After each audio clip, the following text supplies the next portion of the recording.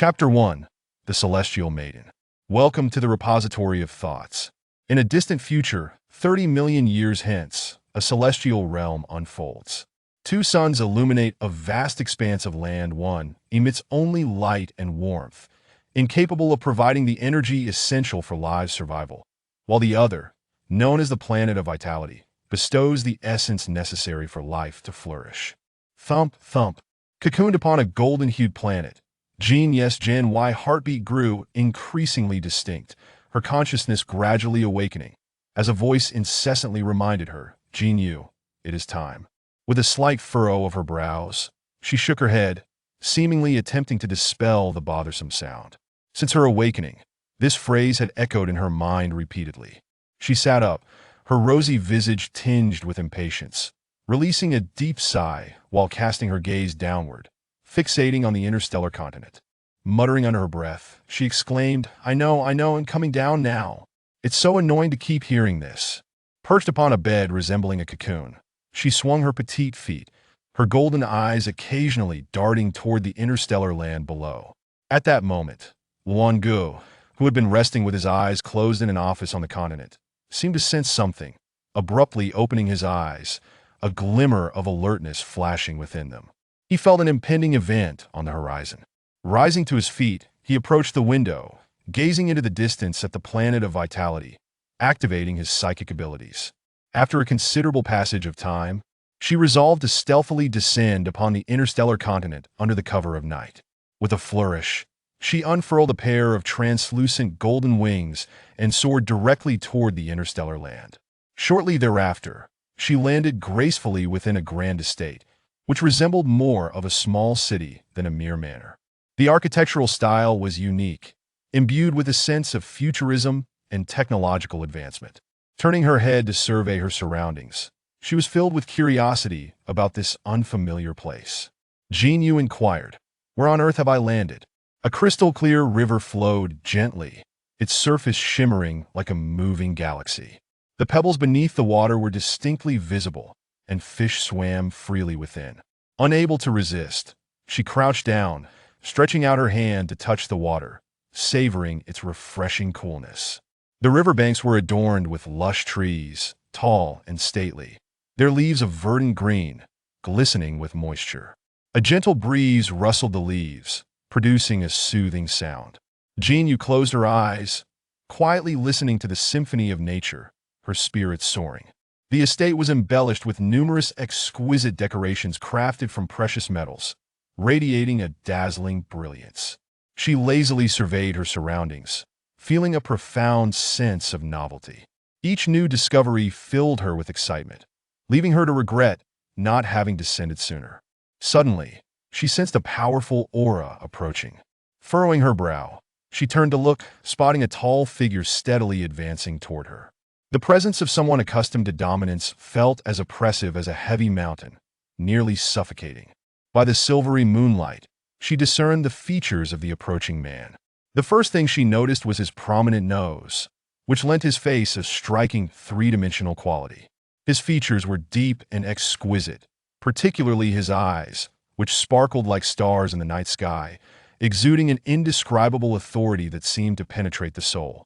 Gen Yu widened her eyes, gazing at this enigmatic man, an unutterable joy flickering within her.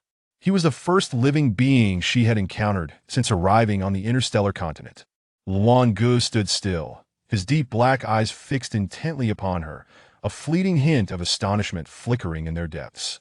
The beauty of the woman before him was breathtaking, especially her golden eyes, clear and bright, a sight that rendered him nearly breathless.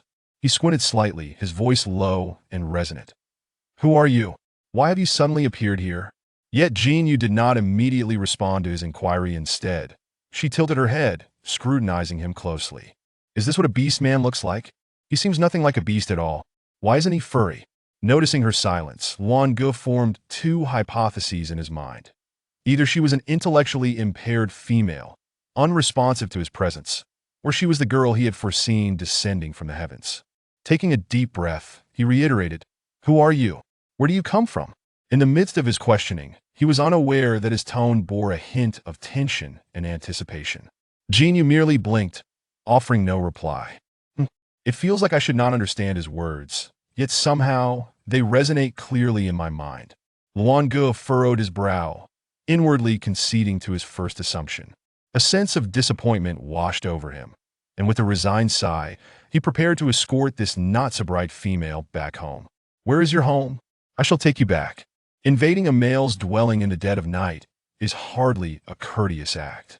However, just as he reached out to guide Jinyu away, she suddenly evaded him.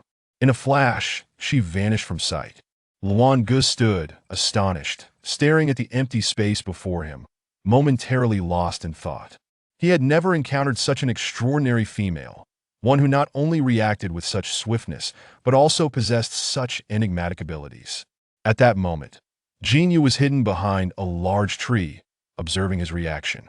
As she pondered, a gust of wind carried Luan Ge's voice to her ears. "Who on earth are you? Why are you here?" His tone carried a blend of tension and excitement, secretly affirming his belief that his destined partner had arrived. Jinyu did not respond immediately, her round eyes fixed upon Luan Ge, as she had concocted a mischievous idea.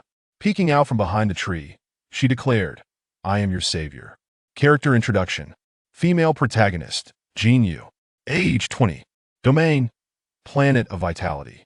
Male protagonist 1, Luan Ge. Beast form, Black Kite. Age, 26. Psychic level, SS. Awakened ability, Precognition. Domain, Gesastar. Position, General. Interstellar setting 1. Beastmen can live for approximately 400 years, with the following life stages. 0, 18 years as juveniles. 19,200 years as youth. 201,400 years as middle-aged and elderly. Setting 2. Male psychic levels are classified as Sasab and discarded beastmen. Discarded beastmen, as the name suggests, are those abandoned by their partners, often characterized by extreme personalities, making them the antagonists in this realm. Females also possess psychic levels, ranging from SSS to D, but they can provide psychic soothing across levels. A D-level female can soothe a Clevel male, a Clevel female can soothe a B-level male, and so forth. Our female protagonist is undoubtedly an invincible presence. Setting 3. The female protagonist exudes an irresistible allure to males indeed. It is as straightforward as that. She does not hesitate to embrace the idea of building a harem, being a girl who adores handsome men. Feel free to leave comments on what you wish to see. I must pamper you. Constructive criticism is always welcome. I personally feel that the earlier chapters are somewhat bland, but I let my creativity run wild in the latter ones. Please do not take it too seriously. Sincerely, Wink, and feel free to chastise me choke twisted. I don't mind proudly if you scold me. I might just break down hoarse. If you think the writing is decent, please consider leaving a review. Chapter 2. The Partner. Luan Ge gazed at the girl, who stood a head shorter than him, and an answer grew increasingly profound within his heart. She was indeed the mysterious girl he had foreseen, destined to be his partner. In the current beastly world, S-level males were a rarity, let alone SS and SSS levels. Some males who surpassed level would receive the blessings of the Planet of Vitality upon reaching adulthood, acquiring a unique ability. Luan Ge's ability was to foresee events occurring within a 12-hour span. He promptly removed his black trench coat, carefully wrapping it around the girl's petite form, cradling her as if she were a precious gem.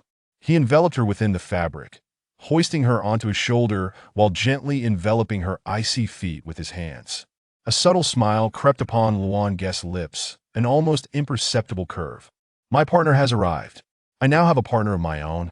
As he moved, the bells adorning her feet chimed melodiously, akin to the gentle tinkling of wind chimes in a breeze.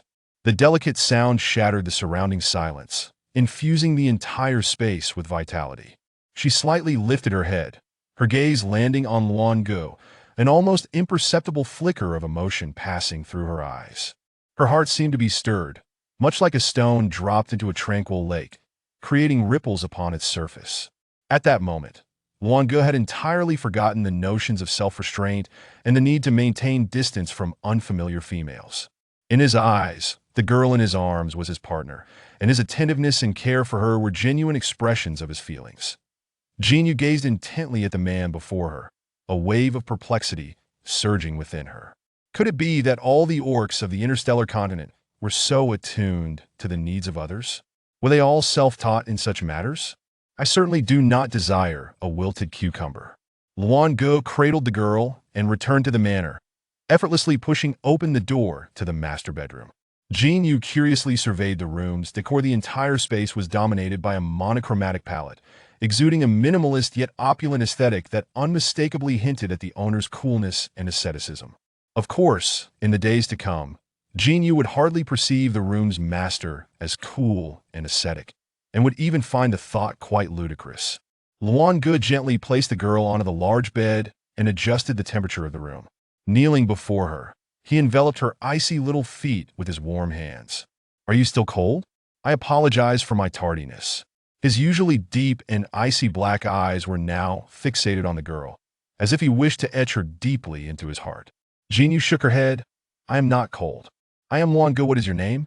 Upon uttering those words, he felt his heart racing, as if a fawn were leaping wildly within his chest, and a hint of crimson crept into his ears.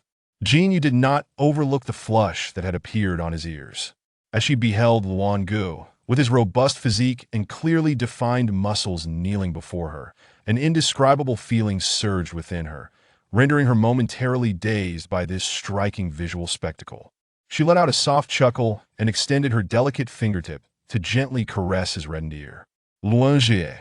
Her fingers occasionally kneaded his ear, each touch igniting a flicker of flame within his heart. "My name is Jin Yu." She spoke slowly, her voice flowing like a crystal-clear stream, captivating and melodious. Luan Gu felt the coolness of her fingertip against his ear, bringing a refreshing sensation, while he silently repeated her name in his mind. "Jin Yu. Jin Yu, Jin Yu. My wife is named Jin Yu." As time passed, a subtle blush began to grace his sun-kissed skin. He even felt an overwhelming urge to transform into his beast form and soar into the vastness of the interstellar skies, an impulse that set his blood ablaze with uncontainable joy. If at that moment, Luan Gu's assistant, Yuan, were to witness his flushed and obedient demeanor, he would undoubtedly be left speechless, his jaw dropping to the floor. After all, Luan Gu's usual demeanor at work was one of sternness and authority, a stark contrast to his current state. "Jin Yu, Jin Yu." Luan Gu repeated her name in his heart, over and over again. What a lovely name! His voice was low and resonant, laced with an almost imperceptible shyness. "My beast form is a black kite, classified as S-level in spiritual power, and I serve as a general in the military." Meanwhile, Jin Yu found herself entranced by his appearance, appearing somewhat absent-minded. "How handsome! Huh? What was he just saying?" After a moment, she gently tapped Luan Gu's broad shoulder with her finger, signaling him to rise. Yet Luan Gu hesitated to stand, remaining in his kneeling position. "Please, get up." Her voice was soft, as if she were whispering sweet nothings meant only for the two of them. At last, Luan Gu slowly stood upright, his gaze never leaving her. "Are you hungry? I can have food prepared." Luan Gu finally broke the silence, his eyes sparkling as they fixed on the girl before him. She nodded, feeling a bit peckish. Seeing this, Luan Gu quickly moved to the door, opening it to issue a few commands. Before long, a servant entered, bearing a lavish spread of food, akin to a grand feast. Luan Gu personally took the tray and placed it on the table, his demeanor indicating that he had no intention of allowing his wife to serve herself.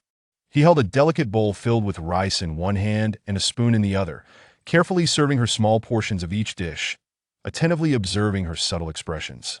Jin Yu, on the other hand, did not refuse his offerings, comfortably enjoying the service. Before long, her stomach was filled with delectable food, and Luan Gu silently committed to memory the dishes she favored. After feasting, Jin Yu reclined on the sofa, and Luan Gu thoughtfully offered her a cup of hot tea. "Thank you." She accepted the teacup, taking a sip, her gaze unwaveringly fixed on Luan Gu. "You seem quite experienced. Do you care for every female in this manner?" Luan Gu immediately shook his head, fidgeting nervously as he explained, "No, I only treat you this way because you are my wife." "Why?" she asked, her brow furrowing in confusion. However, Good dared not utter the latter part of his thought, for he understood that even though he foresaw Jin Yu as his wife, the journey to truly make her his would depend on his own efforts. If given the chance, I would like to gradually share with you in the days to come, Gu replied earnestly. Jin Yu nodded lightly, setting down her cup. All right, I would like to go for a walk. I will accompany you. Upon hearing this, Gu hurried to the wardrobe to fetch a thick coat, trailing closely behind her as if fearing she might run away. The two strolled through the courtyard, with Jin Yu feeling the gentle breeze against her face, gradually relaxing her mood. This sense of ease made her regret not having descended from the Life Star sooner, as life on the Life Star had been exceedingly monotonous. After all, her only companion had long ago fled an overweight creature that had already escaped. I have just arrived in this world, and there are many things I do not understand, Jin Yu remarked as she surveyed her surroundings. Gu paused. I can slowly tell you. As long as you are willing, I will always accompany you. She turned to look at Gu, a flicker of complex emotion flashing in her eyes, as if recalling something. Perhaps I will not always be alone. She repeated his name in her heart, Gu. Though she currently did not know what feelings she harbored for him, at the very least, she did not mind his company at this moment. Then please tell me about this world. Ultimately, she found a swing in the courtyard and intended to sit down. Gu, upon seeing this, removed his black coat and placed it on the swing, standing behind her, gently pushing it. In this world, males possess two forms. One is the beast form, and the other is the human form. Females, however, only have the human form. Yet, the climate and environment here do not favor the life of females, rendering most of them rather delicate. Over time, this has led to a regression among the females, primarily manifesting as diminished spiritual power. Both females and males experience differentiation in spiritual power levels. Higher levels of spiritual power can soothe higher-ranking males, but this soothing must be consensual, else the male will suffer severe backlash. Currently, the highest spiritual power among females on the interstellar continent is Princess Xiaolin, who is classified as a level, while the highest among males is SS level, with 3 classifications in total. Moreover, beyond the interstellar continent exists the existence of abandoned beasts, orcs who have been cast aside by their wives. Once abandoned, most quickly devolve into mindless beasts. If you wish to take a stroll, please ensure you bring me along. I will protect you. Gu spoke softly. Chapter 3. Let us sleep together this evening. If you wish to take a stroll, please take me along. I shall ensure your safety, Gu stated solemnly, while his heart quivered with anxiety. Jin Yu, seated upon the swing, swayed gently in accordance with his pushes, her delicate, alabaster hands caressing the black coat draped over the swing. Her fair legs, lightly swinging, resembled jade pillars under the moonlight, exuding an air of tranquility and elegance. The silver bells adorning her feet chimed softly, creating an atmosphere of intimacy. Jin Yu offered no response to his invitation, nor did she elaborate on her capabilities. She simply listened quietly, reminiscing about her experiences since her arrival on the starry continent. On her very first day here, indeed within mere hours of her arrival, she had unexpectedly descended into the abode of an adult male. Just moments prior, there had been a hint of tension. Yet now she found herself leisurely perched on the swing, her mind still in a daze. She had anticipated that her sudden appearance might incite unnecessary misunderstandings, rendering her unwelcome on the starry continent, perhaps even leading to a confrontation with the beastmen. Such scenarios had played out vividly in her mind before her arrival, crafting a tragic identity and a lamentable backstory for herself, none of which she had found necessary to employ. Jin Yu mused to herself. This is quite different from what I had envisioned.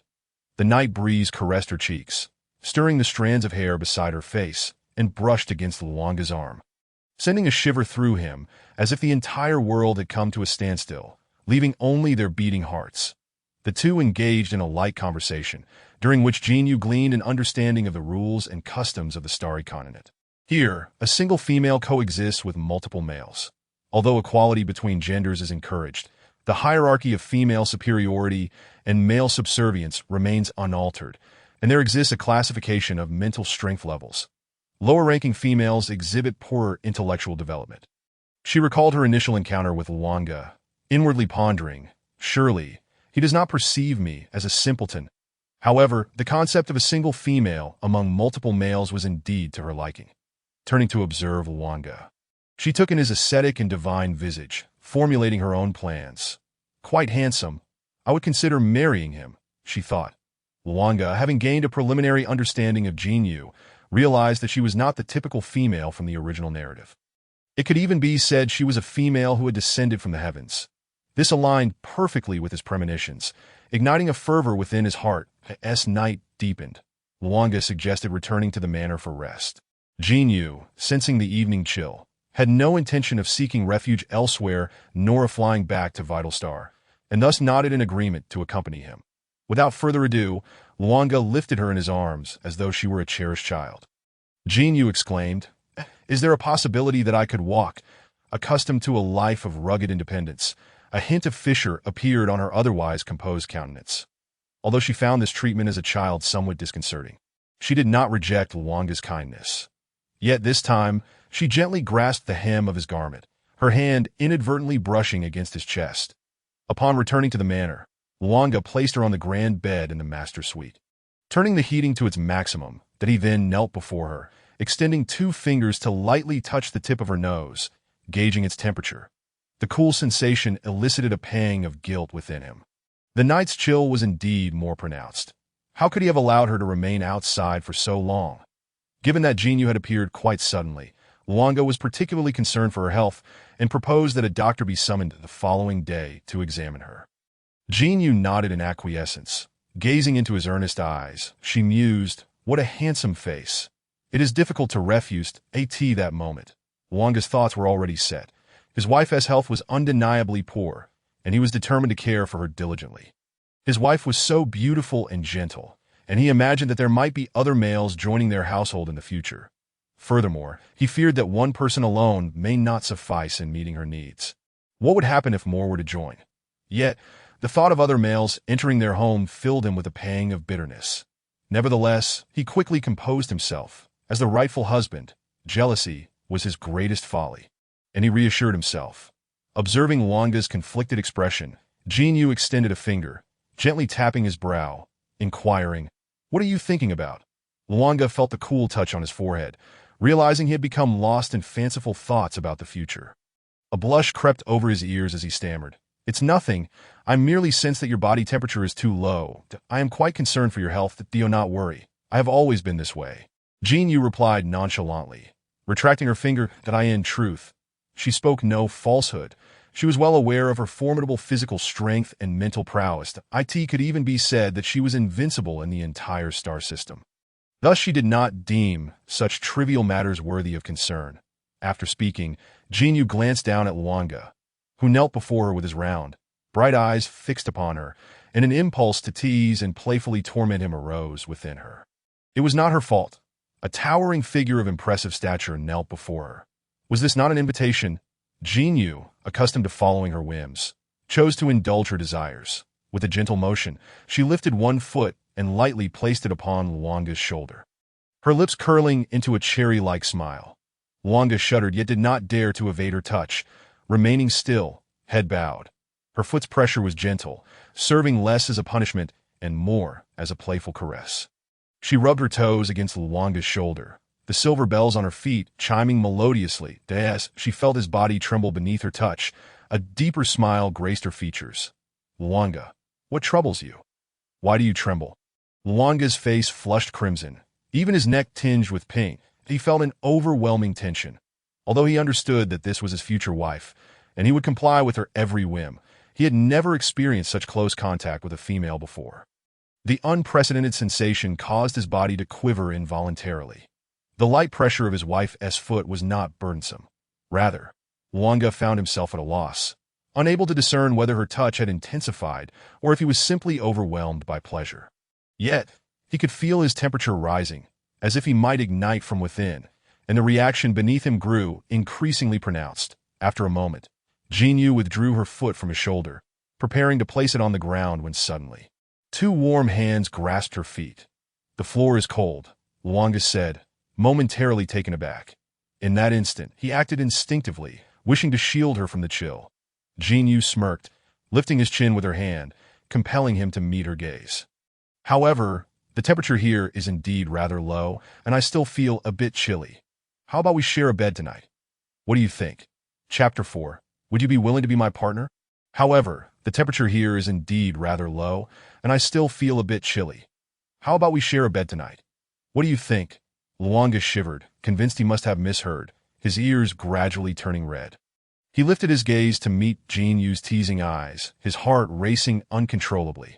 Despite knowing she was merely jesting, he could not quell the rapid beating of his heart.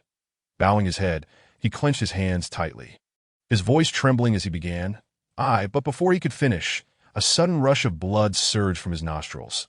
Jin Yu stared wide-eyed in shock, rising abruptly. What is wrong with you? Yet, Luanga had no time to respond. Hastily covering his nose with his hand, but the blood continued to flow like pearls slipping from a broken string. Embarrassment and shame flooded over him. He did not wish for Jin Yu to witness him in such a disgraceful state. Please wait for me, he stammered before swiftly retreating to the bathroom. The door slammed shut with a resounding thud. Jin Yu remained rooted in place, staring at the closed bathroom door, feeling utterly deflated as she silently took a seat on the edge of the bed. Contemplating her actions. Did I go too far? No, but I hardly did anything at all. Inside the bathroom, Luanga turned on the faucet, the cold water shocking his skin as he gasped for air, his face still flushed. And the response below him intensified. Beads of sweat trickled down his forehead as his mind replayed Jin Yu's words, stirring a tumult of emotions within him, his anxiety and excitement spiraling out of control. The response beneath him showed no signs of abating.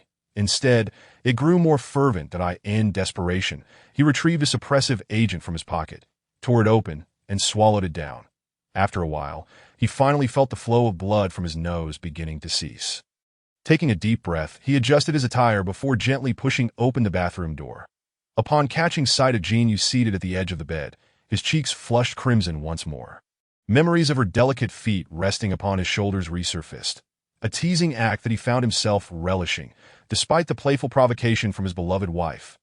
After a considerable time, Jin Yu, perched on the bed, had begun to drift into slumber. It was then that Luanga, with an awkward gait, emerged from the bathroom. His shirt, damp from the water, clung to his skin, subtly revealing the contours beneath, adding an air of restraint to his demeanor. Are you all right? He inquired, nodding in response. I am fine, merely feeling a bit overheated. Jin Yu's lips curled slightly, her understanding evident. Would you be willing to be my partner, Luanga? The weight of her words felt like a thunderclap, as if something had exploded in his mind, leaving him on the brink of euphoric collapse. After what felt like an eternity, he regained his voice, trembling as he asked, Is what you say truly genuine?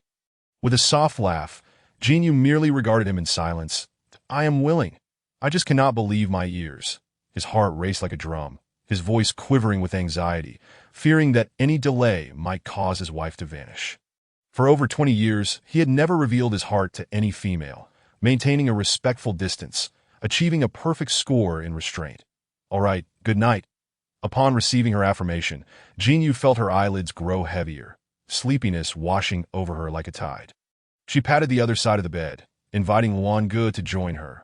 With that, she closed her eyes, beginning to embrace the tranquility of slumber. Luanga. He was taken aback, yet seeing Jin Yu's serious expression. He cautiously climbed onto the bed. Night enveloped them. They lay together, Luanga too anxious to move, while Jin Yu curled up like a docile kitten beneath the covers. Before long, Jin Yu's steady breathing filled the air. Only then did Luanga dare to exhale a long, relieved breath. He inhaled the scent of Jin Yu beside him, a faint aroma of camellias, causing his heart to race uncontrollably. Turning to gaze at her, he beheld her peacefully resting on the soft bed, akin to a flower in slumber, serene and enchanting. The moonlight cascaded down upon her fair, delicate face, as if cloaking her in a sacred radiance, rendering her a dazzling pearl.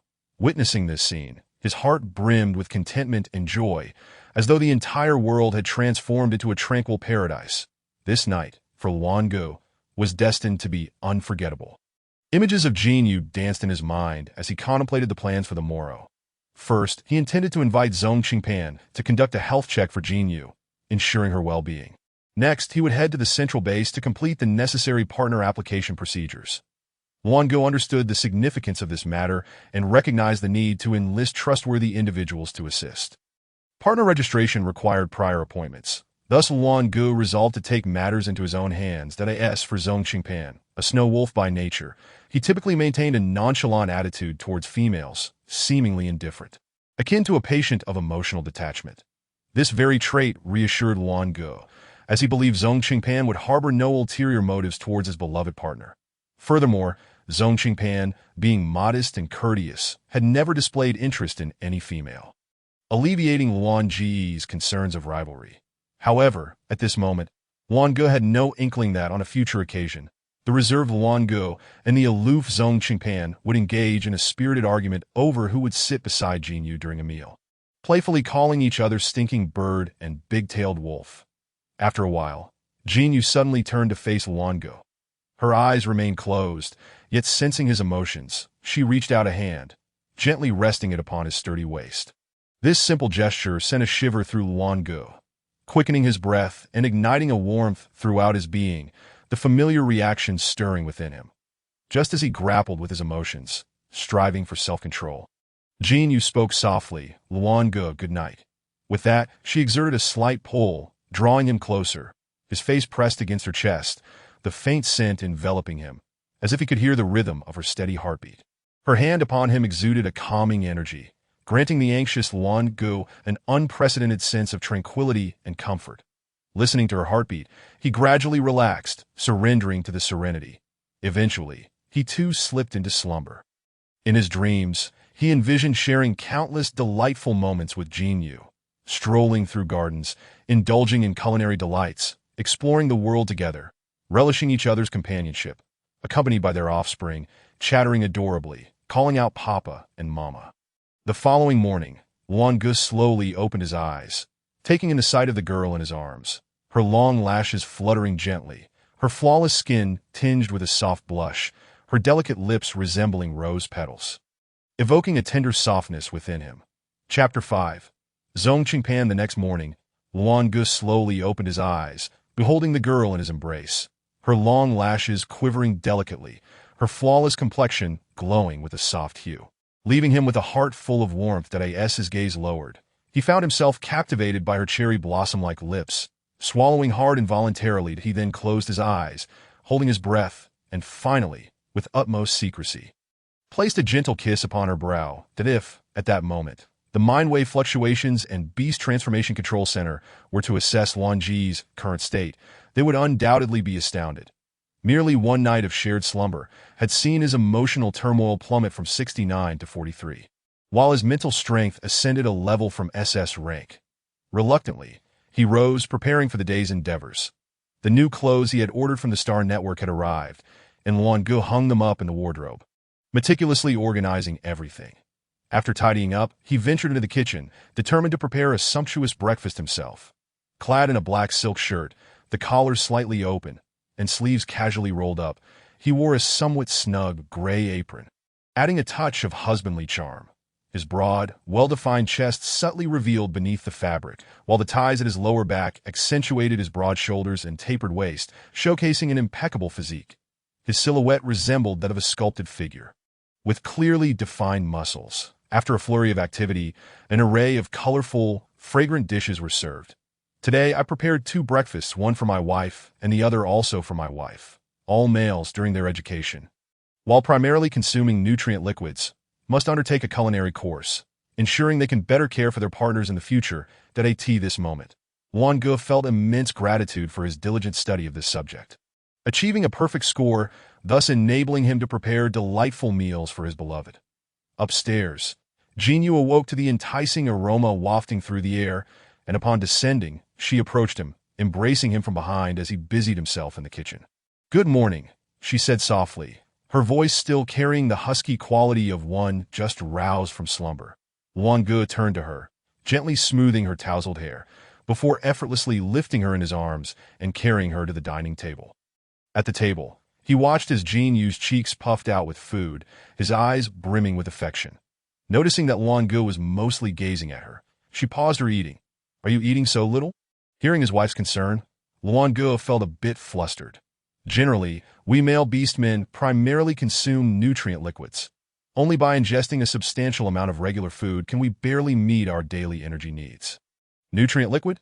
Could you fetch me one? I would like to try it. Thus, Luan-Ge stood, heading to the refrigerator to retrieve a bottle of nutrient liquid, unscrewing the cap and offering it to her. After taking a small sip, she wrinkled her brow and exclaimed, "Ugh, that tastes awful." A strong plastic flavor lingered in her mouth, and Luan-Ge chuckled softly, swiftly feeding her a peppermint candy he had prepared earlier. Once the refreshing mint flavor washed over her palate, she gradually composed herself, watching as Luan-Ge downed the remaining nutrient liquid in one go, internally muttering that perhaps it was better to stick to solid food. After finishing breakfast, Jinyu returned to the master bedroom to try on the new clothes Luan-Ge had purchased for her, while he busied himself with the remaining tasks. "Luan-Ge, you mentioned you have a partner now?" Zhong Qingpan inquired, astonished. "Indeed, it is truly remarkable how much can change in just a few days. You were so reclusive not long ago, and now you already have a partner." "Yes, I do have a partner. I would appreciate your assistance in examining her health and determining what adjustments may be needed," Luan-Ge replied earnestly. Zhong Qingpan nodded thoughtfully, his attitude towards finding a partner being rather indifferent, accepting whatever life may bring. Alternatively, one might say that he has prepared himself for the possibility of not finding a wife, yet he feels an overwhelming joy for his friend's newfound partner. He contrasts the previously taciturn Luan-Ge with the Luan-Ge of today, whose face softens at the mere mention of his wife. Curiosity peaks within him. What sort of enchanting female could melt the heart of this once imposing figure? After Luan-Ge has tidied himself up before the mirror, he gently knocks on the door of the master bedroom. "Come in," a voice from Jinyu responds that he enters softly, ruffling her hair. "You. The doctor has arrived. Shall we go for a checkup shortly?" "All right." Jinyu nods, seated on a chair by the balcony, the morning sun casting a gentle glow on her delicate face, tinged with a hint of pink. Merely gazing at her captivating visage sends Luan-Ge's heart racing. Upon receiving her affirmation, he takes her hand and leads her downstairs. When Zhong Qingpan catches sight of Jinyu's pure yet alluring face, a flicker of astonishment dances in his eyes. His gaze drifts downward to their intertwined hands, and he instinctively recoils, feeling a surge of discomfort. Zhong Qingpan first inquires about Jinyu's general health. Once the equipment is set up, he begins the examination. Throughout the process, Jinyu speaks softly, like warm sunlight, maintaining a consistently gentle demeanor. Indeed, she embodies the qualities Luan-Ge described, not at all like other females who might be bold and unreasonable, but rather gentle and amiable. After the examination, Zhong Qingpan discovers that her condition is indeed somewhat unique, but not alarming. That he then provides Luan-Ge with several suggestions for her care, which Luan-Ge diligently notes down. Before departing, Zhong Qingpan cannot help but ask Luan-Ge, "Have you truly decided so quickly? By the way, has she agreed to give you a formal title?" Luan-Ge's eyes brim with tenderness as he responds. Somewhat besotted, "Yes, I have made my decision. However, as for a title, such formalities are of little importance, so long as I can remain by her side." Jinyu meets his gaze, offering him a soft smile that lights up her features. Her eyes crescent-shaped and enchanting, with dimples appearing like exquisite adornments, adding a playful charm to her beauty. Witnessing this scene, Zhong Qingpan finds himself moved by such a smile. His previously tranquil heart begins to race as if struck by the gentle plucking of a string, sending ripples through his innermost being. Perhaps he must concede that his friend's partner is indeed extraordinarily beautiful. He feels a twinge of envy or perhaps jealousy, as such a smile seems to belong solely to Luan-Ge. After leaving, Zhong Qingpan remains unsettled, perhaps developing feelings for Jinyu that he ought not to entertain. After a while, he sheds his usual facade of warmth and approachability, adjusting his glasses, casting a shadow across his face.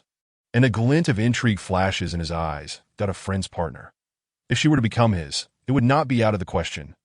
Thus, he finds himself contemplating the audacious notion of making advances.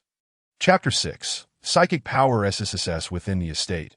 Luan-Ge understands that his beloved is not an indigenous female, but rather one who has unexpectedly appeared within the manor. Fortunately, whether native or foreign, the interstellar continent boasts a remarkable inclusiveness towards females, alleviating any concerns regarding his partner's acceptance. Luan-Ge escorts Jinyu to the Personal Information Registration Center, having made an appointment in advance. They are greeted by a beastman upon entering that as soon as Jinyu steps through the door, every beastman present is taken aback by her beauty. Noticing the multitude of gazes fixed upon Jinyu, Luan Ge furrows his brow and wraps his arm around her shoulders, adopting a possessive stance.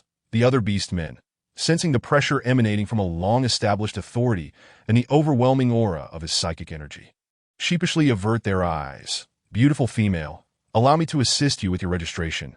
You may call me Alan. Please lie down in the testing chamber. We are about to prepare your star network information.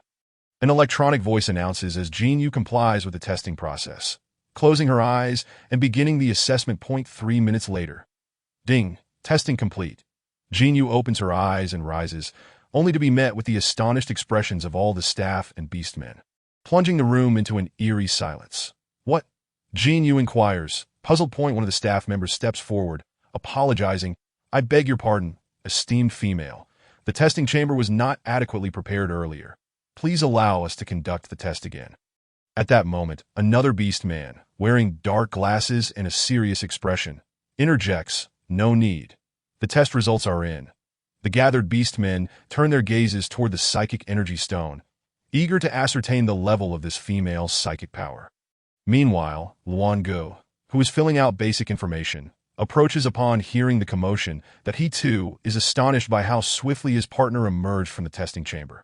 Typically, most females on the interstellar continent remain in a dormant state for a period ranging from 3 to 5 days, or even several months, following a psychic power assessment. Name: Jinyu. Chronological age: 20. Gender: female. Height: 168 centimeters. Territory: unknown. Partner: none. Psychic power: SSSS. Although the beastmen did not hear the staff member's report, they observed the psychic energy stone transform from dull to radiantly brilliant. This indicated that Jinyu had surpassed the stone's upper limits. Consequently, an announcement echoed throughout the interstellar plaza. Congratulations! The interstellar continent welcomes a female with SS-level psychic power. Congratulations! The interstellar continent welcomes a female with SS-level psychic power. Congratulations! The interstellar continent welcomes a female with SS-level psychic power.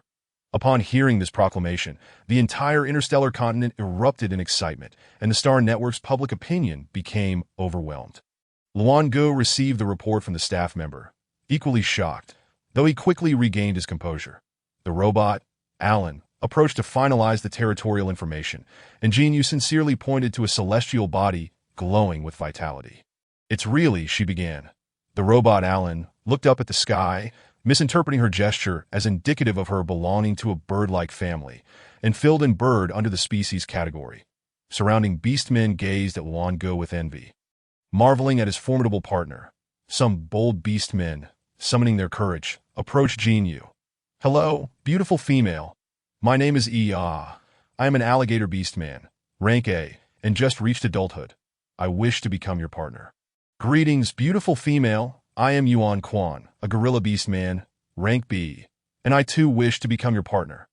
Another beastman chimed in that a swarm of young beastmen rushed forward, while Luan Ge, momentarily overlooked, felt as though he could bleed ink from his darkened expression. Thus, he released his psychic energy, intending to intimidate those harboring intentions toward his wife.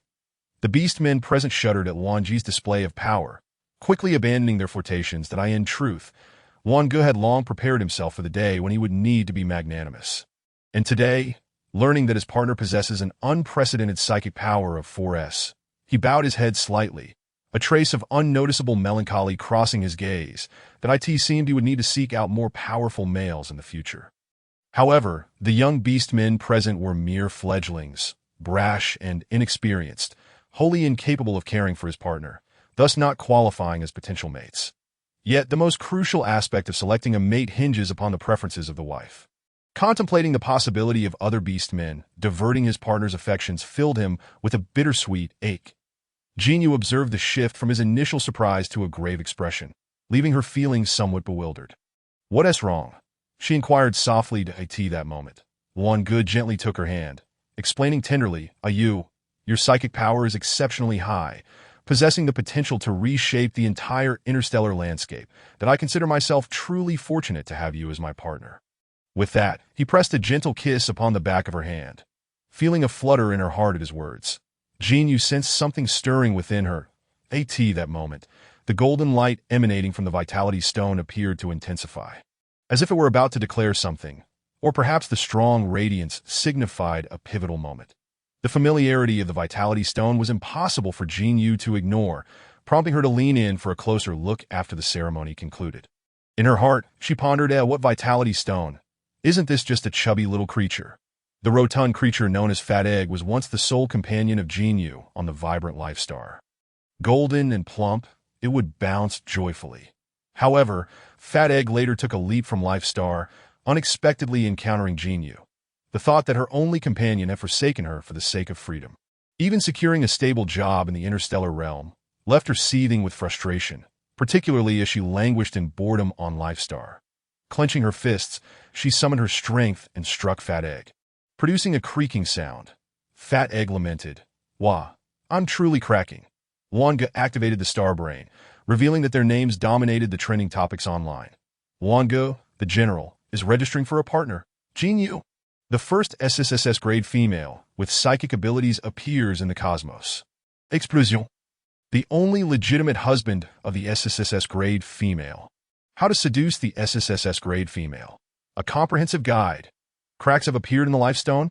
Energy fluctuations from the interstellar abandoned beasts. After acquiring a new star brain and diligently registering all accounts. Luanga handed it to Jean Yu, who donned it on her wrist as they both perused the trending topics. Jean Yu sighed, "It seems I must adopt a high-profile approach." Chapter 7.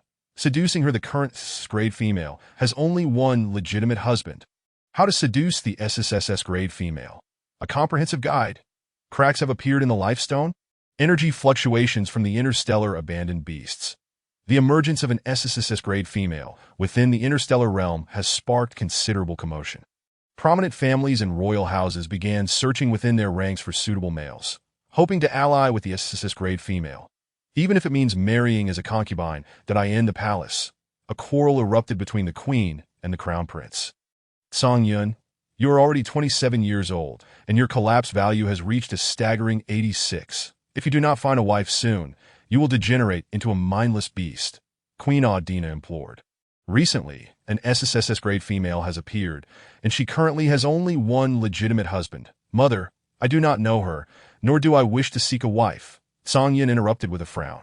That is not negotiable. If you do not find a wife soon, you will become a beast. Do you wish to turn into a beast? You must seduce that top-tier psychic female. The sooner you marry her, the better. It will only benefit you, Audina insisted, her fists clenched in fervor. Her son, much to her dismay, was proving obstinate. If you don't know her, make an effort to get to know her. Female should take the initiative.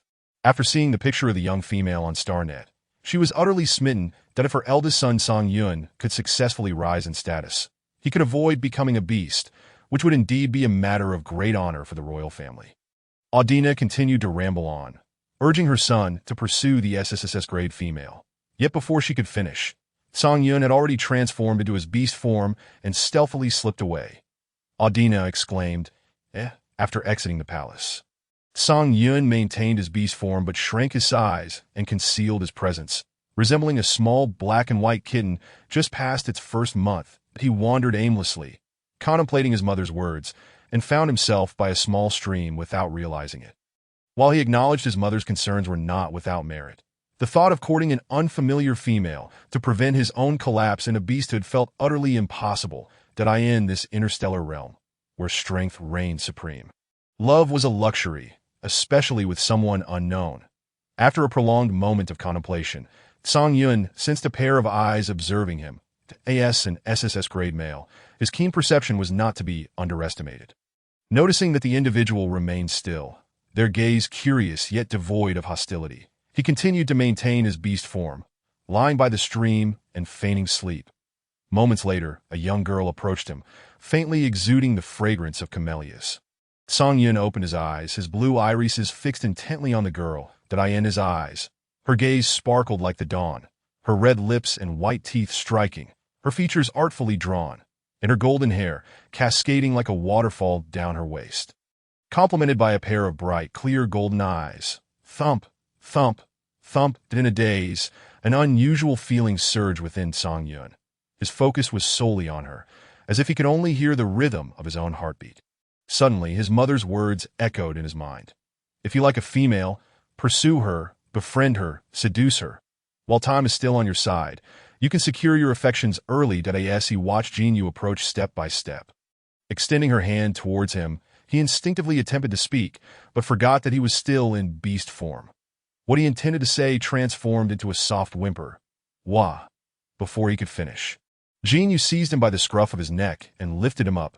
Jinyu twirled the fluffy creature in her hands, pondering. Is this a cow cat or a zebra cat? Its fur is rather peculiar. But it's so fluffy and delightful. Song Yun, now suspended in her grasp, widened his eyes in astonishment. The distance between them was so minimal that he could discern the fine fuzz on her face. Her breath brushing against him, causing every hair on his body to stand on end. So close, he had never been in such proximity to a female before. Jinyu scrutinized the miniature kitten in her hands. Squinting her eyes as realization dawned upon her, so it's a beast man. Sighing to herself, she mused, I'm quite perceptive. Who could possibly evade my notice? Upon lifting the small cat, she discerned that it was indeed a beast man. Regardless of its high rank or well-concealed presence, it could not escape her keen observation. However, observing its adorably dazed expression, it showed no inclination to revert to human form.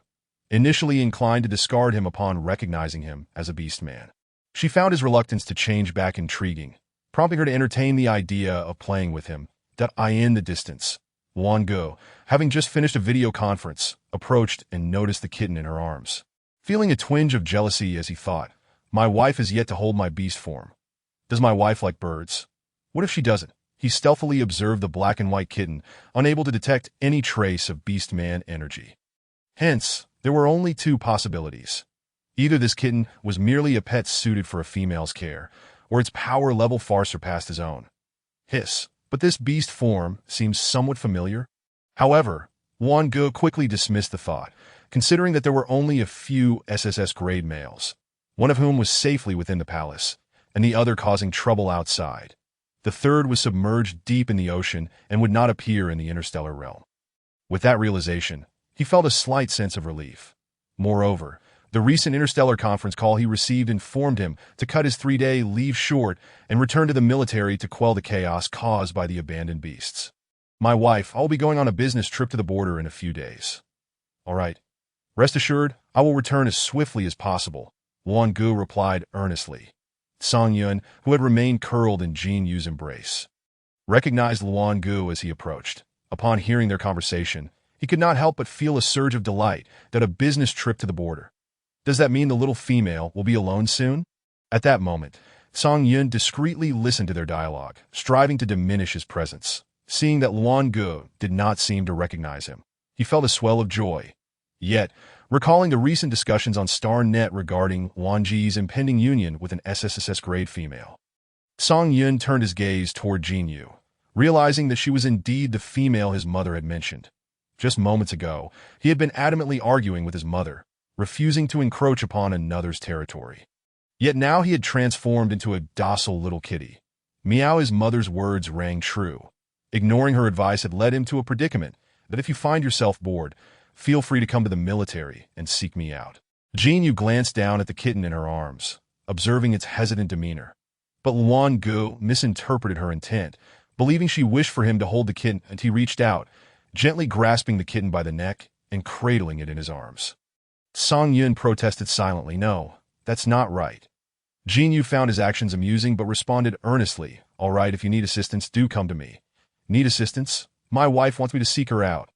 Even before parting, his wife had begun to think of him. Luan Gu completely misconstrued Jinyu's words, lost in his own world, once again feeling fortunate to have such a considerate and kind wife that they made their way toward the estate. Luan Gu announced, I will soon be returning to the military and cannot accompany you for long, so I intend to give you. Chapter 8. Beast Husbands while on the journey back to the estate. Luan Gu shared his thoughts with Jinyu. Jinyu regarded him with playful curiosity.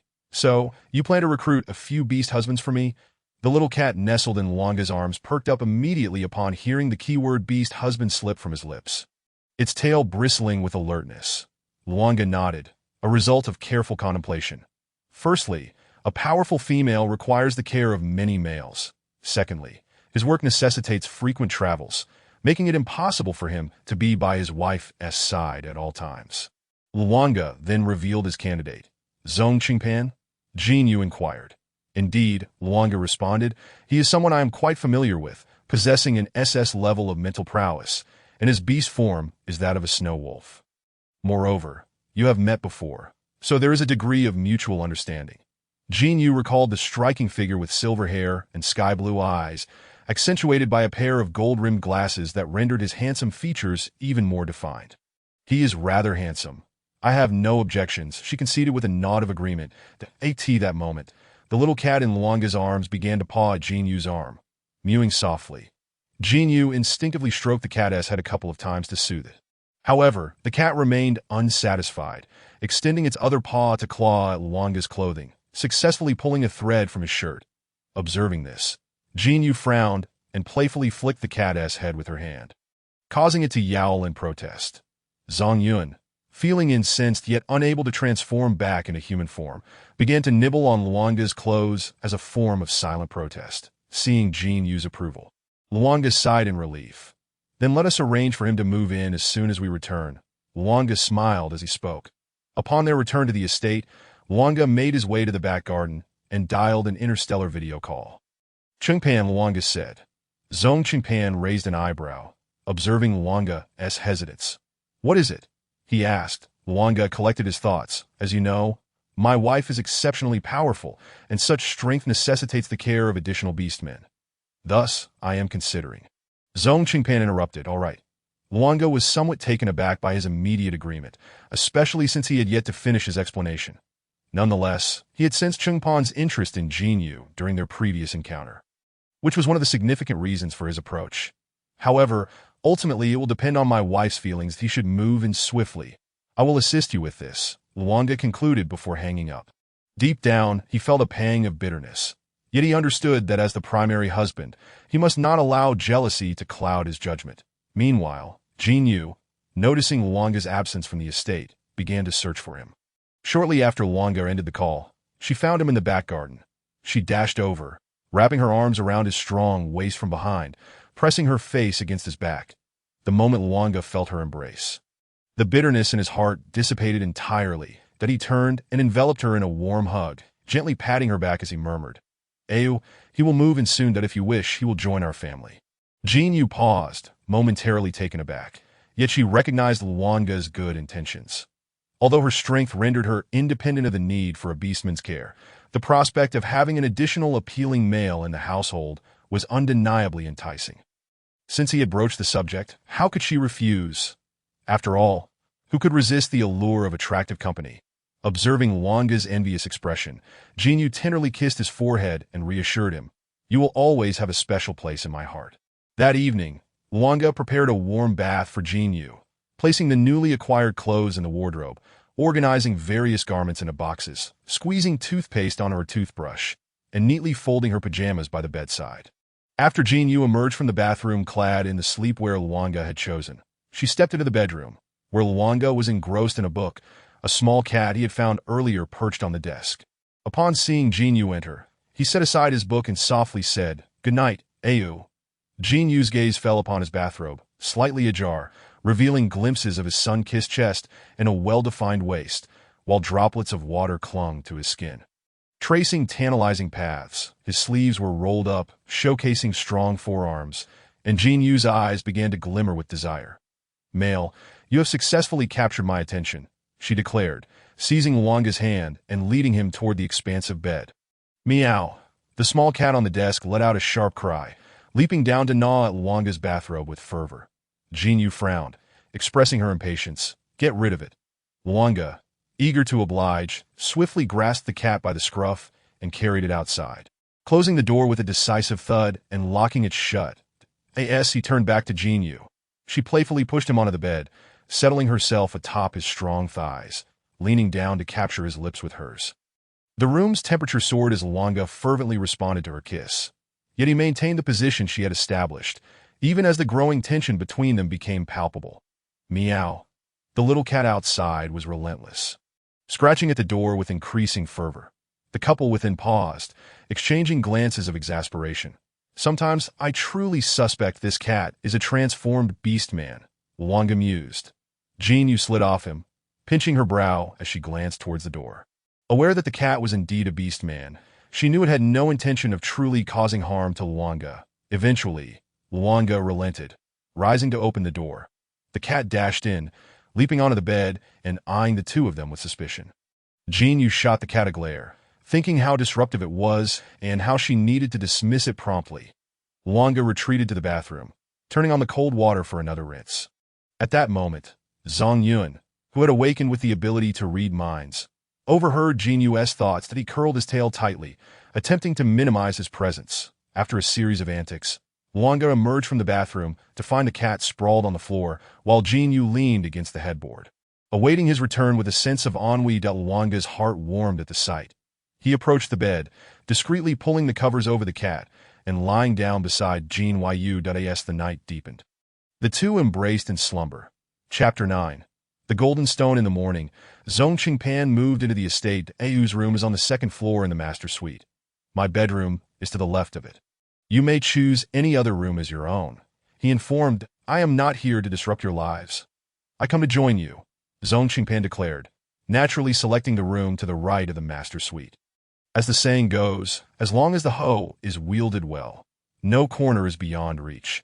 Each day, the moment I open my eyes, I am ready to seize opportunities. With all three gathered in the living room, Luanga explained that he would be returning to the military that evening, as the borders were experiencing organized disruptions from abandoned beasts, a matter of great concern to the royal family. Jinyu grasped his hand, nodding in affirmation. All right. In that instant, a glimmer of golden light enveloped them, transferring considerable mental energy to Luanga. Rest assured, I will take good care of her, Zhong Qingpan assured him. Jinyu assessed Luanga's carefully selected beast husband from head to toe. His face resembled exquisite white jade, smooth and warm, while his blue eyes sparkled like natural sapphires, deep and bright. His lips resembled delicate pink cherry blossoms, exuding a hint of rosy hue, with broad shoulders and a narrow waist. His stature was that of a divine being gracing the mortal realm. My memory seems to be deteriorating. Whose darling am I? Exactly at that moment, Zhang Yun, who had been eavesdropping from the staircase, cautiously stepped into view. Zhong Qingpan also noted the unexpected addition to their household. As Zhang Yun approached, Zhong Qingpan's familiarity intensified, causing him to squint. I asked that the crown prince Zhang Yun. What is he doing here? As a prominent physician in the interstellar realm, he had encountered the crown prince's beast form before and recognized that it could shift shapes, thereby instantly identifying Zhang Yun in his current form. Zhong Qingpan glanced at Luanga, seeking clarification, while Luanga raised an eyebrow, relaying a similar inquiry. Zhong Qingpan responded with a puzzled expression. Zhang Yun, in a state of panic, observed the two, exchanging silent signals of alarm. While Zhong Qingpan quietly organized his belongings, Zhang Yun stealthily entered his room, shutting the door behind him and transforming back into his human form. Your Highness, what brings you here? Zhong Qingpan inquired, intrigued. It's a long story, Zhang Yun replied. Then please, keep it brief, Zhong Qingpan encouraged. After Zhong Qingpan had clarified the intricacies of the situation, he nodded in agreement, yet his words subtly hinted at his intention to return to the royal court to manage state affairs. At noon, Zhong Qingpan willingly took on the task of preparing lunch. Once it was ready, Luangu and Zhong Qingpan seated themselves on either side of Jinyu, creating an atmosphere that was oddly harmonious, yet slightly discordant. Jinyu, positioned in the center, felt no embarrassment. Instead, she occasionally glanced to her left and right, relishing the attention from both sides. It was then that Luangu realized that the clingy little cat had long since vanished from sight. Ayu, have you seen that cat? Jinyu twitched her lips and replied, it probably ran away. Indeed, she was not mistaken. Zhang Yun, who had already been absent for a day, could no longer indulge in his whims, and needed to return to the royal court to handle affairs of state. Thus, even though he felt a profound sense of reluctance, he departed from the manor before lunch. He was resolute that when he returned, he would present himself before Ayu in a dignified manner. Luanga nodded, feeling a twinge of secret delight, as he was eager to rid himself of the cat that perpetually disrupted the atmosphere. After lunch, Wang Ge took out a piece of paper and gently wiped Jin Yu's mouth before starting to pack his belongings in preparation to return to the military. Jin Yu approached him, extending her hand to present a golden-hued stone. At the top of the stone was a small hole threaded with a black cord. Here, this might help you in critical moments.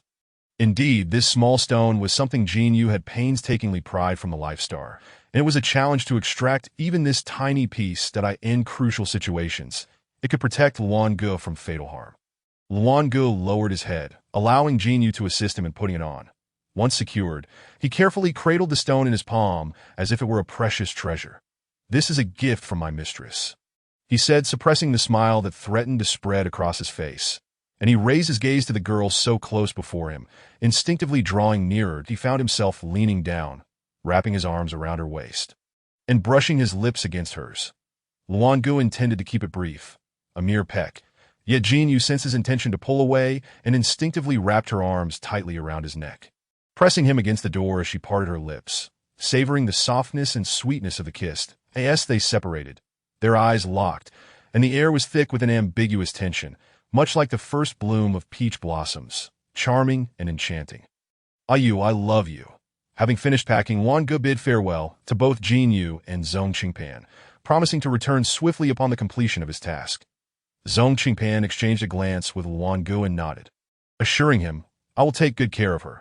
Remember to keep it close," Jin Yu added, gesturing towards the golden stone hanging at Luan Ge's chest, waving to signify her farewell. With that, Jin Yu and Zhong Qingpan turned back towards the manor. Jin Yu plopped down onto the sofa in the living room, and Zhong Qingpan took a seat on the adjacent couch, maintaining a comfortable distance. Zhong Qingpan broke the silence first, introducing himself. My name is Zhong Qingpan. I am 24 years old. My beast form is that of a snow wolf. My mental power level is SS. I am a level 1 physician in the Kesha domain, and my awakened ability is empathy. Jin Yu nodded. The introductions among beastmen follow a similar format. Thus, Jin Yu mimicked him, presenting her own introduction with a sense of flair. I am Jin Yu, 20 years old. My mental power level is SSSS. I am currently unemployed, and I suppose I am your future mistress. Upon hearing her introduction, Zhong Qingpan was momentarily taken aback before breaking into a hearty laugh, his voice resonant and melodious. His gaze softened as he beheld her playful and adorable visage. "Who would have thought you would be so direct?" Jin Yu was momentarily dazzled by his smile, caught off guard. Indeed, there are even more direct approaches. Handsome men in 3 folds, no matter the angle. "You are undeniably handsome." Zhong Qingpan did not overlook the unmasked admiration in her eyes. Realizing that she was fond of such qualities, he lowered his gaze to inspect himself, contemplating how to make better use of his appearance in the future. With a subtle smirk, Zhong Qingpan leaned closer to Jin Yu, resting his hands on the back of the sofa. From behind, it appeared as though he had enveloped her in his embrace. "How about this? Do you like it?" Instantly, Jin Yu's cheeks flushed crimson. She could feel Zhong Qingpan's breath brushing against her face, tickling her senses, accompanied by his unique scent of cedar, which left her feeling flustered. Why are you suddenly so close?" Zhong Qingpan chuckled softly. "I merely wish for you to feel my presence more clearly." His gaze was filled with tenderness and affection.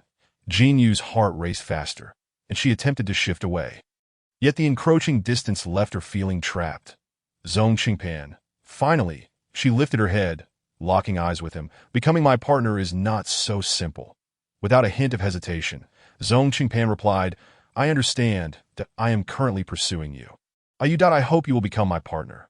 With that, Zhong Qingpan gradually closed the distance between them, that he raised his slender fingers, gently nearing her cheek, and just as Jin Yu was about to close her eyes, he remarked, "There's an eyelash." He then picked up the eyelash from her face. Jin Yu's eyes shot open, her heart pounding like a drum, feeling a mix of shyness and hesitation. "Honestly, I didn't really want to kiss you. And you're quite the actor." Seeing her reaction, Zhong Qingpan found it utterly adorable and amusing. Unable to suppress a light laugh, his gaze lingering on her face, the affection in his eyes deepening. Character introduction. Name: Zhong Qingpan. Beast age: 24. Beast form: Snow Wolf. Mental power level: SS domain: Kesha domain. Ability: Empathy. Position: Physician. Chapter 10. What happened to my mouth? Would you like to visit my hometown? It is a city blanketed in snow. Whenever night falls, the aurora appears in the sky.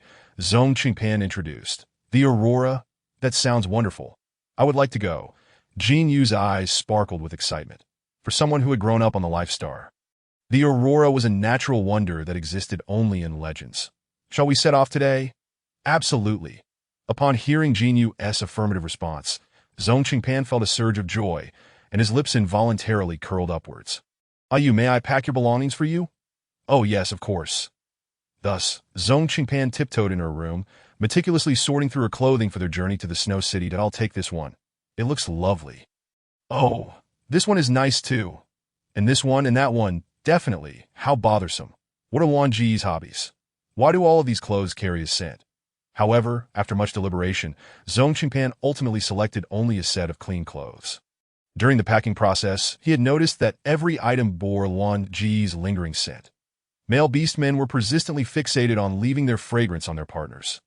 Hence, Zhong Qingpan resolved to purchase some new clothes for his mistress in the Snow City, to imbue her with his own scent. Jin Yu waited outside the manor and noticed that Zhong Qingpan had only brought out a small suitcase, which he handed to his assistant for check-in before striding directly towards her. The suitcase is taken care of. How shall we travel? If we don't take the antelope ship, it will only take 20 minutes to reach Snow City from here. Jin Yu tilted her head. Somewhat puzzled, Zhong Qingpan held a camel-colored coat, draping it over Jin Yu's shoulders and carefully fastening the buttons. What I mean is, we will ride in my beast form that I am the next instant. Zhong Qingpan transformed into a majestic snow wolf. His silver-white fur glistened with a hard sheen, resembling ice crystals under the moonlight, and his striking ice-blue eyes were clear and bright. He was massive and robust, his tail swaying rhythmically to, oh my goodness. So fluffy. Jin Yu gazed at the beastly form of Zhong Qingpan, her eyes seemingly sparkling with a constellation of stars. Uncontrollably drawn to him, her hand reached out to caress his fluffy head. The soft and downy texture igniting her primal instincts. With both hands, she began to fondle him, while Zhong Qingpan silently endured the gentle torment of his beloved.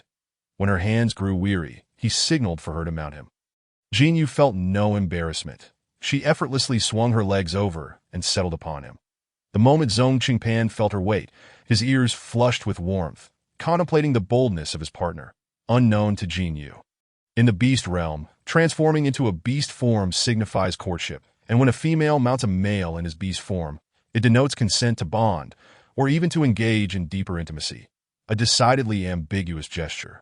Once Jin Yu found her balance and secured her grip, the two took off towards Snow City. The gentle autumn breeze caressed their faces, and Jin Yu inhaled the scent of freedom as they arrived at their destination.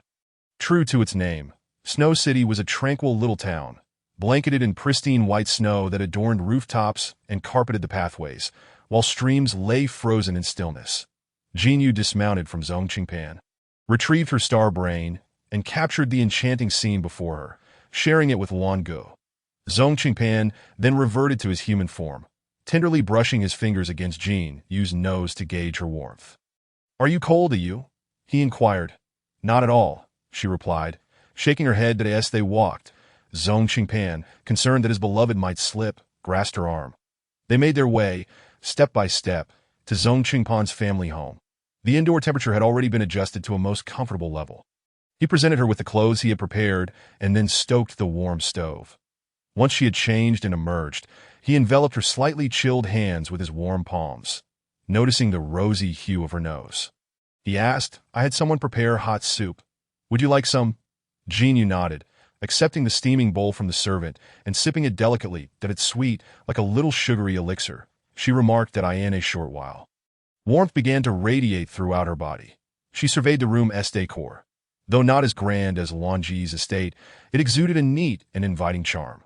Zhong Qingpan explained that his mother, Luo Air, had been the caretaker of the house, and before long, their conversation shifted to the affection shared between his parents, who lived a blissful life together. Upon concluding, Zhong Qingpan looked at Jin Yu with eyes sparkling with hopeful anticipation.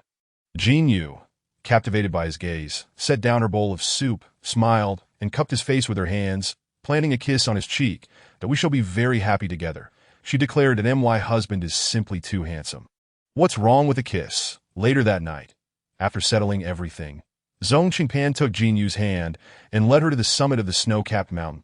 As they strolled through the snow, their footsteps crunched beneath them. The snowflakes danced gracefully in the air, landing upon their hair and shoulders. Jinyu paused before a long staircase, about to suggest that she fly to the top while waiting for him. When Zhong Qingpan stepped before her, crouching down in invitation. "Then I shall take you up," she said playfully. Under the moonlight, their silhouettes merged into the soft glow, gradually receding, their shadows stretching longer. Upon reaching the mountain's peak, Jinyu dismounted Zhong Qingpan, and upon looking up, beheld the aurora as it unfolded like a magnificent tapestry, painting the night sky in a myriad of colors. She pulled out her star brain, capturing the moment, and sent it to Luange. However, noticing that Luange had yet to read the afternoon's messages, displaying as unread, she furrowed her brow with concern. Yet, she dismissed the thought, reassured by the absence of any anomalies in the vitality stone she had gifted him. Meanwhile, Luange was preoccupied with border affairs, overwhelmed by numerous business trips and meetings. Zhong Qingpan set up a tent, arranged sleeping bags, and produced cakes and snacks, intending to spend the night there. Jinyu approached, slipped into the tent, and began sampling the small cakes Zhong Qingpan had prepared. The array of snacks was vast. She tasted a bit of everything she hadn't tried before. After satiating her appetite, she pushed the remnants towards Zhong Qingpan and nestled into her sleeping bag. Zhong Qingpan, adhering to the principle of not wasting food, began to consume the leftovers she had left behind. The night in Snow City was undeniably chilly, prompting Zhong Qingpan to revert to his beast form, wrapping Jinyu in his embrace. After a while, feeling a bit too warm, Jinyu emerged from her sleeping bag and inched closer to Zhong Qingpan's warm abdomen. Lying beside her, Zhong Qingpan was initially taken aback by her movement, but as he sensed her proximity, his breath quickened. Internally, he pleaded for restraint, thinking how close she was. Yet, Jinyu's hands roamed playfully over his fluffy form, even resting on his chest, taking a sudden deep breath. Zhong Qingpan lay still, his heart racing, both sensitive to her touch and secretly reveling in it. After some time, Jinyu felt drowsy, yawned, and whispered into Zhong Qingpan's ear. "Good night, at that moment." Zhong Qingpan felt the warmth of her breath against his ear, causing him to twitch, a ticklish sensation prompting him to subtly shift closer, completely enveloping her in his embrace. Once Jinyu had fully succumbed to slumber, Zhong Qingpan opened his eyes, gazing tenderly at the girl nestled against him, his love for her nearly overflowing. The following morning, after breakfast, Zhong Qingpan and Jinyu began their descent down the mountain. Throughout the journey, they remained silent, yet their hands remained tightly intertwined. Zhong Qingpan carefully shielded Jinyu, wary of her slipping. Upon returning to his home, before he could open the door, it swung open from within. "Mother?" Zhong Qingpan began, but Luo Er, upon noticing the feminine presence behind her son, was taken aback, her large eyes narrowing in surprise that, "Oh my! This child, such a significant matter, and you didn't mention a word," she exclaimed, waving her hands to usher them inside. That moment, a young girl, perhaps 15 or 16, dashed over, her large eyes fixed on Jinyu. "This is my mother, and beside her is my younger sister, Zhong Miemye," Zhong Qingpan introduced. Meanwhile, someone from the kitchen, having caught wind of the commotion, emerged wearing an apron and holding a spatula. "This is my father," Zhong Qingpan continued, upon seeing his son with a girl. Zhong Qingpan's father's eyes lit up, sharing a knowing smile with Luo Er before retreating back to the kitchen. Luo Er took Jinyu's hand and, upon feeling its coolness, shot a reproachful glance at her son. She promptly adjusted the heater and guided Jinyu to the sofa in the living room. Zhong Miemye eagerly joined her on the other side. From the moment Luo Er laid eyes on Jinyu, her attention never wavered from the girl, clearly enamored with her presence. "My dear, what is your name?" Luo Er asked gently. "I am Jinyu," she replied respectfully, sensing the palpable fondness Luo Er had for her. "What a lovely name," Luo Er praised. "Tell me, how old are you, Liu?" "I am 20, Jinyu answered politely. Upon hearing this, Luo Er shot a disapproving look at her son, thinking, "A Yu is still so young. What is this scoundrel doing?" Just then, Zhong Qingpan approached with a plate of fruit, interrupting his mother's inquiry. "Mother, I am still pursuing a Yu," he declared. Luo Er was taken aback, secretly chastising her son for not acting decisively. What kind of gallant man fears a persistent woman? Use your strategies for goodness sake. A chimpan is usually a good person, gentle with others. Although we do not expect him to find a wife with formidable mental strength. We do hope he finds someone he genuinely cherishes. Upon hearing Luo Air's words, Jinyu nodded thoughtfully. Yes, Chingpan and I share mutual affection.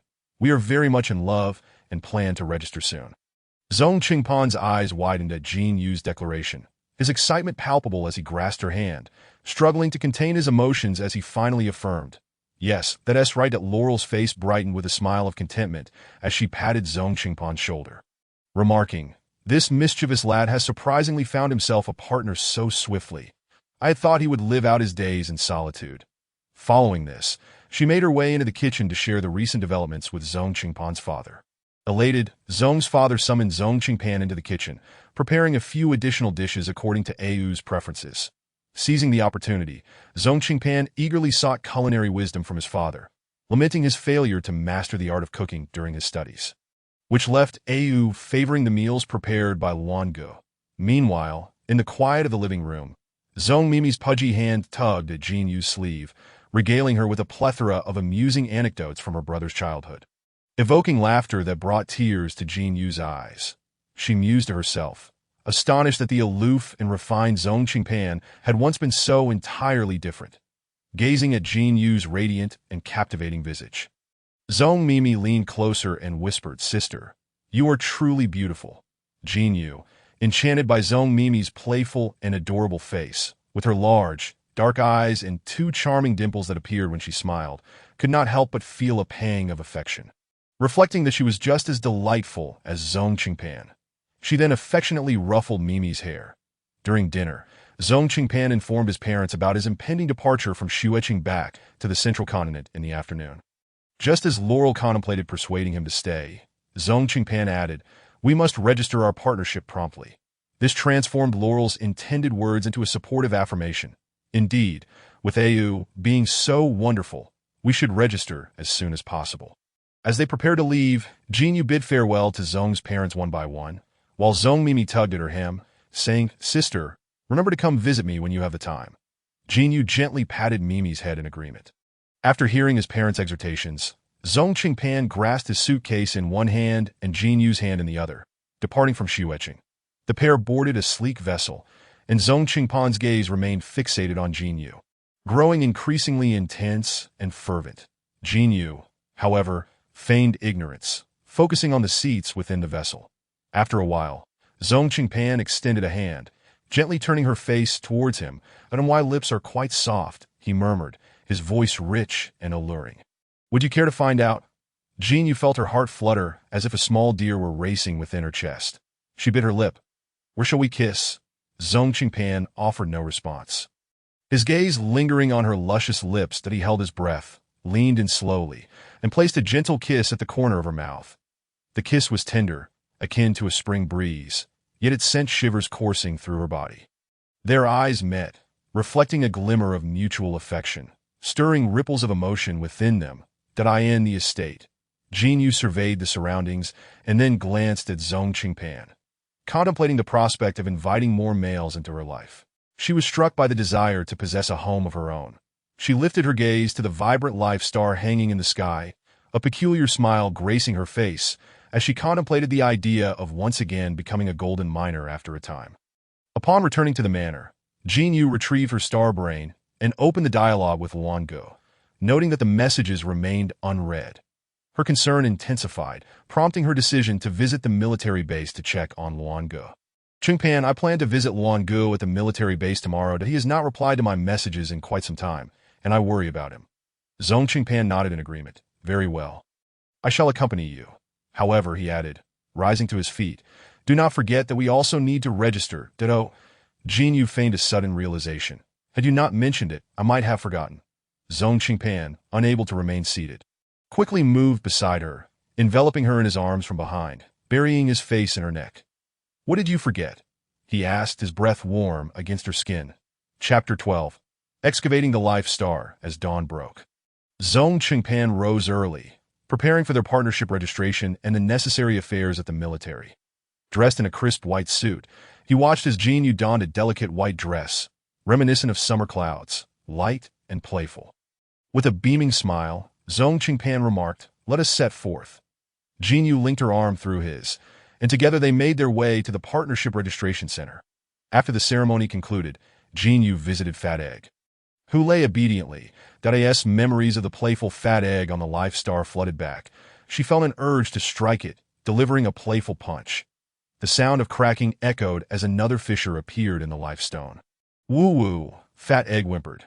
The two returned to the manor, and Jin Yu, gazing at the large, empty estate, rekindled her aspiration to construct her own dwelling. Without hesitation, she conveyed her intentions to Zhong Qingpan, who expressed his support and offered to help select materials. However, recalling that the environment of the Life Star was unsuitable for beastmen, Jin Yu shook her head and suggested he choose the location himself. Afterward, she opened her star brain to check on Luan Ji's previous messages. Relieved to see a response, she then informed Luan Gu of her plans to build a new home. Luan Gu replied that he would be heading to the borders to quell the chaos caused by the abandoned beasts and that his return home would be delayed for a few days. Once all matters were settled, Jin Yu took the interstellar space Zhong Qingpan had given her, spreading her wings to soar towards the Life Star. "Finally, I have arrived," she declared, landing gracefully on the familiar terrain of the Life Star. Without further ado, she began to excavate vigorously. "Who will save me?" the Life Star lamented. After diligently toiling, Jin Yu straightened her back, having finished gathering the grass around her nest. She reached for the interstellar space Zhong Qingpan had provided, carefully filling it with her findings. Unbeknownst to her, the beastmen on the continent watched as the Life Star diminished in size, their emotions spiraling out of control. Frantically, they rushed home to log onto the Star Network, fervently discussing the alarming events. The order of the Star Network descended into chaos, and the headlines were dominated by news of the Life Star's reduction, capturing the royal family's attention. The Life Star is shrinking. The interstellar continent is on the brink of doom. The beastmen are doomed. Unaware of the turmoil unfolding on the Star Network, Jin Yu returned to the manor, where Zhong Qingpan awaited her anxiously. Upon her arrival, he rushed forward, enveloping her in a tight embrace. "Ayu, I couldn't reach you on the Star Brain, and I was so worried," he confessed, holding her tightly as though to meld her into his very being, ensuring she would never leave. Feeling the warmth of his embrace, Jin Yu pressed her cheek against his chest and gently patted his back, inquiring, "What is the matter?" "Jin Yu." Happiness arrives so swiftly. Like a tornado, Zhong Qingpan pulled out his Star Brain, showing her the headlines about the Life Star shrinking on the Star Network, though he had been deeply concerned that she might be affected by the incident. Realizing the cause of his distress, Jin Yu's eyes widened as she recalled having declared her origin from the Life Star during the personal information registration, which had indeed sparked panic. She began to contemplate why it had led to such fear among the beastmen. After a moment, Jin Yu raised her head to meet Zhong Qingpan's worried gaze and comfortingly ran her fingers through his tousled hair. "Do not fret. The Life Star's reduction is due to my excavation. I intend to use it as building material for my home." Zhong Qingpan was taken aback. "This has already caused unnecessary panic that I should record a video to clarify on the Star Network," Jin Yu suggested. Zhong Qingpan, still in a daze, complied mechanically, preparing the equipment for the video as per her guidance. Once everything was set up, a fresh and innocent face appeared on the screen, with Zhong Qingpan sitting behind her in the frame. "Hello everyone, my name is Jin Yu." Her clear, melodious voice resonated as she continued, "Before arriving on the continent, I resided on the Life Star. I understand that the headlines dominating the Star Network today regarding the Life Star's shrinkage have caused quite a stir and elicited panic among you all. First and foremost, I would like to apologize. The shrinkage of the Life Star will not affect anyone, so please rest assured. The Life Star's reduction is my doing, as I plan to use it to build my new home." With that, she produced a piece of the Life Stone she had excavated that day, presenting it before the camera for everyone to see and verify. Zhong Qingpan listened intently, striving to maintain his composure. Once Jin Yu concluded the video, she gazed at him, her expression hinting at unspoken words. After a prolonged silence, Zhong Qingpan embraced her once more, whispering in her ear, "Wife, I am grateful you did not remain on the Life Star. Your presence brings me immense happiness." That a warm breath brushed against her ear, igniting a tantalizing sensation within Jin Yu. She extended her hands, cradling Zhong Qingpan's face, compelling him to meet her gaze, her eyes fixated on his lips. Zhong Qingpan, caught in her penetrating stare, felt a wave of bashfulness wash over him, his cheeks flushing crimson as he lowered his gaze slightly. Observing his reaction, Jinyu leaned in gradually, parting her lips to press them against his. The cool sensation sent a shiver through both their hearts, yet they were far from finished. Jinyu playfully pinched Zhong Qingpan's cheek, whispering hoarsely, "Open your mouth." Following this, she delicately pried apart his tightly sealed lips with her tongue, exploring his mouth with abandon, gently nibbling on his lower lip, coaxing a soft moan from him. An atmosphere laden with intimacy enveloped them, drawing them ever closer. Jinyu produced her star brain, glancing at the clock which pointed precisely to 7, and let out a deep sigh, secretly lamenting her audacity. Her intention to visit General Wangu in the military would have to be postponed. Zhong Qingpan retrieved one of his jackets, draping it over Jinyu's shoulders, then embraced her from behind, turning his head to show her the address of their newly selected home on his star brain. Ultimately, Jinyu chose a secluded coastal location, and together with Zhong Qingpan, they entered the study to begin envisioning the interior design of their abode. In truth, Zhong Qingpan had also selected several design sketches, all of which were promptly dismissed by Jinyu. The designs he proposed featured numerous bedrooms. However, aside from Jinyu's master suite, the other bedrooms were identical and rather small. This was in accordance with the traditional rules of the interstellar continent, where males held a subordinate status to females, permitting only the primary husband to share a bedroom with the wife, while secondary husbands and consorts were relegated to lesser accommodations. Jinyu advocated for a grand 3-story villa, with the first floor serving as a communal area for all, equipped with a kitchen, a cinema room, and a gym. The second floor entirely dedicated to the partners' bedrooms, and the third floor designated solely for Jinyu's personal living space. A garden adorned the front of the villa, filled with seasonal blooms, while a large swimming pool graced the rear. Despite this, ample space remained, and Jinyu planned to construct whatever might be needed in the future without further elaboration. Meanwhile, the Star Network erupted in excitement after encountering Jinyu's recorded video. Dreaming males commented, "I have never seen such a beautiful female. I would love to join her family." A voice chimed in, "Jinyu? That name sounds familiar." Another exclaimed, "Isn't Jinyu the female who registered as a partner with General Wangu just a few days ago?" Dora remarked, "I heard her psychic energy is SSSS.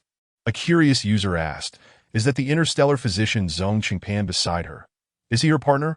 Others dismissed the claims, insisting, "Living on Vital Star. Don't assume you can speak recklessly just because you're female." Gigi noted, "Hey, that does look like Vital Stone. It's identical to the one at the appraisal center." Comments flooded the Star Network, with some envious of Jinyu's esteemed partner, while many dreamers expressed a desire to marry her. Live-streaming orcs verified the stone's authenticity, confirming it as part of Vital Stone, while others produced system reports from that day, corroborating Jinyu's psychic level and silencing her detractors. In the study, a diligent figure was engrossed in work, witnessing the disparaging comments about Jinyu on the Star Network and determined to combat them with a barrage of responses and blocking. Chapter 13. The Call of Vital Stone. At this moment, another individual was laboring in the study, seeing the unfavorable comments about Jinyu on the Star Network and resolutely fighting back. Jinyu's notoriety continued to rise, attracting even more orcs who wished to wed her. Zhang Yun, resting in the study, exhaled deeply, leaning back in his chair, tiredly rubbing his eyes. Upon opening the Star Network, before clicking on the video, he immediately recognized her, the girl who had rescued him that day. Zhang Yun's heart raced uncontrollably, repeatedly viewing the video of the girl, his gaze filled with affection and admiration. His mother's words echoed in his mind. "If you fancy a female, you must pursue her and win her favor." Yet, Zhang Yun, who had never revealed his true self, was unsure how to face the girl and hesitated to show her his true form. As dawn broke, Zhong Qingpan toiled throughout the night, ultimately drafting the design plans for their new home. Thus, he promptly handed the blueprints to his assistant, commencing the construction of their abode, which, due to the advanced technology of the interstellar realm, was expected to be completed in 3 days. Jinyu stretched. Loosening her muscles, she ventured into the kitchen and, after much persuasion, convinced Zhong Qingpan to allow her to prepare herself a sumptuous breakfast. Zhong Qingpan, donning an apron, assisted her. Zhong Qingpan lamented, "Woo-woo. Does she dislike my cooking? Yet the thought of being fortunate enough to taste his wife's culinary creations filled him with joy. That moment. The doorbell rang. Zhong Qingpan, puzzled, approached the entrance and opened the door. He glanced around but saw no one. Initially dismissing it as a prank by a mischievous young cub, poised to close the door. Meow. Zhong Qingpan bent down and spotted a small black and white kitten solemnly seated at the doorstep, a wry smile creeping across his face. Why are you back again? Meow meow.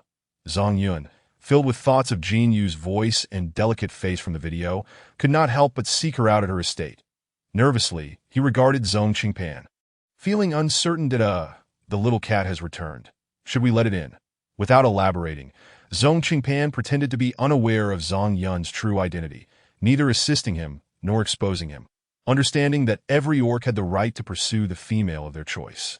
Provided they did not harm the primary partner, everything was fair game. Hearing Zhong Qingpan's words, Zhang Yun felt a wave of relief wash over him.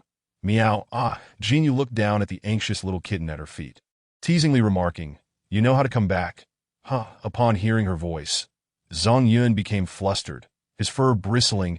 Unable to remain still, he revealed half of his face, hiding behind the door, gazing at Jin Yu with innocent eyes. Meow, come in. Upon hearing Jin Yu invite him inside, Zhang Yun cautiously padded through the doorway, settling at her feet. Zhong Qingpan closed the door and moved to the dining table, taking a seat.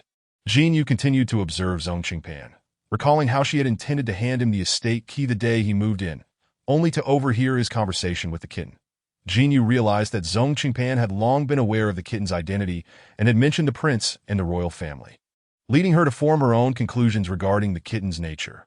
While Jin Yu understood that the kitten was an orc, she placed great importance on mutual transparency and trust between partners. Thus, she felt a pang of anger regarding Zhong Qingpan's concealment of the kitten's true identity. She fixed her gaze on Zhong Qingpan, seemingly awaiting an explanation. Yet, seeing his unperturbed expression, she felt a sense of disappointment. "Do you intend to remain in beast form forever, esteemed prince?" After finishing her breakfast, Jin Yu wiped her mouth with a napkin and said languidly. Zhang Yun, lying at Jin Yu's feet, felt as if struck by lightning at her words. Frozen in place, his blood seemingly freezing in his veins, he promptly stood up, transforming into his human form. Before Zhang Yun could speak, Jin Yu rose and continued. "Qingpan, you must have known all along and planned to keep it from me.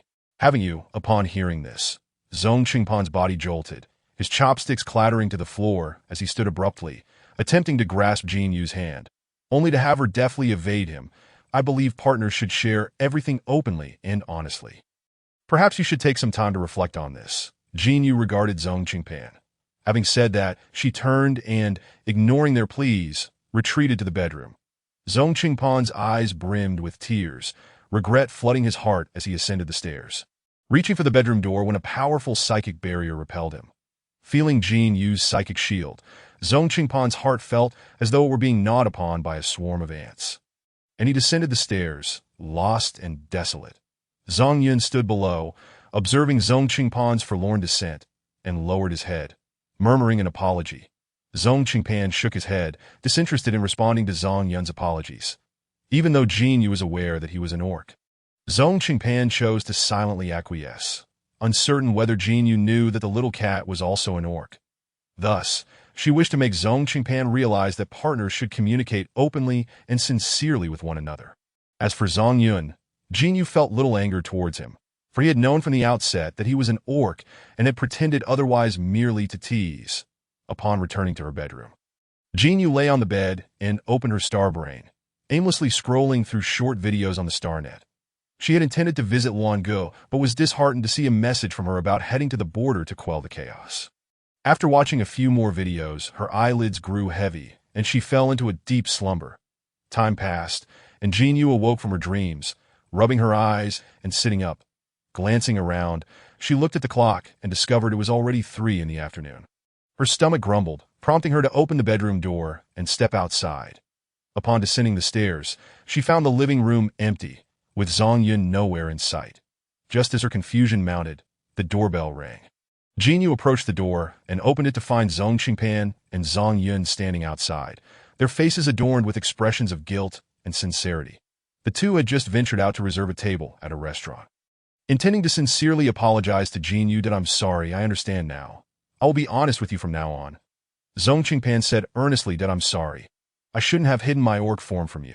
Zhong Yun added cautiously. Seeing the sincerity in their expressions, Jin Yu opened the door wider, allowing them to enter. Jin Yu, let us go eat. We just made a reservation, Zhong Qingpan invited. Having already felt hungry, Jin Yu's stomach responded in agreement. Nodding, she changed her clothes and followed Zhong Qingpan, with Zhong Yun silently trailing behind them. Upon arriving at the restaurant, Zhong Qingpan gallantly pulled out a chair for Jin Yu. After she was seated, he and Zhong Yun took their places at the table. Zhong Qingpan had already ordered most of the dishes, and he inquired once more if Jin Yu had any dietary restrictions. To which she shook her head in negation that as the waiter collected the menu. She added, please include a dessert as well. Thank you. Zhong Yun raised an eyebrow, glancing at Zhong Qingpan, feeling a flicker of jealousy stir within him. He too wished to know Jin Yu better and to become her partner. The atmosphere at the dining table grew somewhat awkward. Zhong Qingpan broke the silence first, looking at Jin Yu with earnestness. Regarding the previous matter, I wish to apologize once more that I promise to be forthright with you from now on. Thank you for being willing to listen to my explanation today. Jin Yu smiled and nodded. Accepting Zhong Qingpan's apology, that I'm sorry, Jin Yu. I shouldn't have concealed my orc form from you, Zhong Yun said softly from the side.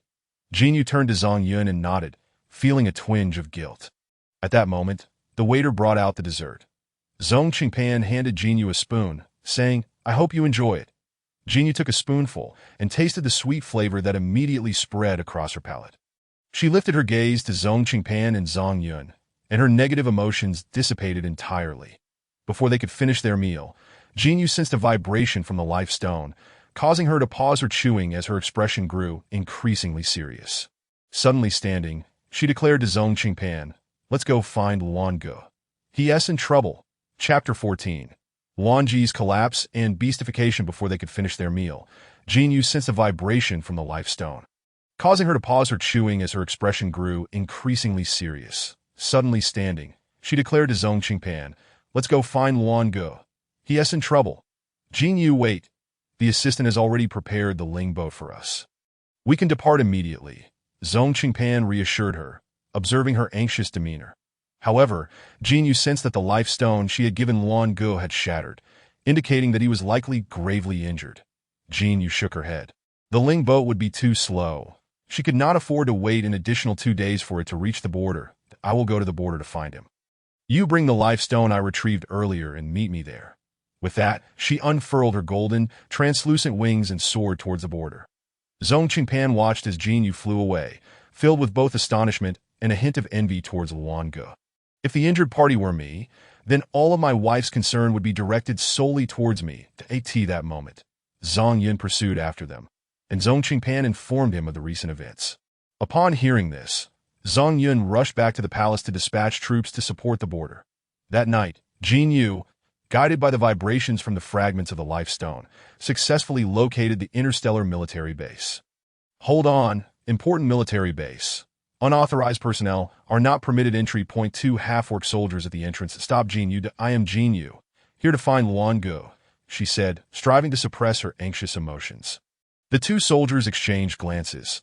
They were aware that General Luan Ge had registered a partner days prior, and this news had spread widely across the star net. They also recognized Jin Yu as an SS-level psychic female. However, the interstellar border was perilous, as the abandoned beasts had recently organized to seize females from the interstellar continent. The two half-orc soldiers turned to each other, their eyes widening in shock, only to discover that the person who had stood before them moments ago had vanished. At that moment, Jin Yu had concealed her presence and stealthily entered the base. She arrived at a room and faintly overheard two individuals conversing.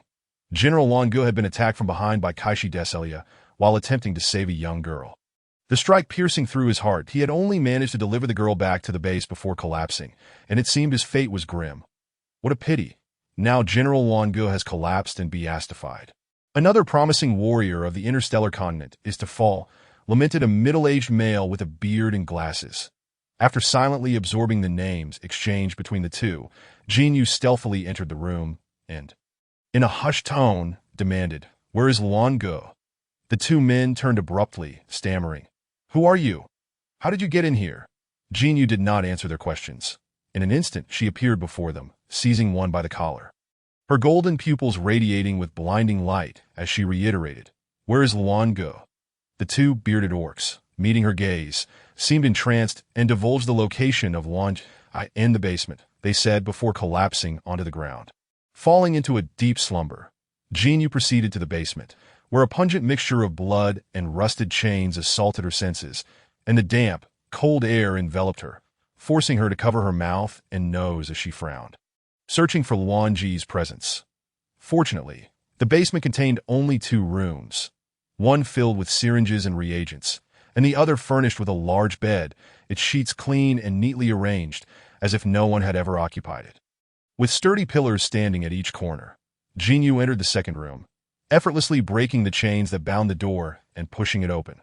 The familiar scent enveloped her, confirming that Luan Go was indeed within. Upon entering, Jinyu scanned her surroundings. Aside from signs of struggle and chaos on the floor, the room appeared devoid of life. "Luan Go, are you here?" Suddenly, a black kite lurking on the ceiling sprang into action, extending its claws and launching a fierce attack against her. Jinyu, witnessing the beastified Luan Go, felt her pupils constrict as she swiftly dodged, engaging him in combat. "Wake up!" Jinyu cried, her heart heavy with concern as she gazed at the beastified Luan Go. She attempted to approach him, but he had lost all rationality, relentlessly attacking her. Moments later, she realized that Luan Go was unable to control his own actions or thoughts. Thus, she resolved to harness her mental energy to soothe Luan Ji's tumultuous emotions. Jinyu gently leapt on Luan Ji's back, her hands grasping the roots of his immense wings. With unwavering focus, she released a gentle energy that gradually enveloped him. After a few seconds, he finally calmed down, his struggles subsiding, and the rage in his eyes began to fade. Moments later, he reverted to his human form, yet remained in a deep slumber. Jinyu gazed upon Luan Go, who lay on the bed, his familiar visage now marked by fatigue. She slowly unfastened his garments, revealing a wound at his chest, one that could have cost him his life. Fortunately, the life stone she had given him had aided in evading this calamity, though the shattered fragments of the stone had embedded themselves within his flesh, providing a faint energy that sustained his existence. His limbs were shackled with iron chains, adorned with handcuffs and leg irons. He had initially been confined to the bed. However, after his collapse in a beastly form, instinctively, he had broken free from his restraints. As Jinyu dismantled the chains, she discovered numerous wounds and bruises adorning his body, her heart aching at the sight. Tenderly, she caressed his chest while silently reciting Kaisi de Senna once more. Chapter 15. Sister, what is your name? Upon removing the chains, she noted the myriad of injuries upon his form. Her heart heavy with sorrow, gently stroking his chest, she repeated the name Kaisi de Senna under her breath. When the soldiers at the door realized Jinyu had vanished, they promptly reported to the chief commander, Wen Yuhua. Shortly thereafter, the door to the basement room was thrust open, and a throng of doctors and soldiers, armed with various instruments and weapons, surged into the chamber. The door swung wide to reveal Luan Go, quietly lying in slumber on the bed, and Jinyu, unscathed beside him, presenting a tranquil tableau to the onlookers. Jinyu. The crowd. Luan Go lay on the bed, his eyes tightly shut, the wound on his chest having nearly healed, and the minor injuries across his body also mending. Jinyu clasped his hand, timely channeling a thread of mental energy into him. As when Yuhua approached, Jinyu remained oblivious to his presence, her focus solely on Luan Ji. When Yuhua drew near, the sight of a frail female beastman holding the hand of a now-collapsed beastman caused his eyes to widen in shock. He strode purposefully to Jinyu's side, attempting to separate them. "What are you doing?" When Yuhua's deep voice bore an undercurrent of barely concealed concern and tension. Jinyu did not lift her gaze to meet Wen Yuhua's, still gripping Luan Ji's hand, and quietly replied, "I am saving him. This is perilous." When Yuhua seized her wrist, his breathing growing heavier. If a crucial female from the interstellar continent were harmed under his watch, he could not escape blame. Jinyu forcefully shook off Wen Yuhua's grip, asserting, "I am his mate. I just transmitted my mental energy to him. Please conduct another examination." When Yuhua paused, momentarily taken aback, reflecting on how the soldiers had only reported a female had infiltrated. Without mentioning her identity, it was only upon hearing Jin Yu's words that he comprehended the gravity of the situation. Skeptically, he retrieved his star brain and summoned several beastmen to perform another examination on Luan Ge. 3 to 5 minutes later, the results were revealed. The collapse value had decreased from 95 to 67. Luan Ge, the general, remained unconscious due to excessive blood loss. The crowd was astounded by General Luan Ge's recovery, as no beastman on the interstellar continent had ever regained their sanity after such a collapse. Yet Luan Ge had shattered that notion. All the scientists researching mental collapse suppressants gazed pensively at the laboratory data and their own thinning hair. Lost in contemplation, standing nearby, when Yu Huatu was taken aback by Luan Ge's recovery, yet he couldn't help but think that Luan Ge's mate was providing him with mental solace while he had barged in, causing his cheeks to flush slightly. They were just here. Given the data indicating Luan Ge's condition was steadily improving, one of the doctors suggested relocating the general to a different ward for continued observation. However, for safety's sake, they decided to resecure his limbs. Jin Yu understood the concerns of those around her, and with matters she needed to attend to, she nodded in agreement. After ensuring everything was in order, Jin Yu quietly departed from the military base. When the life stone shattered, part of it had embedded itself within Luan Ge's flesh, while another portion remained at the scene. Jin Yu sensed the location of the life stone and made her way step by step towards the abandoned beast base. There were still accounts to settle with Kaisi Desena, that as she walked, she entered a forest dense with vegetation. The conjugate forest had a thick mist enveloped the area, and the sound of the wind whispered like a lamenting phantom.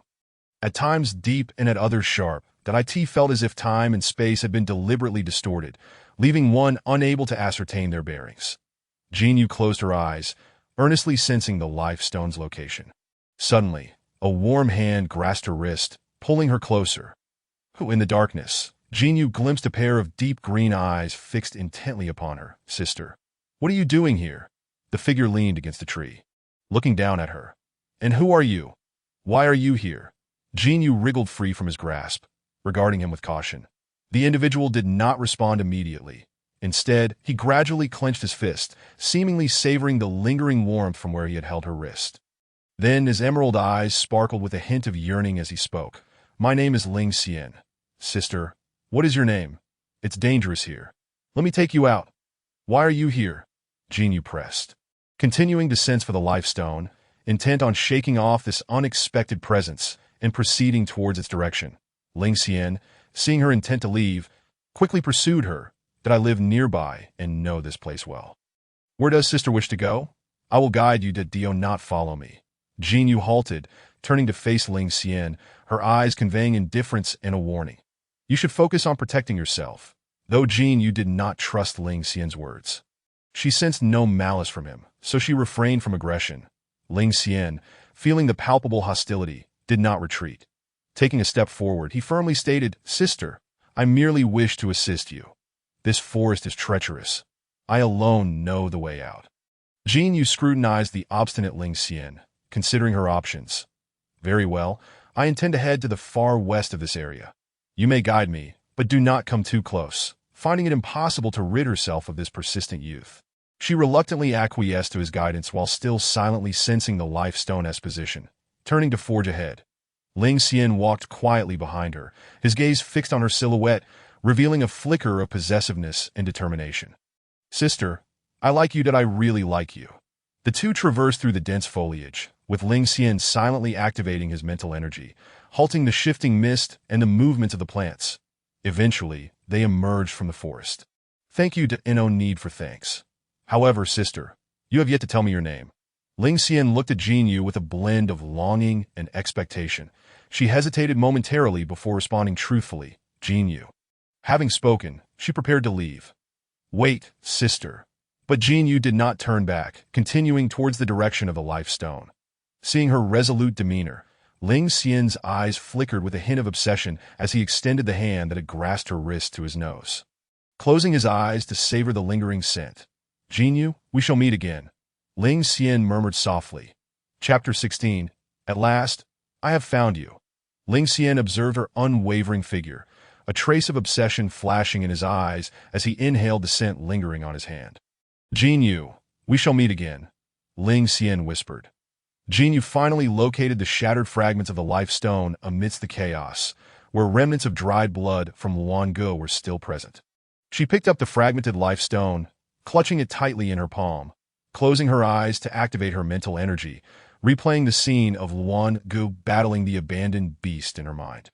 Following the conclusion of Luan Ji's confrontation with the beast, Jinyu continued to trace Kaisi de Sena's whereabouts. That a few minutes later, she learned that Kaisi de Sena was fleeing towards a massive abandoned military factory. With determination, she opened her golden, translucent wings and soared towards Kaisi de Sena's direction. Her purpose was straightforward. She had come to take Kaisi de Sena's life. She descended directly onto the rooftop of the derelict military factory. Surveying the chaos unfolding below, one female after another was dragged inside, their cries for help met only with brutal beatings. Some female beings, unable to endure the torment, have chosen the path of death. Violence and abuse are rampant within this military factory. Upon witnessing this scene, Jinyu felt an immediate surge of fury ignite within her. In an instant, she darted forward, unleashing a fierce radiance from her hands. And the orcs below the military complex fell one after another. Caught unawares, she stepped into the factory. The heels of her crimson stilettos echoed with a rhythmic thud against the ground. Reminiscent of a countdown clock to AT that moment, Kaisi de Sena remained oblivious to the chaos unfolding within the factory, unaware that danger was drawing ever closer. The first, second, and third levels. All the Forsaken beasts were swept away by Jinyu's formidable psychic force, collapsing before she even had to strike. With two resounding thuds, Jinyu knocked on the last door that had never been opened within the military factory. An impatient voice immediately rang out from within, demanding, "What do you want?" "I'm busy. Get out." Alongside this, faint sounds of weeping from several females could be heard. A wicked smile curled at the corners of Jinyu's mouth as she approached the door and pushed it open. "Get out!" In response, a pillow was hurled at her. The occupants inside, upon seeing the door ajar, glanced at the intruder with irritation, only for their expressions to shift to one of lecherous appraisal as they took in her figure. "Oh, look, a little beauty has come to us." The speaker then casually brushed aside several females beside him and advanced toward Jinyu. "What is your name?" Jinyu's eyes glinted with a cold venom as she regarded him. The man was momentarily taken aback, then scoffed dismissively, extending his greasy hand to grasp her arm. "Oh, so this little beauty doesn't know my esteemed name yet. I am Kaisi de Sena. Remember it well. For today I shall give you a most delightful time." Jinyu's gaze turned icy as she replied with a slight smile. "You say your name is Kaisi de Sena." Her smile remained, yet her eyes were as frigid as frost. "At last I have found you." Her attention shifted to the trembling females on the bed, each one disheveled and bruised, their faces flushed due to the injection of a special drug. Concerned that the ensuing scene might be too bloody and horrifying for the already fragile females, she turned back to Kaishi's greasy visage, suppressing her disgust and murderous intent as she proposed, "Shall we change locations?" Kaishi paused, questioning, "What? Are you afraid I might devour you?" She stifled her discomfort, forcing a smile. "There are too many people here. It's inconvenient for us to converse. My little beauty, you cannot escape. I advise against harboring any treacherous thoughts." Kaishi leered at her, nodding lecherously as he followed her outside. Only then did the females within the room dare to breathe freely. Huddling together in fear, Kaishi trailed behind Jinyu down the corridor. An unsettling sensation washed over him, prompting him to halt and question. "Who exactly are you?" Jinyu paused, glancing back slightly. "I am the one here to take your life." Kaishi scoffed at her audacity, dismissing her as merely a female who dared to speak so boldly. "You may not know, but a few days ago, an SS-class male was dispatched from the interstellar continent. Guess what? I killed him." Oh, how I still remember that painful expression. A flicker of anger flashed in Jinyu's eyes. But she swiftly regained her composure. "I am here to collect the dead on his behalf." With that, she struck with lightning speed, launching an attack toward Kaishi. Caught off guard, he realized too late that this female possessed extraordinary skills. He hastily dodged, but her relentless assault left him with no refuge. "You dare use underhanded tactics," Kaishi exclaimed in desperation. He transformed into his beast form, a massive brown cockroach. After several exchanges, realizing he could not overpower Jinyu, he spread his wings, attempting to flee. Ugh, I need to vomit. What kind of beast form is this? It's breaking my defenses. Jinyu thought, forcing herself to endure the grotesque sight as she unfurled her golden, translucent wings and pursued him relentlessly. Finding Kaishi's beast form utterly repulsive, she summoned her psychic power, ensnaring him in an unrelenting grip that I shall spare your life for now. Prepare for exquisite torment. She then retrieved a black box made of life stones, imprisoning Kaishi within it. Turning away, she made her way toward the interstellar base. Jinyu tucked the box into her spatial pocket, opting to walk back to avoid drawing attention. Upon entering the forest she had traversed earlier, she was acutely aware of its peculiarities, knowing that the flora and fauna shifted with the changing mists, making passage difficult even with wings. Just as she contemplated the arduous journey ahead, a boy suddenly dashed out from the roadside toward her. As Jinyu instinctively reached to block him, she recognized his face. Ling Xian? What are you doing here? Sister, you remember me? Ling Xian exclaimed, rising to his feet, excitement evident in his voice. Why are you still here? I've been waiting for you to come out. I was afraid you might get lost in the forest, that I've been squatting here for over an hour. Jinyu felt a pang of warmth at his words and replied, Thank you. On the other side, Ling Xian, sensing her softer demeanor, seized the opportunity to play the victim. Sister, I'm so lonely here. Will you take me with you? I can take care of you. He gazed at her with wide, sparkling eyes. Jinyu, observing the pitiful expression on Ling Xian's face, felt a sudden flutter in her heart. She mused, after dealing with serious matters, all the courage seems to surface. However, she could sense that Ling Xian was not lying and harbored no ill intentions toward her. Indeed, I am quite lonely, though I do have an older brother, he added, hinting at future developments. Jinyu looked into his deep green eyes, glistening with unshed tears, and her heart softened. Very well, you may accompany me. But you must not cause me any trouble. Ling Xian eagerly nodded, tugging at her sleeve with determination, leading her out of the forest. Sister, where are we headed now? He inquired. The interstellar base. Jinyu replied succinctly. Sister, the borders are very dangerous. Why would the interstellar authorities send you here? Ling Xian inadvertently posed a crucial question. Jinyu recognized this was not a secret, so she took a deep breath and explained everything to him. My partner has sustained severe injuries, and I am here to save him. This box contains the one who harmed him. Ling Xian listened intently, his gaze fixed on Jinyu, feeling a profound emotional impact.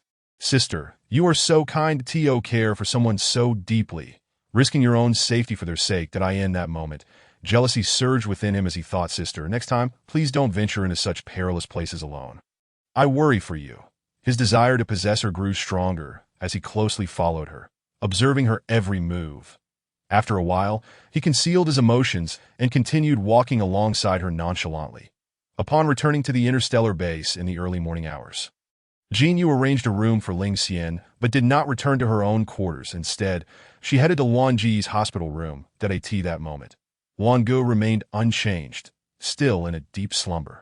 Jinyu took his hand, murmuring, Kaishi, I have captured you. I shall deal with you once you awaken. With that, she entered the bathroom, quickly washed up, changed into a fresh top, and lay down beside Luan Gu. Before long, she too fell into a deep sleep. The following afternoon, warm sunlight bathed Jinyu's face, gradually awakening her. She turned to look at Luan Gu, who appeared as serene as the day before. Jinyu expertly pulled aside his clothing, leaning over him to closely examine the wound on his chest.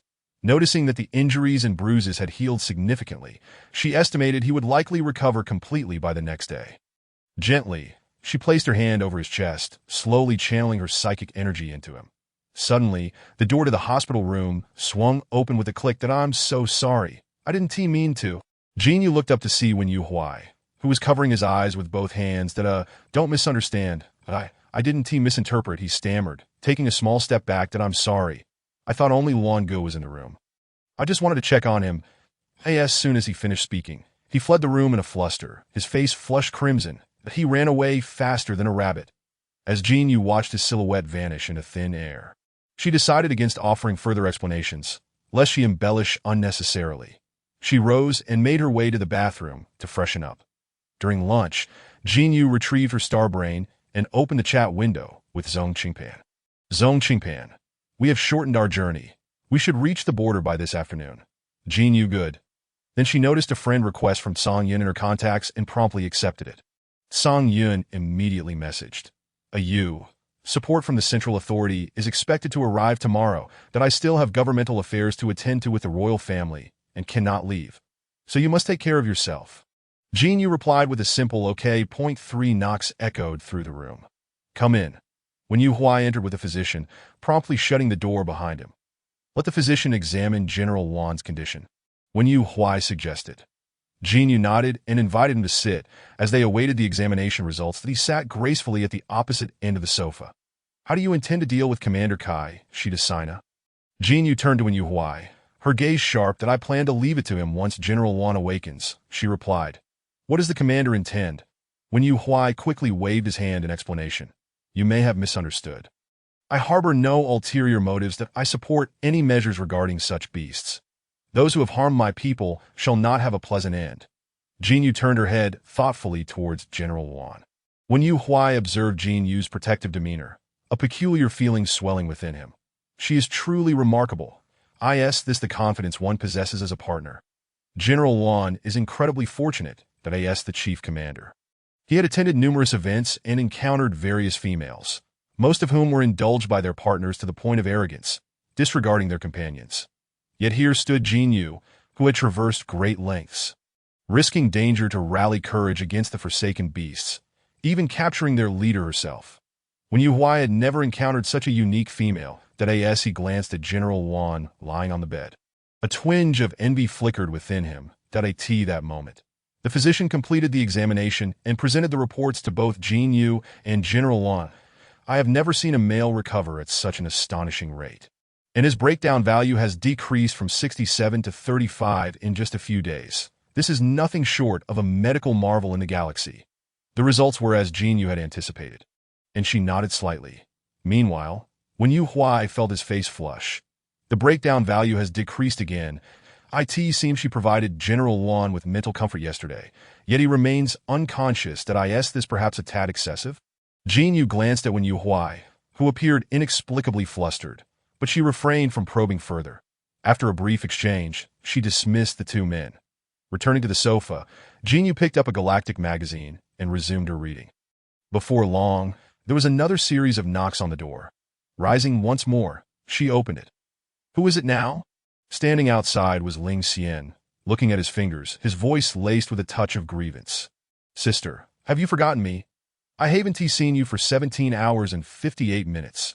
Chapter 18. A Play with Three Men. Sister, have you forgotten me? Ling Xian reiterated, his head bowed. Perhaps a little. Jin Yu replied, studying the tall youth before her, nearly 2 meters in height, with tousled black hair, a prominent nose, thick brows, and tear-filled emerald green eyes. She felt an overwhelming sense of guilt for her oversight. Casting a glance back at the sleeping General Wan, she whispered to Ling Xian, let us discuss this outside. They exited the room, shutting the door behind them. Ling Xian seized the opportunity to peek inside. Squinting as he caught sight of a man lying in the room, oh no, there's a man. At that moment, Jin Yu was pushing Ling Xian's arm as they walked to a riverbank near the border. Sister, is he someone very important to you? Jin Yu hesitated for a moment, then nodded. Yes, he is my partner. He was attacked by forsaken beasts a few days ago. Forsaken beasts are quite detestable, aren't they? Ling Xian quietly mused, almost to himself. Jin Yu thoughtfully considered this and nodded slightly. Indeed, they are quite loathsome. Ling Xian's eyes glimmered with a hint of derision as he processed her words. Yes, forsaken beasts are indeed despicable. But soon, I hope you can always take me with you. Sister, I really like being with you. Jin Yu turned to Ling Xian, but did not respond at that moment. Her star brain vibrated twice, prompting her to pull it out. Zhong Qingpan. My dear wife, we have arrived at the interstellar border base. As Zhong Qingpan stepped off the ship, he spotted Jin Yu approaching from a distance. After a brief separation of 2.5 days, he found himself missing her terribly. My wife. He opened his arms, intending to embrace Jin Yu, only to be preempted by a whirlwind of energy.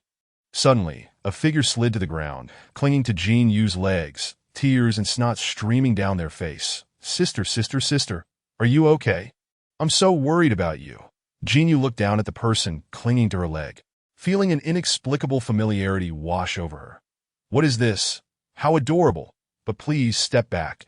Seeing Jean Yu's lack of response, the person wiped their tears and looked up at her. That I'm Fat Dan. Sister, you don't remember me? My real name is Chin Yu, but everyone calls me Fat Dan. As he spoke, it was clear he was on the verge of tears again. Jin Yu quickly grabbed his collar, interrupting his impending outburst. Once she understood the source of her familiarity, she inquired, "What are you doing here? Shouldn't you be at the testing center? And how did you get out?" Upon hearing this, Chin Yu's tears flowed like a burst dam. His voice trembling as he explained, "Sister, I sensed that the life stone shattered, and I was worried about you, so I came out. Sister, and that crack was caused by you. I thought you wanted me to come out." Chin Yu's voice was filled with sorrow as he gazed down. Jin Yu recalled her earlier frustration and the 2 strikes she had delivered to the life stone. She hadn't anticipated it would result in producing a person. Feeling a twinge of guilt, she decided to change the subject and turned to Zhong Qingpan, who appeared dejected. "Qingpan, you've worked hard on this journey.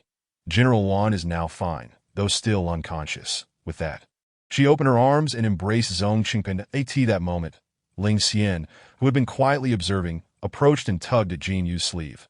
"Sister, who are they? They must be incredibly happy to hug you. Unlike me, who seems to be utterly forgotten." Before he could finish, tears still glistening on his cheeks, Jin Yu seemed to latch onto a keyword, wiping his face before rushing over to embrace Jin Yu from behind. Glaring at the handsome figure beside her, with wide eyes, he indignantly declared, "I know your 2 other partners, but who are you? How dare you call her sister? You must not." At that moment, an unusual tableau unfolded. Jin Yu was sandwiched between the 2. Her arms wrapped around Zhong Qingpan, who in turn embraced her, while Jin Yu clung to her from behind. Jin Yu, Zhong Qingpan, Ling Xian. Yet, Jin Yu remained blissfully unaware of the bizarre and awkward position they found themselves in. Lost in his own fury, Jin Yu, anger. Startled back to reality, Jin Yu regained her voice. "Everyone let go." Upon hearing this, Jin Yu tightened his grip instead, his tears flowing more freely that he was about to attempt a ploy to retain Jin Yu's attention when she began counting. "I'll count to 3. In an instant, he sensed the familiar air of impending wrath emanating from Jin Yu, and reluctantly released his hold. Meanwhile, Zhong Qingpan, adhering to his wife's command, also let go. Ling Xian seized the opportunity to interject. His voice choked with emotion. "Sister, before I met you, I always felt so lonely. When you weren't around, I thought of you constantly. Seeing you with such a happy family makes me envious. But it's all right. As long as I can stay by your side, I will be content." Qin Yu was taken aback. He had not anticipated that this little vixen's tea artistry would surpass his expectations. Turning his gaze, he noticed the expression of pity and guilt on Jin Yu's face, and inwardly he lamented, fearing that his sister was falling under the fox spirit spelled as expected. Jin Yu was indeed taken in. After hearing Ling Xian's words, her heart ached profoundly. She gently patted Ling Xian's hand, speaking with tenderness, "My poor dear, let me take you in for a while." Jin Yu continued, "Sweetheart, your suffering brings me distress, and I long to alleviate it." However, she found herself unable to confront the awkwardness of 3 men standing together, and thus made an excuse, stating her fatigue and that they could discuss matters tomorrow. Consequently, the trio returned to the interstellar base. Ling Xian obediently returned to his room, while Qin Yu stealthily followed him, slipping into his chamber. Don't think I am oblivious to your ulterior motives. My sister may not see through your facade, but I certainly do," Qin Yu remarked with a sarcastic tone. Ling Xian, unwilling to concede, countered, "But my sister is just that kind-hearted. She is willing to shelter me." I shall inform sister, so she knows your true nature," Qin Yu retorted before turning away and storming out of Ling Xian's room. Zhong Qingpan accompanied Jin Yu to visit Luan Gu in the infirmary, retrieving the life stone that Jin Yu had instructed him to bring on the day she departed, and handed it to her. After examining Luan Ji's wounds and confirming that there was no serious harm, he advised her not to exert herself too much before returning to his own room. As he glanced at the quiet Luan Gu resting, the entire world seemed to hush around him. He stepped into the bathroom, where a bath had been prepared, intending to enjoy a long soak and relaxation. An hour later, after Jin Yu finished her bath and dried her hair, she emerged to find Luan Gu lying quietly beside her. Just as she was about to drift into slumber, the person beside her stirred. Jin Yu's eyes flew open. Chapter 19. Moving into Linyuan, Jin Yu sensed movement from the person beside her and abruptly awoke. Propping herself up to look at Luan Ge, he was slowly opening his eyes, lifting an arm as if to caress Jin Yu's face. How blissful. My beloved AU is still by my side in this dream, he murmured. Jin Yu grasped his wide palm, resting it against her cheek, tears welling in her eyes. Luan Ge, you have finally awakened. Did I ask this a dream? It feels so real. After a long moment, Luan Ge realized this was not a dream, and his breath hitched as he tightly grasped her hand, too overwhelmed to articulate his emotions. Jin Yu rose to fetch a glass of water for Luan Ge, observing his condition while secretly transmitting some of her spiritual energy to him. She estimated that by morning he would be fully recovered.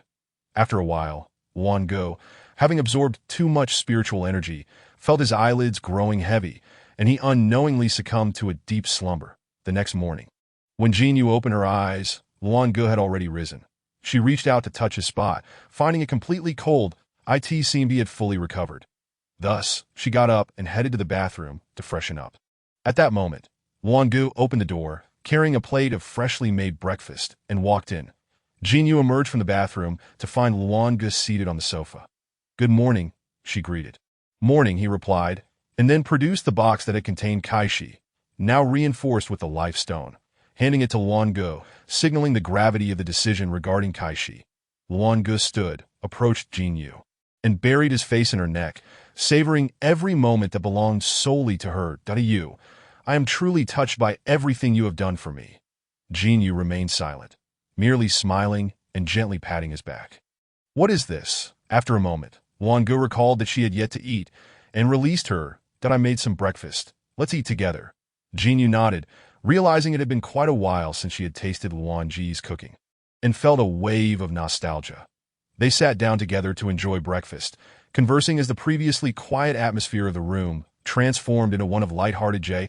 Jin Yu gazed upon Luan Ge. Now fully restored, her mind began to concoct new plans. In the afternoon, Luan Ge held the box that Jin Yu had entrusted to him as he entered Wen Yuhua's office. "Luan Ge, how do you plan to handle Kaishi?" Wen Yuhua inquired. "Kaishi has captured numerous females from the continent, and his crimes are unforgivable. However, we should not take matters into our own hands, but rather submit him to the Interstellar Continental Court for judgment. Yet, as you know, you played an indispensable role in his capture, so I believe we should inform our superiors before handing him over." Wen Yuhua nodded in agreement upon hearing this. The two proceeded to draft a report detailing the current situation at the military base, including Jin Yu's capture of Kaishi and the temporary stabilization of the border. They sent it via email to Crown Prince Zongyun. Zongyun also indicated that reinforcements would arrive at the border that evening to manage the remaining affairs, and relevant personnel could return to the interstellar continent. As they prepared to leave, the personnel at the base gathered to bid them farewell, including the two bearded orcs. The two exchanged glances, both feeling a sense of familiarity with Jin Yu, but unable to recall where they had seen her before. Meanwhile, Wen Yuhua remained behind to oversee the aftermath, watching Jin Yu's departing figure with a hint of reluctance in his eyes. "Miss Jin, will I ever see you again?" The following morning, Jin Yu and her companions boarded the Lingchuan and returned to the interstellar continent. Luan Ge observed two unfamiliar faces on the ship and silently turned to Jin Yu. Sensing his bewilderment, Jin Yu felt a pang of guilt. "This blonde boy is Jin Yu. He has been living with me on the Life Star. Ula, I am sister's childhood friend and her husband in training," Jin Yu exclaimed, turning to the side with pride. "This is Ling Xian, who helped me traverse the forest. You and I plan to take him in for a while." Upon hearing this, Jin Yu cast a triumphant glance at Ling Xian, as if to say, "See, sister introduced me first. I'm the more important one." Ling Xian, catching Jin Yu's gaze, rolled his eyes in exasperation. Luan Ge silently scrutinized the two youths before him, one with golden eyes reminiscent of Jin Yu, his fair complexion almost glistening with moisture, and the other with dark hair and bright, large peach blossom eyes, possessing a pair of emerald-green irises akin to a dense forest. The youthful vigor of both boys was palpable. Luan Ge then stole a glance at Zhong Qingpan, who similarly bore the appearance of a refined scholar. "Oh no, I seem to be getting older," he mused, suddenly wondering if his wife preferred gentle and elegant males, feeling an impending threat of losing her affection. Throughout the journey, Jin Yu gazed out at the scenery, while Luan Ge occasionally conversed with Zhong Qingpan about happenings on the continent.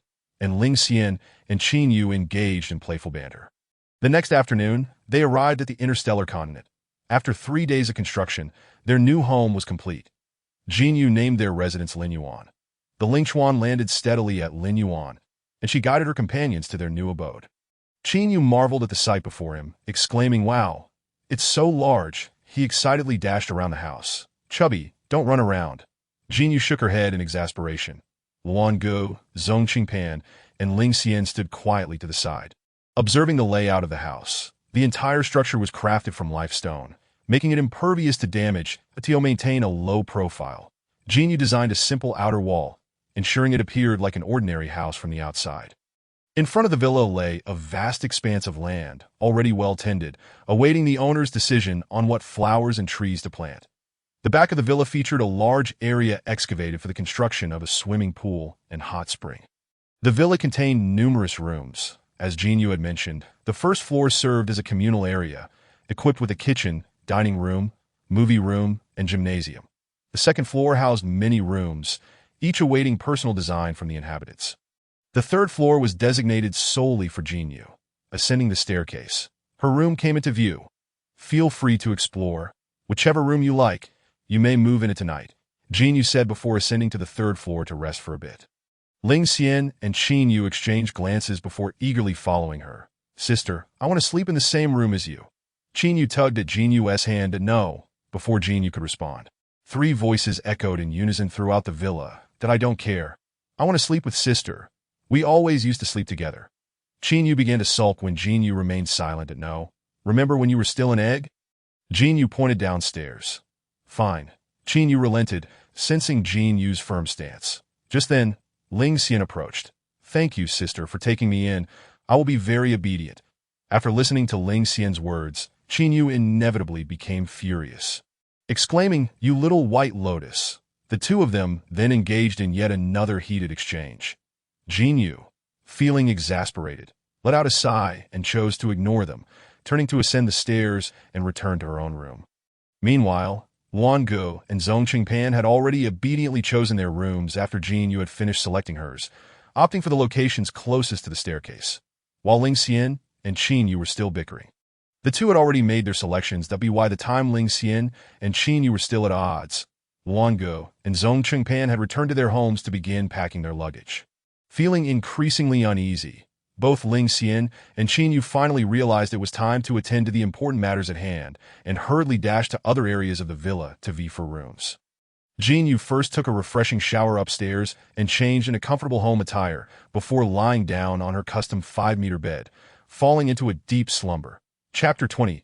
Preparatory partners after a shower and change into casual home attire. Jin Yu lay down on her custom 5-meter bed and drifted into a deep sleep. Halfway through her slumber, she felt the space beside her dip, and upon turning to her side, she was met with Qin Yu's beaming face before her. "Ah," she exclaimed, followed by a sharp smack to Qin Yu's shoulder. "That go cool off somewhere else." "Sister," Qin Yu said, shaking her arm, "we used to sleep together. You were an egg back then." After saying this, Qin Yu clutched her pillow and was unceremoniously shoved out of the bed. Jin Yu then rubbed her tousled hair, retrieved her star brain, and noticed the hour hand pointed to 8 in the evening. She got up to wash her face in the bathroom. After tidying herself up, she made her way downstairs into the dining room, intending to eat something to replenish her energy. Zhong Qingpan and Luan Gu had already packed their belongings and moved in.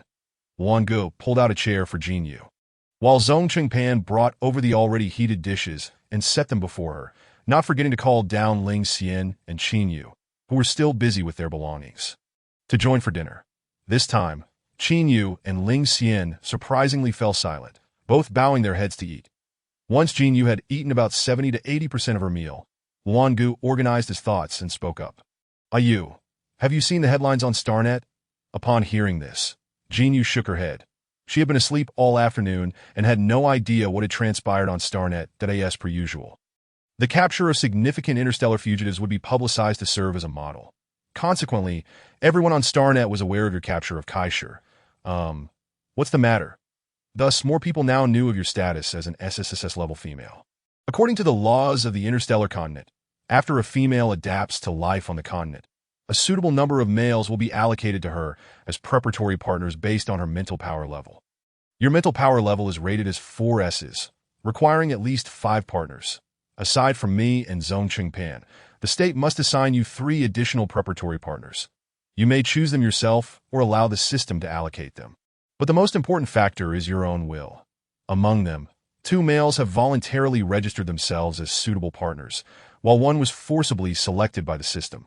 After saying this, he took a large gulp of water. Zhong Qingpan also lowered his head, staring at the food on his plate, finding it difficult to eat. Ling Xian and Qin Yu remained silent as well. Preparatory partners. This is absurd. Jin Yu's lips twitched in disbelief. The food she was holding with her chopsticks fell back into the plate. What kind of nonsensical law is this? Jin Yu felt a wave of absurdity wash over her, having lived on Vitality Star. She had never heard of such an outrageous matter. Zhong Qingpan raised his head, gazing intently at Jin Yu, explaining, "This has been the case for millennia. The ratio of females is exceedingly scarce, resulting in many beast men being unable to find a mate. While females enjoy the generous treatment provided by the interstellar continent, they also bear the responsibility of comforting the males. If this law did not exist, many high-ranking males would not end up lonely, but rather succumb to despair and beastification, indiscriminately attacking others." Jin Yu felt moved by his words. Furthermore, from Luan Go, she learned that the interstellar continent had developed corresponding technologies to prevent females from encountering dangers during childbirth. One involves leaving both one's and the partner's genes at the genetic center for extraction and fusion, nurturing life within a life capsule. The other involves having males consume transformation fruit, thus transferring the responsibility of childbirth to them, albeit through cesarean section. Male mothers? This matter has become a fait accompli. Wan Ji's eyes reflected a hint of helplessness. Aside from the one partner assigned by force, the remaining 2 can be freely selected or left to the system's discretion. Jin Yu reluctantly accepted the notion of the state assigning her partners, nodding her head and deciding to leave everything to the system's allocation. Wan Gu also indicated that after the allocation is complete, he would monitor the matching list and promptly reject any unsuitable candidates. Although he spoke with a facade of impartiality, he found this meal rather bland. The others at the table felt the same. Noticing Luan Go, who had only eaten a few bites, Jin Yu gave him a meaningful glance and said, "Eat more." Luan Go, confused but compliant, finished the remainder of Jin Yu's food. Nightfall arrived after taking a meticulous bath in her room. Jin Yu descended the stairs and approached Luan Ji's door. Upon recognizing Jin Yu's pupils, the door opened automatically. At that moment, Luan Ge sat at his desk, holding a magazine without truly reading it. His gaze fixed on the floor. "Luan Ge." Jin Yu's voice broke through his wandering thoughts. He stood up, surprised to see Jin Yu, and asked, It's so late. Is there something you need?" Jin Yu observed Luan Ge, who was still dressed in his attire from earlier, though his suit jacket had been removed and draped over a chair, leaving only a black shirt, the top 2 buttons casually undone, revealing a hint of his alluring collarbone. "Have you eaten?" Jin Yu asked, her gaze fixated on Luan Ji's collarbone. I've eaten," Luan Ge stammered in reply. Jin Yu nodded. "Then you should go take a shower. I'll wait for you here." She then settled on her bed. Luan Ge, feeling somewhat at a loss, walked into the bathroom. "Yu has come to find me so late. Could it be?" Luan Ge suddenly recalled the scene from that day, when Jin Yu had sat on his lap, causing his entire face to flush with embarrassment. He quickly finished his shower, donned a bathrobe, and tightly fastened the belt, nervously emerging from the bathroom. That moment, Jin Yu leaned against the headboard, flipping through the magazine he had been reading earlier. Her hair was not fully dried, only about 70 to 80% so, emitting a subtle fragrance. Thus, Luan Ge picked up the hairdryer and approached the bed, taking a seat beside her. Jin Yu set the book aside, her eyes sparkling with a hint of flirtation. You should dry your hair first, otherwise you'll catch a chill." "Okay." Jin Yu raised an eyebrow and turned her back to him. After a while, Luan Ge finally finished drying her hair. Jin Yu leaned back, only to find herself pressed against something solid. Jin Yu. Wait, when did this happen? She felt a rush of embarrassment and quickly stood up, turning to wrap her arms around Luan Ji's neck. Luan Ge instantly held his breath, his body stiffening. "Tonight, how about?" Jin Yu's voice was soft and dreamy, causing Luan Ji's heart to flutter, but he nervously swallowed. Reaching out to encircle her slender waist, he leaned in and gently kissed her forehead. gradually trailing down to her delicate nose, and finally capturing her lips. Luan-Ge sat on the edge of the bed, one warm hand wrapped around her waist, gazing at the person seated on his lap. His eyes growing increasingly fervent that he slowly lay back, surrendering himself to her every whim. As the night deepened, their intimacy entwined, a night of exquisite passion unfolded. Chapter 21. Washu Jeffrey the next morning. Jinyu slowly opened her eyes, realizing it was already 11 in the afternoon. Turning her head, she discovered Luan-Ge had long since risen, and a warm cup of water sat by the bedside. As she reached out for the water, a wave of soreness washed over her, as if she had been disassembled and then reassembled anew. Reflecting on the wild night she had shared with Luan-Ge, she realized that she, who had always led the rhythm, had somehow become the one being led. The sensation of imminent fracture in her waist was overwhelming when Luan-Ge gently opened the door. Discovering Jinyu already risen, reaching for the water by the bedside, he extended his hand, offering her the water he had prepared. Observing his impeccably dressed demeanor, Jinyu glanced down at her own disheveled state, exposed and marred with bruises, and shot Luan-Ge an admonishing glare. Simultaneously, she noticed the beast form of Luan-Ge adorning her waist, a diminutive Q-version black kite. Luan-Ge drew her closer, enveloping her in his embrace from behind, his hand tenderly caressing her slender waist. "You, breakfast is ready. Would you prefer to eat downstairs or here?" His voice, deep and warm, resonated against her ear, sending a gentle warmth across her cheeks, inadvertently reminding her of the soft gasps he had emitted last night when lost in passion. Here is fine," she stammered. Luan-Ge chuckled softly, stepping into the wardrobe to retrieve Jinyu's attire for the day, a white long dress paired with a black trench coat, but a closer inspection would reveal that it bore a striking resemblance to Luan-Ge's own outfit. Jinyu took the clothes, noticing a few intimate garments beneath, her cheeks flushing crimson. Observing his calm demeanor only heightened her embarrassment, a delicate blush creeping upon her face. Luan-Ge descended the stairs first to prepare breakfast. While Jinyu, having changed, entered the bathroom to freshen up, Luan-Ge descended with a radiant expression. He spotted Zhong Qingpan, who was seated on the sofa engrossed in a book. Noticing Luan-Ge was the only one to come down, a tinge of disappointment washed over him. Yet upon seeing Luan-Ge deliberately unfasten 2 buttons of his shirt, revealing amorous marks on his neck, filled with her essence, his heart ached with jealousy, his gaze drifting upstairs. Growing increasingly longing, Luan-Ge entered the kitchen, retrieving the already heated meal and bringing it upstairs. After Jinyu emerged from the bathroom, she surveyed the disarray of the room, recollecting the wild night, and hurriedly tore down the sheets and duvet. Just then, Luan-Ge returned, witnessing Jinyu's flurry of activity, and could not help but chuckle. "You, why not eat first? I'll handle the tidying up." Caught off guard, Jinyu momentarily panicked, but quickly composed herself, mimicking Luan-Ge's nonchalance, concealing her embarrassment as she crossed her arms and replied, "Just make sure you clean it well." She then hurriedly fled the scene with an awkward gait. Luan-Ge gazed at her adorable figure, his eyes brimming with tenderness, before commencing to change the sheets and taking them to the bathroom for washing. Yes, he cleaned. A distinct mark caught his eye, stirring profound emotions within him. After washing and drying the sheets, he returned to find Jinyu had finished her breakfast and was leaning against the headboard, engrossed in videos on her star brain. Luan-Ge took a seat beside her, inadvertently catching a glimpse of her screen. A male beastman adorned with a black lace-eye mask, arms raised above his head, performing a seductive dance. Luan-Ge. He couldn't help but question whether he had failed to impress last night. But a saying in the starry realm goes, if a female from one's own kin is captivated by another male, it is often a reflection of one's own inadequacies.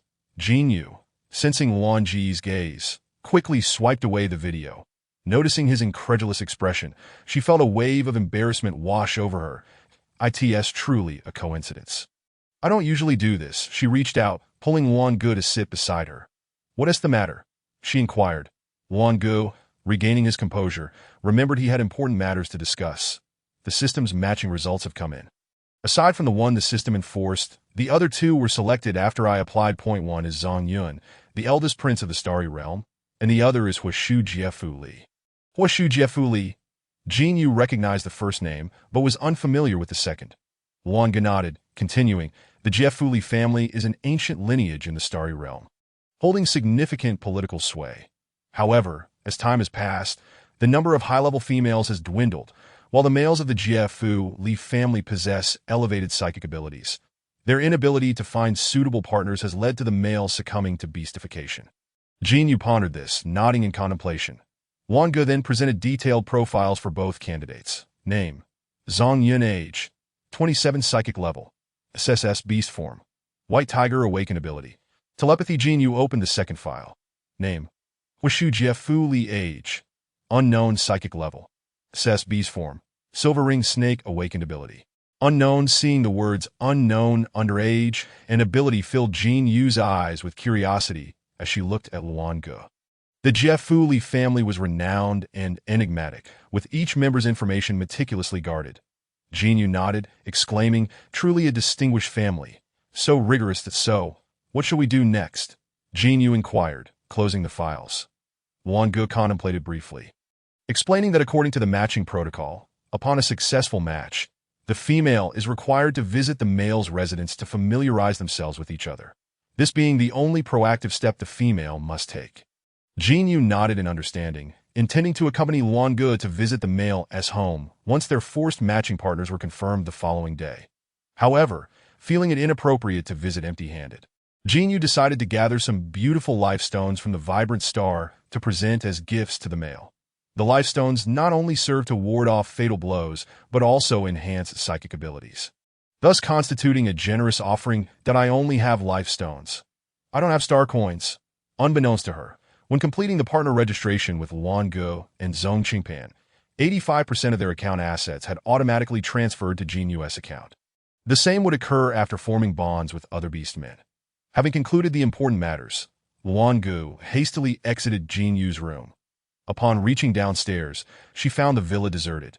Zhong Qingpan had already left for the medical center, and a note on the dining table reminded her to eat. Ling Xian had vanished without a trace, and she hadn't seen him that morning to at that moment. Jinyu had hurried back to the vibrant star as per Jinyu's instructions. After surveying the area, Jinyu took the breakfast prepared by Zhong Qingpan and placed it in her space. She then ventured outside, seeking an uninhabited spot before spreading her wings and soaring toward the vibrant star. "Oh no, sister, our vibrant star has encountered bandits." Before Jinyu could steady herself on the vibrant star, she was greeted by a piercing explosion, nearly causing her to strain her back. She resignedly pinched her brow, exhaling a deep sigh. "There are no bandits on the vibrant star. Those are the stones I excavated." Jinyu stated helplessly. "That don't you find the villa's ambience familiar? I've mined the vibrant star to build our home." Upon hearing Jinyu's words, Jinyu realized that the so-called bandits were indeed his sister's creations and breathed a sigh of relief. Having feared he had been robbed, he then approached, his round eyes sparkling. "Sister, did you call me over because you missed the days we lived on the vibrant star?" "I miss it too, and I miss you. Back then, I didn't mean to jump down. I was still an egg that I wanted to invite you to play, but I slipped. Woo.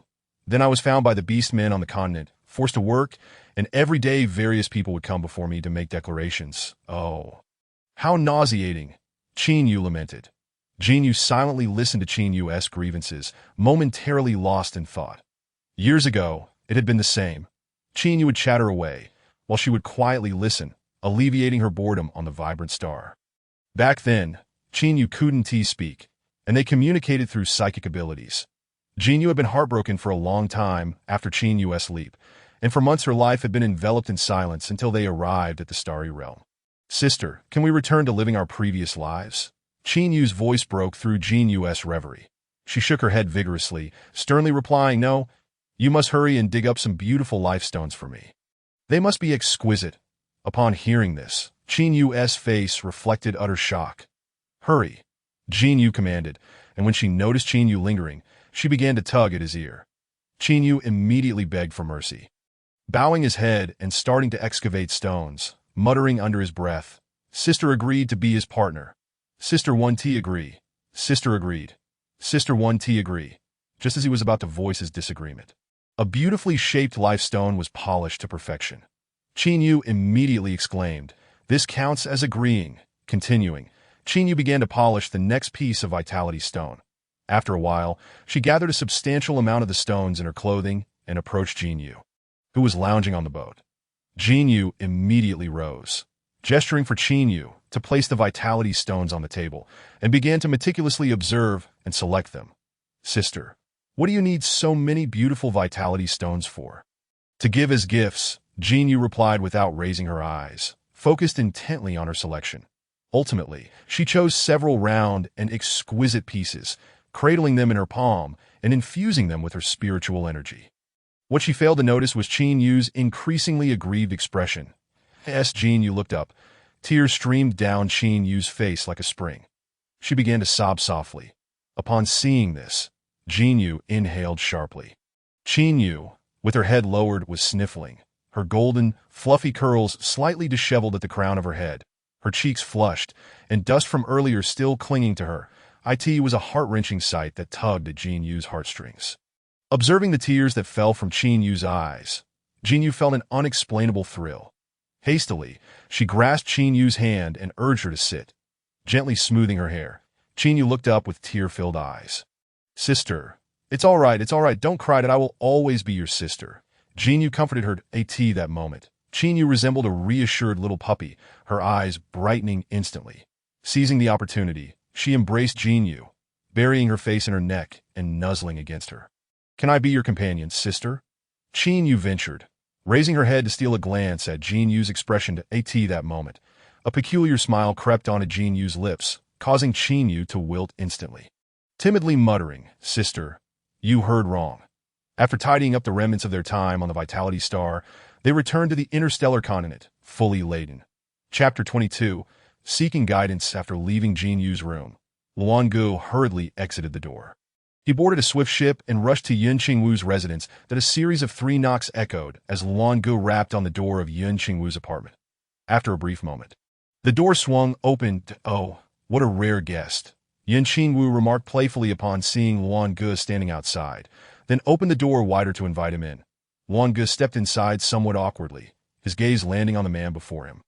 His eyes were as deep as the night, exuding tenderness between his brows, and his flowing red hair cascaded down to his waist, each smile and frown exuding an enchanting allure. That moment, he sat at the opposite end of the sofa, propping his chin on his hand, tilting his head curiously at Luan Gu, seemingly waiting for him to speak. Clearing his throat awkwardly, Luan Gu turned his head away and said, I was hoping to purchase a new type of weapon from you, Ditto. You require the presence of a general just to buy a weapon? Yun Qingwu raised an eyebrow, clearly skeptical that Luan Gu had come solely for such a mundane purpose. He continued to scrutinize Luan Gu with an inquisitive gaze. Luan Gu shifted uncomfortably, adjusting his sitting posture, and responded awkwardly, Indeed. There are some other matters I wish to consult you about. That I knew it. Yun Qingwu chuckled lightly, relaxing against the sofa. Go ahead. Curiosity piqued. He wondered what could be so significant that it warranted a personal visit. I have a wife now. Did I know? Newlyweds should be spending time with their spouses. Not rushing over here to see me, he replied, shrugging. Luan Gu took a deep breath as if gathering considerable resolve. Could you teach me some, techniques for pleasing females? Upon hearing this, Yun Qingwu nearly stumbled over his own tongue in surprise. What techniques? In what regard? Just that aspect, Luan Gu stammered. That moment, Yun Qingwu's face transformed into a palette of colors, and he scanned Luan Gu from head to toe, pausing momentarily in realization, his gaze gradually shifting to one of sympathy. The general of the interstellar continent had sacrificed so much for the realm. Indeed, one should not frequently overwork themselves. With a shake of his head, Yun Qingwu expressed his regret. Luan Gu? Then, Yun Qingwu's expression turned serious. This is indeed something to pay attention to. Let me fetch you some medicine. With that, he picked up his star brain and called his assistant. Besides being a weapons dealer, Yun Qingwu was also the owner of the Starshine Bar on the interstellar continent. He had many entertainers under his wing who knew how to charm and please females, and he had even established a specialized training course for them. Luan Gu nodded, mistakenly believing that Yun Qingwu understood his intentions. However, he still felt puzzled about why Yun Qingwu was offering him medicine. Medicine? Who's going to take it? Does it have side effects? Of course, it's for you to don't worry. It has no side effects after taking it. You'll be invincible, and you'll be able to keep up. Hearing this, Luan Ji's face darkened, his expression as if ink could drip from it. That I meant techniques. Techniques. I was asking about those skills. not implying that there's a problem in that regard. Yun Qingwu suddenly understood the meaning behind Luan Ji's words, immediately calling his assistant back to cancel the delivery. But he approached Luan Gu again, visibly more relaxed as he settled back onto the sofa. So that is what you meant? You gave me quite a scare. Next time, just say it directly. It's not a big deal. Upon seeing that Yun Qingwu was finally getting to the point, Luan Gu sat down as well, listening attentively as he shared his advice. Techniques, you see, it's all about adding a bit of romance. For instance, light some scented candles, sprinkle some flower petals, and create a romantic atmosphere. In short, you must cater to their preferences. Luan Gu nodded earnestly, considering that Yun Qingwu's suggestions were quite reasonable. Perhaps these methods would indeed make Jin Yu more satisfied with him. And another thing, communication is crucial, Yun Qingwu added, looking at Luan Gu meaningfully. Then he nodded thoughtfully. I understand. Yun Qingwu patted Luan Ji's shoulder reassuringly. No need to be polite, that if you have any other questions, feel free to come to me anytime. After completing his lessons, Luan Gu promptly left Yun Qingwu's apartment and returned home. Yun Qingwu. What is the rush? Chapter 23. The third partner of forced matching when Jin Yu returned home. It was already evening at this time. Luan Gu had prepared dinner. Ling Xian had returned to the villa, and Zhong Qingpan was also back from work, seated on the sofa in the living room. Jin Yu took out the vitality stones she had just mined on the vitality star, which were already drilled and threaded with a silver cord, and handed them one by one to the males present. Zhong Qingpan took the vitality stone. Is this a vitality stone? Yes, if possible, it's best to keep it on you at all times. It can protect you in dangerous situations, and I can sense your location anytime. She explained. Upon hearing this, the males immediately donned the necklaces around their necks, while Ling Xian was the only one who initially kept his necklace hidden in his hand, waiting until the others had put theirs on before doing so. In addition to distributing 4 vitality stone necklaces to the males present, she had a few more set aside as gifts for her soon-to-be registered partners at the dining table. Luan Gu stated, Jin Yu. The third partner of forced matching has been confirmed. It is the leader of the merfolk, Gu Qianli. However, this race is a bit special. The merfolk typically reside in the deep sea, so there is no need to visit him for the time being. When he receives the matching notification, he will come immediately. The royal family has also sent an invitation for you to attend their banquet. Your gown has already been prepared and will be delivered tomorrow. Jin Yu nodded slightly, acknowledging the information to that moment. Zhong Qingpan interjected.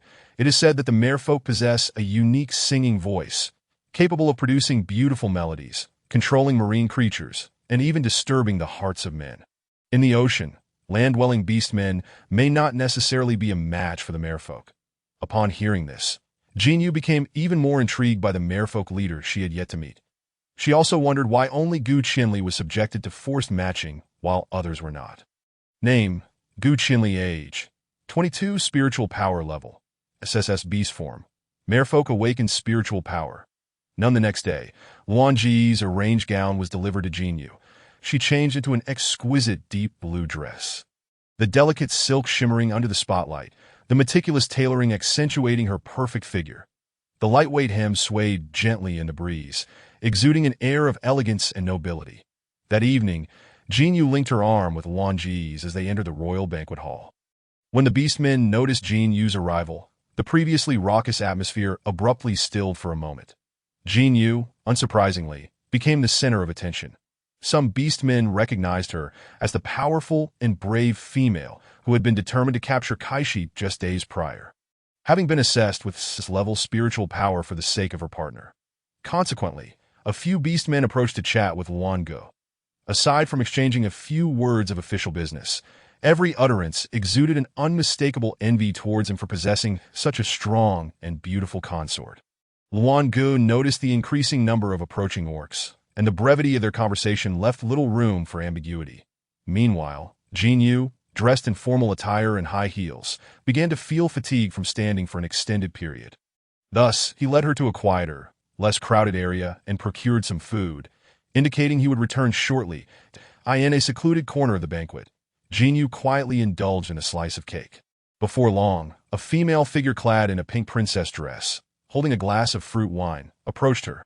The sound of her high heels clicking against the floor captured Jin Yu's attention, prompting her to look up at the approaching female. Are you Jin Yu, the SSS level female? Chapter 24. Hello, I am Chao Yin. Are you Jin Yu? the SS-level female. Jinyu lifted her gaze to meet the newcomer. The latter continued, "You appear quite lovely, but you must treat my brother well." "Your brother? Who is your brother?" Jinyu inquired, puzzled. Upon noticing that Jinyu did not recognize her, the girl puffed her cheeks in irritation to, "I am Chao Lin, the princess of the stellar continent, and my brother is Chao Yin, the dashing, magnificent, and formidable white tiger." At that moment, Jinyu finally grasped that the brother she referred to was the pitiful little cat she had rescued that day. Just then, a tall, muscular male approached them. And Chao Lin stepped forward to link her arm with his. "Apologies, Miss Jean," said Chao Lin's husband, Can with a hint of regret. Chao Lin means no harm. She simply struggles to express herself. Chao Lin, standing nearby, did not contest Can words. Instead, she playfully tugged at Jinyu's arm, declaring, "The banquet is about to commence. What on earth is Luan Gu thinking, hiding you away here?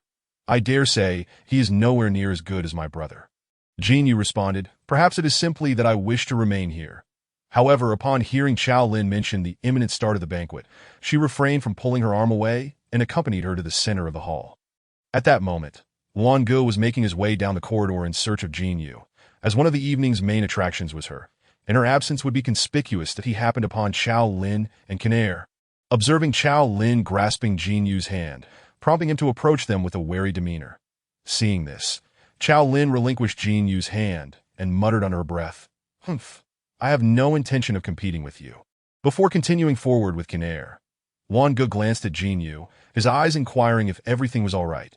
Jinyu shook her head, offering a resigned smile as she watched Chao Lin's retreating figure. "My insufferable sister." She then linked her arm with Luan Ji's and proceeded to the heart of the banquet hall.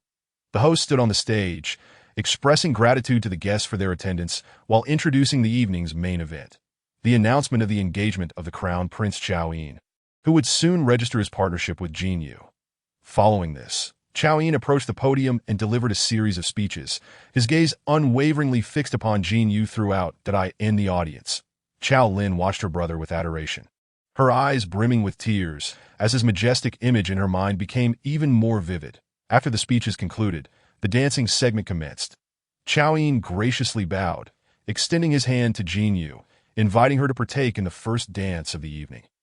Jinyu gently placed her hand in his warm grasp, and the two began to waltz at the center of the banquet.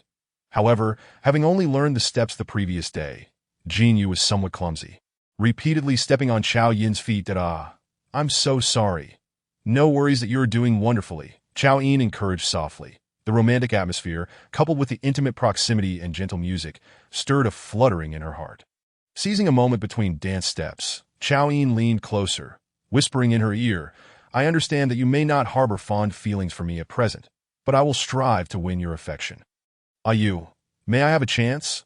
"Very well, but you must put in the effort," Jinyu replied with a playful smirk, "that I am quite the challenge to pursue." Chao Yin chuckled at her words and began to introduce himself. "I am Chao Yin. My beast form is that of a white tiger, and my mental prowess is rated at SSS level. It is an honor to marry you." Even though he knew Jinyu had already reviewed his personal information, he wished to convey it in his own words to his consort. The distance between them felt incredibly close, as if they could sense each other's breaths. Chapter 25 hints. After the banquet concluded, Luan Gu and Jinyu returned to the villa late at night. During the event, Jinyu had danced twice with both Chao Yin and Luan Gu while wearing high heels, leaving her calves slightly sore. Consequently, Luan Gu descended from the hovercraft first, assisting her in removing her heels, which he carried in his hand, as he offered her a piggyback ride back to the house. However, upon opening the villa's front door, both were taken aback by the sight within. An assortment of boxes of varying sizes piled high, creating a small mountain. "Is this my home?" Jinyu questioned uncertainly, peering closer. Luan Gu bent down to slip slippers onto Jinyu's feet and placed her high heels in the shoe cabinet. Eventually, they located Zhong Qingpan, who had returned home from work, now entirely engulfed by the sea of boxes. Zhong Qingpan handed a note to Jinyu, who read the message. This is part of my dowry. I hope you will like it." Jinyu passed the note to Luan Gu and approached the boxes. Upon opening one, she was nearly blinded by the dazzling array of gold and silver jewelry. "OMG, what is this? Please, by all means, bury me under such shallow treasures." She quickly retrieved her Starbrain device, capturing the scene before sending it to Chao Yin. Chao Yin promptly replied, This is part of the dowry I have been preparing for years.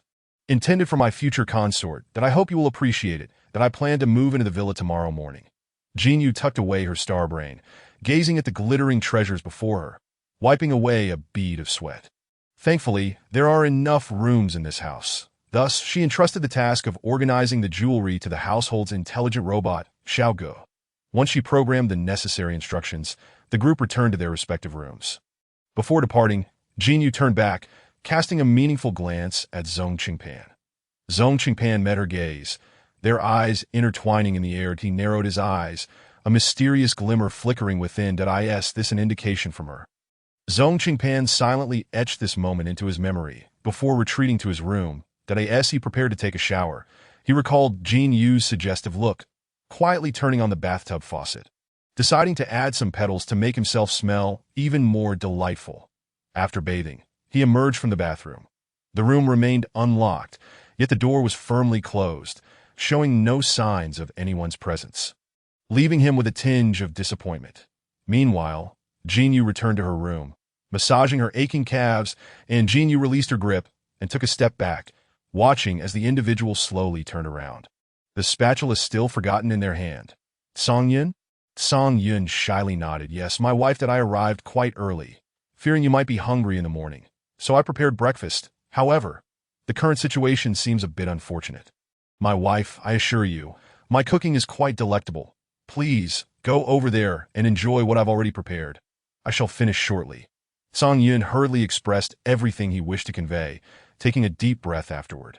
Jinyu, astonished to the point where her jaw seemed dislocated, gradually moved to the dining table. Still somewhat dazed, she awkwardly sat down and began to eat the breakfast he had made. Delicious, she exclaimed. The taste is exquisite, ranking first, while Song Yun's comes second. That moment, Song Yun approached with a plate of something dark and unappealing. Taking a seat across from Jinyu, my wife, I apologize. I intended to make you a heart-shaped fried egg, but it was a failure. I just cooked another one that turned out well. As he spoke, his head nearly dipped beneath the table. Jinyu gazed at him and suddenly burst into laughter. Haha, it's all right. That dark egg looks rather charming, she comforted him, adding, and your cooking is delightful. Thank you for everything you've done for me. Song Yun lifted his head, his eyes sparkling as they met hers. Feeling a surge of joy, it turns out that rising early to cook allows me to be close to my wife. An hour later, Wango and Zhong Qingpan rose punctually, stepping out of their room.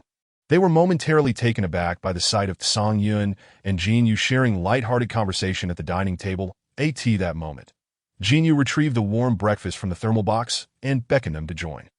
Wango and Zhong Qingpan typically worked during the day and would return in the evening.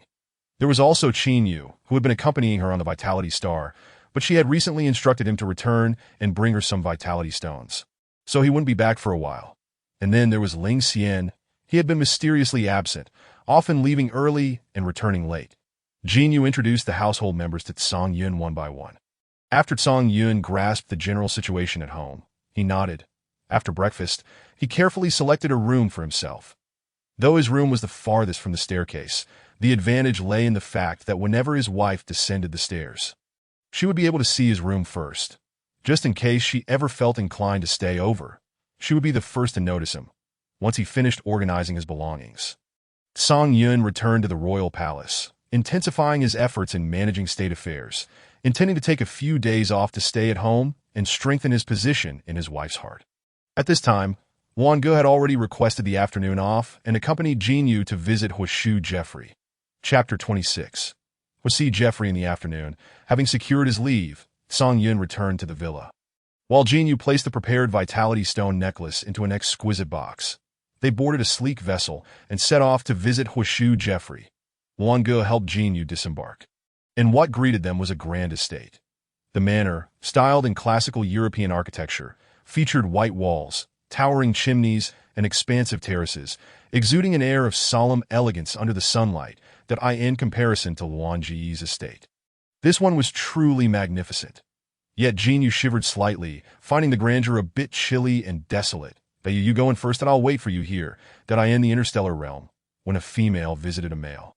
It was not advisable for the female's partner to accompany her, as it was believed to foster a competitive environment within the household. Are you not coming in with me? Aren't you worried I might be in danger? Luanga chuckled lightly, ruffling her hair. Not at all that I have faith in your abilities. Besides, the spiritual power of a partner matched by the system is generally equal to or greater than that of the male. In such circumstances, the female's spiritual power holds absolute dominance over the male's. Knowing that the future wife would soon be visiting, Luanga felt at ease, allowing her to enter alone. As Jinyu approached the door and raised her hand to knock, it swung open from within. Startled, she instinctively looked up at the visitor, but a cascade of brilliant silver hair shimmered in the sunlight, illuminating the surroundings as if the world itself were aglow. His lips were a delicate pink, exuding a subtle allure that invited a kiss without appearing sickly. Most striking were his unique silver vertical pupils, sparkling like radiant stars, currently fixated intently on Jinyu. Under that fervent gaze, Jinyu felt an unfamiliar sensation wash over her, a slight tingling at the back of her neck. "Hello, I am Jinyu, your match partner," she stated, her voice clear and resolute, though the expansive manner felt somewhat eerie, tinged with an almost imperceptible nervousness. The man stood silently, lowering his gaze to scrutinize Jinyu's face, observing every detail with keen interest. "Matched partner," he mused, a hint of confusion crossing his features as his gaze drifted to her lips, watching them part slightly to utter melodious words. His eyes then traveled down her elegant neck, lingering on her fair, delicate skin. The air was perfumed with a faint, intoxicating scent emanating from Jinyu, subtle yet sweet as a tantalizing poison, ensnaring him in its allure that a surge of inexplicable desire coursed through him, prompting him to involuntarily lick his dry lips as a preposterous thought surfaced. He longed to bite down and taste whether her fair, enticing neck was indeed as sweet as he imagined. However, he quickly recognized his lapse in composure, swiftly suppressing the flicker of infatuation in his gaze, restoring his usual calm demeanor and gentlemanly composure. With a slight smile, he stepped aside to grant her entry, courteously saying, "Welcome, please come in." Jinyu settled onto the sofa, and the man offered her a glass of warm water before also taking a seat, his gaze intermittently drifting toward her, enveloping the two in an awkward silence. My name is Jinyu. The system has matched me as your partner, that I am 20 years old and possess a spiritual power rating of SSSS level. It's pleasure to meet you." What? Struggling to recall his name due to its length, she faltered momentarily. He pondered her words and, noticing her lapse, gently prompted, "Was see Jeffrey?" To his surprise, he discovered that his uncle had indeed applied for a partner match. Yet, as Wasi Jeffrey observed Jinyu sipping water delicately, his gaze flickered toward the staircase, and other thoughts began to brew in his mind. Upon hearing his name, Jinyu felt a strange sensation, but dismissed it. "Here, this is a token of our first meeting, welcoming you to our family." Jinyu extended a beautifully crafted gift box toward him, who accepted the box, holding it without opening it immediately. "Thank you. I shall certainly cherish it. That I am Wasi Jeffrey, a member of the Jeffrey family, 20 years old, and my beast form is a silver ringed snake with a spiritual power level of S." Jinyu nodded, having gleaned the unknown details from the comprehensive information Luanga had provided. She had anticipated that his beast form would be a snake, after exchanging a few more pleasantries. Jinyu rose to leave the manor. He watched as she boarded the vessel, then closed the door and ascended the stairs. Arriving at the bedside, he gazed at the man still lying unconscious, murmuring, "Uncle, if you do not awaken soon, I might just have to take your place. That little female I find quite appealing." After speaking, she placed the gift for Washu at the bedside, just a few days prior. When the Jeffrey family's enemies were cornered, they suddenly launched a fierce attack on Jeffrey's estate. Washu was gravely injured and fell into a coma while valiantly resisting the onslaught of these united foes. Compounding the dire situation, his beastification value had soared to 90, rendering his condition exceedingly critical. To prevent Washu's beastification value from escalating further, the mere application of a small amount of suppressants was insufficient for an SS-class male like him. Wasi had no choice but to administer a substantial dosage of suppressants, which unfortunately left Washu still unconscious and severely wounded. Wasi placed a vitality stone, previously infused with Jingyu's mental energy, by Washu's bedside. The stone sensed the tumultuous fluctuations in the surrounding mental domain and began to emit a faint golden glow, with tendrils of mental energy slowly drifting towards Washu's body. At that moment, The slumbering Huishu seemed to sense this remarkable force. His pain gradually subsided, his wounds began to heal, and his beastification value slowly decreased. Signs of impending awakening began to manifest. Chapter 27. Joining the medical center upon returning to the villa, Wan Ge hurried back to the military after preparing a delightful lunch for Jingyu, continuing her busy work in governance. Alone in the empty living room, she felt a twinge of boredom and a wave of melancholy washed over her. Reflecting on her aimless daily routine, filled only with eating, drinking, and resting, she realized she had little of substance to occupy her time. Thus, an idea suddenly sprouted.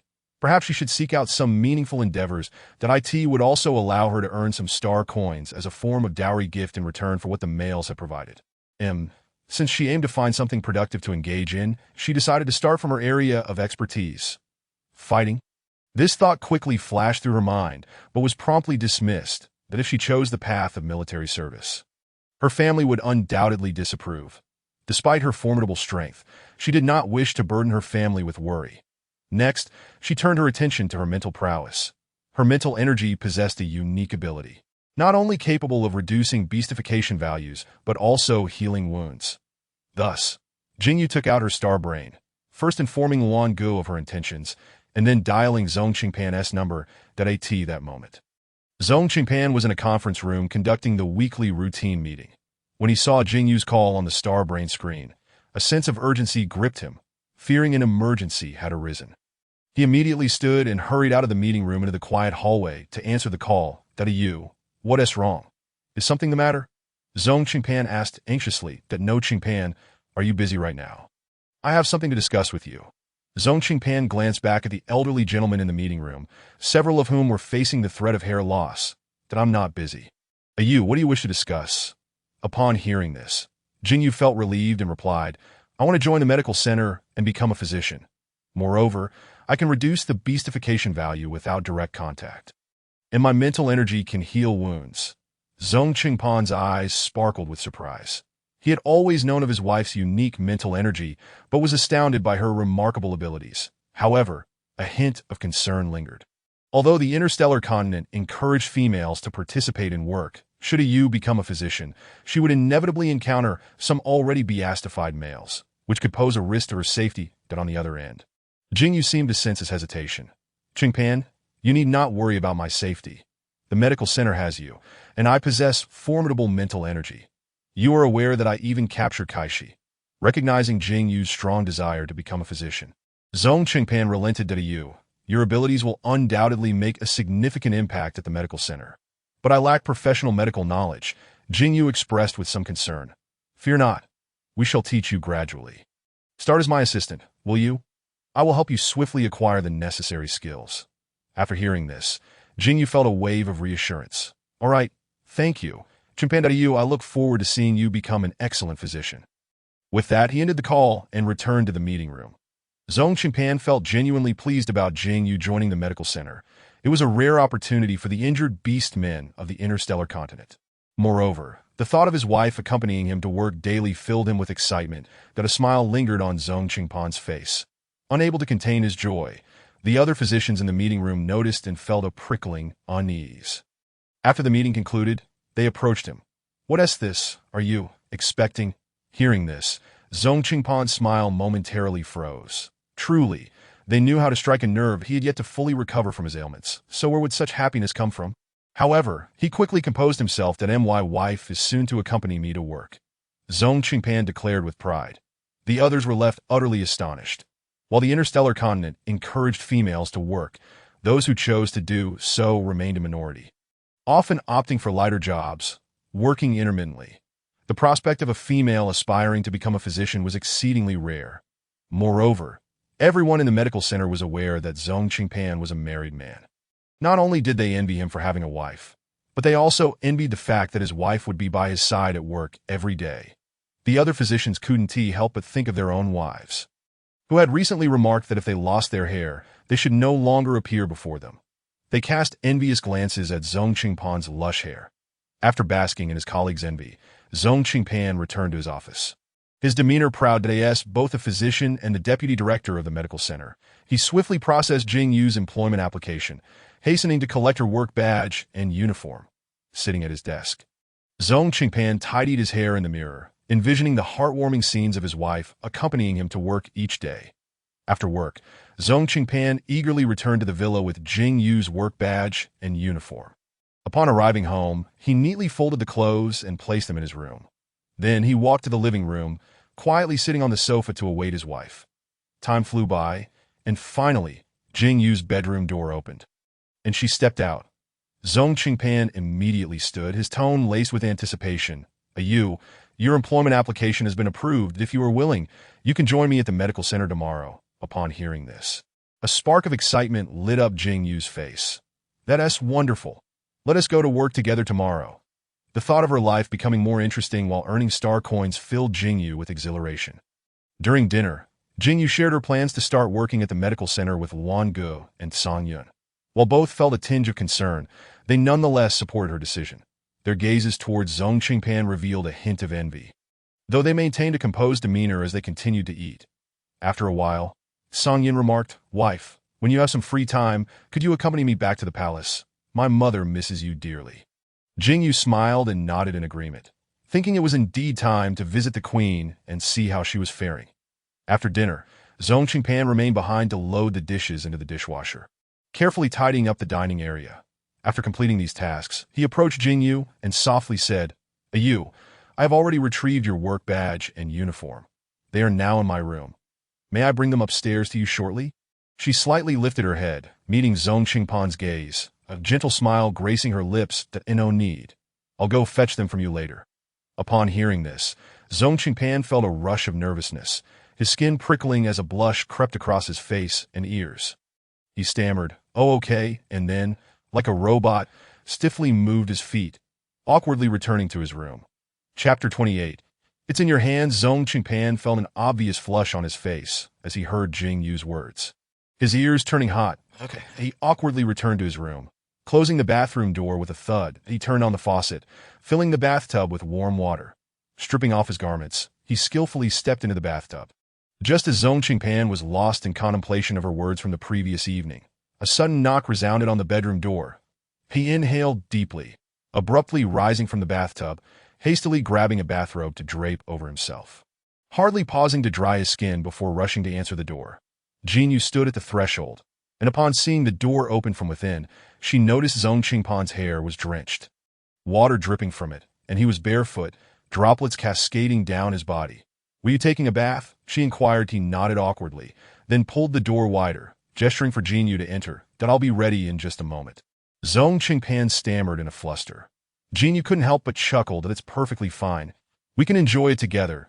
Her words, a faint blush crept across Zhong Qingpan's cheeks as he took a deep breath. Striving to compose himself. "Together? Would it be possible for me to prepare a bit first?" He scrutinized Jing Yu's expression, his teasing laced with a hint of seriousness in that instant, he felt as if he stood before his mistress, clad in merely a bathrobe, yet feeling utterly exposed. "Then, let me refill the tub." With that, he retreated to the bathroom, draining the water from the tub and filling it anew with warmer water. Before the tub could fill completely, however, Jing Yu swung open the bathroom door, startling Zhong Qingpan, who turned to face her. "Qingpan, this is sufficient," she declared, shedding her clothing and stepping into the bathtub. Zhong Qingpan beheld his long-desired mistress before him. Her lithe legs resembled streams in a mountain landscape.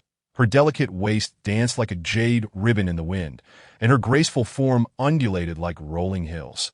The mist enveloping the bathroom added an air of intimacy to the moment.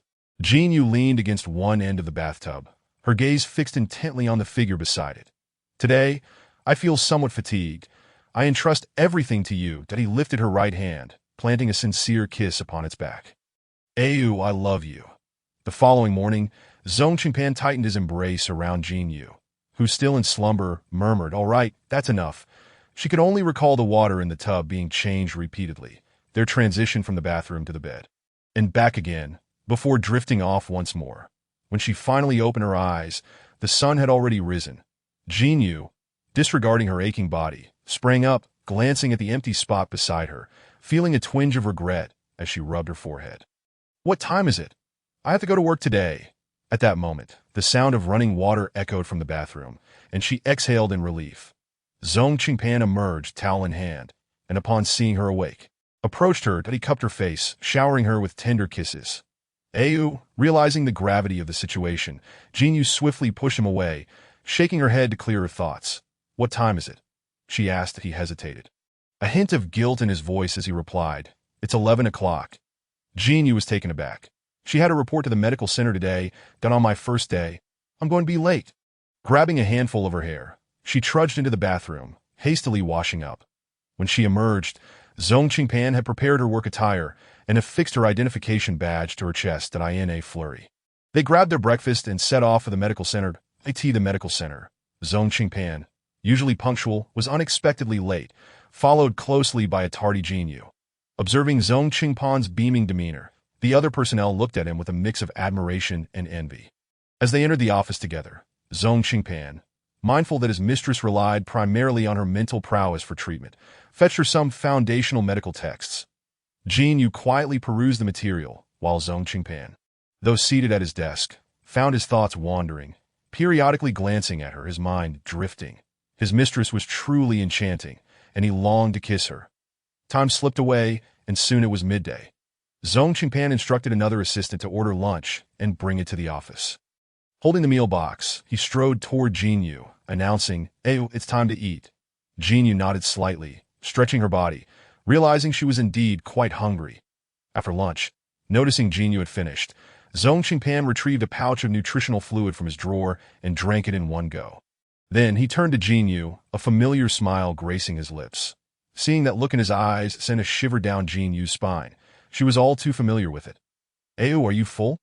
His voice, rich and magnetic, drew him closer to her, his gaze laden with an alluring intensity, as if he wished to envelop her entirely. Feeling the heat of his gaze and recalling the events of the previous night, Jinyu's cheeks flushed and her heart raced uncontrollably. Zhong Qingpan approached her, a warm hand brushing her cheek, tucking a stray hair behind her ear. With his other hand, he enveloped her waist, pulling her against him. Jinyu felt as though she might melt under his warmth. "Is it permissible?" "Ayu," Zhong Qingpan inquired, removing his glasses. Though it was a question, his hands continued their motions as he leaned in, capturing her lips in a kiss, lifting her effortlessly into his arms as he carried her toward the adjacent lounge. Jinyu was left dazed by his kiss, surrendering to Zhong Qingpan as he took her to the lounge, where their passions ignited anew. When she finally regained consciousness, she realized she had once again missed the afternoon work hours. Exiting the lounge, she saw Zhong Qingpan, impeccably dressed, diligently working at his desk, in a playful act. She seized a cushion from the sofa and hurled it at him. "But if you keep this up, I might just switch offices." Zhong Qingpan did not flinch, allowing the cushion to hit his face, instead gazing at her with a smile. "Darling, I acknowledge my mistake. I promise not to be so excessive next time." Jinyu, witnessing his earnest demeanor combined with his handsome features, felt her irritation dissipate. Indeed, it seemed that as long as one was handsome, all grievances would fade away. She worried that during future quarrels, she might end up chastising herself. After work, the couple returned to their villa. Upon entering, they found Luangu already home from work, busily preparing dinner in the kitchen, awaiting their return. Jinyu approached the kitchen door and enveloped Luangu in a warm embrace. "Luangu, you've worked hard." Luanji's lips curled into a bright smile. "Not at all. Ayu, the meal will be ready shortly. Just a moment." However, as his mistress drew near, his keen senses detected an unusual scent emanating from her. Jinyu seemed to carry with her a trace of Zhong Qingpan's essence, which intensified as she came closer, that a wave of surprise washed over Luangu. Could it be that the thought stirred feelings of jealousy within him, leading him to question the adequacy of his own skills? This self-doubt fueled his resolve to improve his abilities. After all, if he were to falter in this regard against other males, his standing in his mistress's heart would plummet, leaving him vulnerable to losing her affection. That he silently resolved that it was time to seek guidance from Yun Qingwu once more. Chapter 29. "Sister, I miss you too." At the dining table, Jinyu noticed that only Luangu, Zhong Qingpan, and Song Yun were present. Seeing the empty seat of Ling Xian, who had been absent for some time, she felt a pang of concern. She quietly sensed the location of the life stone, and upon confirming that Ling Xian's life stone remained in the villa, her gaze drifted toward his room on the second floor. What significant event has transpired in the interstellar realm? Luan Gu paused mid-bite. Indeed, there has been something peculiar. Recently, a series of abductions have occurred in various regions of the interstellar realm, with the victims all being male beast men, and there are no signs of struggle or conflict at the scenes. However, days later, these missing male beast men returned to their homes, yet they remained tight-lipped about their experiences during the time they were gone. Strangely, they began to frequently venture out, as if eager to return to a specific place. He frowned as he elaborated. That is indeed very strange. Jin Yu fell into contemplation, her thoughts drifting to Ling Xian, who had been absent. What about Ling Xian? Could it be that has he also been abducted? She often caught a whiff of grass on Ling Xian, leading her to speculate that he was an herbivorous beastman. However, the combat prowess of herbivorous beastmen was generally quite low, making them susceptible to being abducted.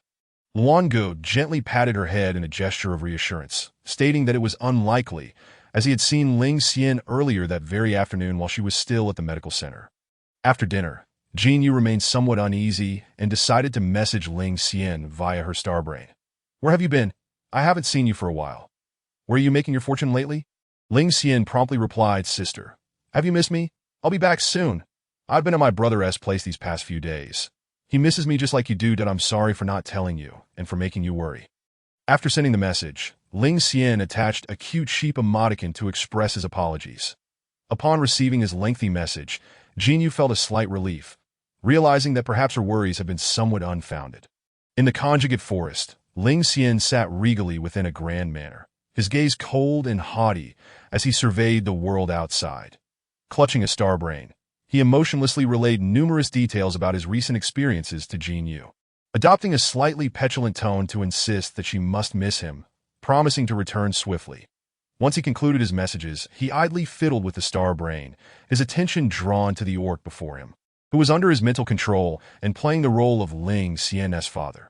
The orc held a glass of milk, preparing to present it to Ling Xian, who waved his hand dismissively. Pushing the milk aside, memories of Jin Yu's smile and every subtle shift in her expressions flooded his mind, contrasting sharply with the dull scene before him, stirring a wave of irritation within him. Consequently, he relaxed his psychic grip on the orc and fixed a cold gaze into the creature's eyes, stating icily, Return to your original place, that as soon as he uttered the command, the orc seemed to lose its self-awareness, its legs moving instinctively towards its home. Meanwhile, Ling Xian reclined comfortably on the sofa, gently closing his eyes and murmuring, Sister, sister. At that moment, a knock echoed from his door. When he did not respond, the intruder simply opened the door and entered. It was his brother, Lingwa. Lingwa strode up to him, seizing his collar and delivering a punch to Ling Xian's face, furiously exclaiming, What nonsense! You're becoming increasingly unruly, that I can no longer indulge your antics. Ling Xian, unfazed, merely wiped the blood from the corner of his mouth and replied, My dear brother, are you going to abandon me like father did? Lingwa's anger dissipated in an instant upon hearing Ling Xian's words. He released his grip on Ling Xian's collar, exhaling a heavy sigh, that I'm sorry. It's my fault as your brother that I haven't taken good care of you. With that, he adjusted Ling Xian's clothing. Looking at the blood at the corner of Ling Xian's mouth, Lingwa asked with concern, Xian, does it hurt? Brother, it doesn't hurt, Ling Xian replied, and I have never harmed any beastman who came here. The one from earlier has already been released, that is Xian. I truly do not wish for you to stray because of your past experiences, that if it were possible, I would gladly bear all the pain and torment you have endured. Lingwa said, his voice trembling with emotion as tears welled in his eyes. Suddenly, Ling X Song Yun noticed that his beloved wife was adorned with a bracelet akin to his own, her face radiating a smile of contentment. Gently, he took her hand and said, You, regardless of the time or place, whenever you need me, I shall appear without delay. That I in that fleeting moment, Jin Yu was momentarily dazzled by his sincere smile and gaze. As if the entire world had come to a standstill, leaving only the rhythm of their beating hearts. They exchanged a few words, and unbeknownst to them, the distance between them gradually diminished. Coincidentally, tomorrow was Saturday. And Jin Yu promised Song Yun that she would accompany him back to the palace to visit the queen. As night deepened, Song Yun rose to return to his chamber, but at that moment, Jin Yu grasped his hand, asking, Do you not wish to rest here with me? Song Yun instantly blushed, believing he had finally awaited the day of intimacy, stammering, I have yet to bathe. Jin Yu, thinking he merely wished to take a shower before sleeping, replied, then use my bathroom. Upon hearing her words, Song Yun felt a surge of excitement, hardly able to believe that a Yu was so eager. With a flushed face, he lowered his gaze and replied, all right. Just then, there was a knock at the door of Jin Yu's bedroom, and they both turned to look. Jin Yu glanced back at Song Yun, who hurriedly dashed into the bathroom, as if fearing she might suddenly change her mind and send him away. Watching him flee, Jin Yu couldn't help but smile in exasperation. She stepped out of the bedroom, thinking to herself how he had listened for so long before daring to knock. Upon opening the door, she found Ling Xian standing outside, and he feigned nonchalance as he said, Sister, I brought you a gift this time. That as he spoke, he opened his palm to reveal a hairpin made of purple irises. Jin Yu looked down at the hairpin in Ling Xian's hand, genuinely captivated. Sister, I made this with my own hands. May I put it on you? Seeing his determined expression, Jin Yu resignedly lowered her head, allowing him to place the hairpin in her hair. Good night, sister, Ling Xian said, before leaving the third floor and returning to his own room. Jin Yu watched his retreating figure, feeling somewhat bewildered at this time. Ling Xian had come solely to present her with a gift. She returned to her bedroom, seated on the edge of the bed, perusing the medical knowledge that Zhong Chengpan had given her, while waiting for Song Yun to emerge. After a while, Song Yun stepped out of the bathroom, wrapped only in a towel, his hair damp, droplets cascading down his cheeks and soaking into the towel. Jin Yu's gaze turned shy as her lips parted slightly, as if she wished to speak, but she hesitated, unsure of how to begin. Observing him in such a state stirred a ripple of emotions within her. She approached him, gently embracing Song Yun, and reached out to stroke his wet hair. Sit down, and let me dry your hair. Did I tee her words? Song Yun blushed deeply, hastily waving his hands that I no need. Wife, that I can manage myself. Besides, what kind of partner has their wife dry their hair? Sit down. The sooner we finish, the sooner we can sleep. Song Yun's face turned crimson. He had not anticipated his wife would be so insistent on such matters. Thus, he obediently sat in the chair. Thank you. 15 minutes later, they lay on the soft bed, Song Yun at one corner, tense and motionless, mentally rehearsing the first move he should take. Suddenly, he felt Jin Yu roll over and wrap her arms around him. When he sensed the softness of her body, his mind went blank to the Yun. Your beast form is truly adorable. While still immersed in contemplating his first move, Song Yun involuntarily shifted into his beast form upon hearing his wife's words. Jin Yu, noticing the change, couldn't help but chuckle and instinctively held him tighter. Da Yun, good night. With that, she clutched the fluffy Song Yun close and drifted into slumber. Meanwhile, Song Yun felt his heart race at the warmth of his wife's embrace. Song Yun mused. So, when a Yu mentioned sleeping, she truly meant sleeping. Chapter 31. A meeting gift. The next morning, Jin Yu donned a magnificent, serene long dress and applied a touch of light makeup before stepping out of the dressing room. Wife, you look truly beautiful, Song Yun remarked, gazing at her in awe. Jin Yu chuckled at his words, suppressing a smile. Not at all. With that, they departed the villa, Song Yun assisting Jin Yu onto the antelope boat. As the boat glided smoothly along, they engaged in conversation while admiring the scenery. Soon after, they arrived at the palace. The queen, Adina, was overjoyed to hear that a Yu and Song Yun were returning, and she had been eagerly awaiting them in the palace's reception room. When Song Yun and Jin Yu entered, Adina's eyes lit up, and she hurried over to Song Yun's father, Songhua, Xiao Yu. Let me see if you've lost weight. With that, she took Jin Yu's hand and circled around her. You are becoming more and more beautiful, Xiao Yu. Adina praised generously. Mother, you look beautiful as well. Da Yun has taken great care of me. So you need not worry. Upon hearing her words, Adina beamed even wider, casting a satisfied glance at her son. Come, let us sit. As she spoke, Adina led Jin Yu to a nearby sofa. This is Song Yun's father, Songhua. Jin Yu politely nodded to the man beside Adina, who bore a striking resemblance to Song Yun. Father. Songhua regarded Jin Yu with approval, nodding in acknowledgement, seeing that Song Yun's parents were satisfied with her. Jin Yu let out a silent sigh of relief. Xiao Yu, you need not feel nervous. We are all family now. With that, Adina began to chat about family matters, recounting many stories of Song Yun's childhood. At that moment, Song Yun's father took him to another room to converse. Through her dialogue with Adina, Jinyu learned that Song Yun had 3 younger brothers and 1 younger sister.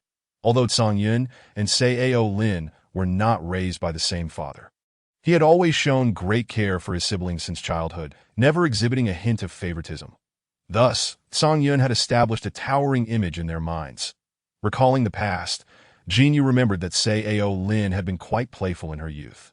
Once, she accidentally fell into a river and, lacking a beast form, was unable to save herself. As her breathing became increasingly labored, just as she was on the brink of drowning, it was Song Yun who unhesitatingly leaped into the water to rescue her, allowing her to escape a dire fate. Since that day, regardless of how willful and capricious Sao Lin became, she always heeded her brother Song Yun's words without question. That moment, Jinyu finally understood the deeper meaning behind Sao Lin's words at the banquet, urging her not to bully her brother and to treat him with kindness. That little sister of mine. Just then, Song Yun and his father emerged from the room, but Jinyu noticed that Song Yun's expression was not particularly cheerful. She approached him whispering, "What is the matter?" He kept his head bowed, looking rather sullen. Yun has a younger brother named Song Ting, who bears a strong resemblance to him and is exceptionally well-behaved. "Tonight, father," before Song Ho could finish, Song Yun interrupted him hastily. Sao Lin, standing nearby, furrowed her brow and cast a reproachful glance at Song Yun, who quietly lowered his head in response. "Xiao Yu, why not stay tonight? You can spend the night in the palace." Jinyu nodded in agreement, linking her arm with Song Yun's as they returned to his room. Song Yun opened the door to his chamber, which was impeccably tidy, with all items arranged in perfect order, resembling a well-organized castle that exuded comfort and cleanliness. Jinyu, with her arm linked through Song Yun's, sat on the sofa and gently pinched his cheek. "What's wrong, darling? Why the gloomy demeanor?" Song Yun, recalling his father's words, felt somewhat aggrieved as he embraced Jinyu's waist, muttering, "In the royal family, if one of the male offspring finds a suitable wife, the other brothers may also marry her depending on her wishes." Though he wished for his wife not to take his brothers into their home, as the eldest son and their brother, he felt he should be more magnanimous and not so jealous. Jinyu was taken aback by his revelation that is it truly possible for that to happen? However, while I am astonished, the idea of 2 brothers sharing the same wife is something I find hard to accept at this moment. She gently reached out and stroked Song Yun's head. "Rest assured, having you is more than enough for me." Upon hearing his wife's words, Song Yun abruptly lifted his head, his eyes gleaming with surprise as he gazed at her intently. "Really, you? Even if it is false, it matters not. I shall not feel jealous." That as he spoke, his voice became slightly choked. Seeing the pitiable visage of Song Yun, Jinyu felt a profound tug at her heartstrings and quickly enveloped him in her embrace. Gently patting his back with one hand, "And of course, I only need you," she reassured him. Song Yun, with a voice tinged with tremor, replied, "Oh, you are truly wonderful," nuzzling his head against her neck. After a while, the flicker of sadness in Song Yun's expression was replaced by joy. He excitedly took Jinyu's hand, regaling her with the stories behind the various decorations in the room, as they perused old photographs together. Once the introductions within the room were complete, the duo strolled towards the palace's back garden. Their fingers interlaced tightly as they walked through the palace. Conversing with Jinyu, Song Yun felt an overwhelming sense of happiness and contentment simply by gazing at her face. When dinner time arrived, nearly all those of similar standing to Song Yun within the royal family had gathered. Song Yun's father, Song Hua, warmly introduced Jinyu to each one. Yet her expression remained largely unchanged, consistently maintaining an air of politeness and detachment. She smiled and nodded, occasionally chiming in, appearing both gracious and measured. During the meal, Sai Olin abruptly shoved aside Jinyu's other brother, Song Ting, and plopped down next to her. "Hey, are you treating my brother well?" Sai Olin asked, her arms crossed, a hint of unnoticeable concern lacing her tone. Jinyu raised an eyebrow, turning to regard this immature little sister. "Only if you call me sister-in-law will I respond." Uncharacteristically obedient, Sai Olin refrained from retorting, instead piping up in a high-pitched voice. "Sister-in-law, please be good to my brother. He has had a tough life." Jinyu was somewhat taken aback by Sai Olin's reaction, initially believing this spoiled sister would require some coaxing to behave. "Rest assured, I shall treat your brother well." Seeing her sincerity, Sai Olin felt a modicum of relief, but vowed to keep a watchful eye on her. "Remember, I will always be watching you, she then continued. Sister-in-law, I have a gift for you.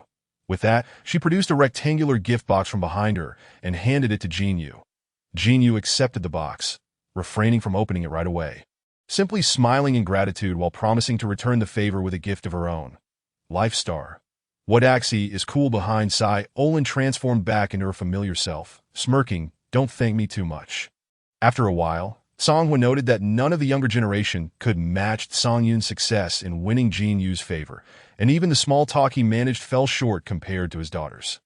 Gradually, Songhua abandoned the notion of having the other brothers marry Jinyu as well and called Songyun over, urging him to cultivate a good relationship with his wife, hoping for a little cub in the coming year. After dinner, Songyun and Jinyu stayed the night at the palace. Did your father give you a hard time? Jinyu inquired, still a bit worried. As they settled down for the evening, Songyun shook his head. No, he merely urged me to have a little cub. Chapter 32. Fear of eternal farewell. Upon returning to the villa with Songyun, Jinyu had barely opened the door when a figure dashed towards her like lightning, eagerly pouncing like a puppy. Sister, I missed you so much. Can we go to the amusement park together? Please. Jinyu gently pulled back Ling Xian. Amusement park? What is that? The amusement park is a place filled with many fun attractions. Ling Xian's eyes sparkled as he explained. Sister, please go with me. I have never been to an amusement park. He shook Jinyu's hand fervently, his hopeful gaze fixed upon her, having lived on Life Star. She had never been to an amusement park herself, so she readily agreed. All right, but let us wait until next weekend to go. We need a rest today since I have work tomorrow. Yes. Ling Xian nodded enthusiastically, beaming. Sister, please don't go back on your word. I'm looking forward to it. Okay, I'll head back for a quick nap then. With that, Jinyu affectionately ruffled Ling Xian's hair before ascending the stairs to her room, changing into her sleepwear, and preparing for a rejuvenating nap. Just as she was about to lie down, there was a knock at her bedroom door. Jinyu approached, wondering if it was Ling Xian again. However, upon opening the door, she found not Ling Xian but a man standing outside, clad in a wrinkled white shirt and black trousers, his hair slightly tousled, appearing somewhat haggard and weary. Zhong Qingpan, what happened to you? Hearing her voice, Zhong Qingpan lifted his head, pinching the bridge of his nose, and wearily replied, Ayu, I'm fine. It's just that the medical center has encountered several challenging cases that require urgent attention, so I may need to be away for a while. Short as 3 to 5 days, long as a month. I must depart immediately. His voice carried a trace of exhaustion, evoking sympathy. Jinyu furrowed her brow. That shouldn't you rest a bit before leaving? He shook his head. There's no time. The situation is critical, and I must get there as soon as possible. Perhaps it was due to his inability to secure a restful sleep for the last 2 days that his condition was less than ideal. Jinyu fell silent for a moment before softly admonishing. Well then, please take care. If there's anything I can assist with, do not hesitate to let me know. And don't forget to wear the lifestone necklace I gave you. It will protect you. Also, don't overexert yourself. With that, she reached out to caress his cheek, subtly channeling some of her spiritual energy towards him. Zhong Qingpan, weary both in body and mind, felt a semblance of relief wash over him. Yet, she could not shake the feeling that this trip would not be straightforward. Otherwise, he wouldn't have made a special trip home. That a vague sense of unease settled within her. Zhong Qingpan nodded, grasping Jinyu's extended hand, turning his head to gently kiss her palm. Thank you. Oh, I will take care of myself. That I'm leaving now. Once I finish, I will return as swiftly as possible. Zhong Qingpan, eager to return to his duties, had hurriedly returned home from the medical center solely to bid farewell to his wife. After all, this trip bore certain risks, and he feared that should an accident occur, he might never see her again. Thus, he had rushed back, only to find himself compelled to leave hastily once more. After Zhong Qingpan departed, Jinyu leaned against the headboard, her heart restless that a wave of intense anxiety washed over her, leaving her somewhat frazzled. Upon his return to the medical center, he swiftly packed his belongings and boarded the ship with a few colleagues, preparing to head towards the border.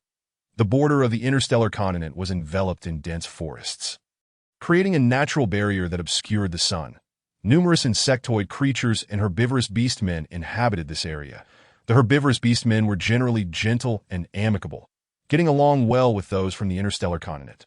In stark contrast, the insectoids repeatedly harassed the interstellar continent, inciting many beastmen to succumb to a state of frenzy and even manipulating them into harming one another.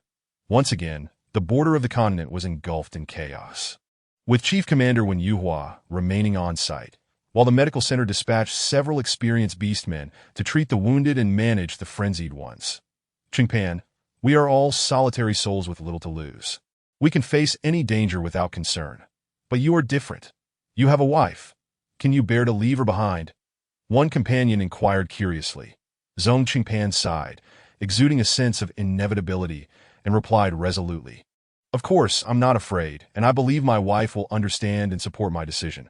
However, when the image of his beloved wife's every frown and smile resurfaced in his mind, a flicker of fear surged from deep within, dreading that this parting might indeed become an everlasting farewell. 2 days later, the group arrived at the border of the interstellar continent. As they disembarked from the antelope ship, the peculiar scene before them left everyone momentarily stunned. The environment had undergone a complete transformation, starkly contrasting with the vibrant landscape Jinyu had experienced just months prior. Once lush and teeming with life, the land was now veiled in yellow sand, reduced to a desolate wasteland devoid of any signs of life, leaving only an endless expanse of bleakness and silence. The ground was riddled with cracks of varying depths, resembling parched riverbeds that crisscrossed in chaotic patterns. The once fertile soil had hardened into stone-like surfaces, where gravel and withered grass became the sole adornments of this forsaken land. The distant mountains had also lost their former verdancy, now reduced to barren rock. Yet, what was even more astonishing was the sight of vibrant forests thriving just beyond this desolation. They stood lush and green, as if belonging to another realm altogether. These forests stretched endlessly into the horizon, forming a verdant barrier. After securing the antelope ship within the spatial confines, the medical center team ventured on foot into the interstellar border base. Their steps were heavy, seemingly burdened by the fate of the entire planet. Upon entering the base, they were met by Commander Wen Yuhua, whose gaze was filled with concern, yet he mustered a semblance of cheerfulness to welcome them. "Thank you for your support," Wen Yuhua stated, his voice deep and resolute, imbued with an undeniable sense of duty. "What is the current situation?" Wen Yuhua pushed up his glasses. "That we have managed to contain several orcs, but the circumstances remain grim." The medical team exchanged worried glances before following him to the basement to assess the orc situation. Chapter 33. A stolen kiss. The medical center team accompanied Wen Yuhua to the basement to examine the collapsed, beastified orcs. Upon entering, they beheld several orcs writhing in agony, curled in corners with their limbs shackled by chains. Some lay unconscious, while others struggled violently to break free from their bonds. Zhong Qingpan approached somberly, attempting to assess the orcs' conditions. Just as he was about to check the orcs' various indicators on the screen, one of the orcs suddenly began to thrash wildly, lunging toward him. Sensing the orc's movement, Zhong Qingpan deftly sidestepped, furrowing his brow as he scrutinized the orc's condition. That he noticed that this particular orc seemed different. While ordinary orcs would transform into their beast forms during their beastification, this orc merely appeared to have lost its sanity without undergoing a full transformation. Gradually, the orc ceased its struggles, its body returning to normal, and a glimmer of clarity returned to its eyes. Zhong Qingpan exhaled in relief, wiping the sweat from his forehead, gripping tightly the necklace given to him by Jinyu, and moved closer, squatting down. The orc opened its eyes, gazing at the approaching figure, and trembled as it spoke. "I'm sorry, did I hurt you? I don't know why I became like this. What on earth happened?" Zhong Qingpan inquired. "Why did you suddenly lose control?" The orc shook its head, bewildered by how swiftly events had unfolded, but by the time it regained consciousness, it was already at the base. Wen Yuhua frowned. "I'm also unclear. This condition emerged abruptly. However, it must be contained, and we need to find a solution swiftly." Consequently, Zhong Qingpan and his team collected blood samples from the orcs and administered a suppressive agent to curb their beastification before departing the basement. Though Zhong Qingpan was stationed at the border, Jinyu continued her work at the medical center, occasionally sending messages to inquire about the situation at the border. Meanwhile, Zhong Qingpan patiently replied, reassuring her not to worry too much, as everything was progressing smoothly. Soon, the weekend arrived. Jinyu remembered her promise to Ling Xian to visit the amusement park together. Therefore, on Saturday morning, she rose early, donned a comfortable outfit, tied her hair up, and adorned herself with the purple iris hairpin Ling Xian had gifted her. Upon descending the stairs, she found Ling Xian already waiting for her on the sofa. Quietly, she approached from behind and covered his eyes, playfully asking, "Guess who I am?" For a brief moment, Ling Xian felt a surge of alertness. But it quickly dissipated. "Sister, let us go." With that, the two walked side by side out of the villa and boarded the antelope ship. Ling Xian turned his head to glance at Jin Yu, his eyes shimmering with complex emotions, both possessiveness and restraint. 5 minutes later, they arrived at the amusement park. As it was still morning, the park was relatively empty. They quickly purchased tickets and began to enjoy the rides. Ling Xian and Jin Yu explored nearly every attraction, their fatigue from a week of work vanishing completely.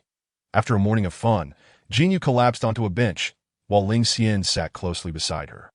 "Sister, wait here. I'll go get you some water."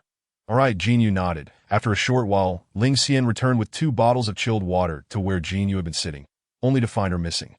Panic-stricken, he began to search frantically, muttering, "Sister, sister, please don't leave me." But no matter how hard he looked, he could not find her, and his once enthusiastic heart grew cold. In days, Ling Xian's mind drifted back to scenes from his childhood. Before he turned 7, he had a blissful family, with his mother having only his father as a companion. But gradually, everything changed. His mother began to stay away from home day and night, while his father pleaded on his knees for her return, only to receive a violent rejection. That fateful night, his mother scrawled away his father's beastly totem and took his older brother, Ling Wei, with her. His father became a forsaken beast, taking Ling Xian along, but frequently using his name to meet their mother, begging for forgiveness. Yet she disregarded his pleas, abandoning even young Ling Xian. Overnight, his father transformed, drowning his sorrows in alcohol, no longer the gentle figure he once was. From that moment on, Ling Wei's name signified possession of everything, while Ling Xian's name became one that garnered no envy, that he stood alone in the bustling crowd, head bowed, his eyes glistening with unshed tears. The violent impulses surged within his mind, seemingly yearning to break free from all constraints. In that moment, Ling Xian's right hand morphed into its beast form, intent on obliterating the laughter and joy surrounding him. Ling Wei's sentinels, lurking in the shadows, observed Ling Xian's unusual behavior and promptly notified Ling Wei.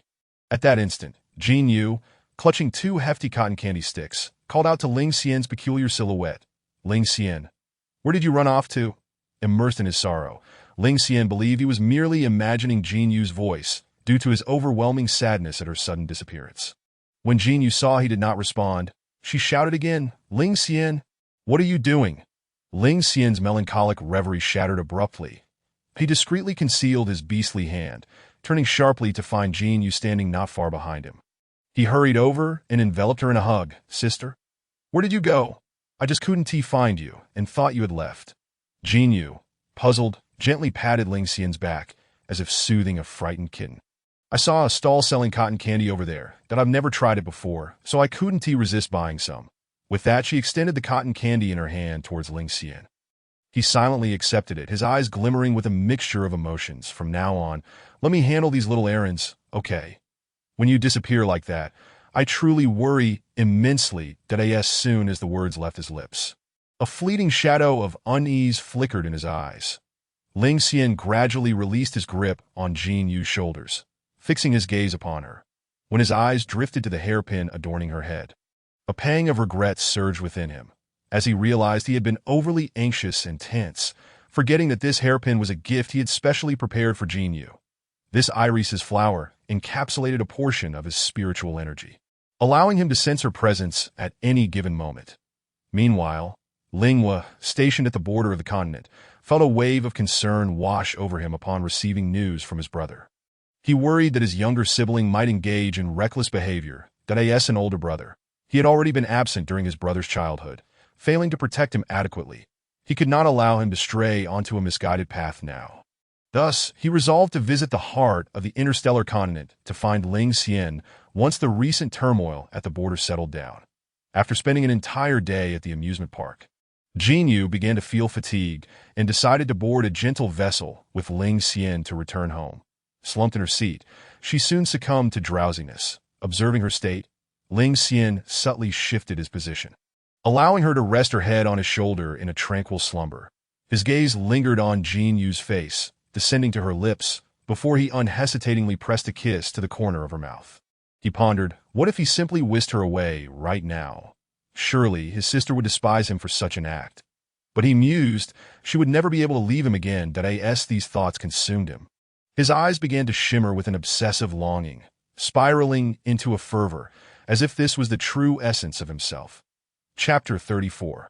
When Yuhai's injury at the border, Zhong Qingpan, who had been tirelessly occupied for an entire week, bore the marks of exhaustion on his face, with bloodshot eyes and deep dark circles beneath them.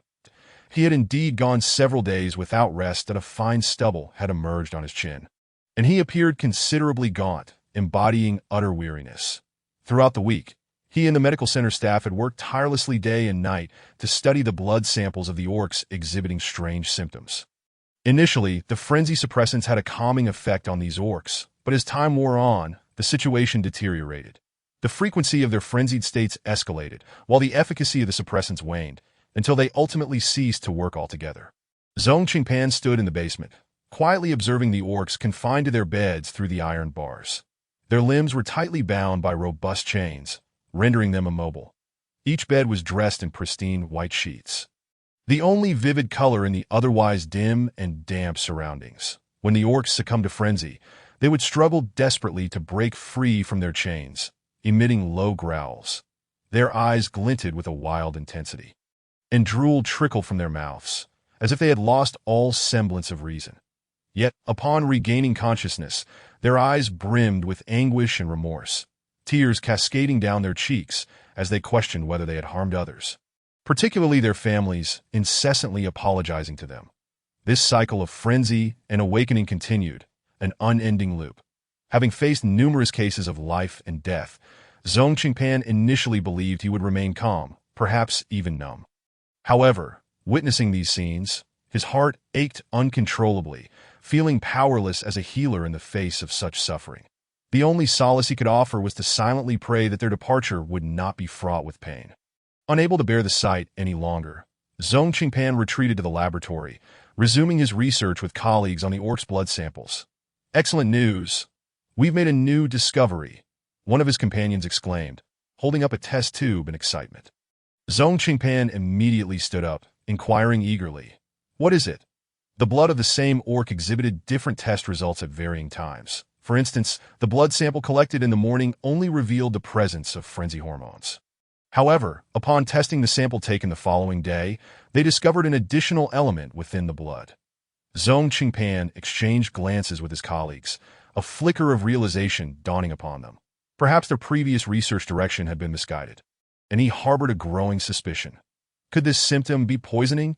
Yet, the validity of this hypothesis remained to be confirmed. He promptly proposed to collect more blood samples from the orcs, although his companions hesitated.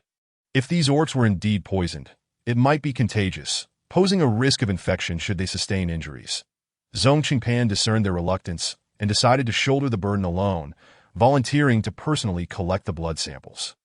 Despite his colleagues' disapproval, he stood as the sole SS-level male present, convinced that he bore the responsibility. Taking a deep breath, Zhong Qingpan resolutely stated, "I understand the dangers involved, but we must find a solution. If these orcs are indeed poisoned, we need to identify the antidote swiftly." However, when they relayed this newfound discovery to Wen Yuhai, he took an unexpected stance. Without hesitation, he expressed his willingness to accompany Zhong Qingpan in collecting the blood samples. "No," Zhong Qingpan immediately countered, "this is far too perilous. You cannot involve yourself." Yet, Wen Yuhai remained steadfast, declaring, "As the person in charge here, it is my duty to ensure everyone's safety. Furthermore, I am also an S-level male. At a critical moment, I can assist you. Our collaboration will enhance our safety." Zhong Qingpan regarded Wen Yuhai with a surge of admiration that he understood the significance of Wen Yuhai's insistence and realized he could not refuse such a request. Ultimately, the two donned thick protective suits and ventured into the basement's ward together. To ensure their safety, they decided to first collect blood samples from those orcs who had temporarily regained consciousness. They proceeded with utmost caution, maintaining an orderly approach. However, as they collected the final orc's blood sample, an unexpected turn of events occurred.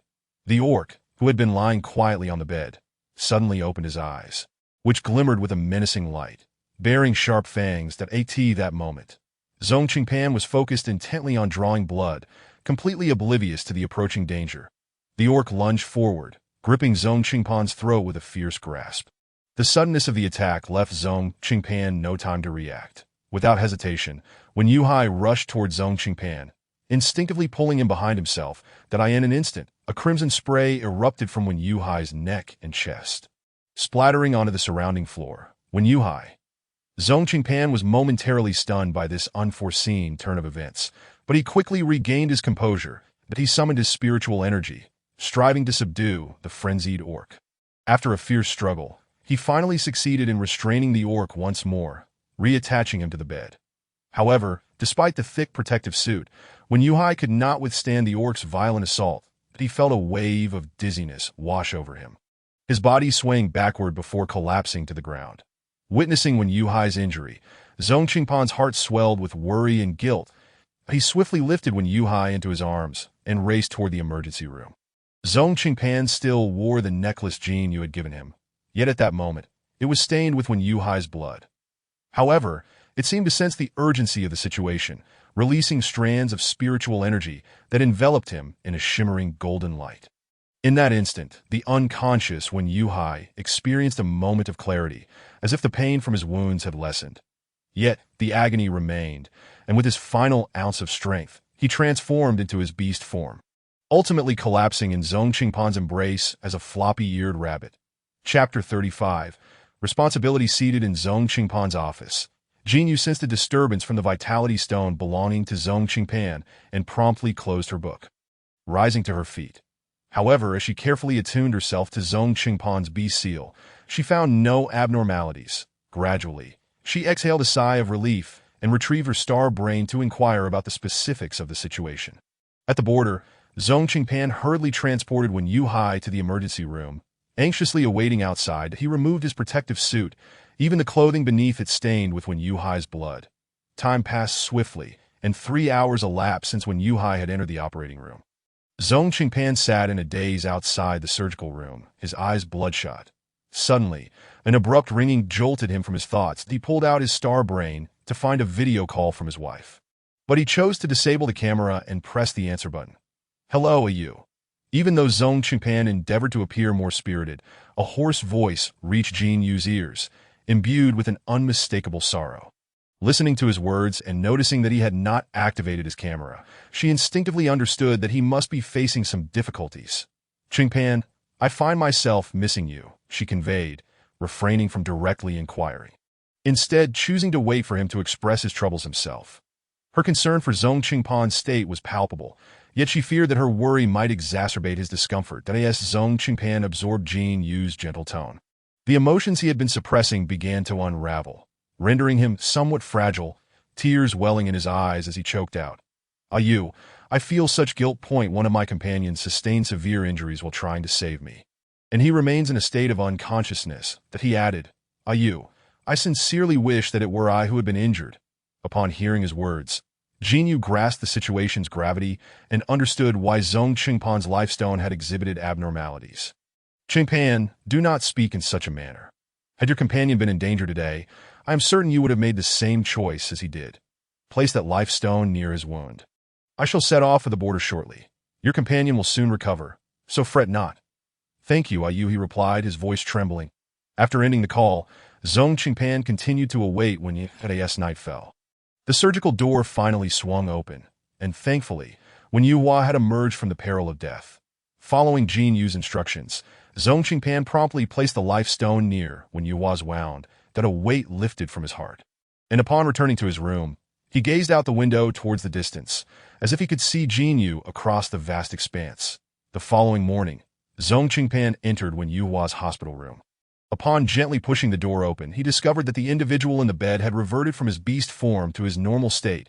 That a surge of joy filled Zhong Qingpan as he rushed to inspect him.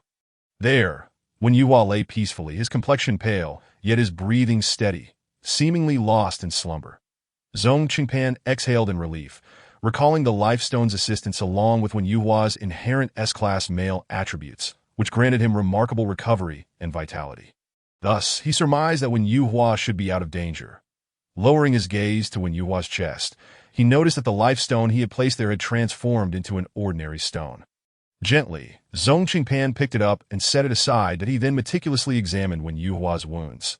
The horrific gash extending from his neck to his chest had largely healed, leaving only faint traces. Using a stethoscope, he listened to Wen Yuhua's strong heartbeat and finally felt reassured. Reflecting on the life stone provided by his wife, he marveled at its potency, which exceeded his expectations. Subsequently, he drew blood samples from Wen Yuhua for further laboratory analysis. Several hours later, Zhong Qingpan received the test results, which specifically checked for signs of poisoning.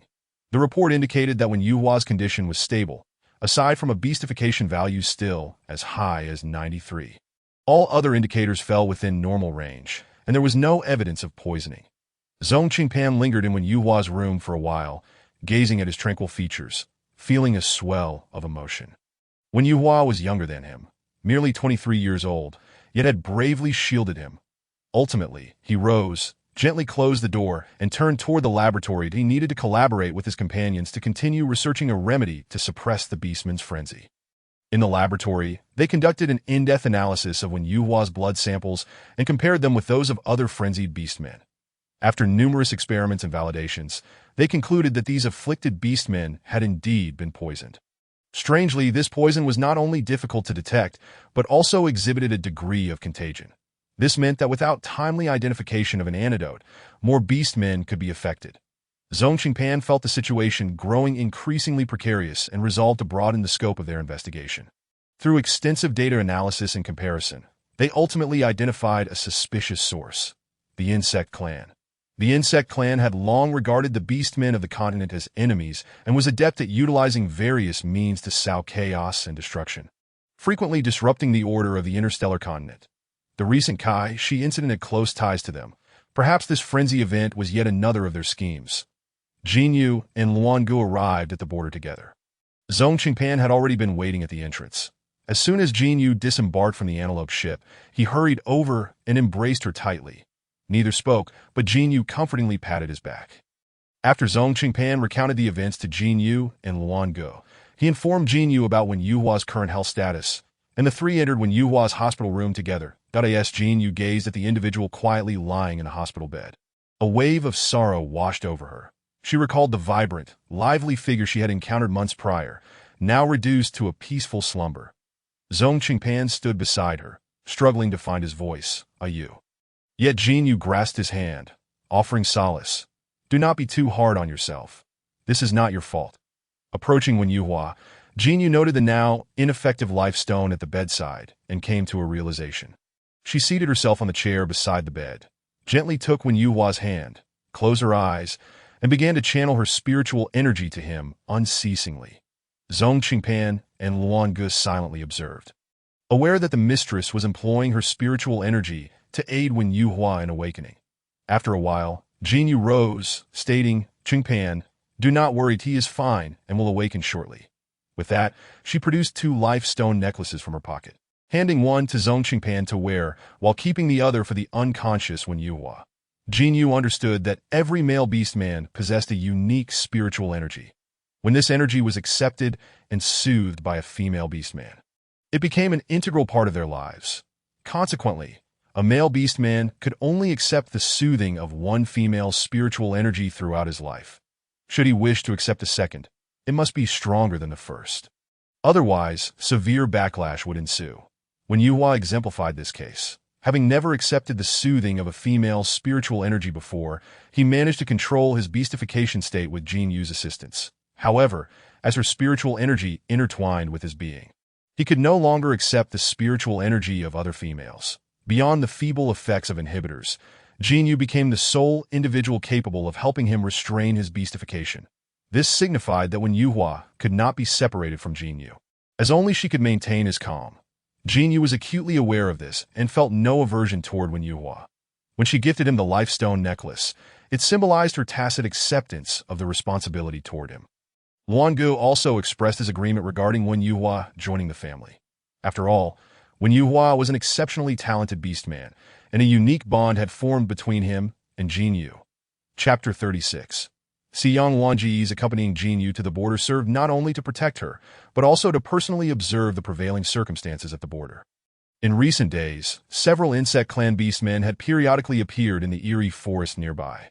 They transformed into their beast forms, adopting elusive shapes, stealthily infiltrating the homes of the beastmen while disrupting the order at the border. Luan Ge led a group in pursuit of these disorderly insect clan beastmen, capturing them and bringing them to the border prison for interrogation. However, these insect clan beastmen displayed an unusual solidarity, resulting in Luan Ge failing to extract any useful information from his interrogations. One evening, as Jin Yu and Luan Ge were concluding their visits to the families of the frenzied beastmen, a man suddenly appeared before them. Dressed entirely in black, he seemed to meld into the surrounding darkness, akin to a shadow cast by the moonlight, silently emerging behind Luan Ge and Jin Yu. "I hear you are the SS-class female of the interstellar continent." A deep voice resonated, causing Jin Yu and Luan Ge to halt in their tracks, turning to face the source of the voice. They beheld a towering figure nearing 2 meters in height. His excessively slender frame imparted a frail impression. Wearing a black hat, he slightly raised his head, revealing a face devoid of color, so pale it was almost unsettling. A subtle smile curled at the corners of his mouth as he approached Jin Yu, softly stating, "You are indeed as beautiful as the rumors suggested." As soon as the words left his lips, he extended his long fingers, attempting to caress Jin Yu's delicate cheek. Upon witnessing this, Wang Ji's heart raced with alarm, and he swiftly pulled Jin Yu behind him, casting a vigilant gaze upon the man before them.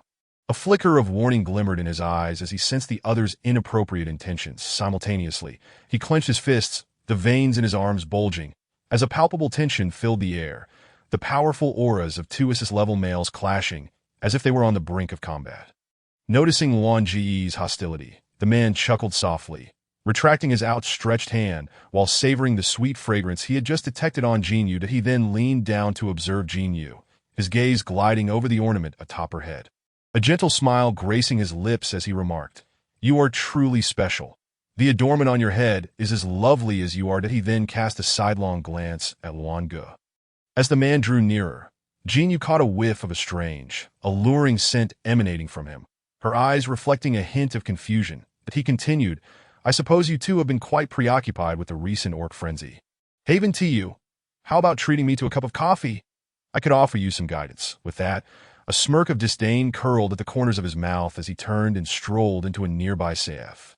Luan Ge watched his retreating figure, a slight furrow forming on his brow, that he then turned to Jin Yu, seeking her thoughts.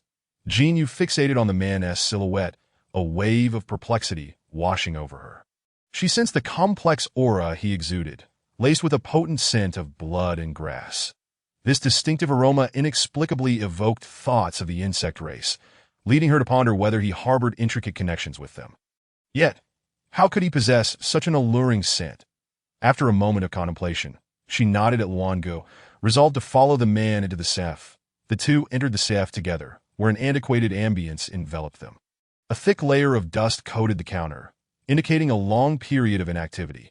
Nevertheless, the interior was adorned with an array of lush green plants, their vibrant growth starkly contrasting with the surrounding environment. A solitary light flickered above, casting a hazy and enigmatic glow throughout the space. The CAF's windows were entwined with vines, exuding a strong scent of grass, as if they had stepped into a primordial forest. The man retrieved a cup of hot beverage from the counter and seated himself opposite them, sipping delicately. Jin Yu and Luan Ge sat across from him, silently observing. "Won't you have a drink?" he inquired, noticing their unwavering gaze since they sat down. "That it's quite delicious. I frequent this CF often." He then set down his cup, now devoid of its contents, and to their surprise, his previously pallid complexion took on a hint of color. "What a pity. The flavor of this CF is truly delightful," he remarked. "What do you wish to convey?" Jin Yu asked, unable to suppress her impatience as she scrutinized the man before her, with a resigned sigh. He sensed his own boredom and declared, "Oh dear, do not be upset. Allow me to introduce myself. My name is Xiyang." Jin Yu regarded his ashen face, struggling to reconcile it with the name Xiyang. "What exactly do you intend to say?" "Very well. I shall be direct," Xiyang replied, observing Jin Yu's impatience with a tinge of regret. But he picked up the cup again, only to realize it was empty. Resting his chin on his interlaced hands, he continued, "The orc poisoning frenzy. It was my doing. Little female, I've heard your name is Jinyu, a truly melodious name. Alas, do you have any idea how much effort I expended to draw you out? To eliminate so many orcs?" As he spoke, he summoned vines to ensnare Luan Ge, binding him tightly to the ground. And no matter how he struggled, he found himself unable to break free, the vines leaving marks upon his wrists. Upon witnessing this, Jinyu sprang to her feet, channeling her mental energy to forcefully repel Si Yang, that he was struck by her psychic force, losing his balance and crashing against the wall opposite him. A trickle of blood escaping the corner of his mouth as he clutched his abdomen. Yet he maintained a sickly smile directed at Jean. "Why you did you not be angry," he said, but Jinyu ignored his words. Turning to rush toward Luan Ge, she reached out, attempting to sever the vines that restrained him. However, a peculiar phenomenon occurred. As she tried to break the vines, they multiplied, as if they were endless. Jinyu's expression grew grave as she realized that these vines seemed to possess a will of their own. Just then, Si Yang seized the opportunity to flee the scene. With his departure, the once overpowering scent of plants in the Sef gradually dissipated. Jinyu halted her actions, slowly rising to her feet as she surveyed her surroundings. Initially, she had thought this was an ordinary CAF, but it was now evident that it was nothing more than a chaotic patch of grass. The objects entwined in vines on the ground were not Luan Ge, but rather a tangle of weeds. The true Luan Ge lay collapsed in a nearby thicket. Alarmed, Jinyu rushed to his side to assess his condition. At that moment, the only remnants on the ground were the solitary cup from which Si Yang had drunk. Lying desolately, as if to testify that the events that had transpired were not merely a dream. Jinyu gazed at the scene before her, finally comprehending that she and Luan Ge may have already fallen victim to an illusion long before encountering Si Yang. After transmitting her mental energy to Luan Ge, she rose to retrieve Si Yang's cup, and once Luan Ge regained consciousness, they returned to their base. Upon their return, Jinyu delivered the cup to the testing center, her mind racing with speculations. Meanwhile, several experts in the medical center were busily engaged, and after a series of intricate comparisons and tests, they ultimately confirmed that the liquid responsible for the orc frenzy matched the substance on the cup, both originating from the insect race. Upon hearing this news, Jinyu exhibited little surprise. Si Yang had indeed spoken the truth. She began to ponder his ultimate objective and the rationale behind his appearance. After all, the insect race's lair was concealed deep within the dense forest, making it a formidable task to ascertain its precise location. The pressing concern at present was to swiftly discover an antidote to aid those orcs afflicted by the frenzy. However, locating a remedy would not be a simple endeavor, as the insect race's stronghold was hidden within that conjoined forest, and they would undoubtedly be reluctant to relinquish an antidote easily, despite the generally strained relations between the continent and the insect race. Jinyu knew she could not recklessly instigate war until the underlying issues were addressed. Using her mental energy to neutralize the poison was equally implausible, as hundreds of orcs would be marked anew. While this could indeed serve as an antidote, it would also dismantle numerous families. After some time, Jinyu suddenly recalled the uniqueness of her own blood, pondering whether it might prove useful. Eagerly, she sought out Zhong Qingpan to share her idea, readily extending her arm to suggest drawing a blood sample. However, Zhong Qingpan opposed her proposal, explaining that the number of poisoned orcs exceeded 100, while the ratio of females to males on the interstellar continent was alarmingly skewed, at an astonishing 1,000, clearly indicating the rarity of females. Jinyu grasped Zhong Qingpan's arm firmly, resolutely stating, "It's all right. Just draw a little to test that if it proves effective, you can dilute it." Although Zhong Qingpan was internally reluctant, he ultimately acquiesced to his wife's determined stance. Under Jinyu's insistence, Zhong Qingpan carefully extracted a blood sample. After completion, he pressed a cotton swab against the tiny puncture, his gaze remaining fixed on Jinyu. Jinyu accepted the cotton swab from him, gently nudging his shoulder as she chuckled. All right, if you press any harder, the wound will heal. Hurry and send the sample to the lab for testing to see if it's effective." Zhong Qingpan begrudgingly nodded and turned to leave with the blood sampled. As Jinyu observed his retreating figure, she sighed, silently praying for the success of the experiment. She then lingered in the room for a while before rising to head toward Wen Yuhua's hospital room. By evening, the orc researchers in the lab had finally completed their analysis of the sample, incorporating additional components to achieve the desired dilution. After conducting a series of clinical trials, they were elated to discover that the drug could indeed eliminate the toxins from the orcs' bodies in a short time, yielding remarkable results. This meant salvation for the hundreds of orcs afflicted by the frenzy. Zhong Qingpan was filled with excitement as he rushed to Wen Yuhua's hospital room to share the good news with Jin Yu. Upon hearing this, Jin Yu felt a wave of relief wash over her. The turmoil instigated by the insect race was finally poised to subside. She then turned her attention to Wen Yuhua, smiling as she declared, "That's wonderful news. Moreover, he is on the verge of waking." Jin Yu returned to her chamber, her thoughts drifting once more to the man who wielded illusions, Si Yang. She found herself perplexed by his sudden appearance and equally abrupt vanishing act. Unable to comprehend why he had the opportunity to whisk her or Luan Gu away, yet chose not to, a nagging feeling lingered, as if she had overlooked something crucial, in the conjugate forest. A resounding thud echoed as Si Yang was struck off balance by a punch from Ling Xian. Ling Xian, who should have remained on the interstellar continent, was now present within the forest inhabited by the insectoid creatures. Grasping Si Yang by the collar with fervor, he shouted uncontrollably, "What have you done to my sister? I warned you not to provoke her."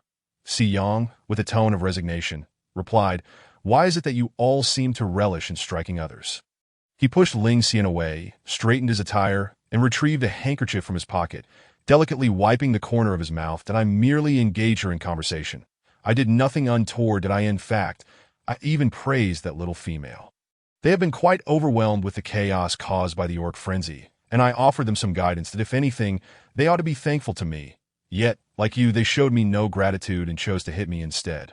Upon hearing the phrase, "did nothing," Ling Xian gradually relaxed, disregarding Si Yang's incessant chatter. Just as he was about to turn away, a sudden thought struck him, and he glanced back at Si Yang. "Is that iris your spiritual entity?" "Indeed," Si Yang replied, "that I was quite puzzled that day, wondering why a little mad dog like you would search for a flower in the forest and infuse it with spiritual energy. It turns out you intended to give it to someone. Speaking of which, I owe you my gratitude. Without you, I would not have encountered such a beautiful and fragrant little female." Yes, he spoke. Si Yang began to reminisce, lost in the delightful scent of Jin Yu. Pondering what it might be like to, before he could finish his thought, Ling Xian landed another punch on his face.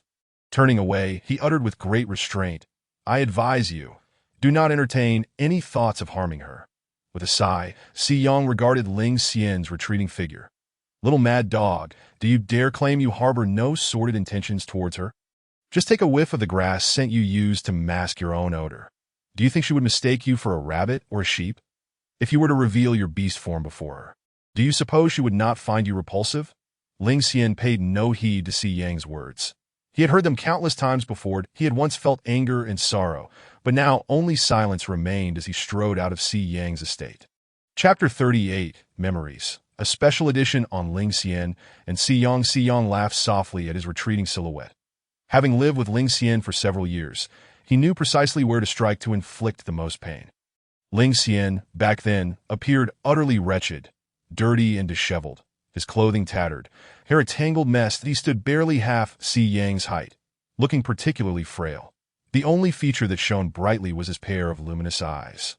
Glimmering with clarity, Si Yang remembered that little Ling Xian was merely 8 years old then, that on a rainy day, Si Yang held a black umbrella, raindrops drumming against its surface with a crisp, resonant sound, and an unspoken understanding lingered between him and Ling Xian. Si Yang gazed down at the small figure before him, and somehow he felt as though he could glimpse his own reflection through Ling Xian's eyes. Since the dawn of his memory, he had always been alone, accustomed to facing the world in solitude, that if one were to ask Si Yang if he felt lonely, he would shake his head, claiming he had never known what it meant to enjoy companionship. Unbeknownst to him, Si Yang found his hand instinctively tilting the umbrella towards Ling Xian. Looking down at the pitiable child, he seemed to regard him as a pet, bringing him back to his estate. Little Ling Xian had never spoken a word, leading Si Yang to believe he was mute.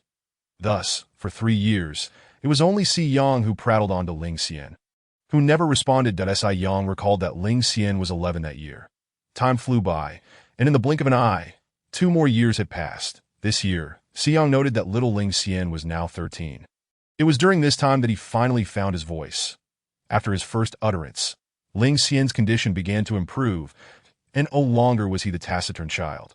He began to engage Si Yang in conversation, sharing tales of his past family life. For Si Yang, who had lived in solitude, the concept of family was foreign, but he had never truly grasped the essence of kinship, nor understood the nature of emotions. It was only after encountering Ling Xian that he became acquainted with the term emotion, fervently attempting to express his feelings and display appropriate reactions at opportune moments. However, these were mere aids he crafted. Ling Xian often recounted tales of his joyful past, speaking of how his family had doted upon him. Yet Si Yang could not comprehend, often mocking him and ruthlessly dismantling the beautiful dreams he wove for himself with words that were both painfully real and ironically cruel. Over time, Ling Xian became silent once more, and Si Yang could not fathom why. Only recalling that Ling Xian was 16 the year that it was not until Ling Xian's 17th year that someone named Ling came to reclaim him. Acknowledging him as part of the family, Si Yang discerned that the appropriate emotion should be sorrowful reluctance.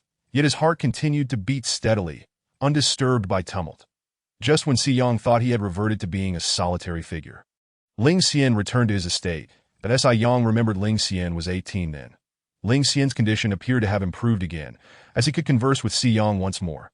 However, after moving out of Si Yang's villa, he only stayed for a few days at a time, never lingering for long. Si Yang exhibited an appropriate display of excitement and reluctance when Ling Xian returned and then departed, yet his heart remained devoid of any fluctuations. Over time, Si Yang became increasingly adept at the art of feigning emotions, to the point where he sometimes struggled to discern between genuine feelings and those he had merely enacted. Si Yang could not understand that while he had saved little Ling Xian, he had simultaneously wounded him repeatedly with the blades of his words. Yet, Ling Xian understood all too well. He simply could not bear to part ways, willingly enduring the pain, unwilling to face loss once more. Chapter 39. Taking Wen Yuhui along after departing from Si Yang's estate, Ling Xian returned to Ling's home. "Brother, were you involved in the incident that caused the orc frenzy?" Ling Xian stood at the threshold. His fists tightly clenched, his tone icy and resolute. Ling turned slowly at the sound of his voice, a flicker of surprise crossing his features at seeing Ling Xian back home, though it quickly faded into calmness. A faint smile graced his lips as he replied, "Do you believe it has anything to do with me?" Ling Xian inhaled deeply, striving to maintain his composure. "Brother, please do not jest with me. I hope this matter is unrelated to you." Before he could finish, an urgent ringtone pierced the air from his star brain. Furrowing his brows, Ling Xian retrieved his star brain, a wave of foreboding washing over him. He glanced at the screen and saw it was a call from Jinyu. His heart raced, anxiety seeping in, and his hands began to tremble involuntarily. Ling Xian shot a glance at Ling before swiftly exiting the room in search of a quiet place, free from interruption, to answer the call. "Sister, what is it?" He endeavored to keep his voice steady, but a trace of tension escaped. Upon hearing Ling Xian's voice, Jinyu replied with urgency, "What are you doing? Are you at the villa? Why did it take you so long to answer?" Ling Xian's heart raced at Jinyu's inquiry about his whereabouts, and beads of sweat formed in his palms. If she discovered he had not stayed obediently at the villa, but had secretly followed her to the border. Moreover, if she learned of his connection to the insectoid creatures, or worse, that he was acquainted with Si Yang, the consequences would be dire. He had no idea how to explain it to his sister. Thus, Ling Xian hastily diverted the topic, stammering as he crafted an excuse. "Sister, I was just in the garden. When are you all returning? I miss you."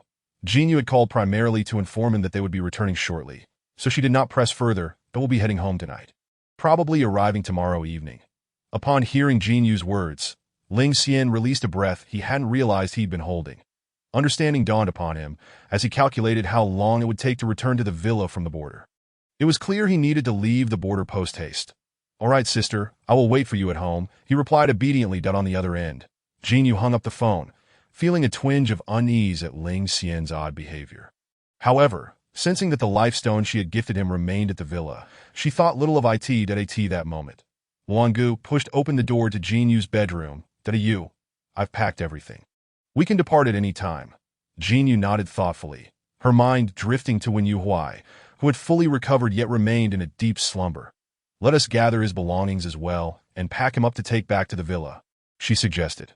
His luggage is already ready. We can simply carry him onto the Ling Chuan when the time comes. Upon hearing this, Jin Yu's eyes sparkled with delight as she turned to Luan Ge, leaping to embrace him. "Luan Ge, how considerate you are!" she exclaimed, her laughter brimming with joy. The two then proceeded to check on Wen Yu Huai's condition, finding him in his usual state of intermittent wakefulness and slumber. However, everything seemed to be progressing positively, prompting them to leave the room in the afternoon. After Zhong Qingpan had moved the luggage onto the Ling Chuan, Luan Ge gently packed Wen Yu Huai onto the vessel. At that moment, Wen Yu Huai experienced a fleeting moment of clarity, his eyes fluttering open to discover he was inexplicably in Zhong Qingpan's embrace. His disbelief led him to assume he had met the beast god, prompting him to revert to his beast form and shut his eyes once more. Wen Yu Huai had a fondness for his beast form, a pink and white floppy-eared rabbit. Despite possessing formidable S-level psychic power and never having faced bullying throughout his life, he had often endured ridicule and disdain from the more ferocious beastmen. Yet he cherished his beast form regardless. Paradoxically, as the chief commander of the interstellar continent, he felt compelled to project authority and resilience, fearing that others might perceive him as weak due to his beastly nature. Thus, he predominantly opted to maintain his human form. Witnessing Wen Yu Huai curl into a pink ball, Jin Yu's eyes sparkled with excitement, and she couldn't help but exclaim, "Let me hold him." Without hesitation, she swiftly took Wen Yu Huai from Luan Ji's arms, enveloping the beast form in a warm embrace, relishing the soft, furry texture that felt akin to cradling a fluffy cotton candy. The silky, plush fur was irresistible, as if she were nestled within a comforting cloud. His long ears drooped languidly on either side, occasionally brushing against Jin Yu's arm, eliciting a ticklish sensation. Luan Ge observed Jin Yu's adoration with a twinge of jealousy. He activated the Ling Chuan, setting it to autopilot, and quietly settled beside her. "He is truly adorable," Jin Yu murmured, her fingers gently caressing Wen Yu Huai's fur, her face aglow with a radiant smile. Luan Ge nodded reluctantly, his expression one of bittersweet acknowledgement. Jin Yu turned to him, her voice imbued with sweetness. "You are adorable too. When we return, I will hug your beast form as well." She then glanced at Zhong Qingpan, who sat on her other side, and cheerfully added, "You too."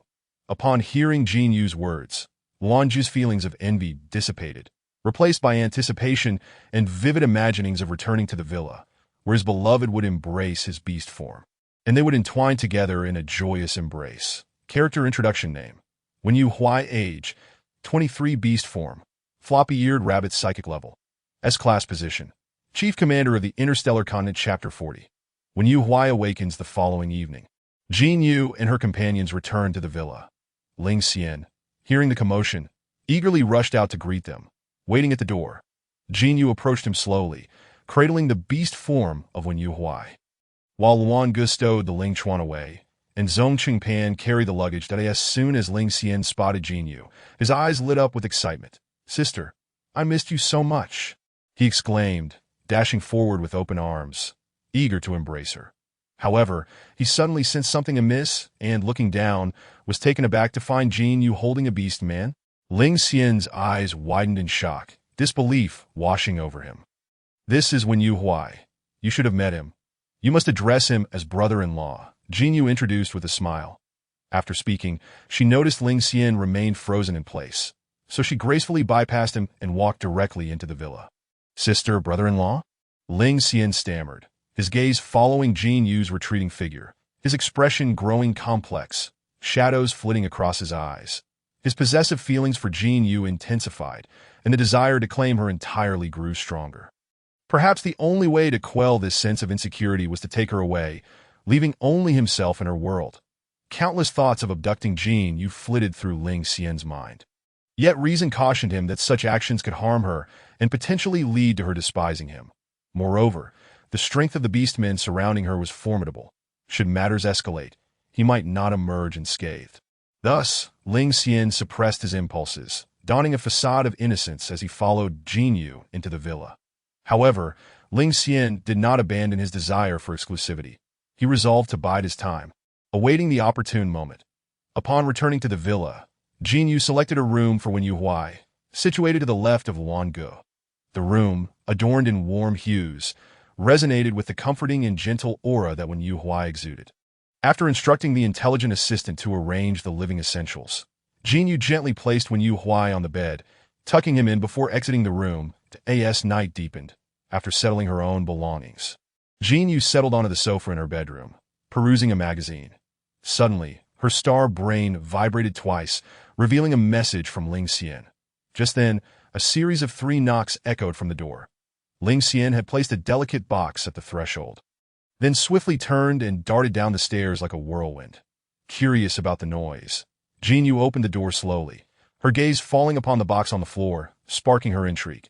She pulled out her star brain to read Ling Xian's earlier message. Ling Xian, sister, this is a new gift for you. Ling Xian, the hairpin I sent last time will wither over time. This one won't. Ling Xian, I hope you like it. Ling Xian, good night. A soft smile graced Jin Yu's lips as she bent to retrieve the box. Closing the door behind her, she returned to the cozy sofa and unwrapped the gift. Ling Xian's offering was a bracelet crafted from obsidian, each stone shimmering with a mysterious and captivating luster, reminiscent of the stars in the night sky. As she gently caressed the bracelet and slid it on her wrist, she found it to fit perfectly. Yet, when her gaze fell upon the dressing table, a memory surfaced of Ling Xian's words about the purple iris flower wilting. Rising, she approached the table to search for the once beautiful iris hairpin. True to Ling Xian's assertion, the once vibrant flower now lay dull and lifeless, devoid of vitality. Standing before the dressing table, a fleeting thought crossed Jin Yu's mind, yet the memory grew increasingly hazy, eluding her grasp. Meanwhile, Wen Yuhua, having been in a deep slumber for several days, gradually regained consciousness. Upon returning to his human form, he cautiously opened his eyes. Although enveloped in darkness, the faint outline of a ceiling puzzled him. It was neither the border base nor his own apartment. Suddenly, he sat up with a start, his muddled thoughts clearing in an instant. Rubbing his temples to alleviate the headache and fatigue from lying down for so long, he turned on the light, warily scanning his surroundings. The warm yellow glow illuminated the cozy space, which was neatly arranged, suggesting that someone had been living there. Wen Yuhuai's heart raced, and he began to question whether someone had taken advantage of his unconscious state to bring him here. Upon reaching this realization, his countenance darkened, and a surge of anger and fear welled up within him. He hastily examined his physical condition, finding no abnormalities, yet an unsettling feeling lingered. Suddenly, a thought struck him. He immediately rolled up the sleeve of his left arm to scrutinize his wrist. That a chill coursed through Wen Yuhua's heart as he discovered that the once visible red mark, a symbol of purity, had vanished, and it felt as though he had been struck by lightning. He understood all too well that his chastity, the finest adornment for a male, was now lost, and in a state of complete unawareness. Overwhelmed by a sense of grievance and humiliation, Wen Yuhua found it impossible to accept this reality, that he had long envisioned a beautiful future with his destined partner, only to find himself stripped of that dream under such dire circumstances. At that moment, the image of Jin Yu flashed in his mind. Her gentle visage magnified his sorrow, and tears began to well in his eyes. His tall figure crumpled at the foot of the bed, weeping silently. Suddenly, the bedroom door swung open. Jin Yu, who had been tidying up to prepare for sleep, sensed a disturbance from the life stone she had given Wen Yuhua, which began to emanate fluctuations. Believing something was amiss with him, she rushed downstairs and flung open his bedroom door. Finding the bed empty, she assumed he had succumbed to his wild side once more and began to search for him anxiously. As she entered, Wen Yuhua, seated on the floor with tears streaming down his face, was momentarily taken aback by her sudden appearance, his eyes widening in disbelief as he gazed at her. After a brief pause, he regained his composure and stammered, "Miss Jean, what brings you here?" Simultaneously, he could not help but curse the despicable female who had bound him, astonished by her insatiable greed. She had not only targeted males, but had also ensnared a beautiful woman like Miss Jean. Jin Yu, observing Wen Yuhua's silent tears, felt a pang of compassion swell within her. She approached him, crouching down to gently stroke his hair. The warm yellow light in the room softly illuminated the contours of Wen Yuhua's face, causing the tears in his eyes to glisten like tiny pearls, shimmering with a faint glow. Her thoughts wandered back to the rabbit she had held earlier that day. Jin Yu grasped his arm. Speaking softly, "There is no need to fear. This is my home, that we have safely departed from the border. Once you have fully recovered, we shall go together to the registration office and become lawful partners. Chapter 41. The carrot field. Jin Yu's tender, yet resolute words burst like fireworks in Wen Yuhua's mind, leaving him in astonishment as he looked at her. He had not anticipated that this was Jin Yu's home, nor that she wished to register as his partner. After processing her words for a moment, his rationality slowly returned. He numbly nodded and lay back on the bed, staring blankly at the ceiling. Seeing his expression, Jin Yu could not help but chuckle. Good night. I shall see you tomorrow. With that, she exited the bedroom and closed the door. The following morning, sunlight streamed through the window onto Wen Yuhua's face, coaxing him awake. Throughout the night, he had been preoccupied with Jin Yu's words, making sleep elusive. Now a throbbing headache plagued him, yet he resolved to rise early to clarify his thoughts. That he gently pushed open the door, only to encounter Luan Ge, who was on his way to work. Noticing that Wen Yuhua appeared fully recovered and alert, Luan Ge nodded in greeting.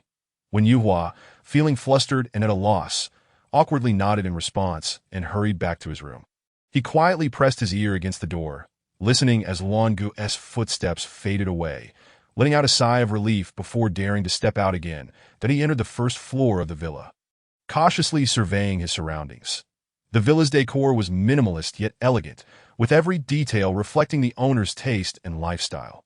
Memories of Jin Yu's words from the previous night echoed in his mind, rendering sleep elusive. After some time, Jin Yu descended the stairs, yawning, and immediately spotted Wen Yuhua sitting motionless in the living room. She approached him, smiling. Good morning. Did I have arranged for your leave over the past few months? You could actually sleep a little longer. Startled by her voice, Wen Yuhua sprang to his feet, feeling a surge of nervousness.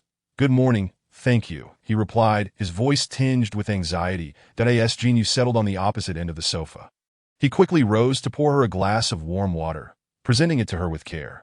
Jin Yu glanced up, her heart warming at the sight of his gentle gaze and thoughtful gesture. She accepted the cup, taking a delicate sip and relishing the soothing warmth that graced her throat.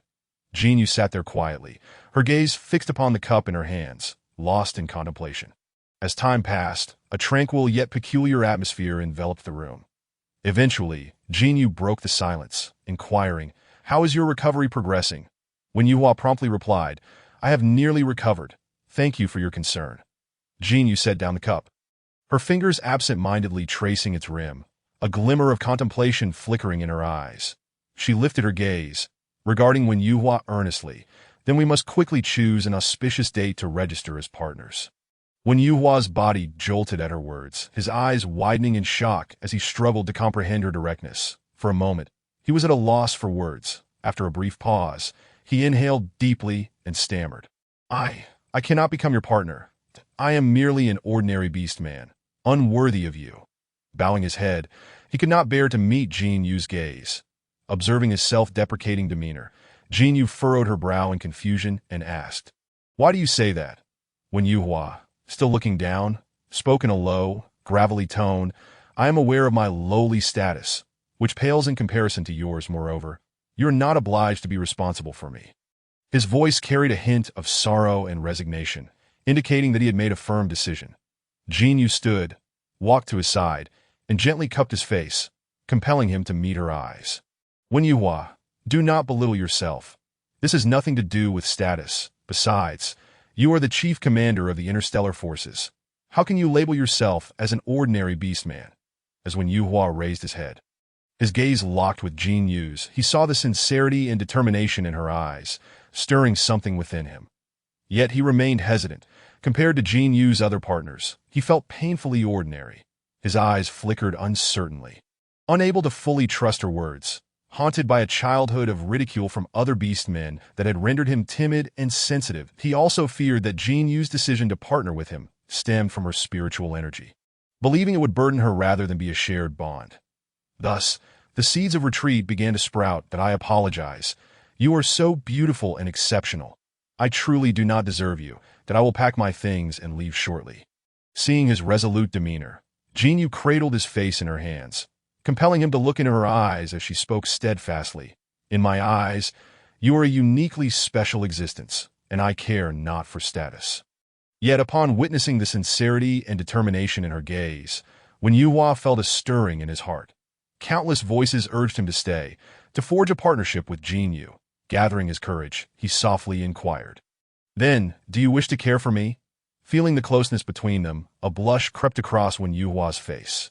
"Yes, of course," Jin Yu replied affirmatively. She slightly tilted her head, gazing deeply into his eyes, filled with sincerity and resolve. As Wen Yuhua met Jin Yu's gaze, his original doubts began to fade, replaced by profound emotion and anticipation.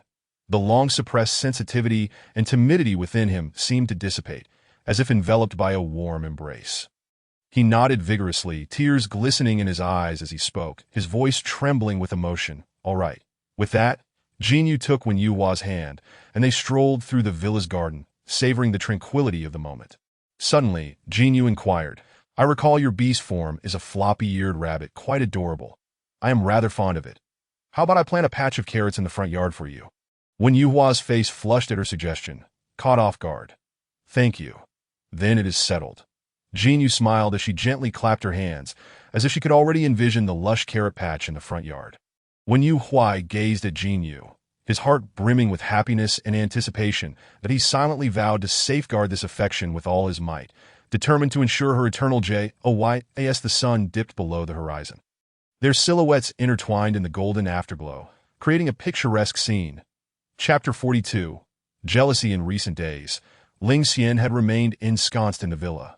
Venturing outside not at all, his demeanor somewhat absent-minded.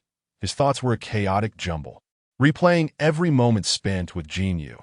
Each time he believed he had been granted a second chance at life, a flicker of hope would rise within him, only for the words spoken by Si Yang to pierce his heart like a sharp blade, inflicting relentless pain that he couldn't help but imagine the scene if Jin Yu were to discover the lies he had told. The very thought filled him with dread, fearing that she might cast him aside because of it. Impulsively, he contemplated whisking Jin Yu away, isolating her from everyone else, creating a world that belonged solely to him, where only he would occupy her gaze. Yet simultaneously, he feared that such actions would evoke her aversion and disdain, dreading the sight of her eyes filled with loathing. Thus, he was left to silently endure the torment within. Occasionally, Ling Xian would stealthily retreat to the villa's garden, quietly sitting by the small pond. He cherished the tranquil ambience, as if it enveloped him in a sense of belonging and warmth akin to home. Here, he could momentarily forget the clamor and worries of the outside world. Savoring a fleeting moment of serenity, as he stared into the water's surface, his thoughts drifting away, immersed in memories that ate that moment. Ling Xian sat alone by the pond when he suddenly heard Jin Yu's voice. He initially assumed it was another of her customary visits to share the breeze and engage in conversation, and his heart surged with anticipation, his eyes brightening, that he quickly rose and turned towards the direction of her voice. However, before he could clearly see Jin Yu, he unexpectedly heard another voice, Wen Yuhua. Instantly, his expression darkened, the smile that had graced his lips vanishing in an instant as fate would have it, just as Ling Xian was lost in his thoughts. He overheard Jin Yu praising Wen Yuhua's beast form as remarkably adorable, expressing her intention to cultivate a carrot patch for him. This news struck Ling Xian like a bolt from the blue. Causing his heart to plummet, he recalled Si Yang's words, having previously convinced himself that as long as he refrained from revealing his beast form in front of his sister, he could avoid inciting her distaste. Yet now, hearing Jin Yu utter such words shattered all self-reassurances, rendering them impotent and collapsing in an instant. Ling Xian was engulfed by an indescribable sense of loss, as if abandoned by the entire world. He once believed he could control his emotions and keep his true form hidden from his sister, but it now appeared to be a futile endeavor. Jin Yu's fondness and attention towards other male beast men only intensified the feelings of inferiority gnawing at Ling Xian's heart. He remained silently rooted in place, watching Jin Yu converse animatedly with Wen Yuhua, a wave of indescribable anguish surging within him. He began to doubt whether he could ever earn Jin Yu's recognition and affection, or if he would remain an eternally overlooked presence. Filled with disappointment and jealousy, Ling Xian quietly retreated behind a large tree, stealthily observing Jin Yu and Wen Yuhua walking side by side. Their figures gradually receded into the distance until they eventually vanished from his sight. At that moment, Ling Xian slowly emerged from behind the tree, casting his gaze downward at his feet, his eyes betraying unmistakable sorrow that a powerful sense of possessiveness surged within him, a desire to claim Jin Yu as his own. A feeling that grew ever more intense. Ling Xian beheld the pair of Jin Yu and Wen Yu Huai, their backs turned towards him, with Jin Yu's eyes sparkling like stars, seemingly incapable of accommodating anyone else. A frenzied thought crossed his mind. He wished to confine Jin Yu, trapping her in a small space, much like a caged bird. This cage would be nestled in a beautiful garden, surrounded by vibrant blossoms and lush greenery, resembling a fantastical paradise. And Jin Yu would be the sole inhabitant of this realm, isolated from the outside world. Ling Xian envisioned Jin Yu ensnared within the cage, even if her eyes reflected disdain for him. What did it matter? He remained indifferent to such feelings, yearning only to possess her entirely, to leave his essence upon her, ensuring she would never stray far from him. Borderland sunlight filtered through the clouds, casting a serene glow upon the garden of the estate. Ling was leisurely trimming the greenery, relishing the tranquility. Suddenly, a strong emotional wave resonated within his heart, emanating from his twin brother, Ling Xian. This sudden sensation tightened Ling's chest, a wave of concern flooding his mind that he knew that Ling Xian had been affected by past traumas, growing increasingly emotional and somewhat insecure. However, this latest emotional upheaval was particularly intense, suggesting that something significant was about to transpire. Without hesitation, Ling set aside his tools and swiftly grabbed his star communicator to contact those tasked with following Ling Xian. Once the call connected, he spoke with a grave tone, instructing, "You must closely monitor Ling Xian's every move and report any developments to me immediately." After hanging up, Ling furrowed his brow, contemplating whether he needed to venture to the interstellar continent personally. Ling understood well that as the elder twin, he shared a unique empathic bond with Ling Xian. This connection allowed him to sense Ling Xian's emotional fluctuations at any moment, even to experience his physical sensations. Throughout their lives, they had faced numerous challenges and setbacks, particularly the family upheaval that forced their separation. Ling Xian, as the unchosen child, endured greater suffering and torment. Whenever Ling Xian fell into anguish, Ling could empathize. As if he too were trapped in the same predicament, feeling Ling Xian's pain, but feeling even more heartbroken for him.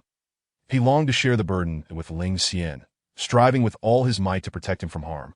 Yet the harsh realities of life often left him feeling powerless. Upon growing up, the first thing Ling did was bring Ling Xian back home, attempting to compensate for the love and family that had been denied to him. Ling stood quietly in the garden, his gaze turned towards the horizon. Chapter 43. Substitute sunlight streamed through the window, bathing Jin Yu in its warm glow as she sat on the sofa, engrossed in a book. Suddenly, the tranquility was shattered by the ringing of her star communicator. She picked it up to find it was a call from Luangu.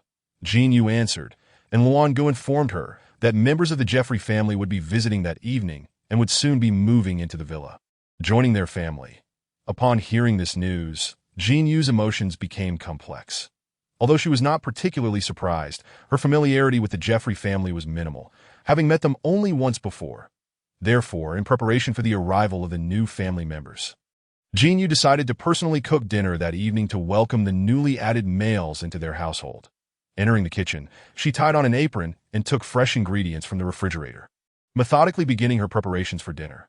Considering there were 6 males in the household, Ling Xian, Luangu, Zhong Qingpan, Wen Yu Huai, Wasi Jeffrey, and Song Yun, she gathered an abundance of ingredients, hoping that all the males would be able to enjoy a meal that evening without resorting to nutritional supplements.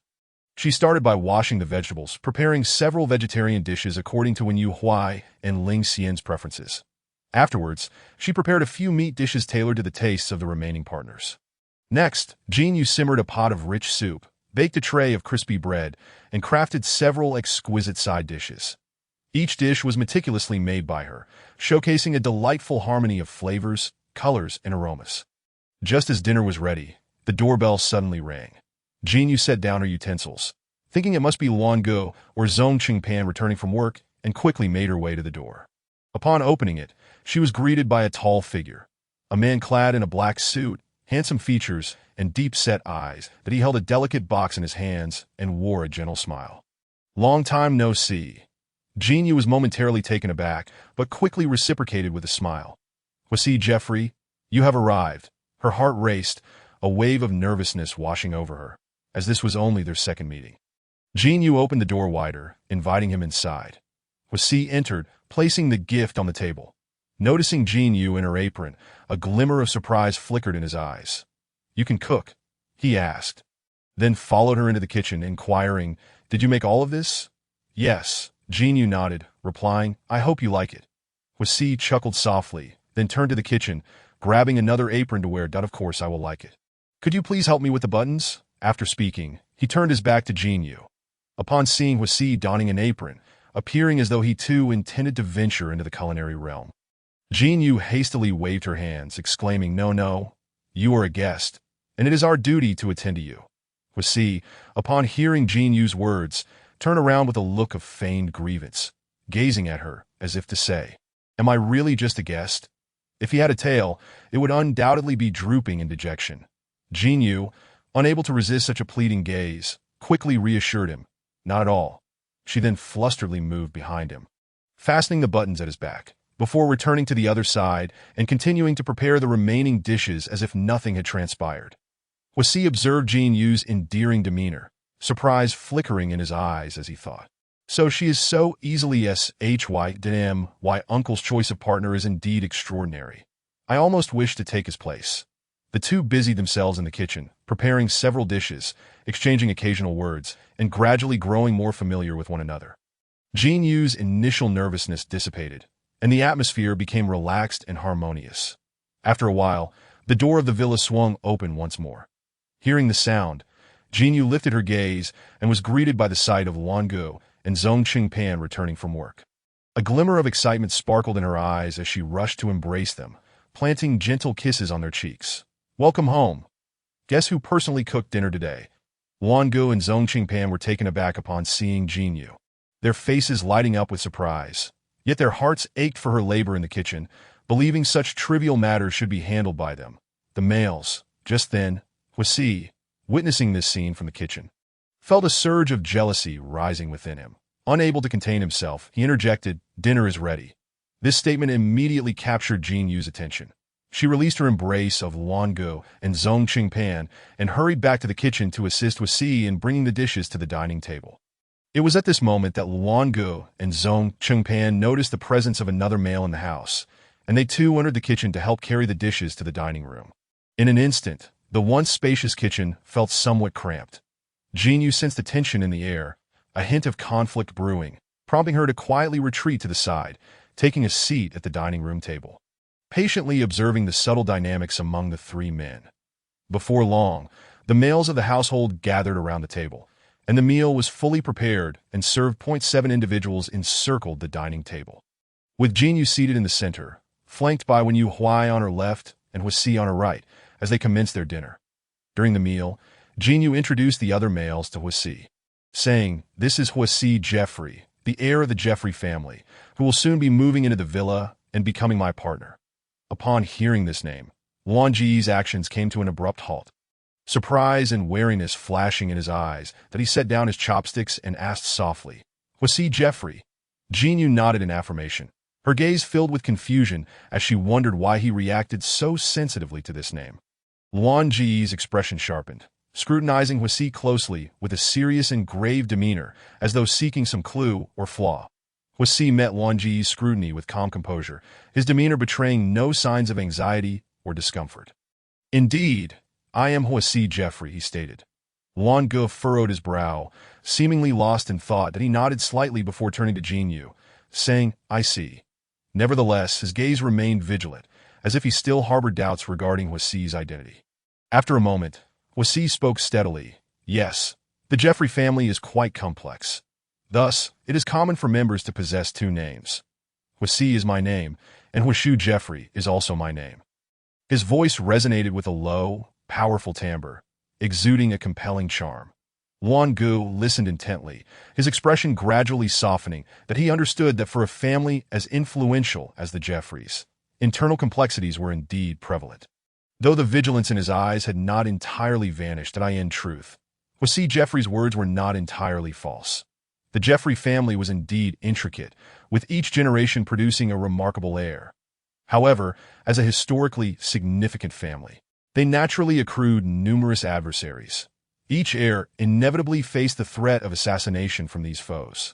However, ensuring the safety of every heir was an impossible task, which is why the Jeffrey family trained many exceptional successors. Should one heir fall, another would rise to take their place. Though such practices may seem ruthless, they were the only means to ensure the continuity of the Jeffrey legacy. Chapter 44. After observing for so long. Do you still wish to flee? After the meal, Hussey returned to his estate, but he entered the room of his uncle, Hushu Jeffrey, and upon opening the door, found him as always, in a deep slumber. Hussey approached quietly, taking a seat on a nearby chair, playing with the villa key that Jean Yu had given him earlier that day, his mind replaying her every smile and frown as he gazed solemnly at the sleeping figure of Hushu. After a lengthy silence, he murmured softly, "Uncle, I truly adore your wife." The room remained enveloped in silence, the stillness allowing the sound of his heavy breaths to resonate. Hussey sat quietly for a moment longer, peering through the dim light at Hushu's tranquil visage. "Uncle, allow me to take your place." Having spoken, he slowly rose to his feet, his gaze inadvertently catching sight of the exquisite box resting by the bedside. He touched his nose, bent down to lift the box, and exited the room, gently closing the door behind him. Upon returning to his own bedroom, Haas settled onto the plush sofa, still tightly clutching the delicate box in his hands. He lowered his gaze upon it, seemingly lost in contemplation. After a brief moment, he cautiously opened the box, revealing a necklace fashioned from black stones. This necklace appeared no different from ordinary stones, yet he regarded it as a treasure. Cradling it in his palms and examining it intently, his thumb gently caressed the central stone while one hand propped his chin, sinking him deeper into thought that A.S. Haas took the box away. The previously peaceful and slumbering Hushu was suddenly engulfed by an unprecedented wave of tension and anxiety. His heart raced like thunder, his brows furrowed tightly, and his fingers twitched involuntarily, yet he remained steadfast with his eyes closed. Ensnared in a nightmare. The following morning, sunlight streamed through the window, casting a warm glow on the floor. Haas began to pack his belongings in preparation for moving into the villa. He chose the centrally located room on the left side of the second floor, a space that offered a sense of seclusion, with adjacent rooms left vacant. As Haas placed his clothes into the wardrobe, Jean Yu quietly approached his door, leaning against it, revealing only half her face. She intended to wait until he finished packing to introduce him to the villa's surroundings, quietly observing Haas as he busied himself, her eyes shimmering with curiosity. Noticing Jean Yu's presence, Haas's lips curled into a faint smile. Though he pretended not to acknowledge her, continuing to arrange his belongings with an air of nonchalance as time ticked by, Jean Yu's act of peering grew increasingly tedious. Unable to suppress a yawn, her eyes betrayed a desire to leave. Just then, Haas discreetly glanced at Jean Yu. Catching sight of her hiding at the door, yawning as she watched him, he lowered his head, his hands lightly resting on his attire. Seemingly deep in thought, and began to leisurely unbutton his black suit jacket. Fortunately, Jean Yu, ever suspicious of the handsome young man, did not immediately take her leave. Upon witnessing this scene, she perked up, almost biting her tongue in surprise, and quietly shifted back from the doorway, slowing her breath as she focused intently on Haas's movements. His fingers, pale and slender, resembled delicate icicles, with veins protruding like winding serpents across the back of his hands. Meticulously trimmed nails glimmering as he slowly unfastened the buttons of his suit jacket. After a while, the buttons of the jacket were completely undone. Haas paused, casting another glance at Jean Yu, who was peeking from behind the door with a gaze heavy with intrigue. And he smiled helplessly. Little did he expect her to be so enamored by this. He then slid off the black suit jacket, draping it casually over a chair. Yet, this simple action appeared to Jean Yu as if it were unfolding in slow motion. Tears of frustration trickling from the corners of her eyes. That moment, Haas turned slightly, presenting only a profile to Jean Yu, as he began to unbutton his shirt. One button, then another, until his entire upper body was exposed to the cool air. Jean Yu's eyes swept over him, missing no detail. His skin was fair, his Zhong Qingpan's face flushed instantaneously. It was the first time he confronted Jean Yu in such a semi-beastly form. "You once promised that when we return home, you would embrace my beast form. Jin Yu suddenly realized, recalling the words she had spoken to Luan Ge and Zhong Qingpan aboard the Ling Chuan. Then come over and let me touch it. Upon hearing this, a hint of bashfulness crept on his Zhong Qingpan's face. Nevertheless, he obediently approached Jin Yu, cautiously sitting down beside her, his head bowed shyly, observing this. Jin Yu's smile deepened as she slowly extended her hand, gently caressing Zhong Qingpan's ears that as he felt her touch, an unprecedented wave of pleasure washed over him, eliciting a soft whimper from his lips. You are truly adorable. Upon hearing these words, Zhong Qingpan's face reddened further, trembling slightly that he inched closer to Jin Yu, inhaling her fragrant scent, as if captivated by an unseen force. The dim light added an air of intimacy to the moment. Ah, you, he murmured softly, his voice laced with affection and infatuation. Jin Yu's hand glided down Zhong Qingpan's body, and suddenly, her gaze fell upon the tail behind him. Curiously, she reached out, eager to discover what it felt like. The moment her hand brushed against Zhong Qingpan's tail, a jolt of electricity coursed through him, causing his entire body to shudder. Zhong Qingpan's eyes gradually glazed over with a dazed expression as he pulled Jin Yu into his embrace. Pinning her beneath him, that he leaned down, tenderly licking her lips as if savoring the most exquisite delicacy in the world. I find it hard to restrain myself, he whispered, his voice tinged with an uncontainable desire. His gaze aflame with intensity, as if he wished to melt Jin Yu with his fervor. Jin Yu made no attempt to resist. Instead, she reached out to wrap her arms around Zhong Qingpan's neck. Discarding the bath towel and pressing her lips against his as the night deepened. Luan Ge had just finished bathing and emerged from his room, his mind recalling the words of Yunk and Wu Qian. Atmosphere. Technique sensation. He descended the stairs, only to find Song Yun in the living room, attending to official matters with no sign of Jin Yu. Deciding to search for her upstairs, he was about to ascend the staircase when he faintly heard Jin Yu's voice drifting from Zhong Qingpan's room. Luan Ge halted his steps, his breathing slowing as he quickly retreated to his room, shutting the door behind him, his face flushed and gasping for air. Once he calmed down, he lowered his head, staring at his toes, filled with doubt. Could it be that his skills were truly lacking? As he climbed the stairs, the noise inevitably caught Song Yun's attention, who, unlike Luan Ge, was especially docile and easily satisfied due to his inexperience. He contemplated preparing some nourishing dishes for his wife, knowing well how tiring such matters could be for her. Chapter 46. Frenzy. Upon stepping onto the border, Ling Xian felt a slight alleviation of his inner turmoil. He hurried towards the back garden of the Xiyang Manor, where the fragrance of blooming flowers enveloped him. Standing quietly in the garden, he gazed down at the blossoming blooms, his thoughts knitting his brows together. At that moment, Xiyang, lounging on the balcony in a rocking chair, brightened upon sensing Ling Xian's return and rushed into the back garden to find him. When he caught sight of Ling Xian's resentful expression, a playful smirk graced his lips. What brings this little mad dog back? Xiyang's voice dripped with teasing. Yet Ling Xian remained unresponsive, merely casting a cold glance his way before returning his attention to the flowers.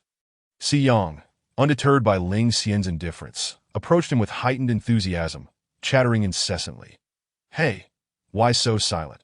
Aren't you fond of that little female? Ling Xian's brow furrowed slightly, growing weary of Xiyang's incessant prattle, that he turned to leave. Heading towards a nearby pavilion, attempting to evade Xiyang's grasp. Hey, where are you going? Xiyang rushed after him. Little mad dog, you haven't been abandoned, have you? He continued to provoke Ling Xian. I knew it. She must not like you at all. Ling Xian's expression darkened, halting his steps and turning around, seemingly struck where it hurt, anger flickering in his eyes. After a moment, he muttered, She's not just any little female. And I haven't been abandoned. I chose to return. With that, he crossed his arms and laid his head on the table of the pavilion, attempting to evade Xiyang's queries. Unfazed, Xiyang pressed on. Let me guess why you were abandoned. He propped his chin on one hand, contemplating. Was it because she found your beast form repulsive? Or perhaps she discovered your filthy thoughts? Xiyang incessantly added fuel to the fire. Ling Xian, who had been resting his head on the table, could no longer contain himself. He shot up, glaring at Xiyang with reddened eyes before quickly burying his face back into the table. Xiyang, intrigued by the reaction he finally provoked, leaned down to peek at Ling Xian's expression hidden beneath the table. Oh, are you crying? he teased as Si Yang continued to chatter beside him. Ling Xian began to regret his decision to come to Si Yang's manor after returning to the border. He sat up, a red mark on his forehead from resting on the table for too long. Suddenly, he sprang to his feet and retreated to his room. Si Yang, trailing behind him, followed him back into the room. Ling Xian shed his outer coat and lay on the bed, covering his face with a blanket. Si Yang reached out to tug at his blanket, but Ling Xian clung tightly to it. And the two engaged in a playful tug-of-war, ultimately resulting in Ling Xian's defeat as he buried himself deeper into the covers. Irritated, Ling Xian sat up, furrowing his brow at Si Yang. "What on earth do you want?" Si Yang feigned innocence, his expression one of faux hurt as he looked at Ling Xian. "That I'm just curious. You won't tell me anything." However, he continued to hold onto the blanket, denying Ling Xian the chance to lie back down. Si Yang's eyes sparkled as he gazed at Ling Xian. Could it be that even without knowing anything, she still doesn't want you? Instantly struck at his vulnerable core, Ling Xian clutched his blanket, pulling it fiercely towards himself, exerting all his strength to return to his previous position.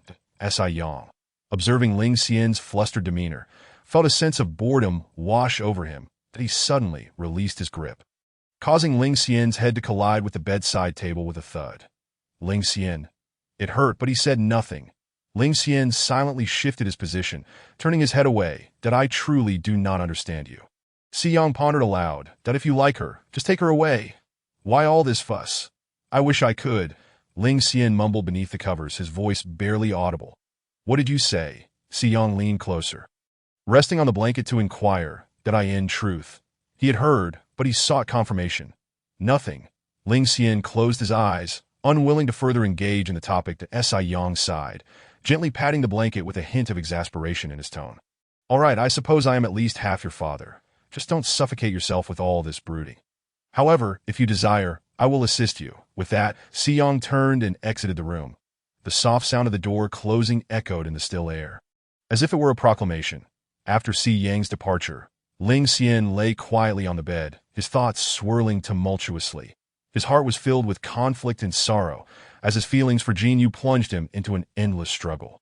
He knew that, no matter what, he could not take Jinyu away, for she did not harbor affection for him. Yet, deep within, Ling Xian yearned to share even a fleeting moment with her.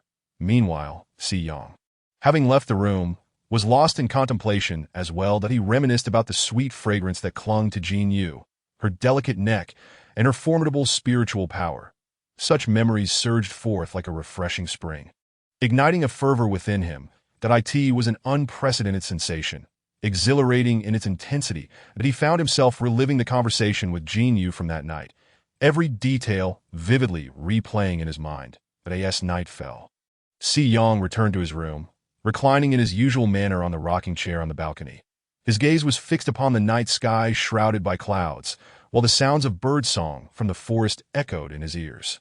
He gently rocked the chair, producing a rhythmic creaking sound. As if conducting a tranquil symphony, he reached for the teacup on the table, gently swirling it, watching the tea ripple within. Then he took a delicate sip, savoring the blend of briny and bitter flavors spreading across his tongue. He lifted his gaze, a glint of fervor flashing in his eyes before pouring the hot tea into the nearby flower pot. As the warm water cascaded down, the blossoms within the flower pot were instantly infused with a vivid crimson hue, with droplets of red occasionally trickling from the petals, resembling a flame ablaze.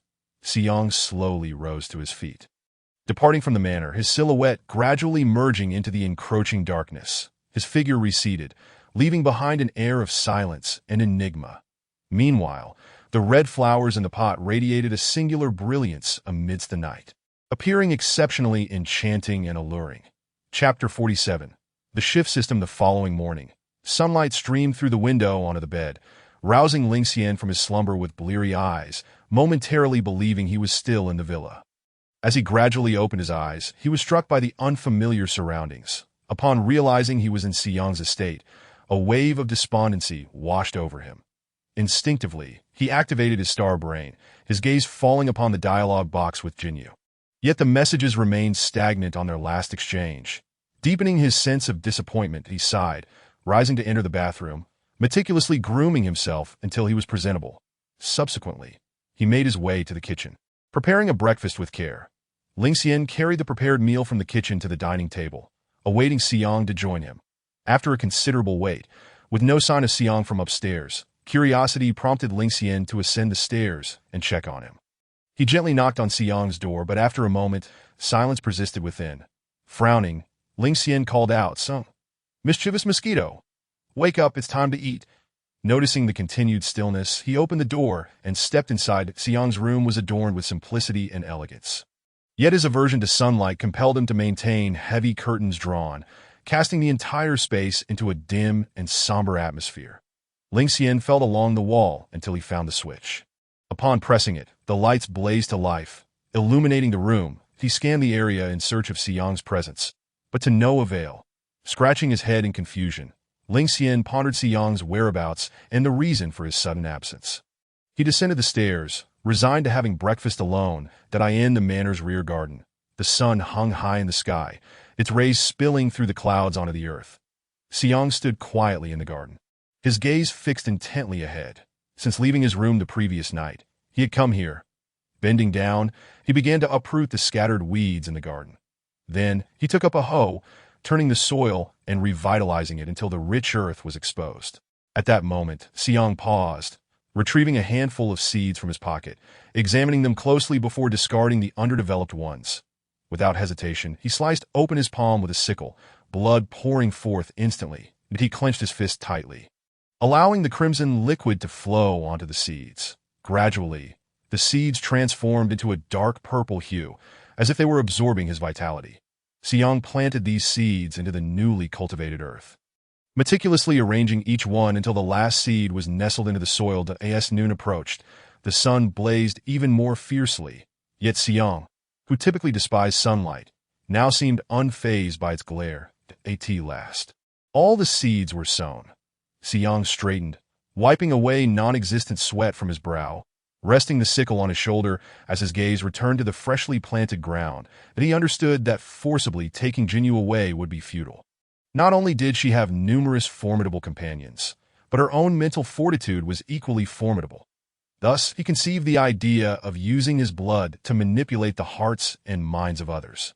Yet presenting himself to Jinyu again would likely result in another beating.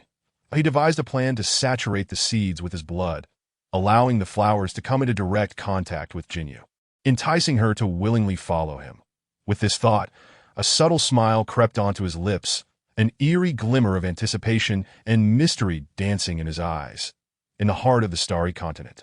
Since that fateful night when Zhong Qingpan discovered his ability to charm Jinyu using his beast form, he had frequently employed this tactic to captivate her, that he would intentionally entice her in various locations, making it impossible for her to resist. However, after several nights of indulgence, Jinyu finally felt overwhelmed.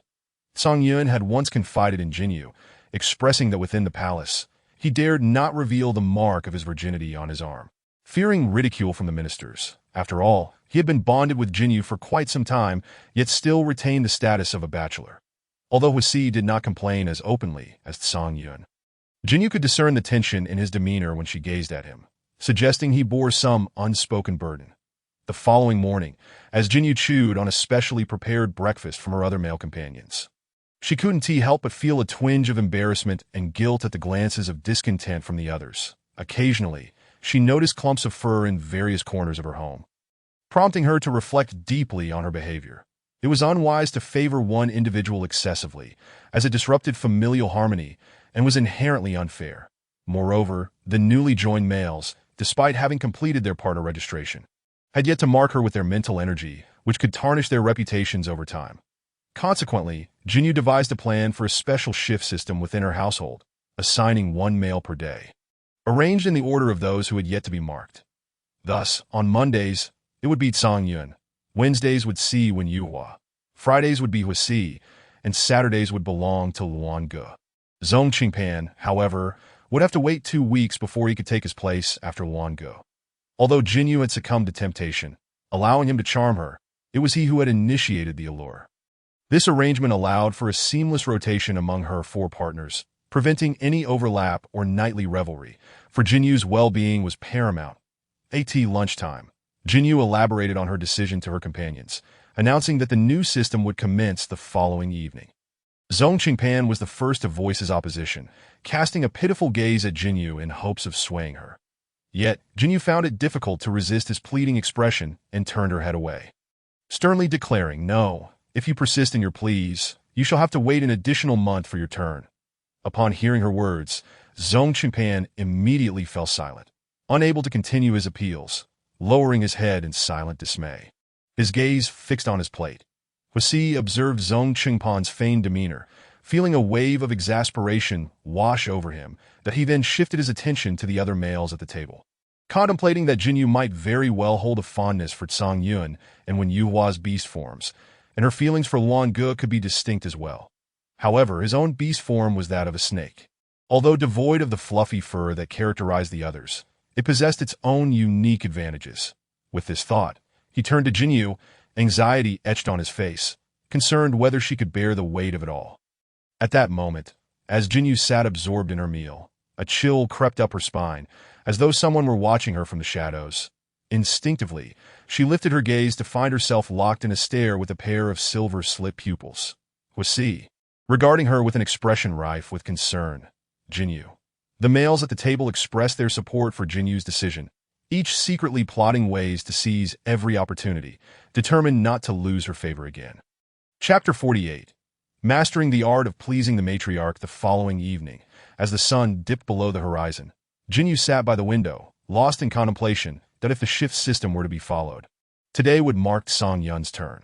Known for his gentle and pure demeanor, she mused that he likely would not be overly aggressive in such matters. Suddenly, Jinyu recalled a mysterious gift presented to her by the Olin during her time in the palace, who had insisted that it must only be used in Tsang Yun's presence and never around any other male. At the time, she had dismissed Thielin's words, assuming they stemmed from a desire to keep her brother's affections exclusive, as her heart could only accommodate him. Now, Jinyu resolved to indulge Throlin, deciding to spray on the perfume gifted to her that very evening. She approached her vanity, opening the drawer to retrieve the beautifully wrapped gift box. Upon unveiling it, she found a delicate bottle of perfume alongside a small vial of pills. Jinyu lifted the perfume, inhaling its subtle floral fragrance, which she found delightful, mentally commending Thielin's taste for the small pills. She remained unaware of their purpose and planned to inquire with Tsang Yun later that evening. Gently placing the gift box back in its original spot, she exited her room and made her way to the living room. Settling on the sofa, she picked up the remote control and turned on the television, the screen illuminating with a culinary variety show she had been following intently. The scene shifted to a cooking segment, showcasing two beastmen collaborating on a dish. One of the orcs appeared somewhat aged. He picked up the cooked green beans with chopsticks, tasted them, and frowned as he remarked, "Alas, these beans are far too tough." However, another orc expressed his dissatisfaction with this critique. He lifted his bowl, eating while exclaiming, "Who says these beans are spoiled? Wow, these beans are simply fantastic." As time passed and night descended, the camera in the program abruptly shifted. It turned out that the orc who had criticized the beans had been sent to the hospital, lying on a sick bed. Upon witnessing this, Jinyu couldn't help but chuckle. Wen Yuhua sat beside her on the sofa, silently peeling grapefruit for her. When he finished, he would hand it to her at just the right moment. Jinyu turned to look at Wen Yuhua and found him gazing intently at her, his eyes brimming with tenderness and affection that a blush instantly crept onto her cheeks, and a sweet sensation surged within her heart. Jinyu smiled at Wen Yuhua and said, "Thank you." Wen Yuhua he returned her smile, replying, "No need to thank me. It's what I ought to do." Jinyu felt nearly blinded by Wen Yuhua's smile, inwardly marveling at how irresistibly charming the males in her household were, making it difficult for her to resist their allure. She couldn't help but sigh, realizing it was no wonder she struggled to maintain her composure. Meanwhile, Tsang Yun was diligently attending to affairs in his own room, that he was secretly calculating how to complete his work swiftly, so he could seek out Jinyu for a delightful encounter. Just as he was about to rise and head downstairs, he suddenly heard laughter emanating from below. Curiosity piqued, he approached the door, gently pushed it open, and caught sight of Jinyu and Wen Yuhua sitting together on the sofa, engrossed in a television show, surrounded by an air of sweetness. However, when Tsang Yun noticed the glimmering gaze Jinyu directed at Wen Yuhua, his expression momentarily cracked.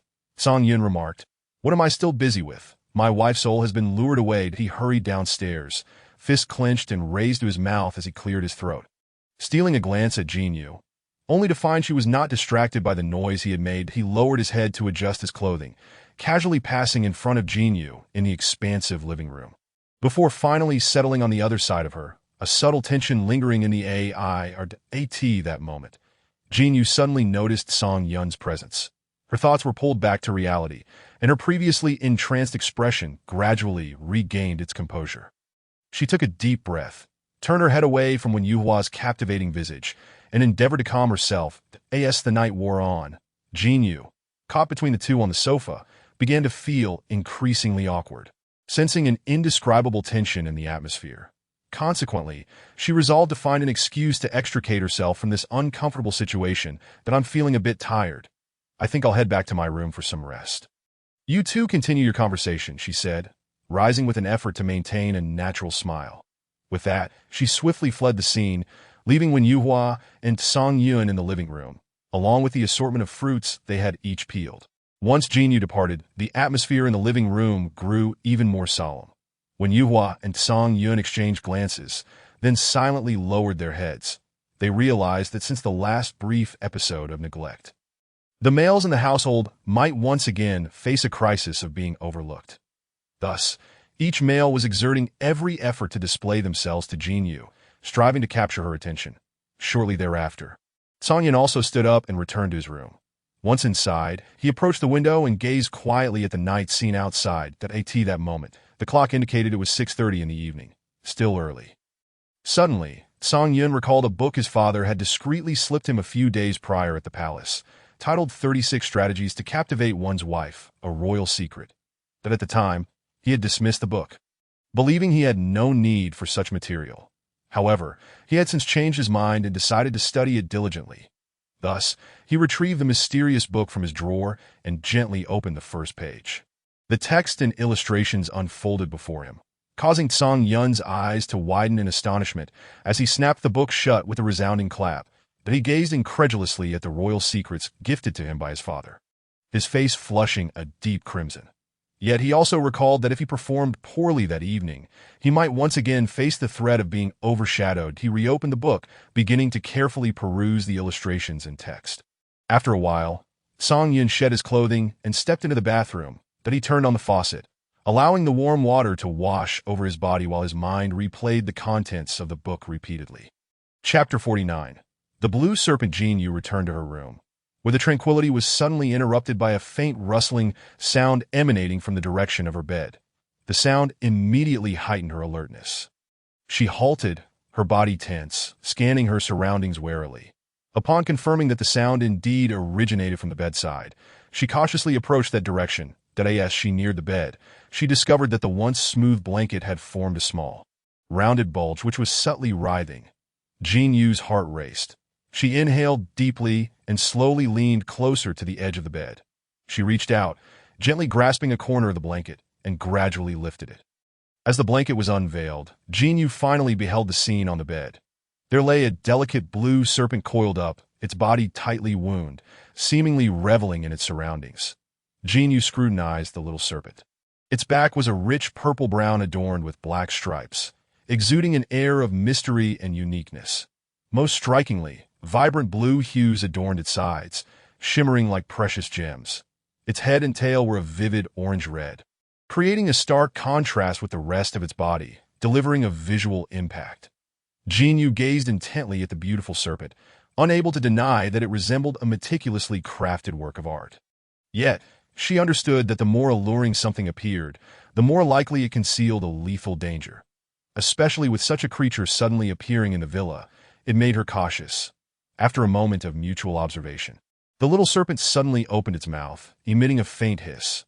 Jinyu furrowed her brows and took a step back, sensing no orc aura emanating from this serpent. However, that did not guarantee it was not an orc in disguise. Jinyu remarked, "Why is it covered in mud? You've soiled my sheets." At that moment, the serpent seemed to sense the blanket being lifted and immediately stilled, its body ceasing to writhe. The serpent's head turned slightly, fixing its gaze on Jinyu, its eyes filled with a warning as if to convey, "Do not impede me." After a while, the serpent seemed to sense something, and its once sharp gaze softened. revealing a hint of delight. Jinyu lowered her head to see the serpent slowly slithering toward her heart swelling with both curiosity and caution. However, the little serpent did not pursue an attack. Instead, it relaxed its body and gradually slid off the bed. Occasionally, it would raise its head to observe Jinyu, its eyes glimmering with curiosity, as if attempting to convey its benign intentions. The serpent crept closer to Jinyu, who initially prepared to kick it away, but hesitated and refrained from acting. When the serpent was still a distance away from Jinyu, it suddenly halted and began flicking its tongue at her repeatedly.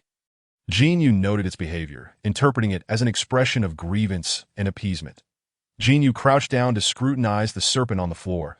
Perceiving Jinyu's demeanor softening, the serpent immediately coiled around her calf, nuzzling against her leg, occasionally flicking its tongue gently as a sign of affection. Seeing that the serpent harbored no ill intentions, Jinyu felt a wave of distaste as it licked her leg persistently. She grasped the serpent by the back of its neck and yanked it backward, tossing it away with a thud as it landed on the floor. The serpent whimpered, "I'm fine. It doesn't hurt." Really did that moment.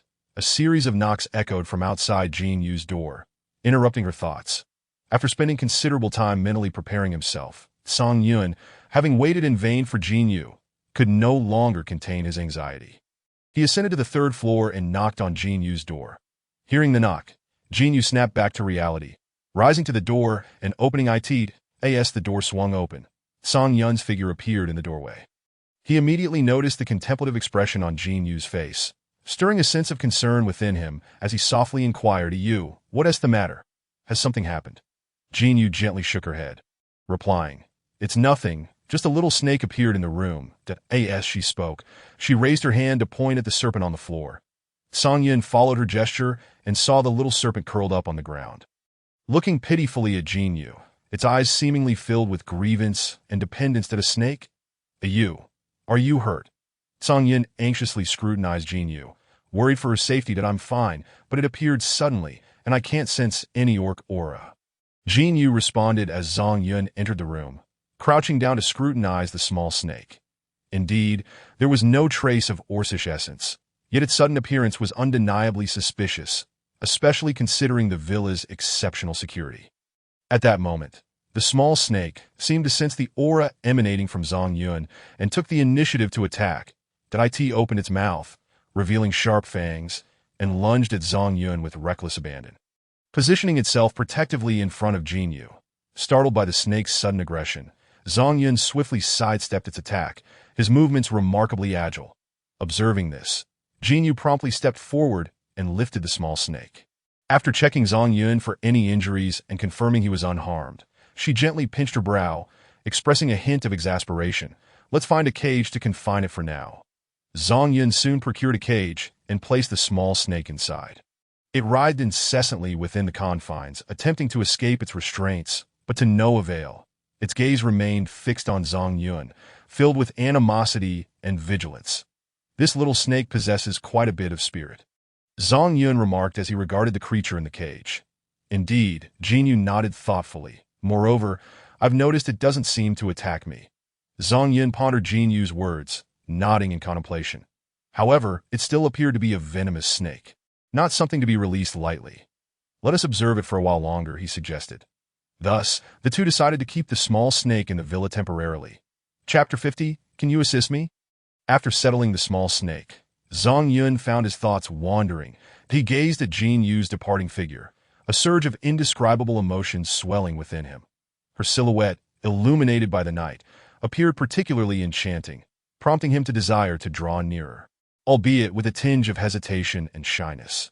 Just as he lingered in uncertainty, Jinyu suddenly turned around, their eyes meeting. A hint of flirtation gleamed in her gaze, instantly tightening Song Yun's nerves. "Why don't you go take a shower first? I'll be there shortly," she suggested softly. Startled by her unexpected voice, Song Yun stammered in response, "Okay, all right." With that, he hurried into his room, shutting the door behind him. Meanwhile, Jinyu returned to her own room, a faint smile gracing her lips as she recalled Song Yun's bashful demeanor. After bathing and relishing the soothing warmth of the water, her mood gradually lightened. Once she finished, she spritzed herself with a delicate perfume from her vanity, the air becoming infused with a subtle fragrance. She also retrieved a small vial of pills, placing it into her pocket. Jin Yu exited her room, gently closing the door, and made her way downstairs. She stood before Zhang Yun's door and knocked softly. That moment, Zhang Yun had just completed his second shower. Having tidied himself up, he sat quietly at the door, awaiting Jin Yu's arrival. When he heard the knock, a wave of unexplainable joy surged within him, prompting him to spring up and eagerly open the door. Upon seeing Jin Yu standing at the threshold, a mix of nervousness and anticipation flickered in his eyes. Yet before he could utter a word, the faint scent of tea wafted from Jin Yu, enveloping him. This refreshing and captivating aroma instantly captured Zhang Yun's full attention, rendering him somewhat dazed. His gaze was irresistibly drawn to Jin Yu, as if an invisible force compelled him. With a newfound sense of possessiveness in his eyes, Zhang Yun suddenly bent down, scooping Jin Yu into his arms and striding purposefully towards the bed. Jin Yu gasped in surprise, but before she could react, Zhang Yun laid her upon the soft bedding that he then turned to close the door, returning to her side and pinning her firmly beneath him. As Jin Yu's hand inadvertently brushed against Zhang Yun's chest, the firm sensation sent her heart racing. She could feel Zhang Yun's body gradually warming, and through the thin fabric, she discerned his rising temperature. "You're diving right into this, are you?" "So eager," Jin Yu teased, her voice barely above a whisper. As Zhang Yun leaned in closer, the warmth of his breath brushed against her ear, causing her to shiver involuntarily. This proximity quickened her breathing, her cheeks flushing with a hint of crimson, her eyes sparkling with shyness. Zhang Yun's body seemed to lose its restraint, pressing closer. Suddenly, he felt a cool, round protrusion against his waist. As he reached out to explore Jin Yu's waist, he loosened the tie of his bathrobe. His gaze, heavy with desire, locked onto Jin Yu as he murmured, "You." Jin Yu keenly sensed his intentions. Gently pushing against his broad shoulders, her eyes locked onto his, while her other hand retrieved the vial of pills from her pocket, setting it aside. Noticing Zhang Yun's unusual demeanor, she inquired, "What is the matter with you?" Zhang Yun shook his head slightly, confusion and yearning flickering in his eyes. He pressed his face against Jin Yu's, seemingly yearning for a touch of coolness, whispering, "I don't know you that I feel so hot. Can you help me?" His tone was a blend of vulnerability and a hint of aggression. Before Jin Yu could respond, Zhang Yun pressed his lips against hers. The temperature in the room escalated, the night swaying enchantingly, until the dawn broke, the two finally reaching a semblance of conclusion. The following midday, as the morning sun streamed onto her face, Jin Yu slowly opened her eyes and turned her head to see Zhang Yun kneeling beside the bed. Upon noticing Jin Yu had awakened, Zhang Yun bowed his head, immediately apologizing. "I'm sorry, my lady, that I realize my mistakes, that there's no need to worry. Just get up," Jin Yu replied hoarsely, meeting his gaze. Zhang Yun remained kneeling. "My lady, I truly don't understand what came over me yesterday." He lowered his head deeply. Originally, he had intended to take things slowly, but upon seeing Jin Yu the previous night, he had become somewhat disoriented. "It's all right," Jin Yu chuckled at Zhang Yun's demeanor, lifting her hand to gently pat his head. Zhang Yun felt a swell of emotion at her words that he raised his head, gazing earnestly at Jin Yu. "My lady, I promise to be gentler and control myself in the future, that I won't allow such things to happen again." However, Jin Yu, listening to Zhang Yun's words, found her thoughts drifting, struggling to recall the events of the previous night. She remembered being perfectly normal before returning to her room, yet upon stepping out, it felt as though she had transformed, becoming unusually passionate and proactive that a frown creased her brow, her mind teeming with uncertainty. Suddenly, a crucial detail surfaced in Jin Yu's mind. She had spritzed herself with the perfume that Saorlin had gifted her before leaving the room. She distinctly recalled Saorlin's warning, "Never wear this perfume in front of other males." As she recalled Saorlin's enigmatic expression, Jin Yu's face flushed crimson, her heart racing uncontrollably. Could it be that this particular perfume had rendered Zhang Yun irrational, causing him to act so ferociously and engage in those wild acts? At that moment, Zhang Yun's voice interrupted Jin Yu's musings, softly suggesting, "My lady, you must be hungry. Shall we go have breakfast?" Jin Yu nodded gently, responding in a low tone, "I'm all right." She quickly descended from the bed. Adjusting her attire, Zhang Yun noticed a white pill bottle resting on the bedside table and inquired curiously, "What is this white bottle? It seems like something you brought last night." Jinyu recalled that she had intended to ask Zhang Yun about it last night, but had been interrupted. "I'm not sure. Could you check it out? It was a gift from your sister." Zhang Yun replied softly. All right, he stood, picking up the bottle, twisting off the cap, and pouring a few pills into his palm, bringing them closer to his nose to sniff. However, Zhang Yun only detected a faint medicinal aroma. Unable to discern the precise effects or purposes of the pills, he silently resolved to inquire about their detailed uses from Sailin once they returned to the palace. Meanwhile, Jinyu completed her grooming in Zhang Yun's room. After breakfast, she returned to the medical center with Zhong Qingpan to resume her work. Chapter 51. It hurts. Can I hit again? Jinyu sat in her office, occasionally flipping through medical texts, sunlight streaming through the floor-to-ceiling windows, bathing her in warmth. However, her thoughts were consumed by the events of the previous night, particularly the sudden appearance of the small snake in her bedroom. "Qingpan, do you think it's possible for an orc to completely lack orcish essence?" Jinyu asked softly, her voice tinged with curiosity. Zhong Qingpan raised his gaze from the documents in his hands, adjusting his glasses, his expression one of deep contemplation. "Yes, it's possible. During the process of rank differentiation, orcs may fail to perceive the essence of certain others," he replied earnestly. Jinyu nodded, her mind racing with further questions. "Rank differentiation? But why did that small snake suddenly appear in my home? Could it merely be a coincidence?" Zhong Qingpan continued. "At times, orcs may undergo unique phases, such as evolution or mutation.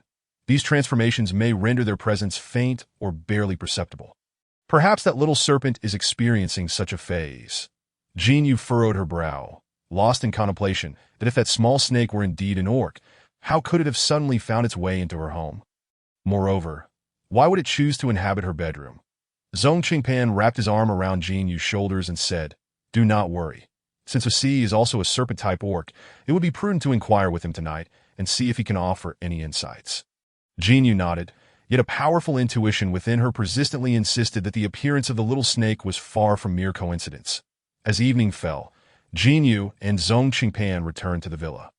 When the door swung open, the little snake cautiously poked its head out and swiftly made its way toward Jinyu, seemingly intent on climbing up her calf. Observing this, Zhong Qingpan immediately extended his hand, attempting to gently pull the snake away.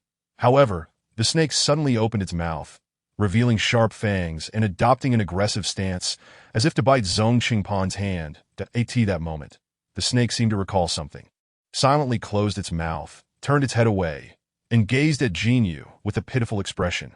Jinyu quietly regarded the diminutive serpent on the floor, recalling how she had confined it to a cage the previous night. And now it had effortlessly escaped its confines. Nevertheless, considering that the snake had managed to enter the villa, its escape from the cage seemed not entirely unexpected. Jinyu extended a hand toward the snake. Although she could not ascertain its origins, she was certain in this moment that it harbored no malice towards her, and rather seemed to possess a hint of charm. The little snake, sensing her gesture, joyfully coiled around her forearm, but a chill enveloped Jinyu's arm as the snake affectionately nudged her with its head and occasionally flicked its tongue. Witnessing this scene, a sense of helplessness welled up within her, and the corners of her mouth involuntarily lifted into a faint smile. The little serpent, a deep blue in hue, entwined itself around Jinyu's arm, its previously soiled scales now gleaming with a subtle luminescence. Jinyu gently caressed the snake's head as she made her way towards Wasi's door. Upon reaching Wasi's door, Jinyu gently knocked. After a prolonged silence, the room remained still, enveloped in tranquility. Jinyu frowned, pondering silently. Could it be that Wasi had yet to return home? Dinner had long since passed, and the other family members had already dined, yet Wasi was still absent. Jinyu sat at the dining table, waiting in silence. Finally, as night descended, Wasi was the last to return home. His hair appeared somewhat disheveled, suggesting he had engaged in some vigorous activity. His breath was slightly labored, his chest rising and falling, betraying a hint of fatigue. His black suit jacket hung carelessly over his arm. His shoes bore traces of mud, and his face bore a faint pallor of exhaustion. Hearing the door open, Jinyu turned her gaze towards it. Upon seeing Wasi enter, concern flickered in her eyes. She softly inquired, "Wasi, why are you so late returning today? Come and eat." Wasi lifted his head, meeting Jinyu's gaze, a warm smile spreading across his lips. His voice carried a note of apology. "All right, my dear, then I'll change my clothes first and be right there." With that, he strode purposefully back to his bedroom. Huasi slowly closed the door to his room, leaning wearily against the wall. Today, he had returned to Huashu's estate to check on matters concerning Huashu. However, upon opening the bedroom door, he was taken aback to find the bed completely empty. His uncle was nowhere to be seen. What troubled him further was the shattered window, indicating that his uncle might have encountered danger. He couldn't help but wonder if his uncle had been taken by adversaries. Yet curiously, the estate's security system had not issued any alarms, plunging him into deep confusion. Anxious, Huasi scoured every corner of the estate, hoping to find a clue or trace of his uncle. Yet in the end, he found nothing. It was as if his uncle had vanished into thin air. Consequently, he confronted the leader of his enemies and gave him a sound thrashing. However, the enemy vehemently denied any involvement in his uncle's disappearance, leaving Huasi feeling increasingly burdened. After changing into clean clothes and hastily taking a shower, Huasi, fatigued, made his way to the dining table. The little snake cautiously coiled around Jinyu's calf, having learned from previous encounters to behave obediently. At that moment, it hid beneath the table, not daring to make a sound. Jinyu keenly noticed the unmistakable fatigue etched on Huasi's face. A surge of empathy swelling within her, she gently asked, "What exactly happened?" Her tone infused with concern and worry. Huasi sat beside Jinyu, firmly grasping her hand and pressing it against his cheek. Mustering a strained smile, "It's nothing, darling. Just a bit of chaos at home, that I no need to worry. I will handle it." He wished to keep Jinyu in the dark about his search for his uncle, fearing she might sense the truth of his uncle's predicament. "Then, my dear, you truly worry about me. It would be even better if you could give me a kiss," Huasi remarked, bringing his cheek close to Jinyu's hand and nuzzling it. Resembling a large, affectionate puppy, his gaze revealing a glimmer of affection. Jinyu playfully shot him a reproachful glance before turning her head away, refusing to meet his eyes. Seeing her avoidance, Huasi reached out with his other hand to lift her chin, teasingly scratching her cheek and gently pinching it from time to time. "Then, my dear." He tilted his head, softly calling her name. Jinyu remained unresponsive, continuing to turn her head away. In response, Huasi bent down to whisper in her ear, blowing a gentle breath. Jinyu instinctively recoiled, her ears flushing crimson. She pushed his hand away, then playfully punched his shoulder. "That hurts. Can I hit you again?" Huasi feigned a pitiful expression while looking at Jinyu, his eyes betraying an uncontainable anticipation. Observing Huasi's unabashed demeanor, Jinyu couldn't help but feel a sense of resignation, yet witnessing his playful spirit eased her worries. Chapter 52. Has the overbearing uncle fallen for me? Seeing Huasi's carefree attitude, Jinyu felt reassured. She pushed the already warm dinner towards him, saying helplessly, "Hurry and eat. Otherwise, it will get cold again." Huasi's face lit up with a satisfied smile upon seeing the dinner before him. "Are you worried about me?" he asked before eagerly picking up his chopsticks and digging in. Jinyu chuckled at his voracious appetite. "Slow down. No one is competing with you." While Huasi stuffed his mouth with food, he mumbled indistinctly, "Delicious." Indeed, he had not eaten all day, having traversed the estate and confronted his enemies. At that moment, the little snake, which had been quietly coiled around Jinyu's leg, began to slither upward slowly. Jinyu, engrossed in her playful banter with Huasi, had completely overlooked the presence of the snake. Now, its movements finally caught her attention. Jinyu quickly reached down, grasped the snake's head, and gently pulled it off her leg, lifting it above the table. Huasi, who had been diligently eating, slowly raised his head upon noticing Jinyu's actions. When he saw what she held in her hand, his body jolted, and his chopsticks clattered to the ground. His expression turned blank, as if struck by lightning, fixating on the little snake with an incredulous look. "Huasi, is this my uncle?"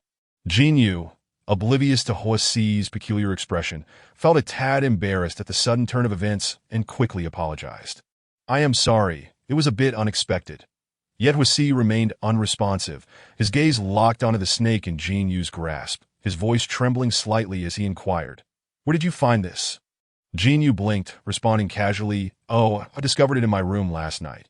However, I felt it lacked the orc aura, yet it resembles your beast form, being a snake, so I thought I would ask if you knew what this was about." As she spoke, Jinyu held the snake with one hand while offering Huasi a new pair of chopsticks with the other. "Is that so? Did it attack you? Are you hurt?" Huasi regained his composure. concealing his astonishment as he questioned her. Jinyu shook her head nonchalantly. No, it only attacks anyone besides me. Huasi regarded the snake in Jinyu's hand, which was nuzzling against her affectionately, and an inexplicable emotion surged within him. The closeness between them seemed unexpectedly intimate, leaving him feeling both surprised and disheartened. His gaze remained fixed on Jinyu, searching her expression for any sign of discomfort or distance. Yet she appeared remarkably composed. She gently caressed the little snake's head, a subtle smile gracing her lips, as if a silent understanding existed between them. However, at that moment, Huasi's previously tranquil expression betrayed a faint crack, and an unusual sensation surged within him that he couldn't help but feel a pang of desolation, for he was acutely aware that the intimate bond he shared with Jinyu was something he had pilfered from his uncle. After a brief silence, Huasi finally spoke, his voice low and steady, tinged with an imperceptible tension. Perhaps it is an orc, though it may have temporarily succumbed to beastly transformation. Jinyu lifted her gaze, a flicker of confusion flashing in her eyes as she stared at Huasi, waiting for further clarification. Some serpent beasts revert to their primal state upon transformation, yet it could also be a matter of rank differentiation, albeit with a low probability. Huasi inhaled deeply before continuing. Could you entrust it to me? I, too, am a serpent beast and can ensure its well-being. Upon hearing this, Jinyu pondered for a moment before nodding thoughtfully and extending her hand to pass the little snake to him. The serpent seemed to sense her movement and began to writhe and struggle incessantly, as if voicing its protest. Huasi took the little snake in his hands, feeling its squirming strength, a complex array of emotions swirling within him. He cautiously inquired, "Shall we keep it in the villa?" Jinyu replied, "Yes, let it stay, that if it truly is a transformed orc, it could pose a threat to innocent lives." Understanding her reasoning, Huasi engaged in further conversation with Jinyu before returning to his room with the little snake. He contemplated that once his uncle regained consciousness, he would return what belonged to him, sincerely apologize to Jinyu, and seek her forgiveness, vowing never to intrude upon their lives again. The little snake, realizing its protests were futile, ceased its struggles and allowed Huasi to carry it back to the room.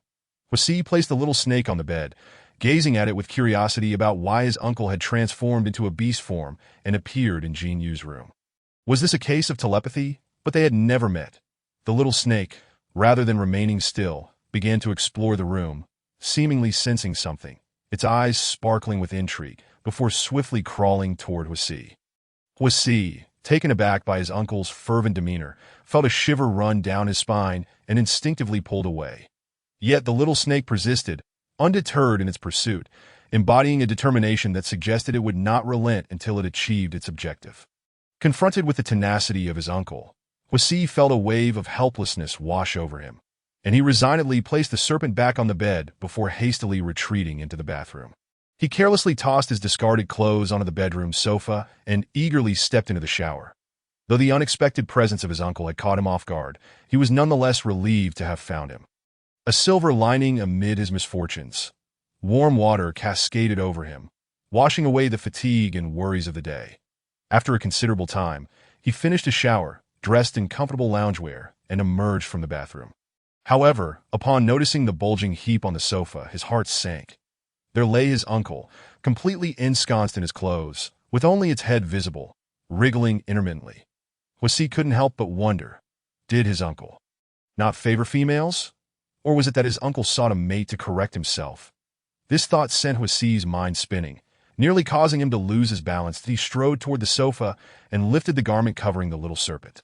Chapter 53, Huasi approached the sofa with deliberate slowness, gently lifting the fabric that concealed the little snake, revealing its full form, that he lowered his gaze to scrutinize the serpent resting on the sofa. Its body displayed a peculiar shade of blue, reminiscent of the deep ocean, imbued with an air of mystery. The orange-red scales along its sides glimmered more brightly, as if pulsating with a faint luminescence. The little snake coiled tightly around the gift Jinyu had previously presented, as if guarding a precious treasure. Its eyes were closed, seemingly lost in a tranquil dream, unwilling to be disturbed by the outside world. Huasi reached out cautiously, lightly touching the serpent's body, feeling a cold sensation travel through his fingertips, causing him to shiver slightly as he looked down at the restless little snake.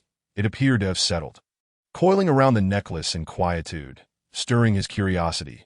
Suddenly, the little snake opened its eyes, locking its gaze on Wasi with a piercing intensity that in that instant, time seemed to freeze, and the atmosphere thickened with tension.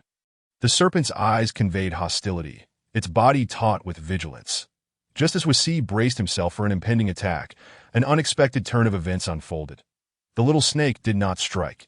Instead, it remained still, as if ensnared by an invisible spell, observing him intently, lost in contemplation.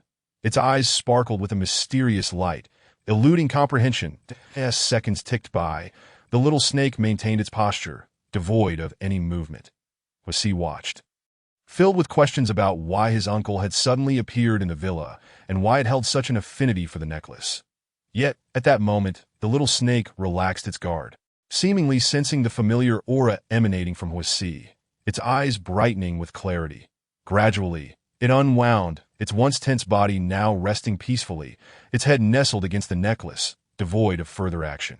Wasi scrutinized the little serpent, attempting to glean some insight, but ultimately found himself at a loss. Exhausted from the day's endeavors, he turned to recline on the bed, closing his eyes and silently reflecting on the events that had transpired. Gradually, his thoughts blurred, and he drifted into slumber. Zhang Yun, accompanied by the vial of medicine Jin Yu had given him, made his way to the palace, intending to inquire with Sai Ao Lin about its purpose. Upon learning that her beloved brother was coming to see her, Sai Ao Lin hurriedly arrived early in the morning, exclaiming in a high-pitched voice, "Gigi, I heard you were looking for me." Before Zhang Yun could even catch a glimpse of her, he heard her called. He pinched the bridge of his nose in exasperation, shaking his head helplessly and exhaling a sigh. Ever since childhood, his troublesome sister had always exhibited an immature demeanor around him. Sai Ao Lin dashed to Zhang Yun's desk, crouching down with her fingers gripping the surface, revealing half of her playful and adorable face, her eyes sparkling with curiosity. "What do you need me for? Brother, are you missing me?" Before Zhang Yun could respond, she suddenly seemed to remember something, jumping to her feet and slapping the table emphatically, declaring with indignation, "Did Jin Yu's sister-in-law bully you?" If that's the case, just watch how I teach her a lesson. No one is allowed to bully my brother, not even me." In a matter of seconds, Sai Ao Lin envisioned a scenario where her brother was wronged in his wife's household. And with that, she rolled up her sleeves, ready to charge out. Zhang Yun, witnessing her eagerness, quickly grasped her arm, chuckling helplessly, "Don't be ridiculous, you didn't bully me. She treats me well, and she's your sister-in-law. You mustn't be disrespectful." Only then did Sai Ao Lin halt her advance, turning around with a sigh of relief upon realizing her brother was not the victim. Subsequently, she asked, her face filled with confusion, "Then why did you call for me? Could it be that you genuinely missed me?" Zhang Yun did not directly answer her question, instead silently producing the vial of medicine Jin Yu had given him and offering it to Sai Ao Lin, curious to see what was contained within. Sai Ao Lin accepted the vial, recognizing it as somewhat familiar. She opened the cap and inhaled the scent, furrowing her brow, as the aroma felt vaguely recognizable. She pondered why her brother would inquire about the medicine, wondering if he had forgotten her notorious reputation as a little waste, or perhaps he had finally noticed her potential. The thought brought a hint of emotion to Sai Ao Lin's face. Zhang Yun observed his sister's face shift from contemplation to confusion to touched realization, feeling somewhat speechless. "This is a gift you presented to your sister-in-law at the banquet. Did you forget?" Sai Ao Lin's moment of self-indulgence was abruptly interrupted by her brother. She examined the vial closely, a light bulb moment occurring as she slapped her forehead, exclaiming, "Ah, I remember now." Following that, she shyly smiled at Zhang Yun. "So, brother, have you used it? How does it feel? Are you particularly grateful to me?" Sai Ao Lin fired off 3 rapid-fire questions, her face brimming with anticipation as she looked at Zhang Yun. Hearing her queries, Zhang Yun felt perplexed. "What do you mean by how does it feel?" "I was hoping to ask what this pill is for." Upon hearing this, Sai Ao Lin's expression fell, her heart sinking as she thought, "Such a wonderful item hasn't even been used." She recalled that day at the banquet, only remembering to tell her sister-in-law to treat her brother better, but she had completely forgotten to mention the purpose of these items, leaving her feeling regretful. Then, lifting her head, she earnestly said to Zhang Yun, Brother, this is a fantastic item that can enhance the relationship between couples." Subsequently, she continued, What about the bottle of perfume I gifted you earlier? It can directly induce feline beastmen into a state of heat. Listening to his sister's words, Xiaoyang recalled the scene from that night he met Jinyu, and his ears involuntarily flushed with warmth. Then, Saorlin added, that pill is incredibly useful. You all can take it if it's for sister-in-law. Just one pill will allow her to frolic joyfully with brother for an entire night, and she won't feel fatigue no matter what, even if a few more people join in, that if brother takes it. He could easily engage in a grand battle for 3 days and nights without faltering. I guarantee he will be as vigorous as ever, every night. Beside them, Xiaoyang felt a rush of crimson and green across his face, his cheeks reddening like a ripe persimmon, and he could no longer muster the courage to listen to her continue her brazen remarks. He promptly covered her mouth with his hand. Saorlin, suddenly silenced, began to pry Xiaoyang's hand away, and as soon as she had the chance to speak again, she pitifully exclaimed, "Brother, why are you covering my mouth?" After that, she was about to continue, but paused, saying, "Brother, where was I?" Feeling a bit awkward, Saorlin scratched her head, adding, "In any case, the items are particularly effective. You all must try them." Xiaoyang, observing his sister's nonchalant demeanor, wished he could find a hole to burrow into that moment. He simply wanted to divert her attention, so he found an excuse, saying, "Mother misses you too. Why not go see her in the palace?" As expected, after hearing her brother's words, Saorlin believed him wholeheartedly and began humming a tune as she skipped off to disturb their mother. Chapter 54.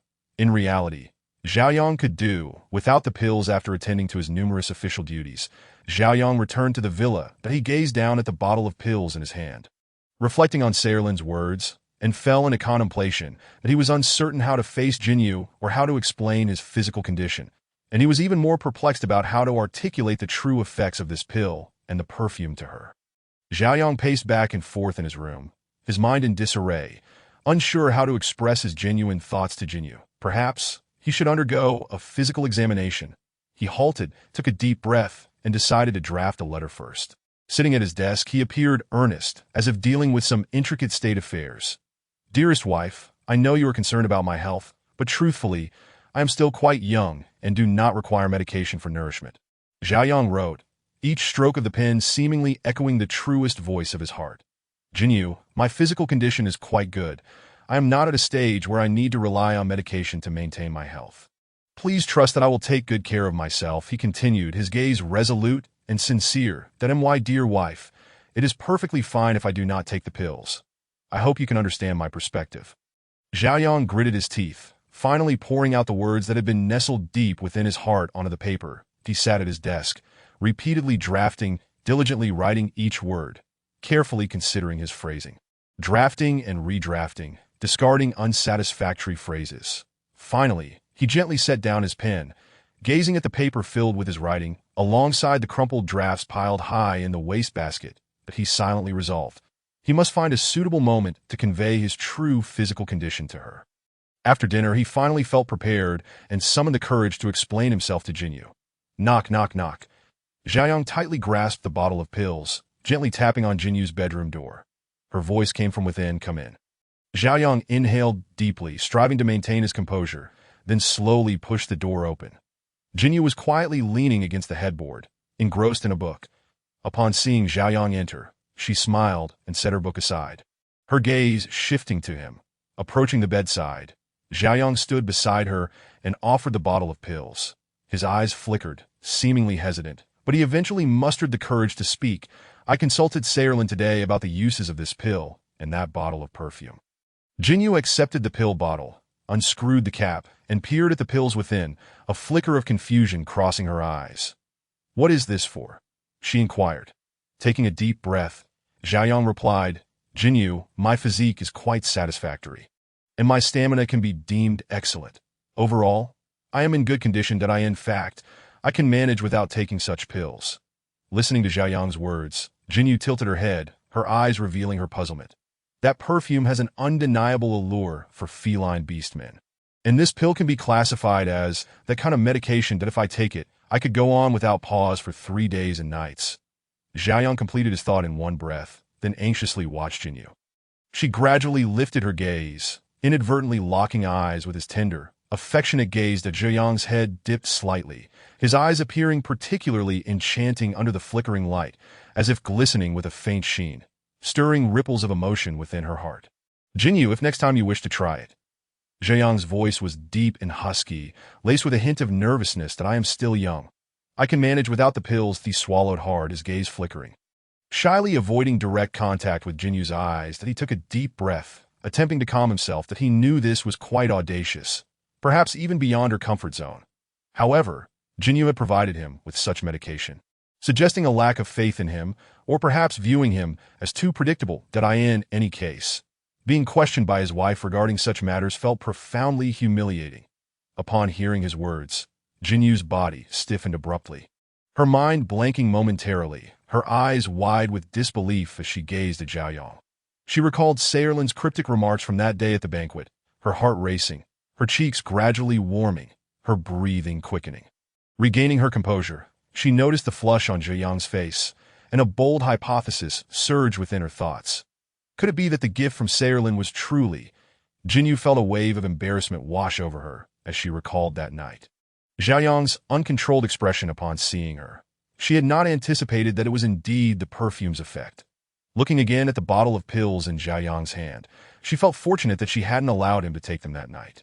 Otherwise, as this thought crossed her mind, Jinyu shivered involuntarily, her face paling, realizing that her innocent, lovely sister had gifted her such an audacious and wild present. Jinyu pressed her lips together, observing Zheyang's awkward expression, and softly said, let's talk about this later. Her voice was barely above a whisper, almost inaudible. She did not explicitly agree, yet neither did she outright refuse, though that night had indeed seemed quite mad. She recognized that she had been deeply enchanted by it, every moment filling her with exhilaration and delight. Recalling the fervent sensations and the forceful actions, it felt as if she had been transported into a dreamlike realm, where everything appeared surreal yet intoxicating. Even as time passed, she could still vividly remember the feelings from that night. Upon hearing Jinyu's response, Zhaoyang felt a flicker of surprise in his heart. He gently leaned down to kiss Jinyu's forehead, softly saying, "All right, good night," that he then turned and exited the room. Jinyu remained seated on the bed, her mind racing with thoughts of what had just transpired. Her eyes widened in astonishment, her face displaying a mixture of surprise and confusion, as if she had yet to fully process the events. She recalled Zheyang's words about being fine and not needing medication, and how he could manage without it, along with the warmth in his gentle, affectionate gaze. Suddenly, it dawned on her that her mischievous sister's gift had led to such a significant misunderstanding, which left her feeling somewhat embarrassed and unsure of how to face Zhaoyang. Inside, Jinyu lamented her predicament, unsure how to clarify to Zhaoyang that she never doubted his abilities. However, she was completely at a loss on how to explain it to him. With a sigh, she thought to herself that her troublesome sister had truly caused quite the disaster. Chapter 55. What malicious intent could I possibly have? Border region in recent days. Xiang had been thoroughly absorbed in the back garden of the estate, his gaze fixated on the flowers he had personally planted. As time passed, these blossoms gradually grew and matured, and the madness in his eyes became ever more pronounced. He slung the spade over his shoulder, merrily humming a tune, then turned and strode back towards the estate. Upon entering the gate, he could hardly contain his excitement as he rushed towards Lingxian's room, unceremoniously pushing the door open and exclaiming enthusiastically, Hey, how about we head to the center of the interstellar continent tomorrow?" Lingxian was startled by this sudden outburst, looking up to see Xiang covered in dirt, having not even changed out of his slippers, striding boldly into his room. He couldn't help but frown, a hint of distaste crossing his face as he coldly inquired, "What do you want to do there?" In truth, Lingxian did feel a twinge of longing to return. Over the past few days, he had only been able to exchange a few brief greetings with Jinyu through the Star Network, and he found himself missing her dearly. During his time at the border, he had come to accept that Jinyu could not belong solely to him. He could not possess her entirely, that as long as he could quietly guard her side. He would be content. What else could I possibly want to do? Xiyang rose and walked over to Lingxian, promptly plopping down beside him. Following this, Xiyang swiftly reached out, snatching the magazine from Lingxian's grasp.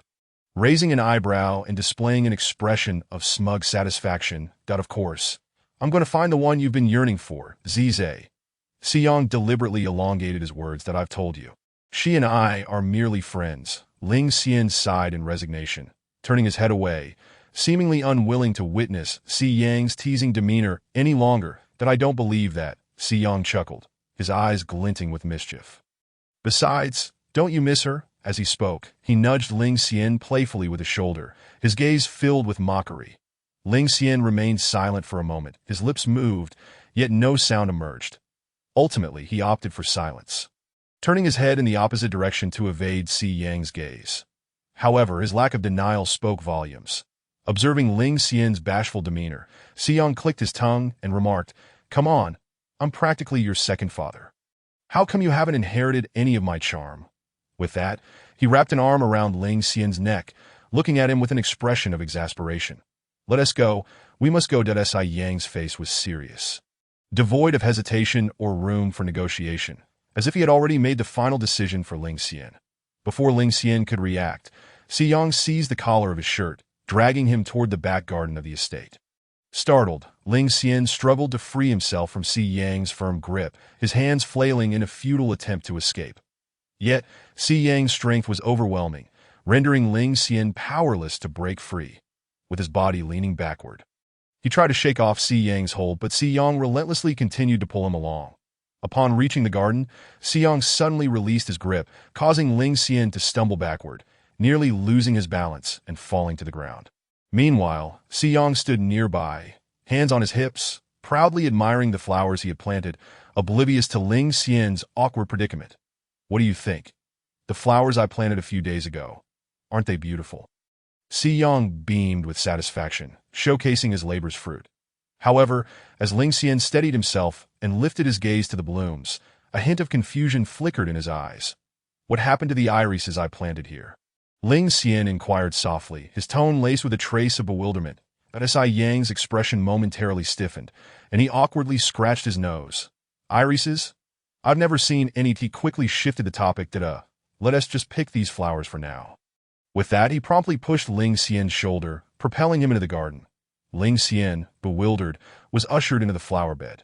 Though uncertain of Si Yang's intentions, he complied and began to gather the blossoms. After a while, his arms were filled with a large bouquet of fresh flowers, and curiosity got the better of him. "What do you intend to do with these flowers?" he asked. Si Yang flashed a standard smile, replying, "Of course, they're for that little female you fancy."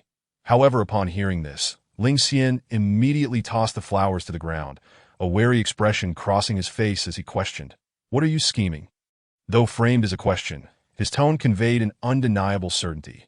Seeing this, Siyang quickly clarified, Hey, you little mad dog, how could I have any ill intentions? I'm merely trying to help you." He then took a few steps closer to Ling Xian, lightly tapping his shoulder. But Ling Xian was not swayed. Brushing off the dirt from his clothes, he replied flatly, "I don't need it. Moreover, I warn you, you'd best not harbor any designs on her." With that, he turned on his heel, departing the garden without a backward glance. "Hey, that little brat." Siyang observed Ling Xian's resolute back and punched the air in frustration, glancing down at the discarded flowers. He sighed in resignation and began to pick them up, gently blowing away the dirt that clung to their petals. After leaving the garden, Ling Xian turned and headed toward Ling's estate. "Brother, I'm heading back," he softly announced as he entered the living room, where Ling was seated on the sofa. Ling lifted his gaze, his expression gentle as it settled on Ling Xian, a fleeting shadow of disappointment crossing his features before he smiled and replied, "All right." Ling Xian nodded slightly and prepared to leave that moment. However, Ling spoke up, "Brother, could you wait a moment?" Ling Xian halted, turning back to look at Ling with curiosity. Taking a deep breath, as if steeling himself, Ling slowly said, "Could I accompany you back? I have a business deal to attend to at the center of the continent." Ling Xian was momentarily taken aback, then nodded, "Of course you can." Upon hearing this, Ling's face lit up with a joyful smile, but he cautiously asked, "Is it really all right? Am I not intruding?" Ling Xian chuckled, shaking his head. "Not at all. And you needn't be so humbled." He paused, then continued, "Brother, I understand your concerns and know you mean well. I am doing much better now than before." Ling's eyes glimmered with emotion upon hearing this. He had always wished to make up for the familial affection Ling Xian had missed in his childhood, to let him feel the warmth of family. Now, Witnessing Ling Xian gradually emerge from his past shadows filled him with reassurance. All right, Ling's voice trembled slightly as he gazed into Ling Xian's eyes, which glimmered with unshed tears. That evening, Lingwa and Ling Xian departed the border together. Meanwhile, the unfortunate Si Yang remained at the estate, eagerly awaiting Ling Xian's return. Upon receiving a message from Ling Xian via his star brain, he angrily punched the air again before promptly setting off for the center of the interstellar continent. Chapter 56. Come help you. Lingwa lounged comfortably in the antelope ship, his gaze bright and sharp as he observed Ling Xian, a faint smile gracing his lips. Xian, I'm genuinely happy to see you have someone you like. His voice was warm and affectionate. He slightly turned his head, looking at the scenery passing by outside the ship, a hint of discomfort flickering across his face as he murmured, No, I don't like her. I merely regard her as my sister. His tone carried a touch of stubbornness and defiance. Lingwa chuckled at his brother's obstinate demeanor, unable to suppress his amusement, that he gently patted Ling Xian's shoulder, his eyes sparkling with teasing light. Well then, if that is truly the case, may I perhaps be introduced to her? Upon hearing his brother's words, Ling Xian immediately grew alert, furrowing his brow and fixing a wary gaze on Lingwa. As if trying to decipher his intentions, that he opened his mouth to speak but then closed it again, appearing hesitant and torn. Lingwa, noticing Ling Xian's nervousness, burst into laughter. Don't worry, brother won't steal your mate. His words were filled with lightheartedness and jest. Ling Xian felt his cheeks flush at Lingwa's remark, lowering his head and secretly exhaling a sigh of relief. Although he understood his brother was merely teasing, he couldn't help but feel a little anxious. The following evening, Ling Xian and Lingwa arrived at the center of the interstellar continent. Ling Xian realized it had been quite a while since he last saw Jinyu, causing a wave of nervousness to wash over him. The two settled into a standalone villa belonging to Lingwa, and Ling Xian resolved to return to the villa the following morning. Ding dong, ding dong, ding dong. The doorbell of the villa rang incessantly, prompting Ling Xian to dash to the door. Hi. A familiar voice called from outside, causing Ling Xian to quickly close the door and lean against it. Moments later, the doorbell rang again, this time more urgently. Lingwa approached and inquired, Xian, what is wrong? He then walked to the door and opened it once more. There stood Si Yang, leaning against the doorframe, calling out, Hi. Seeing that it was Lingwa who had opened the door, Si Yang added, You too. Hi, brother. Lingwa, recognizing Si Yang as the one who had saved Ling Xian's life, felt immense gratitude toward him. Thus, he opened the door wider and stepped aside to invite Si Yang inside. Si Yang strode in with confidence, his head held high, and made a beeline for the sofa, plopping down on it. He surveyed the villa's various amenities with keen interest, incessantly complaining, That ungrateful little brat left me all alone at the border.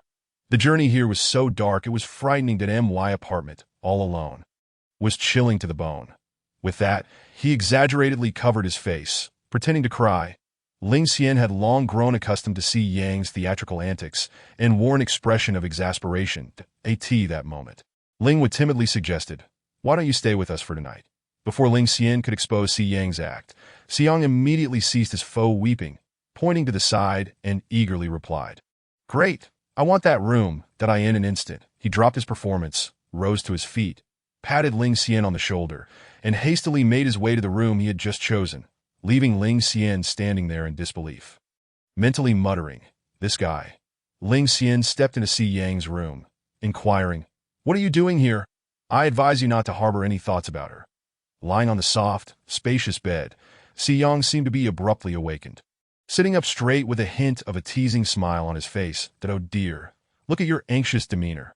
Could it be that I harbor any ill intentions? Si Yang feigned an innocent expression, though his gaze never strayed from Ling Xian, he then sighed, a touch of melancholic longing crossing his features. I merely wish to come and see you, and perhaps lend a helping hand. Ling Xian crossed his arms over his chest, his piercing gaze scrutinizing Si Yang. Skepticism etched across his face as he questioned, Is it really that simple? Si Yang rose from the bed and walked directly to Ling Xian, a glimmer of mischief flickering in his eyes. If not, what else could there be? Surely, I have no ulterior motives. Ling Xian remained vigilant. Sensing that Si Yang was up to something nefarious, he reiterated his warning, I do not require your assistance, and do not set your sights on her. With that, he turned and exited the room. Leaving Si Yang alone, Si Yang returned to the bedside. Reclining once more, his gaze fixed on the ceiling as he quietly contemplated his next move, he understood well that Jin Yu possessed formidable mental strength. And their last encounter had left her quite alert. Capturing her would not be a trivial endeavor. However, he had come well prepared this time, but he pondered. Since he was here to assist Ling Xian, a slight manipulation of circumstances wouldn't be too much to ask. Should Ling Xian remain ungrateful, then he would simply take matters into his own hands. As Si Yang closed his eyes, his thoughts drifted back to the moment he first encountered Jin Yu. That night, the moonlight was dim and the chilling wind howled. Eerie will-o-wisps flickered in the distance, and the haunting cries of foxes echoed in his ears as he navigated through the throngs of people. His gaze inadvertently landing on a silhouette. Indeed, it was Jin Yu, the charming female that Ling Xian adored. She was remarkably unique, her beauty rivaling the most resplendent stars in the night sky, radiating an intoxicating glow. Her skin was as fair as snow, her hair flowed like silken threads, her eyes sparkled like distant galaxies, and her lips, luscious and inviting, exuded an alluring fragrance. Her beauty enraptured him, and from that moment, his heart was irrevocably captured by Jin Yu, leaving an indelible mark upon his soul. Lying on the bed, he slightly squinted, inhaling deeply, a look of ecstasy gracing his features as he savored the sweet aroma that lingered in his memory. A scent that drove him to a state of madness and infatuation. The following morning, Ling Xian had already sent a message to Jin Yu the previous night, informing her of his decision to move back to the villa. Thus, he rose early to pack his belongings in preparation for the move. Just as Ling Xian stepped out of his door, Si Yang emerged from his room, watching Ling Xian's departing figure, his eyes narrowing slightly as he fell into contemplation.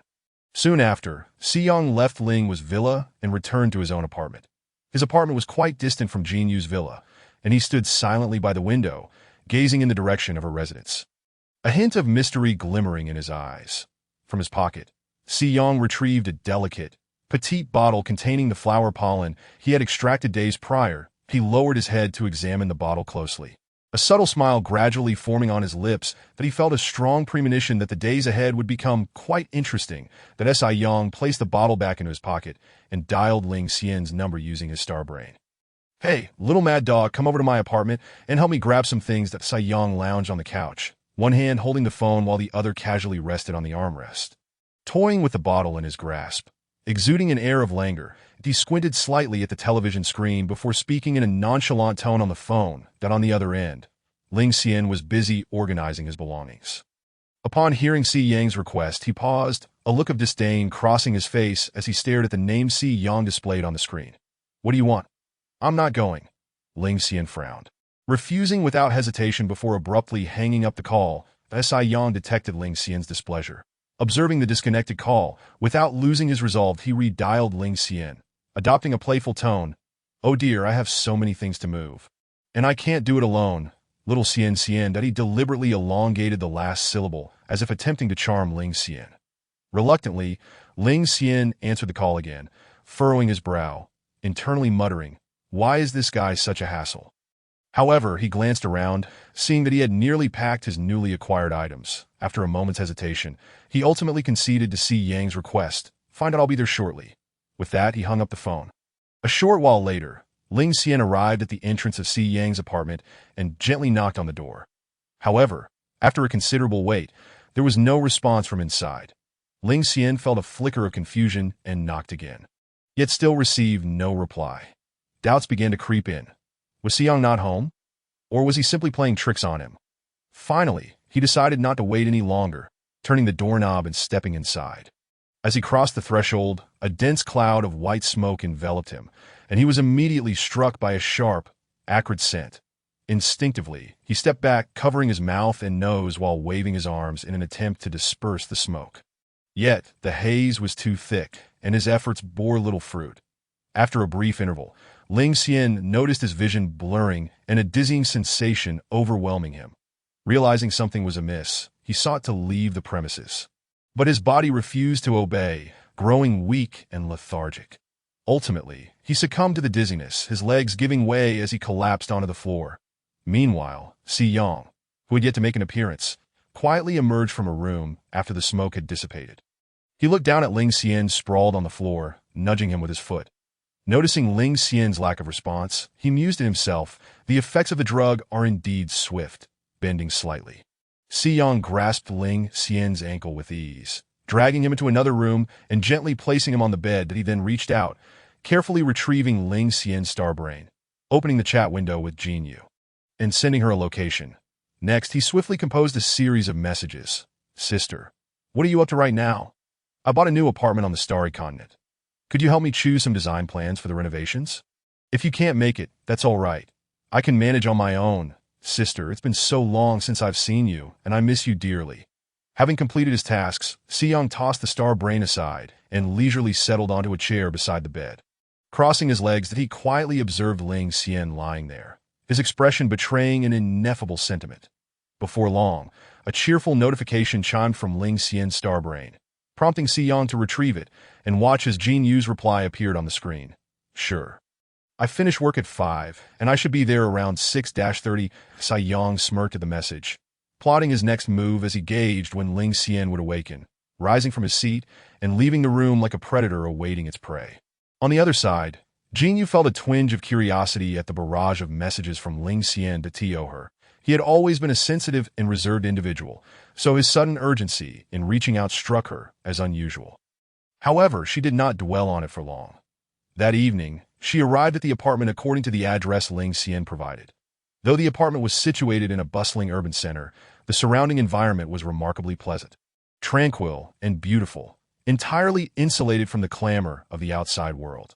The entire complex was modest in scale, with each building housing only 5 or 6 stories, and each floor accommodating but one resident, ensuring a low-density design that preserved the independence and privacy of its inhabitants.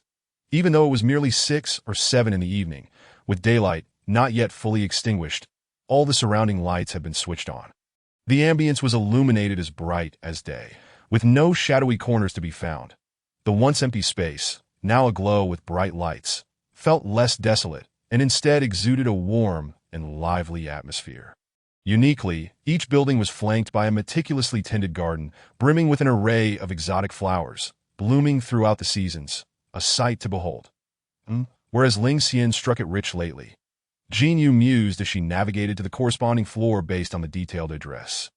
Upon stepping out of the elevator, she was greeted by an enticing fragrance wafting through the corridor, an aroma she had never encountered before. It was not overpowering, but rather captivating, prompting her to inhale deeply several times.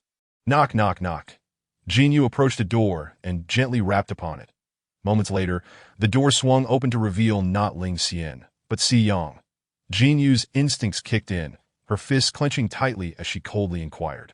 What are you doing here? Where is Ling Xian? What have you done to him? Xiyang observed Jin Yu's anxious demeanor, a smirk tugging at the corners of his mouth as he chuckled lightly, reassuring her in a relaxed tone. There's no need for such tension. I assure you, he is quite unharmed. As the words fell, he slightly turned to the side, gesturing for her to enter. However, Jin Yu remained motionless, her vigilance unwavering as she fixed her gaze upon him, even taking a small step back to maintain distance from Xiyang. That a powerful intuition surged within her, suggesting that Xiyang was not to be underestimated. He seemed to be orchestrating some form of conspiracy.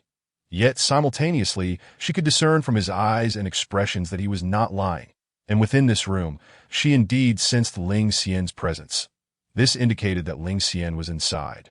But with the passage of time and no sign of movement, it was highly probable that he had succumbed to a state of unconsciousness. Concerned for Ling Xian's safety, Jin Yu clenched her fists, contemplating whether to incapacitate Xiyang first and then carry Ling Xian away from this place. With her fists tightly clenched, Xiyang lowered his head, his gaze landing on her tightly clenched hands. He swallowed hard, an air of trepidation surrounding him as he cautiously asked, You're not thinking of striking me again, are you? Yet, before Jin Yu could summon her mental strength, a potent floral fragrance mingled with the scent of blood suddenly assailed her nostrils. This aroma was starkly different from the previous sweet scent. It was intense and acrid, causing her to furrow her brows. The scent seemed to envelop her, and at that moment, her limbs grew weak and her consciousness began to wane. This sensat Jin Yu had not yet had the chance to contemplate the situation when the sounds of combat outside grew increasingly intense. Unable to restrain her curiosity, she peered outside and observed that Si Yang's attacks, though fierce, skillfully avoided vital areas, seemingly indicating that he did not intend to take Ling Xian's life. However, this method of combat inflicted immense suffering upon Ling Xian in a mere span of time.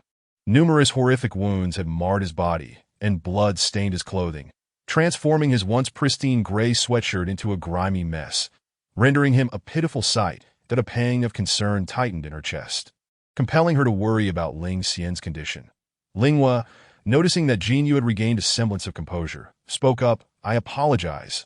Miss J. In, that my brother is not a bad person, and I earnestly hope you can grant him a chance for an explanation in the future." With that, he inclined his head slightly and exited the room. That moment, Jinyu's mind was in disarray, leaving her no time to ponder Linghua's words. The effect of a single glass of water could hardly be likened to a drop in the ocean. It served little purpose for lasting relief. Struggling to rise, she had no time to regard the three males grappling in the living room. Her only desire was to return home swiftly, to seek the presence of the male within her abode. Observing that the door was blocked by the writhing figures, she quickly turned her gaze to the floor, discovering it was not particularly high. Without hesitation, she chose to leap from the window. She took a daring plunge from the second floor, her feet landing somewhat unsteadily yet firmly on the ground. She incessantly reminded herself of the urgency to return to the villa. She must return home. Yet, after only a few steps, her vision began to blur, and her body felt increasingly feverish, as if the heat were on the verge of consuming her. After merely 2 or 3 steps, she could no longer sustain herself and collapsed onto the ground in a daze. Fortunately, it was around 8:30 in the evening, and the streets were sparsely populated. Jinyu struggled to lift her head, searching for a place to hide. Eventually, she spotted a patch of grass not far away. Realizing that returning home might not be feasible tonight, and that she had not brought her star brain with her, she resolved to make do for the night within the grass. Summoning her remaining strength, she painstakingly crawled toward the nearby thicket, gently closing her eyes in an attempt to alleviate her discomfort. At that moment, Yun Qingwu happened to be finishing a shift at the bar he managed, humming a cheerful tune. When alone, he preferred to maintain a semi-beastly state. His fair skin bore a faint rosy hue, reminiscent of clouds tinted by the setting sun. His deep red eyes sparkled with a mysterious glimmer. 2 fiery red beast ears protruded from his tousled hair, the tips adorned with a hint of black fur, making them particularly striking that a long, crimson tail arched high, occasionally swaying, with a tuft of flame-like fluff at its end that danced gently with his movements. Suddenly, he noticed a dark, writhing shape in the grass nearby. His eyes widened and his ears perked up.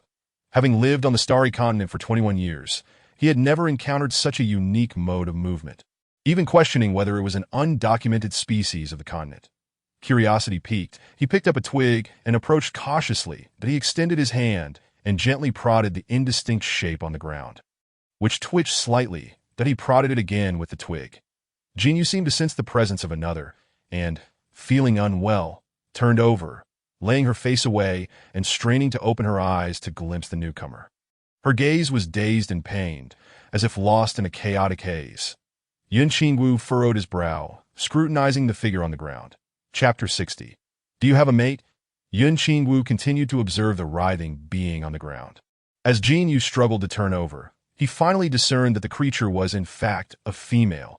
His pupils dilated in astonishment that in a world filled with uncertainty and peril like the starry continent, females were exceedingly precious, and rare to encounter one in such a vulnerable state left him utterly astounded. Upon seeing her condition, a wave of confusion and curiosity surged within him, that he softly inquired, "Who are you? How did you end up here?" Jinyu struggled to move her lips, but no sound emerged. Her body trembled, her gaze unfocused as she looked at Yun Qingwu, seemingly enduring immense agony. Yun Qingwu, witnessing her distress, hastily crouched down, cautiously reaching out to assist her, but as his hand extended, it hesitated in midair. For a moment, he felt at a loss regarding how to proceed to that juncture. Jinyu's rationality had been nearly consumed by desire. Her consciousness was clouded, as if enveloped in a fog in her hazy vision. She perceived a man crouching beside her, his silhouette somewhat indistinct in the darkness. At that moment, she could afford to think of little else. yearning only to escape the torturous pain.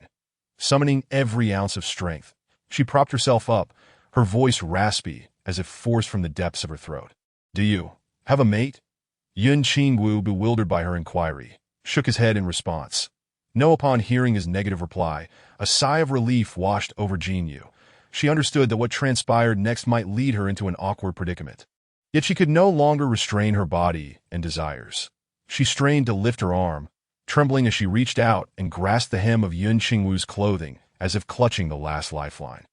Her eyes conveyed a plea and longing as she struggled to articulate, "Please help me." Yun Qingwu regarded Jinyu's flushed visage, her face smudged with dirt from the ground, wisps of hair sticking to her cheeks. Her nails were neatly trimmed, gripping his clothing tightly. When he raised his gaze to meet Jinyu's glistening eyes, his throat involuntarily constricted, and his heart raced uncontrollably. "That I will take responsibility for you." After uttering those words, Jinyu wrapped her arms around Yun Qingwu's neck, leaning forward, her warm breath cascading over his cheek as she softly urged, "Please, help me."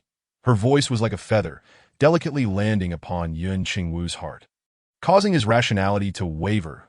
That moment, Yun Qingwu's beast ears twitched, and he slightly tilted his head, his acute hearing picking up sounds from a distance. Without hesitation, he scooped Jinyu into his arms and strode purposefully toward a secluded garden. Indeed, shortly thereafter, a male voice echoed from the direction they had just vacated.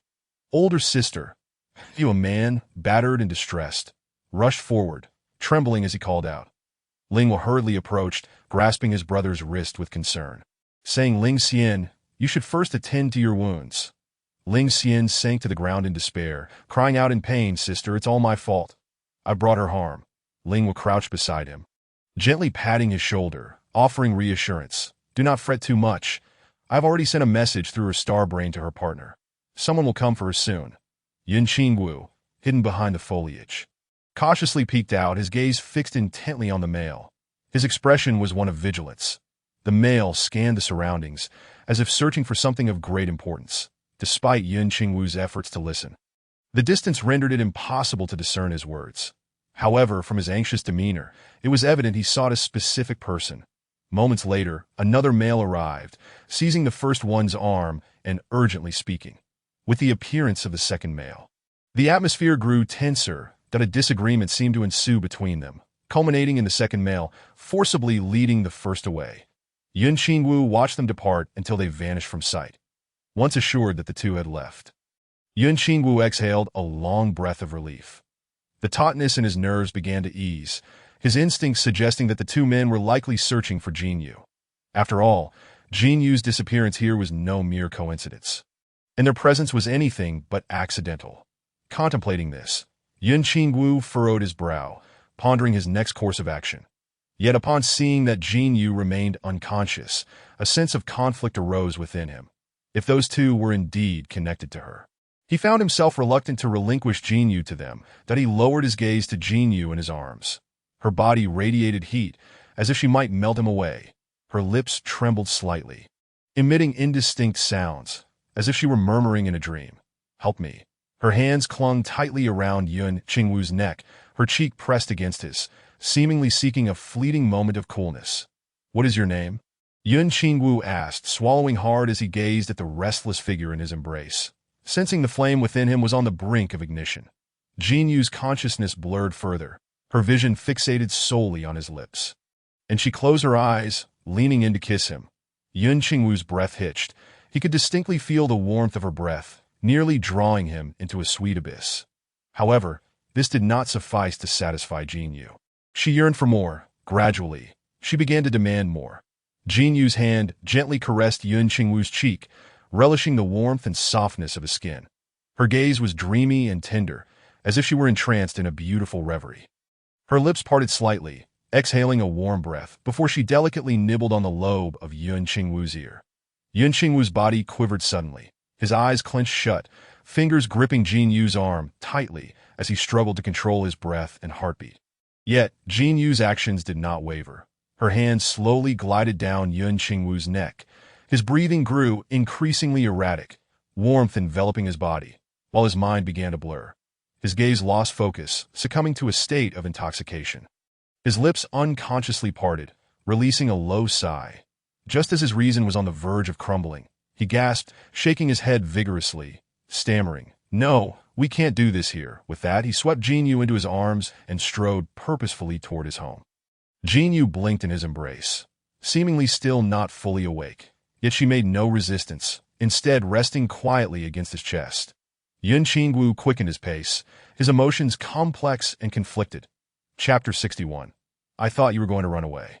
Upon returning to his apartment with Jinyu, Yun Qingwu hurried into the bedroom, swiftly closing and locking the door behind him, but he gently placed Jinyu on the bed, his gaze fixating on her flushed face. Influenced by the effects of the medication, as his breath grew heavier, Yun Qingwu was stirred by Jinyu's actions, leaving him with but a thread of rationality. His beastly ears felt increasingly heated, while his tail curled around his body, pressing firmly against her back. Yet he mustered the effort to ask, "Have you made up your mind?" Jinyu extended her long legs, entwining them around his waist, drawing him closer before softly leaning in to whisper an affirmative sound in his ear. This simple utterance acted like a fuse, utterly shattering Yun Qingwu's last vestige of reason. The curtains in the room were tightly drawn, casting dim light that illuminated their silhouettes, as an intimate atmosphere enveloped them. The following morning, the gentle sunlight filtered through the thin curtains, casting dappled shadows upon the bed.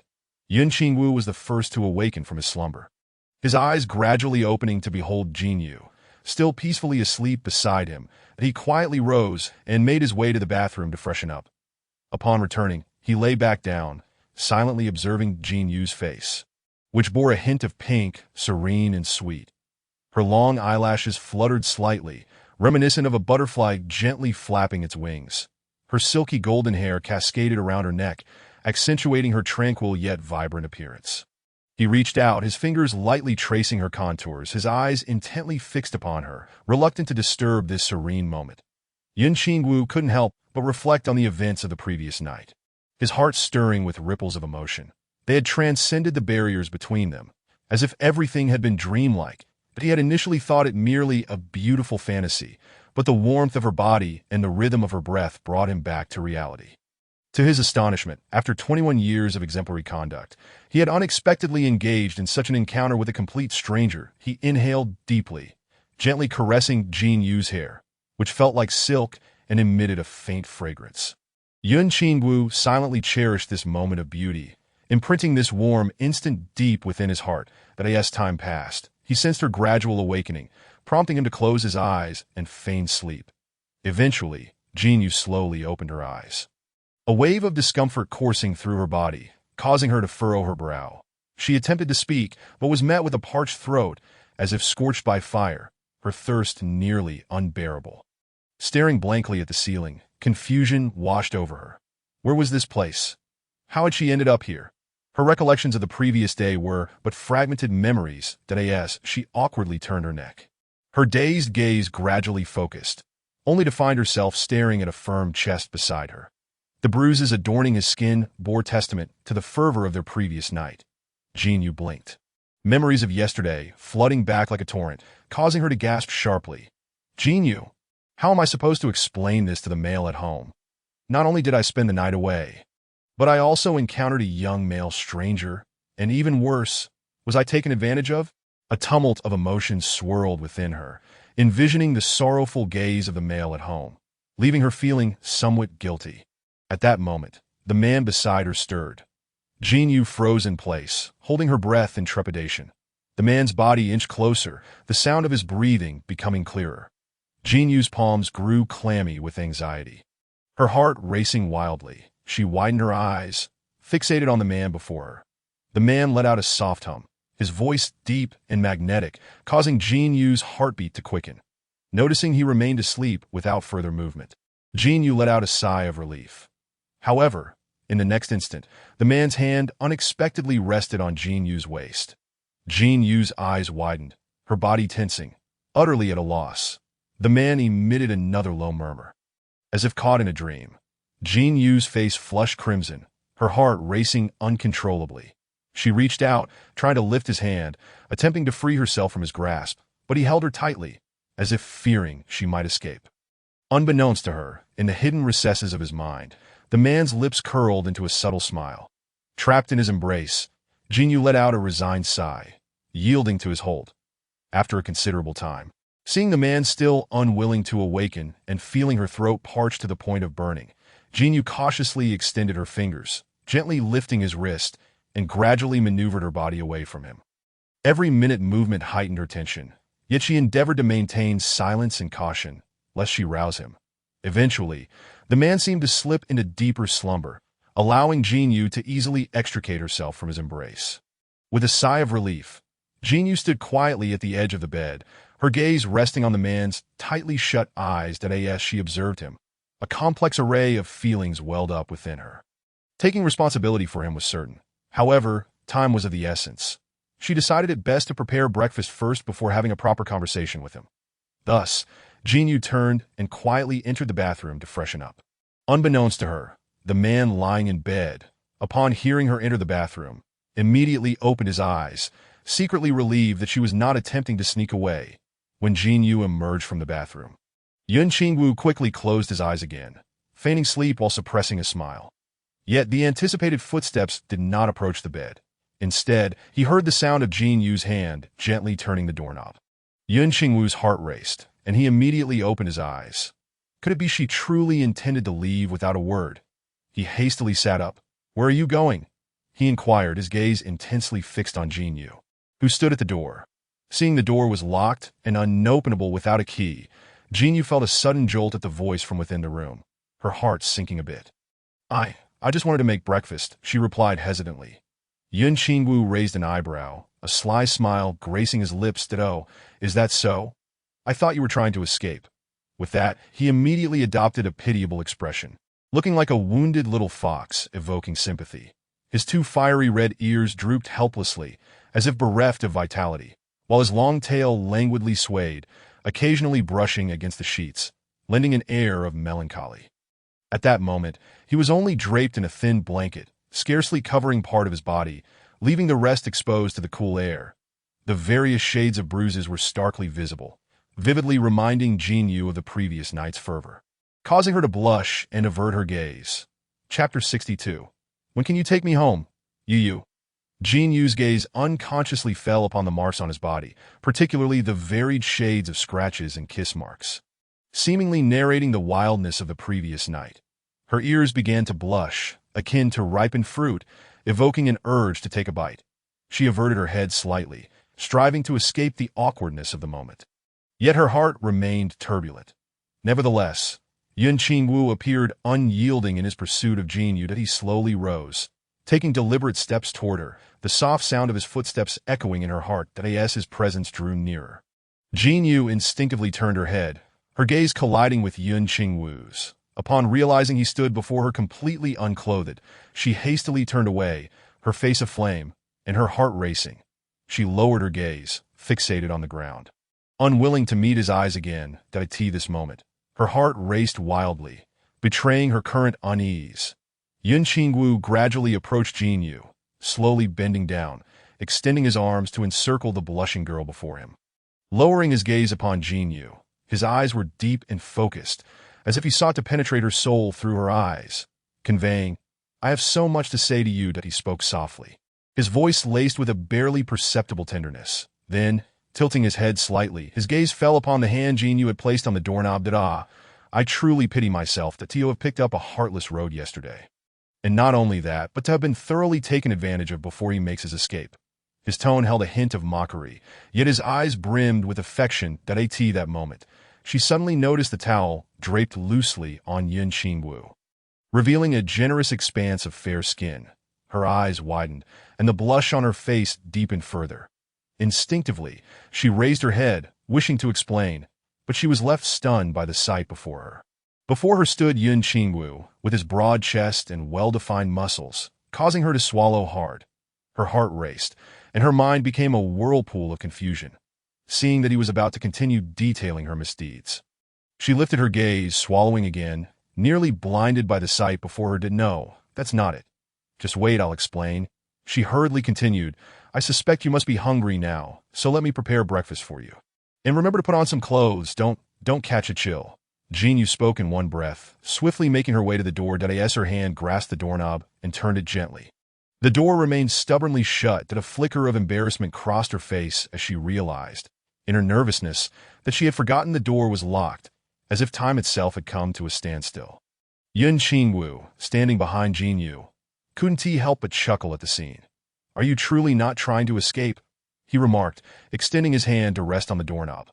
Meanwhile, the long tail behind him playfully brushed against Jin Yu's wrist, sending a peculiar sensation coursing through her. "Moreover, you caused me quite a bit of pain last night. I need to find a doctor to examine me." Upon hearing Yun Qingwu's words, Jin Yu felt a tightness in her chest, desperately trying to ignore the tingling sensation on her arm, and feigned calm as she replied, "Of course not. I will definitely take responsibility for you."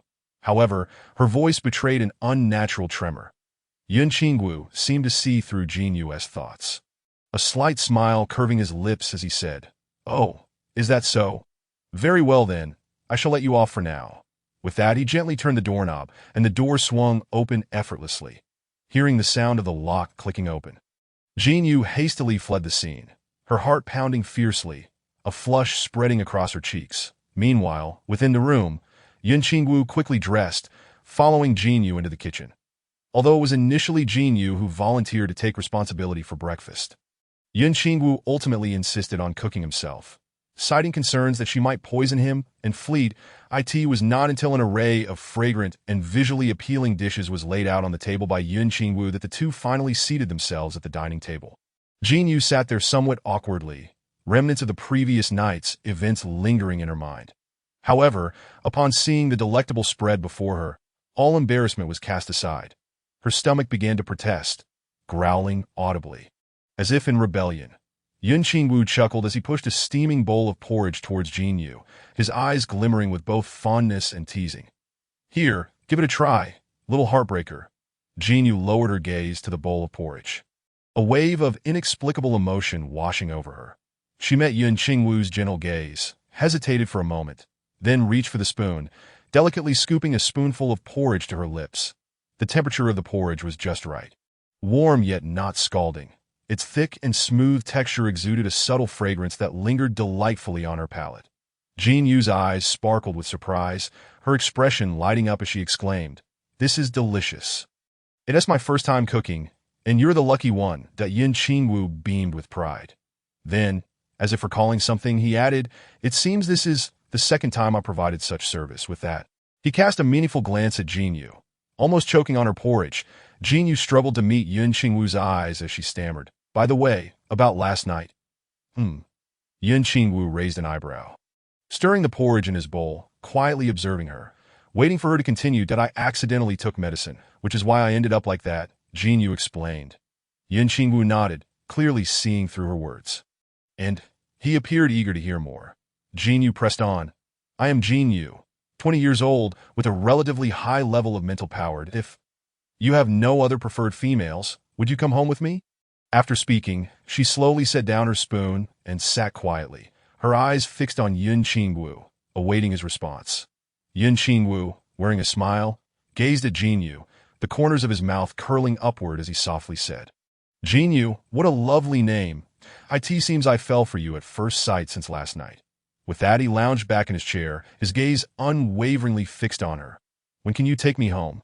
Yu, his eyes revealed a tenderness that was difficult to conceal, that he then introduced himself with a grin.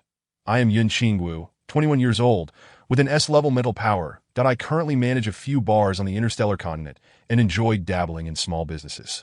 After finishing their breakfast, Yun Qingwu gathered his belongings and accompanied Jin Yu back to the villa. As Jin Yu opened the villa's grand door, she found all the males in her household anxiously awaiting her in the living room, the atmosphere heavy with tension.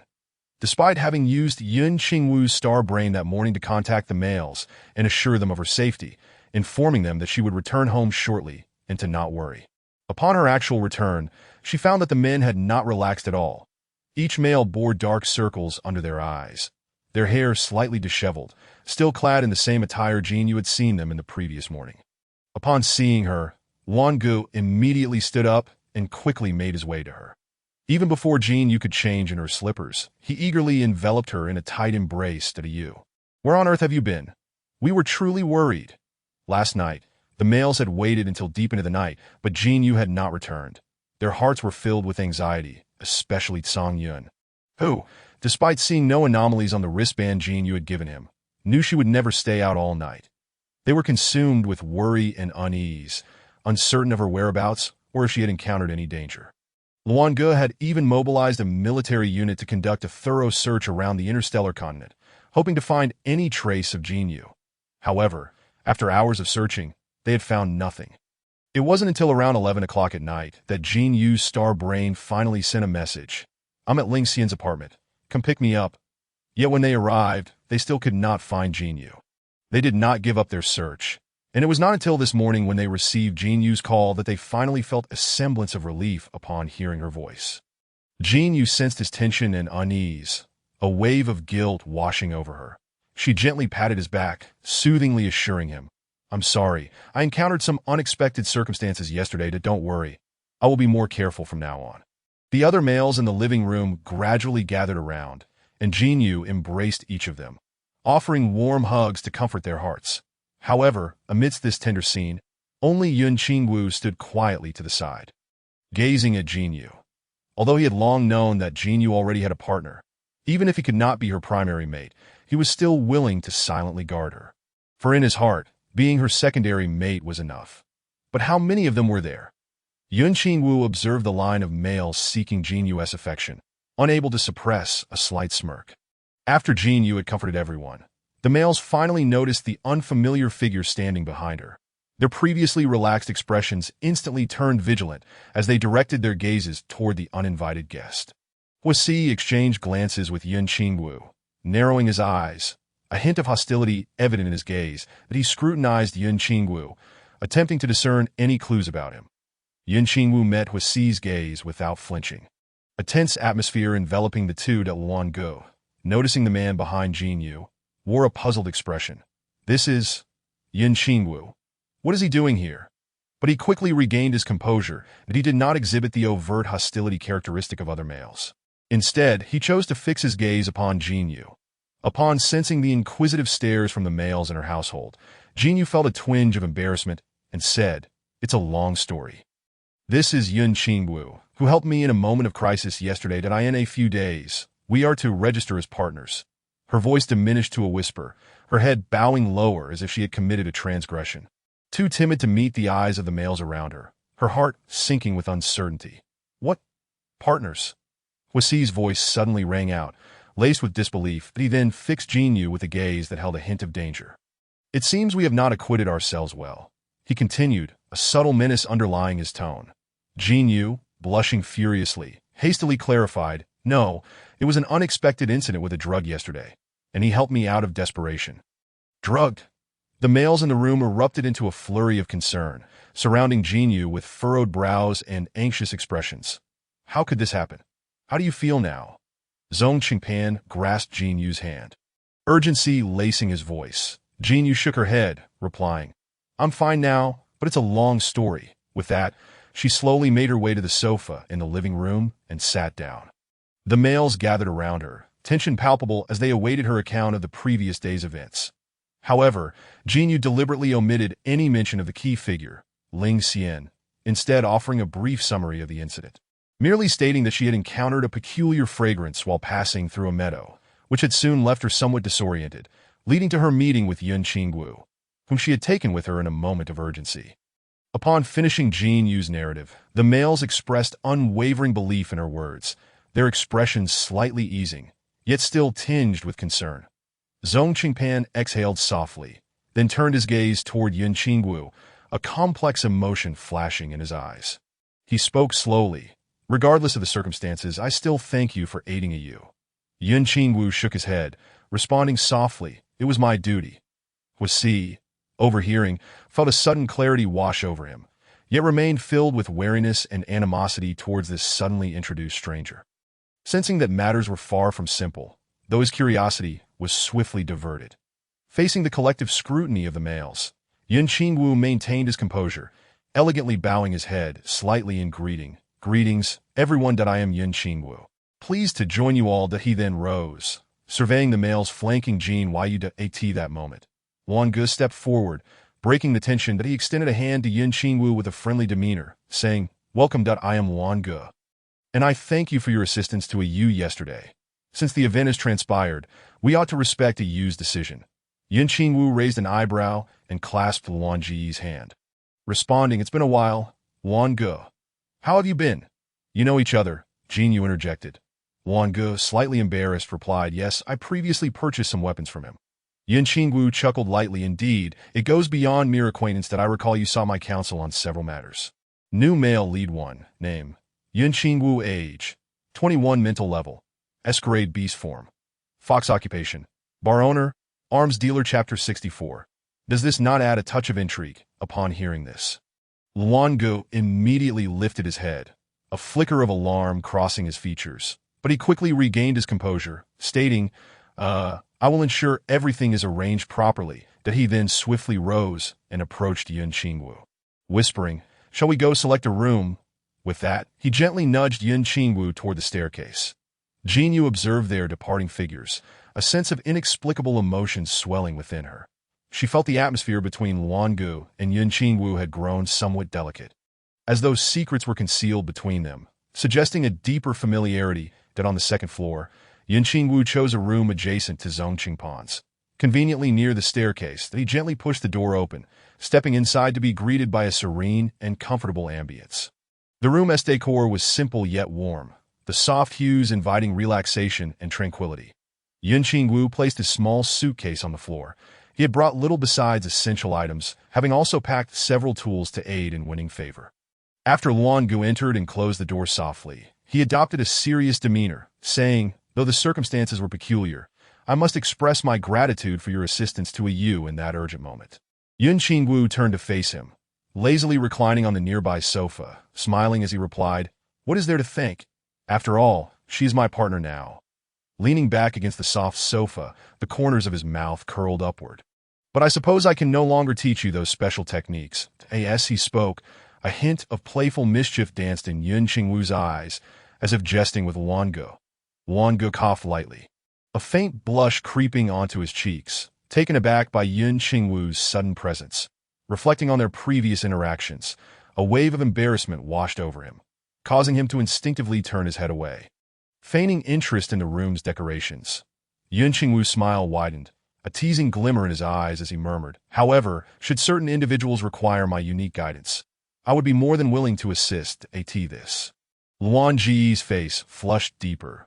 Feeling increasingly uneasy, he quickly turned to the window, pretending to be absorbed in the view outside to mask his discomfort. Moreover, given our long acquaintance and mutual familiarity, should the number of males in the household increase, we could assist one another in winning the affection of our partner, couldn't we? Yin Qingwu mused, recalling the strikingly handsome yet distinctively styled males he had encountered upon entering as he spoke. He discreetly watched Luan Ji's expression, searching for signs of agreement or dissent.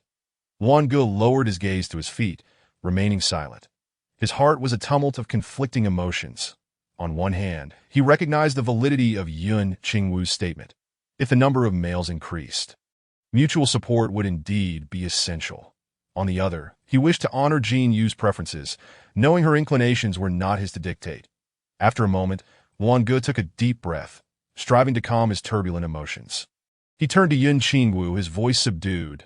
"I have matters to attend to, so I shall take my leave." With that, he hastily exited the room. Left alone, Yin Qingwu's eyes sparkled with a knowing light. He rose to unpack his small suitcase, arranging his belongings neatly. Knock, knock, knock. With a rhythmic rap at the door, Jin Yu entered the room. "That you've arrived," a gentle male voice greeted. Yin Qingwu looked up, his gaze finding Jin Yu. A flicker of surprise and anticipation illuminating his eyes, akin to stars twinkling in the night sky. Jin Yu nodded slightly, softly inquiring, "How is the unpacking going? Do you need anything?" Her eyes scanned the room, searching for tasks to assist with. Yin Qingwu approached the door, gently closing it behind her. He then turned, transforming partially into his beast form, revealing fox ears and a tail, advancing toward Jin Yu with an enigmatic glint in his eyes. "Nothing is lacking. I'm nearly finished. Have you missed me so soon after our last meeting?" His voice was deep and magnetic, laced with playful affection. "W misses you. I merely came to see if you needed any help." She stammered, her cheeks flushing as she averted her gaze, stubbornly insisting that that moment. Jin Yu's attention was drawn to the suitcase on the floor, which had been unzipped. Seizing that moment as if grasping a lifeline, she exclaimed, "Let me help you with your luggage," and rushed toward the open suitcase. Yun Qingwu watched as she eagerly approached, but before he could speak, she had already hastily pulled out a suspicious-looking rope from a neatly packaged black bag. Curiosity piqued, Jin Yu scrutinized the rope, her expression shifting dramatically as she realized its true nature. Her face became a mask of awkwardness, and she forced a strained smile, turning slowly to face Yun Qingwu like a robot. Yun Qingwu, unable to contain his amusement, chuckled softly, teasing, "Why the shyness? With this, doesn't it merely add a touch of intrigue?" Startled by his words, Jin Yu dropped the item as if it burned her hand, quickly standing and darting toward the door. Yet, Yun Qingwu was unrelenting, advancing toward her, cornering Jin Yu against the wall. His breath became rapid, and his gaze revealed a profound yearning. "Do you not like it?" Yun Qingwu placed his hand on the wall, leaning closer to Jin Yu's ear, and softly murmured, "But it seems I can hear your heartbeat." As he spoke, he grasped Jin Yu's hand, gently shaking it, occasionally teasing her palm with his fingers. Yun Qingwu smiled, a hint of mischief dancing in his expression. Jin Yu's body trembled slightly as she felt Yun Qingwu's breath, a surge of warmth flooding her heart. At that moment, Yun Qingwu's lips brushed against her cheek, then swiftly retreated. Jin Yu's face instantly flushed crimson, and she forcefully pushed Yun Qingwu away, stammering, "Why, you mustn't be so reckless." Yet, Yun Qingwu seized her hand once more, drawing her into his embrace. Reckless? In what sense? A wicked smile curled at the corners of his mouth. Jin Yu's heart raced uncontrollably as she attempted to break free from his hold, but his strength was overwhelming. "Let go," she whispered. Yun Qingwu slowly leaned closer to her ear, refusing to relent. Then, as if recalling something, he added, "Unless." His tone was laden with temptation. Jin Yu stiffened, her ears aflame. She lifted her gaze to meet Yun Qingwu's enchanting eyes. I need to think about it." Taking a deep breath, she endeavored to calm herself. Casting a glance at the mysterious black bag on the floor, she inwardly pondered, what peculiar items could these possibly be? Chapter 65. Confession. Since Yun Qingwu's arrival, the males in the household had to rearrange their schedules, ultimately establishing a new order. On the first of each month, it would be Luange. The third would be Zhong Qingpan. The fifth was reserved for Cang Yun, the seventh for Wen Yuhua, the ninth for Huisi, and the 11th for Yun Qingwu. Once a round concluded, they would start anew with Luange. However, due to Yun Qingwu's unexpected interjection a few days prior, Wen Yuhua and Huisi had received fewer turns, and Jin Yu, wishing to remain fair, silently contemplated a time to compensate the two. The males in the household did not object to Jin Yu's newly announced arrangements, but they were unprepared for the impatient days that followed as the number of males increased, a few days later. During dinner, several males gathered closely around Jin Yu, their eyes fixated upon her, as if she were the very center of the universe. Yet, the absence of Ling Xian was palpable at the table. Despite this, Jin Yu chose not to mention his absence, and the other males tacitly opted for silence, refraining from inquiring about Ling Xian's whereabouts. They simply continued to eat their meals, savoring the serene moment. However, the persistent little snake was not excluded from this scene. It stealthily climbed onto the dining table, inching its way to Jin Yu's feet, gently nudging her leg with its head. Jin Yu glanced down at the little snake, a smile gracing her lips as she reached out to stroke its head. The little snake seemed to relish the affection, its body relaxing as its tail began to sway gently. Although Jin Yu felt somewhat exasperated by the little snake, she found herself powerless to resist its presence. Whenever she left for work, the little snake would often remain in her room, seeking a quiet corner to rest. Yet, the moment she returned home, it would immediately coil around her, nuzzling her calf as if it could not bear to be apart from her. Initially, Jin Yu attempted to extricate herself from the snake's clinginess, but soon realized it was an impossible task. Over time, she grew accustomed to the little snake's presence, no longer feeling the discomfort she had at the beginning. Now, she had come to accept the fact that the little snake would entwine itself around her daily. Coexisting peacefully with this moment, the little snake sat obediently coiled around Jin Yu's calf. Huisi gazed at the little snake on the floor, feeling a sense of frustration as he lost his appetite for dinner. In recent days, he had noticed that the little snake occasionally exhibited moments of clarity, able to communicate with him through mental energy. Although these instances were fleeting, they undeniably provided him with immense encouragement. This indicated that the little snake's condition was gradually improving, and perhaps it would soon fully regain its consciousness. The prospect of his little uncle's recovery filled him with exhilaration, yet he grappled with the realization that once his uncle returned to full awareness, the words he had previously spoken to Jean, you would no longer hold true. Despite the Jeffrey family's regulations, which he had inherited along with the name and responsibilities of Huishu, he was uncertain how to explain the situation to Jean Yu and whether she would choose to keep him in the household that he had once believed he could depart without a care. However, as he envisioned the moment his uncle truly regained consciousness, an overwhelming sadness and reluctance to leave Jean Yu washed over him. Huisi sat quietly at the dining table, his left hand tightly gripping the necklace around his neck as if it were an inseparable part of his being.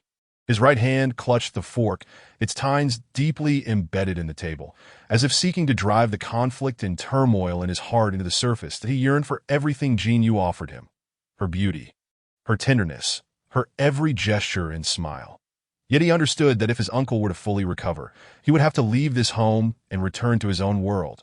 But how could he bear to part with Jean Yu?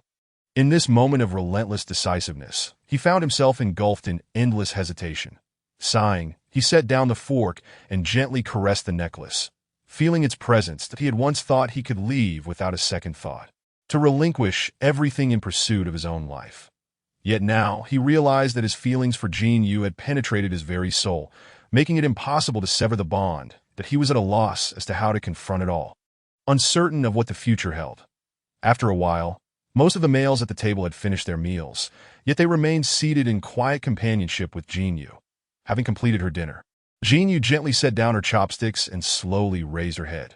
Her gaze swept around the room, ultimately landing on Huisi. She noticed the weight in his expression, as if something troubled him. Her eyes shifted to his tightly clenched hand, observing that the vitality stone necklace he wore had turned completely black. However, she chose not to address it in front of everyone, instead feigning ignorance. Thank you all for dining with me. I am quite full. Please remember to rest early. With that, she stood and walked directly towards Huisi, saying, Come to my room.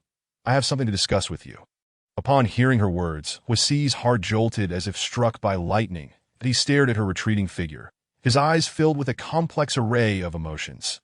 Yet, unlike before, there was no trace of joy within him at this moment. Instead, an indescribable ache surged within him, leaving him breathless. He yearned to chase after her, to reveal the entire truth before everyone, to confess that he was not merely Huishu, yet still a part of Huishu. But his feet felt as though they were nailed to the ground, rendering him immobile.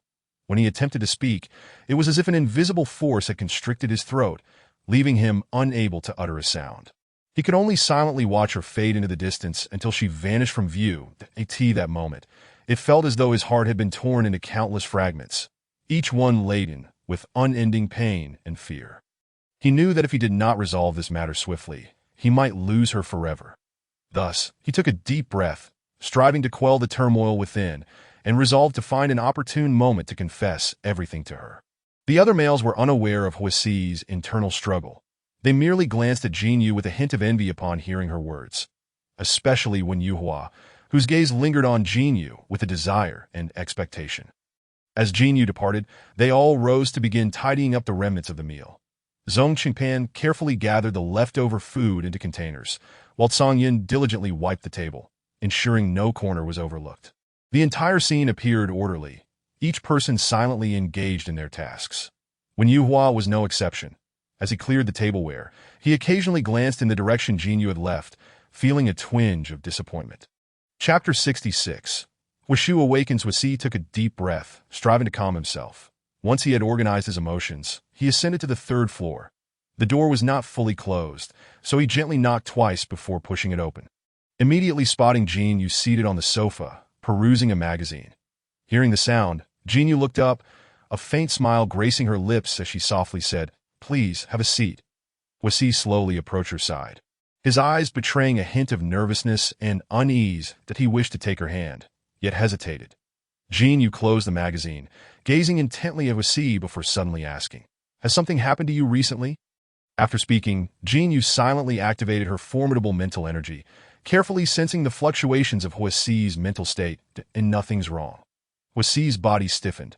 After a moment of silence, he still lacked the courage to confess to Jinyu. He turned his head away, unable to meet her gaze. Jinyu looked at the life stone, now completely blackened, a flicker of confusion flashing in her eyes. What puzzled her was that Huasi's mental state appeared remarkably stable, suggesting that the life stone had not significantly affected him, that if his mental condition was stable, why had the life stone suddenly turned black?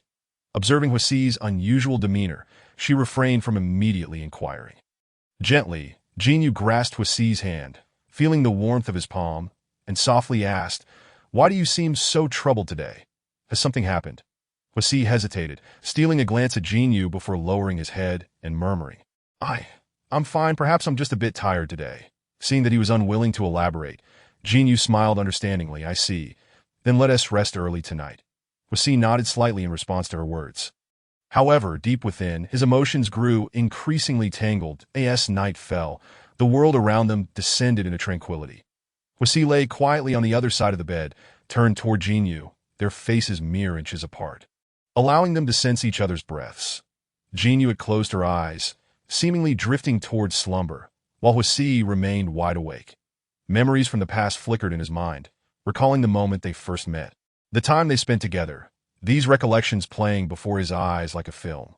His gaze lingered on Jinyu's face, her beauty and gentleness exuding a kind of magic that irresistibly drew him in. Making it impossible to look away, he silently admired her, savoring this moment of serenity and warmth, his eyes filled with emotions of longing and reluctance. Jinyu lay quietly beside him, burying her face against his chest. Feeling the strength of his heartbeat, her hand rested comfortably beside her, as if they had grown accustomed to such intimacy. The distance between them was so close that they could hear each other's breathing. As time ticked by, Jinyu gradually fell into contemplation, wondering what might unfold next. However, to her surprise, Huasi did not take the further action she had anticipated. Instead, he gently turned over, lying flat on his back. Jinyu was taken aback, but remained silent, simply opening her eyes to watch him. Huasi inhaled deeply, then exhaled slowly, as if releasing the pressure building within him. That a hint of helplessness and hesitation flickered in his gaze, as if something troubled him. "What's wrong?" Jinyu finally could not contain her curiosity and asked. Huasi turned to her, warmth flashing in his eyes. "It's nothing. Just a bit tired," he replied softly. Jinyu nodded in understanding, observing Huasi's strong and upright figure, feeling a twinge of confusion. She closed her eyes, refraining from further questioning. Huasi lay quietly on the bed, staring at the ceiling, his heart filled with conflict and struggle that he knew he could not act inappropriately before Jinyu learned about his connection with his uncle. She was unaware that his uncle was indeed the little snake, and that he had taken his place as her companion, that if his uncle regained his memories, they would have to return to their original positions. This entire secret weighed heavily on Huasi's heart, filling him with a profound sense of burden. He yearned to remain by Jinyu's side forever. Yet reality hinted that this might merely be a beautiful illusion. The following morning, as the first rays of sunlight streamed through the window, Huasi slowly opened his eyes, gazing at the still sleeping Jinyu. That he gently placed a kiss on her forehead. Subsequently, he carefully lifted the covers, cautious not to make a sound, and quietly rose as he approached the door. Glanced back at Jinyu in the bedroom, and softly closed the door behind him as he left. Returning to his own room, Huasi felt a weight in his heart that he gently pushed open the door, his gaze sweeping across the room, finally resting on the figure seated at his desk. That a wave of intense shock surged through him, nearly rendering him breathless. That he could scarcely believe his eyes. His uncle, Huashu, had fully awakened at that moment. He sat there quietly, focused on the star brain. Though his complexion was still somewhat pale, bearing the marks of past trauma, his eyes sparkled with vibrant light, brimming with vitality and clarity, as if he had regained all his life force overnight. Huasi stared at the man before him, disbelief etched on his face as he stammered, "Uncle! Uncle!" He stood frozen at the doorway, unsure of how to proceed. Huashu, hearing the commotion at the door, lifted his head and looked at the astonished man, puzzled, and asked, "Who are you? What do you mean by uncle?" Before Huashu could say more, Huasi quickly closed the door, fearing that other males in the house might overhear him. that he approached Shu, lowering his voice. "Uncle, it's me. Wasita, don't you remember me?" Shu furrowed his brow, straining to recall, but his memories remained hazy. However, the name Wasi seemed somewhat familiar. Eventually, he shook his head, his expression one of confusion as he looked at Wasi. "That I can't remember, that I don't know who I am or why I'm here." Wasi's heart sank. He realized his uncle might have lost some of his memories. Taking a deep breath, he felt a mix of emotions swirling within him, that he sat on the nearby sofa, gazing at Shu, deciding to remain calm and contemplate his next steps. Wasi softly inquired, "Uncle, do you recall anything that has happened recently?" Shu thought for a moment, then shook his head, a pained expression crossing his face. "That I don't remember anything, just a blank in my mind. Do you remember me?" Wasi asked, his voice trembling slightly, tinged with anxiety. Beads of sweat formed in the palms of his hands. His fists clenched tightly, his heartbeat quickening. "Wasi? That name sounds somewhat familiar." Shu replied candidly, then he nodded, attempting to calm himself. Then he began recounting tales related to their family, the past glories, and the traditions and rules of their lineage. He aimed to awaken Shu's lost memories through these stories, deliberately avoiding any mention of his relationship with Jinyu. Nevertheless, Shu remained oblivious to the days of suffering, appearing bewildered as if none of it had ever occurred. He listened quietly to Wasi's words, piecing together fragments of memories in his mind, recalling some aspects while remaining confused about others. However, just as Wasi was caught in his silent turmoil, Shu suddenly interjected, interrupting Wasi's thoughts. "I seem to have a wife." Wasi's heart plummeted. He widened his eyes, staring incredulously at Shu's face, momentarily at a loss for words. "That I just realized while looking at the star brain that my wife's name is Jinyu." "Do you know where she is?" Shu picked up the star brain from the table, inquiring with curiosity. Wasi's expression darkened considerably. He took a deep breath, striving to steady himself. "This, chapter 67. I'd like you to take my place in the future." Wasi's countenance grew grim. He inhaled deeply, endeavoring to maintain his composure. "This." His gaze landed on the star brain in Shu's hand, and he spoke. "No, this is my star brain." He swiftly reclaimed his star brain from Shu's grasp. "Apologies, I thought it was mine," Shu said, awkwardly scratching his head, a hint of apology on his face. His gaze fell on Wasi, mixed with a touch of confusion as he softly asked, "Then, where is this place?" "This is... the mistress of this villa is named Jinyu." Wasi found it somewhat challenging to articulate, so he spoke vaguely. Shu blinked, a few scattered images flitting through his mind, suggesting that the name sounded somewhat familiar, but he furrowed his brow, attempting to excavate the forgotten past from the depths of his mind. However, those memories were shrouded in a mist, hazy and fragmented, that he could only vaguely recall certain family-related snippets. Yet he felt that something essential was missing. Just as he sank into contemplation, he suddenly remembered inadvertently glimpsing something on his star brain, a smile of comfort emerging on his face as he softly remarked, "Wasi, I'm truly happy to hear that you have a wife." Upon hearing this, Wasi's expression momentarily stiffened before quickly reverting to normal. That he coughed lightly, quietly stowing away the star brain. Attempting to shift the topic that, "How are you feeling now? Are you experiencing any discomfort?"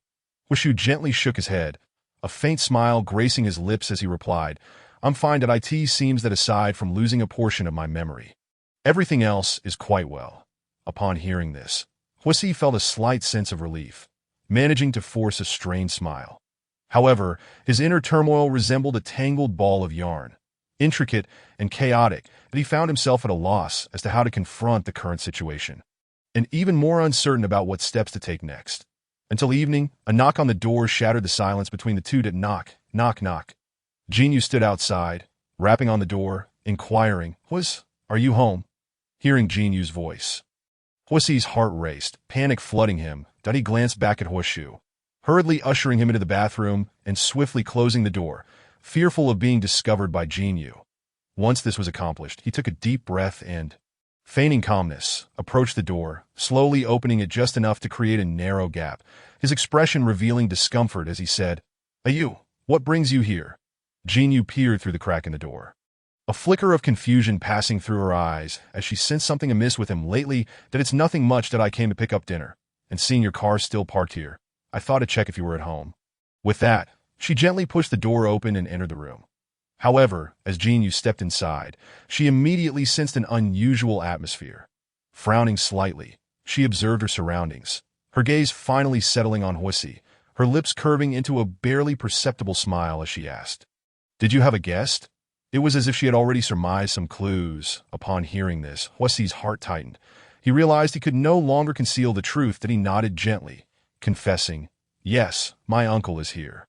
His gaze fixed intently on Jinyu, eyes shimmering with complex emotions. He added later, "I will introduce you to them, if that's all right." Jinyu quietly studied Huisi's face, her mind replaying his recent odd behavior, solidifying her suspicion that matters were not as simple as they seemed.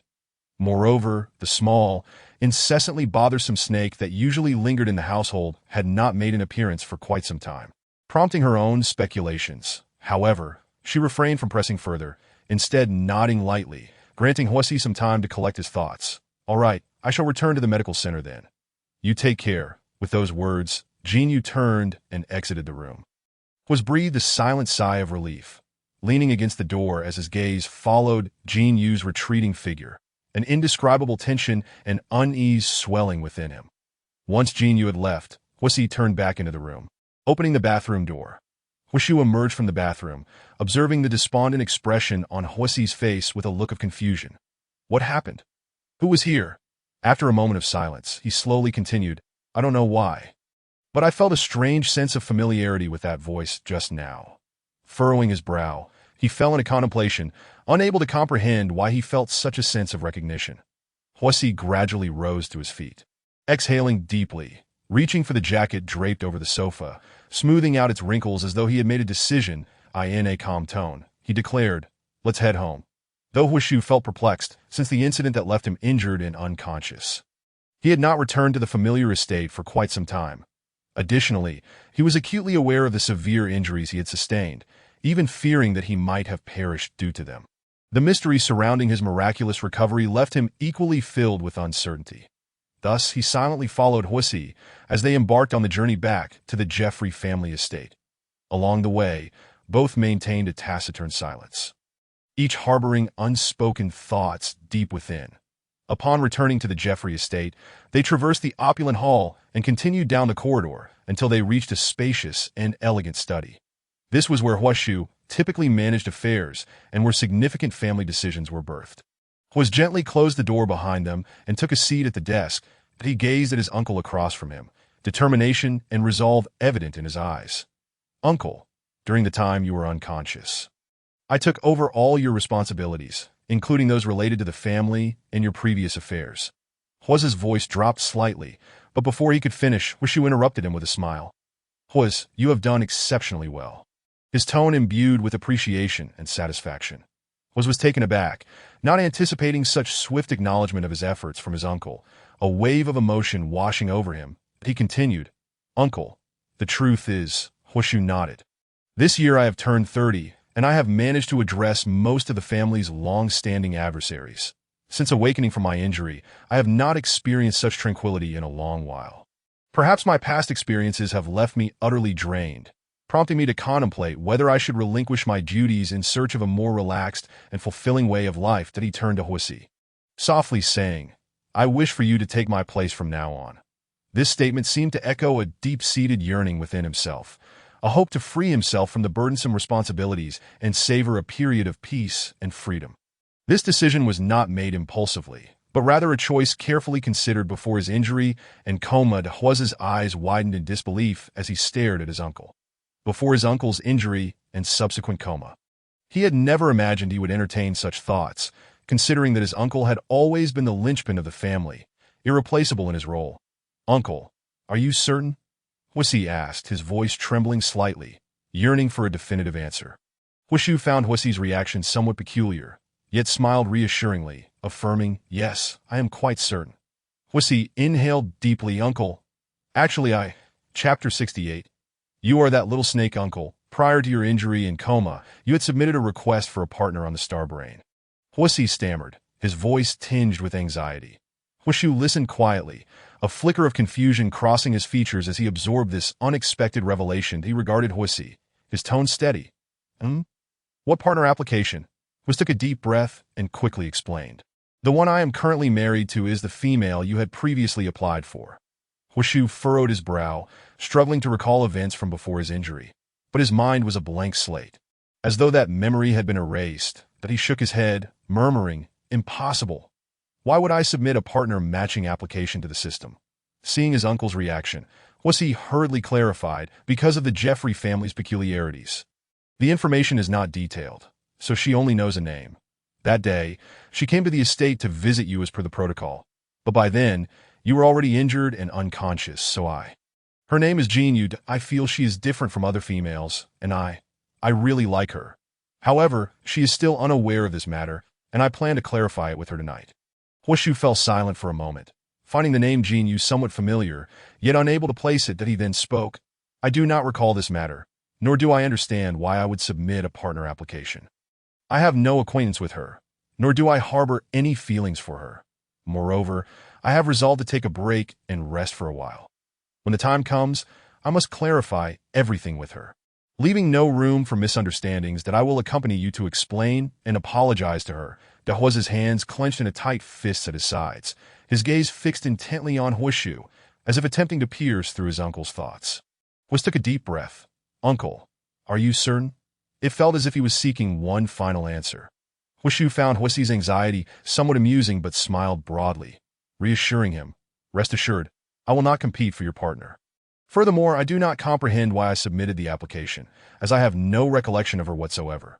With that, he reached out, gently patting Huisi's shoulder. Huis nodded in response, turning to leave, but suddenly paused, looking back at Huishu.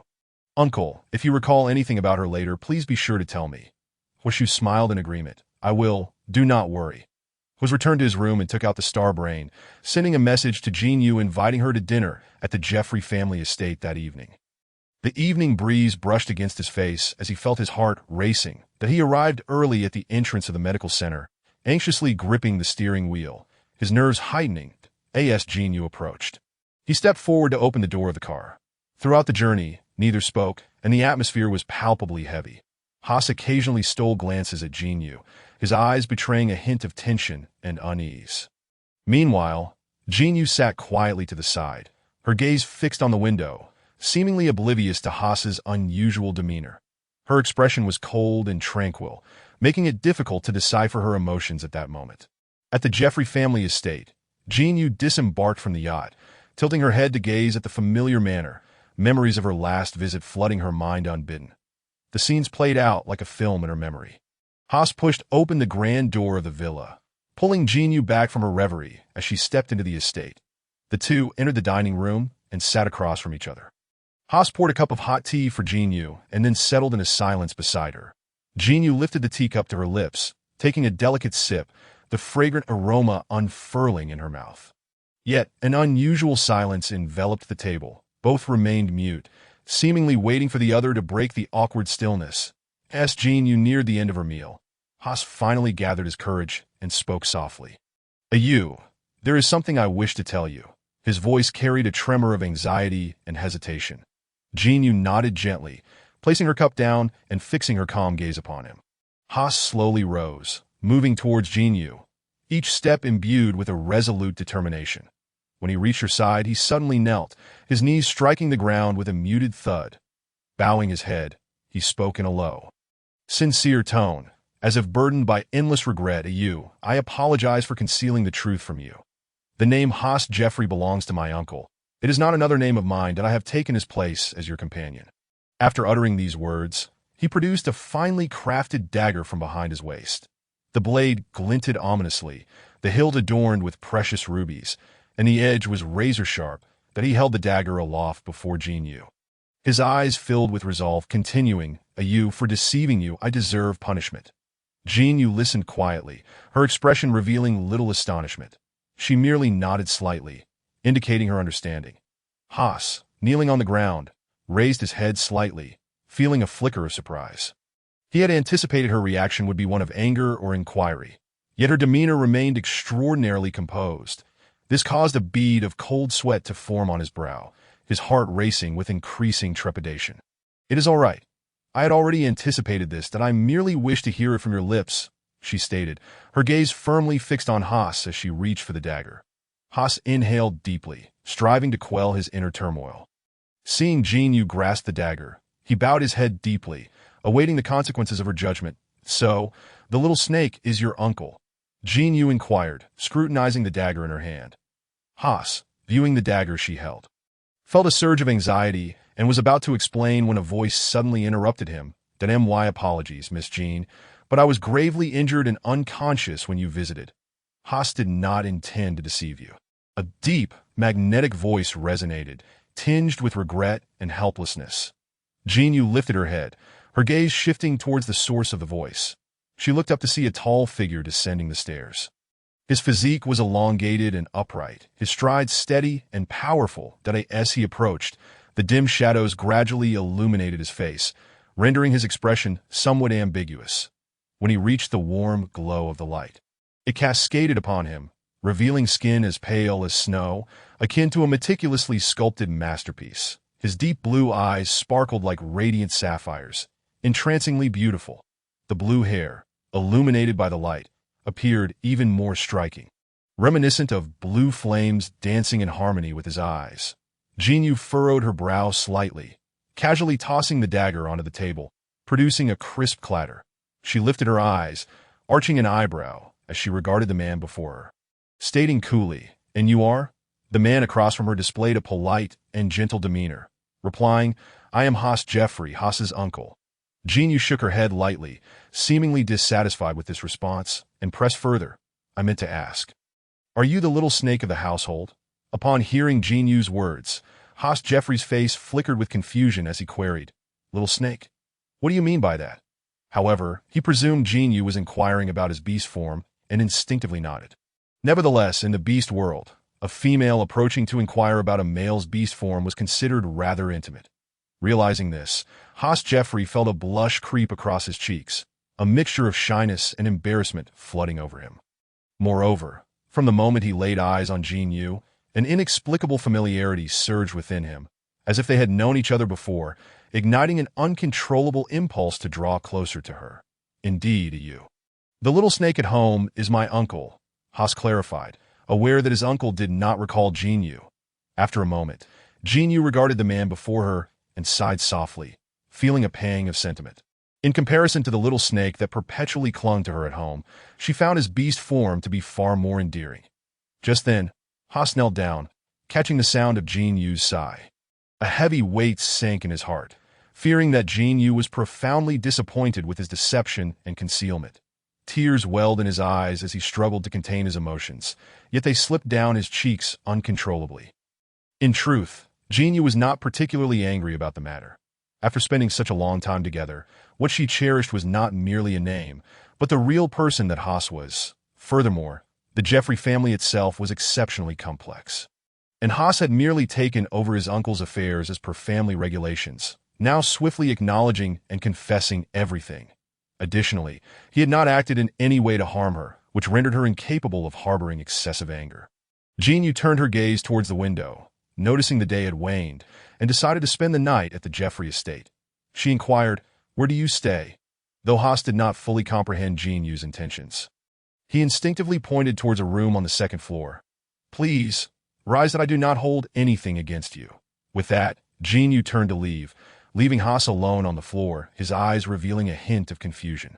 He watched as Jin Yu walked away, believing she was disappointed and intended to leave him behind. Tears streamed from his eyes like a torrent, his heart brimming with guilt and regret. He understood he needed time to reflect and make amends. Do you no longer want me?" Haas stepped forward, still kneeling, grasping the hem of Jin Yu's trousers, his voice choked with emotion. Jin Yu turned, seeing him still on the ground, his broad shoulders trembling with his sobs, and asked, "What, I know I was wrong. I beg you. Please grant me a chance to make amends," Haas pleaded, clinging tightly to Jin Yu's trousers, weeping uncontrollably at her feet. Jin Yu reached out to wipe away the tears on Haas's face, crouching down to say, "Haas, I do not blame you." She continued, "Now, please stand up." Upon hearing her words, Haas slowly rose, yet he still held on to Jin Yu's hand, reluctant to let go, his gaze fixed intently on her, as if fearing she might vanish. Jin Yu sensed his anxiety and unease, gently caressing Haas's cheek with her other hand, softly reassuring him. Do not worry, I have not abandoned you. Upon hearing this, Haas's tense body finally relaxed slightly, yet he still clung to Jin Yu's hand. As if it were the very pillar of his existence, that he could not fathom the darkness and despair his life would embody without Jin Yu. His heart felt as though it were gripped by an unseen hand, rendering him breathless. That I truly fear losing you, Haas murmured, his voice laced with a tremor. His heart felt as if it were ensnared by an invisible grip, suffocating him. Jin Yu gently embraced him, placing a hand on his back in comfort. Witnessing this scene from the side, Haas Jeffrey felt a surge of complex emotions that he sensed an inexplicable void within him, a sense of unfathomable emptiness, yet he could not pinpoint its origin. However, despite the turmoil within, seeing Jin Yu willing to grant Haas a chance for redemption filled him with genuine joy. Subsequently, Jin Yu and Haas strolled through the garden. Haas gently wrapped his arm around Jin Yu's waist. Expressing, "Thank you," Jin Yu nestled against him, asking, "What do you thank me for?" "Thank you for being willing to give me a chance," Haas replied, lowering his head to kiss her forehead. Jin Yu's heart softened as she wrapped her arms around his neck. A gentle breeze blew through, carrying a refreshing chill. Jin Yu looked up at Haas, her eyes brimming with tenderness. Haas embraced her tighter, declaring, "I love you. However, I suspect your uncle has also been marked by my mental power." Jin Yu buried her face in his chest and murmured, upon hearing this news. Huasi's body paused momentarily, then his brow furrowed as he fell into deep contemplation. After a while, it seemed he had come to an understanding. A flicker of relief passing through his eyes that it was like this. No wonder my uncle suddenly returned to normal. Huasi muttered to himself. That he turned to the person beside him and continued. He has temporarily lost his memory and does not recall anything about you after his beast transformation. That I will speak with him about it later. Huasi slowly made his way back to his room, his heavy footsteps seemingly laden with endless thoughts. Once inside the bedroom, he walked directly to the large floor-to-ceiling window, standing there in silence. The world outside gradually blurred, yet his gaze was irresistibly drawn to Jin Yu and Huasi below. A profound sense of loss enveloped his heart, akin to a crucial piece of a puzzle gone astray. This feeling intensified, compelling him to approach the window, silently observing them. His eyes inadvertently focused on Jin Yu, as if she possessed an invisible allure that rendered him unable to divert his gaze. The sight of Jin Yu and Huasi locked in a tight embrace pierced his heart. He attempted to shift his attention elsewhere, but each effort proved futile. His heartbeat quickened, breaths became shallow, as if the entire world had come to a standstill in that moment that he was uncertain why. But his heart brimmed with conflict and struggle. On one hand, he yearned to flee this scene, yet on the other, he could not relinquish his concern for Jin Yu. Ultimately, he clenched his teeth and turned away, choosing not to look at the two below any longer. However, even with his back to the window, he could still feel that emptiness and sense of loss spreading within him. That he lay on the soft bed, closed his eyes, hoping to find tranquility. Despite having just endured a life-and-death ordeal, his body not fully recovered, he felt unusually alert, devoid of any sleepiness. Thoughts surged in his mind like a tidal wave. Tossing and turning in bed, his brow furrowed, beads of sweat forming on his forehead, that he strained to recall the events post-transformation, but that missing memory was shrouded in a thick fog, impenetrable no matter how he struggled. Each attempt to remember only resulted in a splitting headache, as if an invisible hand were clutching his heart, inflicting unbearable pain. Chapter 70. Had he used his beast form? The next morning, Jin Yu stepped out of her room. Glancing towards the tightly shut room at the far end of the second floor, a wave of complex emotions surging within her as memories flooded back. Just then, Huasi emerged from the dining room, a silver bag in hand, his other arm casually wrapped around Jin Yu's waist, softly saying, "Let us go." Jin Yu nodded gently, departing the villa alongside Huasi. After Jin Yu and Huasi left, Huasi quietly exited his room. He stood in the corridor, watching the retreating figures of the two, the sense of loss in his heart growing ever more pronounced. After escorting Jin Yu back to the medical center, Huasi hurried back to the Jeffrey family estate. "Uncle, do you have any lingering discomfort?" As soon as he entered the house, Huasi noticed Huasi sitting on the sofa, his gaze distant, and inquired. Huasi, jolted from his reverie by the sudden voice, quickly replied, "No, I have completely recovered."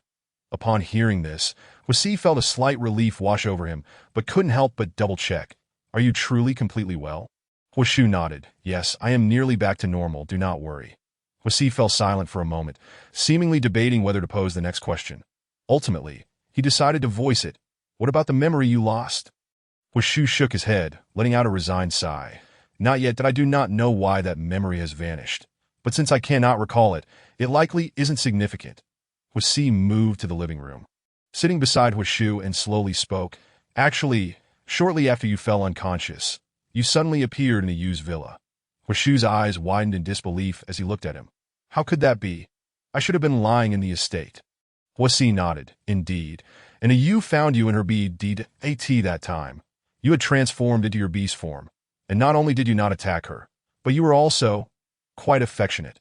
Huashu's cheeks flushed slightly, his brow furrowing as he fell into deep thought that he struggled to recall the events of that day, but could not remember any details concerning Jinyu that he recalled Huasi's words, particularly regarding the connection between him and his nephew's wife. He could never have imagined appearing in such a manner on that female's bed. Moreover, he had engaged in a series of affectionate actions towards her, akin to a well-behaved pet. Such behavior undoubtedly constituted a severe affront to her beast husband's dignity. The scene was far too intimate, causing him to feel a rush of heat, his heart racing as if his blood were boiling. He even sensed a slight perspiration forming in his palms, the feelings of tension and embarrassment beyond description. His emotions grew increasingly complex. He realized this incident might bring distress and trouble to that female, considering she already had multiple partners. His presence undoubtedly disrupted their previously harmonious relationship. With this thought, he silently vowed such occurrences must never happen again, that he resolved to avoid contact with that female as much as possible, even refrain from appearing before her to prevent any unnecessary complications. Then Huasi revealed a staggering piece of news. Uncle, your rapid recovery is primarily due to a ewe's mental power, he continued. Thus, you have been marked by her mental energy. Huashu could hardly believe what he heard. These words detonated in his mind like a series of bombs, leaving him somewhat dizzy that he hastily pulled up his sleeve. Looking down to find that the mark which had once resided on his arm had vanished, his eyes widened, heart racing, beads of sweat forming on his forehead. This mark represented his purity, and now it was gone. Could it be that I used my beast form? Huashu struggled to regain his composure, finally managing to utter those words with great difficulty that he assumed he had mated with Jinyu while in his beast form. And females on the continent generally detested males in their beast forms, let alone mating while in such a state. Huashu felt as though he had lost his mind. The snake beast was inherently different, and he could not fathom the pain Jinyu must have endured if she had been harmed because of him. He would never forgive himself. However, at that moment, Huasi misunderstood his uncle's meaning. He assumed Huashu was referring to having remained in his beast form while at Jinyu's home, and thus nodded without hesitation. Yes, uncle, you indeed used your beast form. Huashu took a deep breath. Speaking slowly, I understand. His voice was low and hoarse, as if suppressed for far too long, that a flicker of pain and self-reproach crossed his gaze, as he attributed all the blame to himself that he had to face reality, confront Jinyu's hatred and resentment towards him, and he still resolved to seek her out, to ask for her forgiveness. Even if she wished to end his life, he would have no regrets. Huasi believed his uncle comprehended his words, and spoke up. Uncle, I will assist you that I in the future. We can support each other as nephews and uncles, solidifying our positions within the family that I in the evening. Jinyu emerged from the medical center, one arm linked with Zhong Chengpan's, the two walking along, laughing and chatting. As Jinyu conversed with Zhong Chengpan, she inadvertently caught sight of the familiar carriage parked at the entrance. Jinyu softly exclaimed, halting in her tracks, her gaze fixating on the carriage. Isn't that? Zhong Chengpan followed her line of sight, noticing the vehicle, his brows knitting together in slight confusion. The window of the carriage slowly rolled down, the evening sun casting a warm glow upon his face, like a delicate golden veil that softly outlined his resolute and profound features. His blue eyes sparkled under the sunset, reminiscent of twinkling stars. After a moment, he stepped out of the carriage, dressed in a black shirt with the collar slightly unbuttoned, revealing a refined collarbone. The fabric was soft and smooth, fitting snugly against his broad shoulders, accentuating his tall and slender figure, adding an air of restraint to his demeanor. Sunlight filtered through the gaps in the leaves, casting dappled shadows upon him as he stood there, his striking appearance drawing the attention of those around him. Inside the medical center, the Orc staff, who were preparing to clock out, turned their heads in curiosity to observe this sudden arrival. Jinyu looked at the man before her and inquired, Chapter 71. The heart recognizes you before memory does with see. Uncle? Jinyu spoke up, and upon hearing this address, Washu, standing nearby, couldn't help but feel somewhat awkward. After all, their relationship had undergone a transformation, and continuing to use such terms felt rather uncomfortable. Yet he was at a loss for how to rephrase it. Taking a deep breath, he endeavored to present himself as casually as possible. Yes, it's me that we came to pick you up after work and would like to treat you to a meal. And there are a few things I wish to discuss with you. After saying this, he turned his head away awkwardly, unable to meet Jinyu's gaze directly. Jinyu nodded, assuming Washu had come to find her due to the recovery of his memories, and thus turned to Zhong Qingpan beside her and asked, Would you like to join us? Zhong Qingpan, observing the newly appeared man before him, couldn't shake a sense of unease, clearing his throat, pondering whether this gentleman would mind. Of course he wouldn't. Washu wore an expression of calmness, stepping aside to allow the two of them to enter the vehicle, but he opened the door to the front passenger seat, and Jinyu released her hold on Zhong Qingpan's arm and took her seat. Noticing that there was no longer space beside Jinyu, Zhong Qingpan felt a twinge of reluctance but refrained from expressing his discontent, opting instead to head to the back seat, begrudgingly sitting next to Huasi. As Zhong Qingpan settled in the rear, he observed the subtle atmosphere within the vehicle, growing increasingly aware that something felt amiss. His brow furrowed as his gaze frequently drifted towards the two in the front, attempting to glean any clues from their actions. Soon after, the vehicle came to a stop outside the most luxurious and prestigious restaurant on the interstellar continent, Ling Long Pavilion. From the moment they set foot inside, it felt as though they had been transported into a dreamlike realm. Enormous crystal chandeliers adorned the ceiling, casting a soft and dazzling light that illuminated the restaurant as if it were daylight. The floor was covered in plush red carpeting, making each step akin to walking on clouds, soft and comfortable. Gaining entry to Ling Long Pavilion required more than just star currency. It necessitated a certain social status. The establishment operated on a membership system, where one must spend a substantial amount of star currency annually to qualify for entry. Jinyu surveyed her surroundings, unable to suppress her admiration for the Jeffrey family's financial clout. As she glanced around, she noted that aside from the bustling waitstaff, there were hardly any other patrons, suggesting the venue had been reserved exclusively for them. Washu led Jinyu to a spot with a splendid view, then gentlemanly pulled out her chair. Meanwhile, Huasi guided the obstructive Zhong Qingpan to a corner on the opposite side. The tables and chairs in this restaurant were exquisitely crafted from the finest wood, adorned with intricate carvings that exuded elegance and sophistication. Each table boasted a vibrant bouquet of fresh flowers, emitting a subtle, refreshing fragrance. Sir, may I inquire if we can commence dining? A waiter approached, speaking softly. Washu nodded, and in an instant, the lights of the entire restaurant dimmed, transforming the once bright space into an abyss of darkness. Just then, the prearranged candlelight began to flicker to life, casting a gentle and warm glow around them, while romantic music filled the air, and the waitstaff began to serve exquisite dishes that he gazed intently at Jinyu, his heart racing uncontrollably, even faster than when he had first laid eyes on her. He was unsure why this sensation overtook him, but the thrill was overwhelming.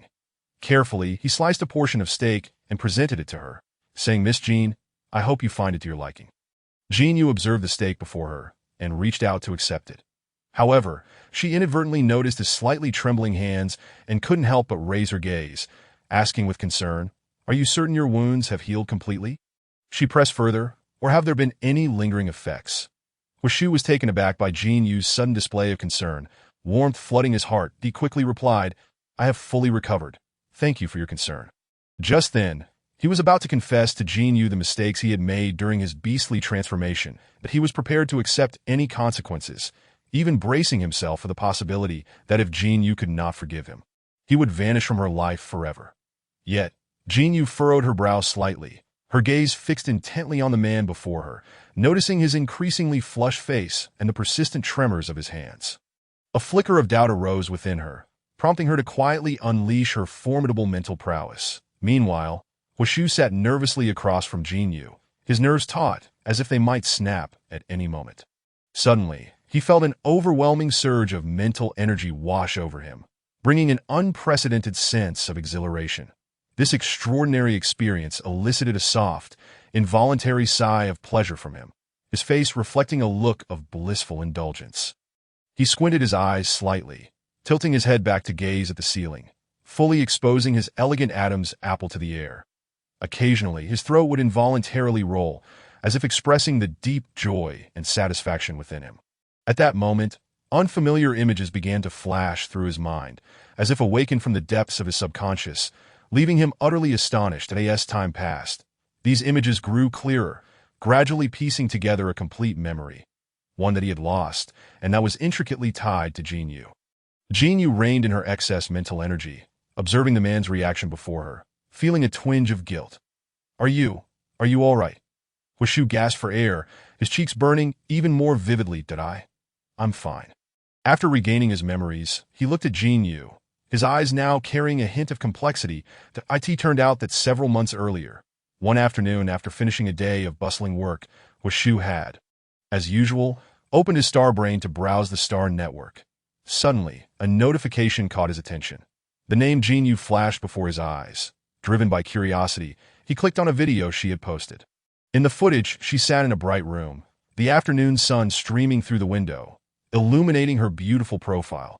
Her skin was as fair as snow, delicate as silk, exuding a subtle sheen.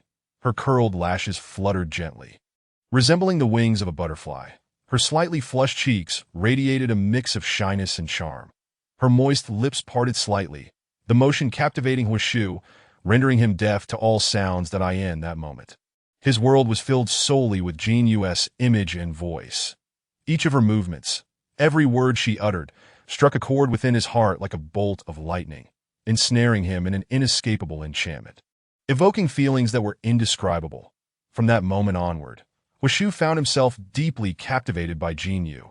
Later, upon learning that she was seeking a compatible partner, he immediately submitted a partner application on the Star Network, eagerly anticipating everything related to Jinyu.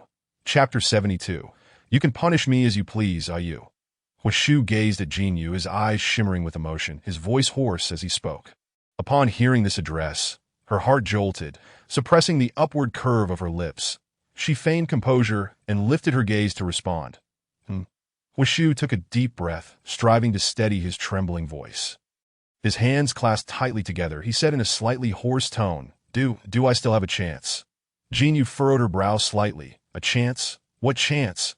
Her expression bore a hint of mockery, her lips curling into a barely perceptible smile, a mischievous thought bubbling within her. Huishu found himself at a loss for words in light of Jinyu's retort, stammering as he struggled to articulate his thoughts. Jinyu gently set down her knife and fork, elegantly folding her hands on the table, leaning back slightly, pretending to wear a troubled expression. Thinking back, you were even cuter when you turned into a little snake, she said, her tone laced with a teasing and playful air. Huishu felt a jolt of surprise, the memory of his shameless, flattering form during his beastly transformation flooding his mind, that he had reverted to his original form while unconscious and had stumbled to Jinyu's villa, clinging to her without restraint. Now, recalling that moment, his face flushed a deep crimson, akin to a ripe persimmon, overwhelmed with embarrassment. Yet, reflecting on Jinyu's earlier words, he found himself conflicted, pondering. But she said he was cute in his beast form. She said she liked his beastly appearance. With this thought, Huishu immediately transformed into his beast form, the familiar blue snake reappearing before Jinyu. However, unlike before, Huishu's beastly form was larger this time, as he had transformed while fully conscious. The serpent-like Huishu slithered around the table and coiled around Jinyu's calves, navigating with ease. Jinyu felt the coolness against her legs, her arms crossed over her chest, and a smile unconsciously crept onto her lips. What are you doing? I wished to a pair of vertical pupils fixated intently upon her, imbued with profound yearning and anticipation. Huishu summoned his mental prowess, engaging in a direct dialogue within her mind. Jinyu slightly tilted her head, a glimmer of cunning illuminating her eyes as she regarded Huishu with a smile that was both teasing and enigmatic. Despite her awareness of Huishu's intentions, she feigned ignorance, relishing the opportunity to provoke him. She parted her crimson lips, pondering what to say, her smile subtly curving upwards, tinged with an imperceptible mockery. Hwashu, rigid with emotion, nuzzled her slender calf. "Ah yeah, allow me to serve as your attendant." Attendant. Jin Yu's brow furrowed slightly at the term, surprised that the renowned head of the Jeffrey family harbored ambitions of becoming a mere servant. Hwashu coiled his serpentine form tighter, amplifying the warmth radiating from him. "From now on, you shall be my master, free to punish me as you see fit." His voice resonated with a deep, magnetic allure, an irresistible temptation that quickened Jin Yu's pulse. Then, with a flirtatious tone, he added, "Serpent beasts differ from other beast men. We can, if you desire, Hwasi and I could serve you together." The ever-dominant Jin Yu felt her composure falter upon hearing Hwashu's provocative words, her expression betraying her amusement. Yet, she swiftly regained her poise, feigning calmness as she replied, "I understand. Behave well, and I shall grant you a chance." A faint smile graced her lips as her gaze sparkled with mischief, landing upon Hwashu. With that, she gracefully rose, her movements light and elegant. She gently patted her skirt, arranging her attire, while Hwashu maintained his impeccably gentlemanly demeanor, his conduct exuding propriety and grace. Meanwhile, Hwashu, perceptively, descended from Jin Yu's legs. Reverting to his normal form, he stood tall, a gentle smile adorning his face, resembling a courteous gentleman. Zhong Qingpan, upon seeing his wife rise, promptly approached her side, that he scrutinized Hwashu, attempting to glean insights from their expressions, yet ultimately gleaned nothing. Their exchange had been conducted through mental prowess.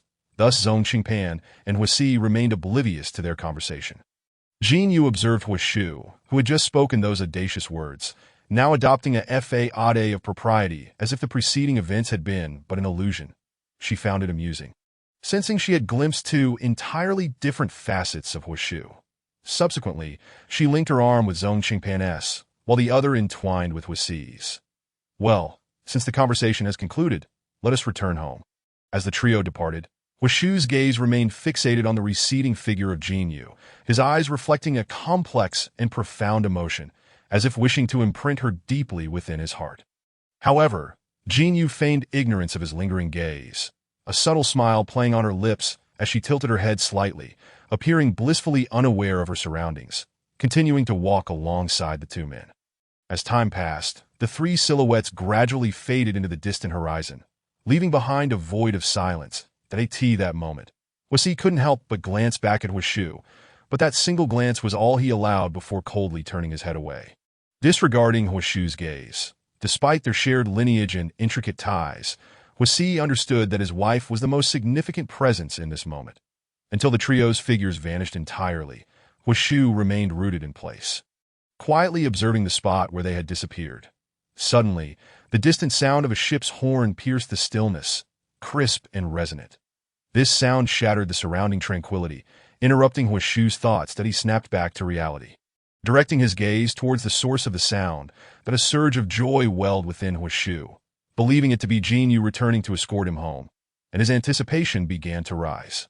As the ship approached, Hwashu's heart raced, envisioning himself boarding the vessel and returning home alongside Jin Yu. However, as the ship drew nearer and the window slid down, a familiar face emerged, abruptly cooling Hwashu's previously fervent emotions. Chapter 73. Chu Yujo, hey, why do you look so glum? Chu Yujo remarked, lowering the car window, his hand resting casually atop it, a teasing smile gracing his lips. Hwashu, filled with disappointment, regarded him silently, ignoring his words as he turned to enter Ling Long Pavilion. Observing this, Chu Yujo promptly summoned the ship back into his spatial realm, hastening to follow Hwashu inside. "That it's truly fortunate that you've recovered. I thought I'd never get to enjoy the fine wines of Ling Long Pavilion again," Chu Yujo continued, disregarding Hwashu's apparent disinterest, his tone lighthearted. Upon hearing Chu Yujo's words, Hwashu's mind conjured Jin Yu's visage, compelling him to respond, "Indeed, it is quite fortunate that as they reached the previous window-side table, they discovered that the plates had already been cleared away, leaving the surface pristine, as if Jin Yu had never been there." Chu Yujo plopped down into the seat Jin Yu had recently occupied, resting his elbow on the table, his palm cradling one side of his face as he surveyed the surroundings, a peculiar sensation washing over him. His brow furrowed momentarily before he abruptly turned to the person beside him. Do you smell something? It seems there's a faint fragrance. Did you use perfume? He inhaled deeply, attempting to capture the elusive scent. His eyes narrowing slightly, a hint of curiosity and intrigue gracing his expression. Though the aroma is rather subtle, it's quite pleasant. Where did you acquire this perfume? If marketed on the continent, it would undoubtedly yield a handsome profit. He chuckled to himself, envisioning coins beckoning to him. Huishu furrowed his brow, casting a glance at Chu Yujo, who remained oblivious to his thoughts, absorbed instead by the fact that he was seated in Jin Yu's former spot. Huishu suddenly felt a weight in his chest, as if a cotton ball had lodged there. Without hesitation, he strode over to Chu Yujo, firmly grasping his arm and pulling him along. Let us change locations. What is the matter? Chu Yujo exclaimed in surprise, his eyes widening in discontent, yet he reluctantly followed Huishu's lead. Huishu offered no explanation, resolutely dragging him to a nearby sofa. Chu Yujo, bewildered by the abruptness of it all, furrowed his brow in confusion. What is going on? Huishu remained silent, seating himself and patting the empty space beside him, indicating for Chu Yujo to sit. Bewildered, Chu Yujo complied. Huishu rubbed his nose, attempting to mask his own unease, and stated, "Oh, it's nothing much." Chu Yujo sighed in resignation, clearly having been successfully diverted from the previous topic that he then rose to the wine cabinet. Skillfully selecting a few bottles of red wine, deftly uncorking them, and pouring each of them a glass, he lifted his glass, swirling the crimson liquid, gazing at Huishu across the table. What is up with you today? You seem a bit off. Huishu absent-mindedly took a sip from his glass. Nothing, perhaps just a bit tired. Chu Yujo's lips curled into a teasing smile. Oh, tired are we? Huishu's eyes flickered with something unspoken before he regained his composure. Quit joking around. Chu Yujo chuckled, then suddenly grew serious. Recently, it seems that the vitality of the star, Jin Yu, entwined with Zhong Qingpan and Huisi, entered the villa. The other males within the household, hearing the commotion, quickly gathered around. Upon seeing Jin Yu, when Yuhua's face broke into a gentle smile, he bent down, presenting a pair of pink slippers at her feet, softly inquiring, "My lady, are you happy today?" Jin Yu nodded, replying, "Very happy." She then released Zhong Qingpan and Huisi, slipping into the pink slippers, bestowing a kiss upon each male's forehead as she passed. Subsequently, she reclined on the living room sofa, while Wen Yuhua attentively prepared her favorite show. Jin Yu gently closed her eyes, allowing the soothing sounds of the program to wash over her as she relaxed. Suddenly, her star communicator chimed with a delightful sound. Jin Yu opened her eyes. Anticipating a message from Ling Xian, she picked up her communicator, opening the dialogue box. Jin Yu, sister, have you missed me? I'm so bored here on Vitality Star. Sister, I've completed the tasks you entrusted to me. Can I come back now? Image, JPG sister. Please praise me on the other side. Jin Yu remained steadfastly at his star brain, resting his chin on his hands, his eyes fixed on the screen without so much as a blink, his fingers occasionally drumming on the table. Although the other party had yet to respond to his message, the moment he noticed the status of his sent message had changed to read. Jin Yu's eyes immediately sparkled with excitement, that a smile of exhilaration spread across his face, as if he had been invigorated by an unseen energy, his entire being brimming with vitality. Subsequently, Jin Yu launched into a barrage of messages. He swiftly typed away at the keyboard, sending an unending stream of his thoughts to Jin Yu. By the time Jin Yu opened the chat window, 6 messages had already accumulated. Just as she was about to reply, she found herself bombarded once more with excited messages from the other side. Consequently, her star brain was incessantly chiming, causing Jin Yu to feel a touch of embarrassment. She hurriedly pressed the volume down button. Yet the more flustered she became, the louder the alerts seemed to grow. Seated beside her, Wen Yuhuai, who had been engrossed in peeling fruit, momentarily paused his actions upon hearing the cascade of notification sounds. He swallowed hard, his gaze involuntarily drawn to the screen of Jin Yu's star brain. The constant influx of messages and the relentless ringing of alerts seemed to be pounding at his curiosity and anxiety. With a deep breath, Wen Yuhuai reminded himself that as Jin Yu's partner, he should cultivate a sense of generosity and understanding, avoiding any display of pettiness or jealousy. After all, no female would take a liking to a possessive male. The presence of numerous males in their household would reflect their generosity and maturity. Soon after, Wen Yuhuai recalibrated his mindset, skillfully peeling an orange, and cautiously offered a segment to Jin Yu, saying, "You." She looked up and met his gentle and considerate gaze, feeling a twinge of guilt. Jin Yu opened her mouth and gently bit into the orange segment. However, as the tangy flavor hit her palate, her features twisted into a comical grimace, her eyes squinting and her lips pressed tightly together.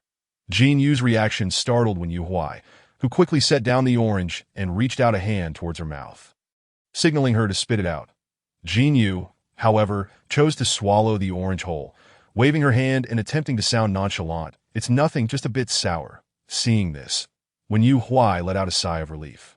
Returning to the sofa, where he offered her a piece of candy and silently moved the plate of sour oranges further away. "Oh, it was just Jin Yu messaging me earlier," Jin Yu explained, recalling Wen Yuhuai's earlier awkward expression and the sour taste of the orange. Chapter 74. "May I give you a massage?" Just then, another notification chimed from her star brain.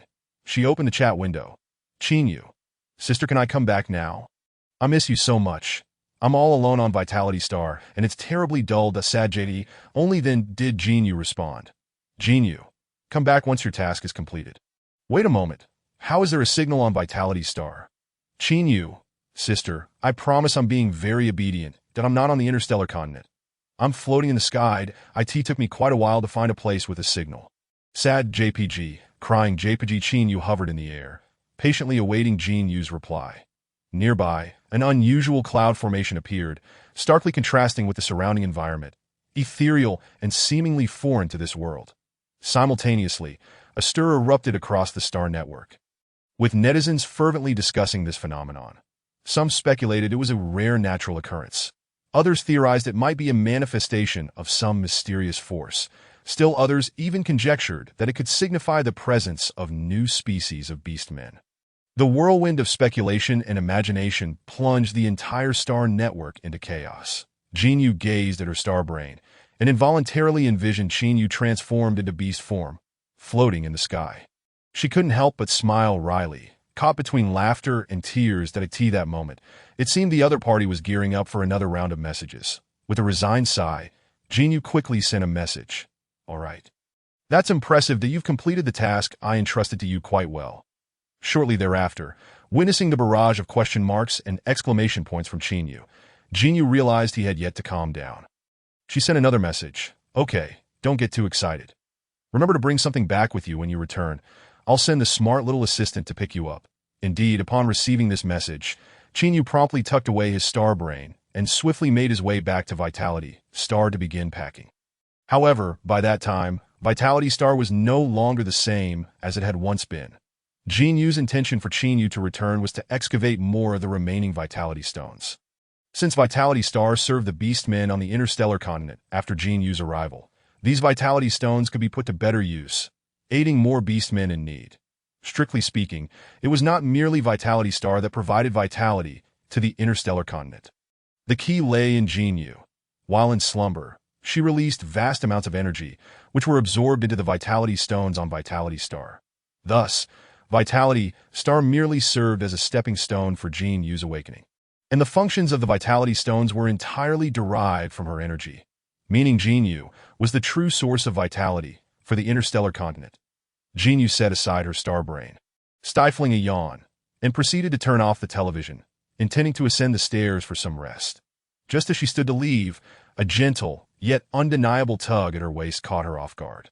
Turning her head, she found Wen Yuhuai with a long finger playfully snagging the belt of her dress. Jin Yu, somewhat puzzled, inquired, "What's wrong?"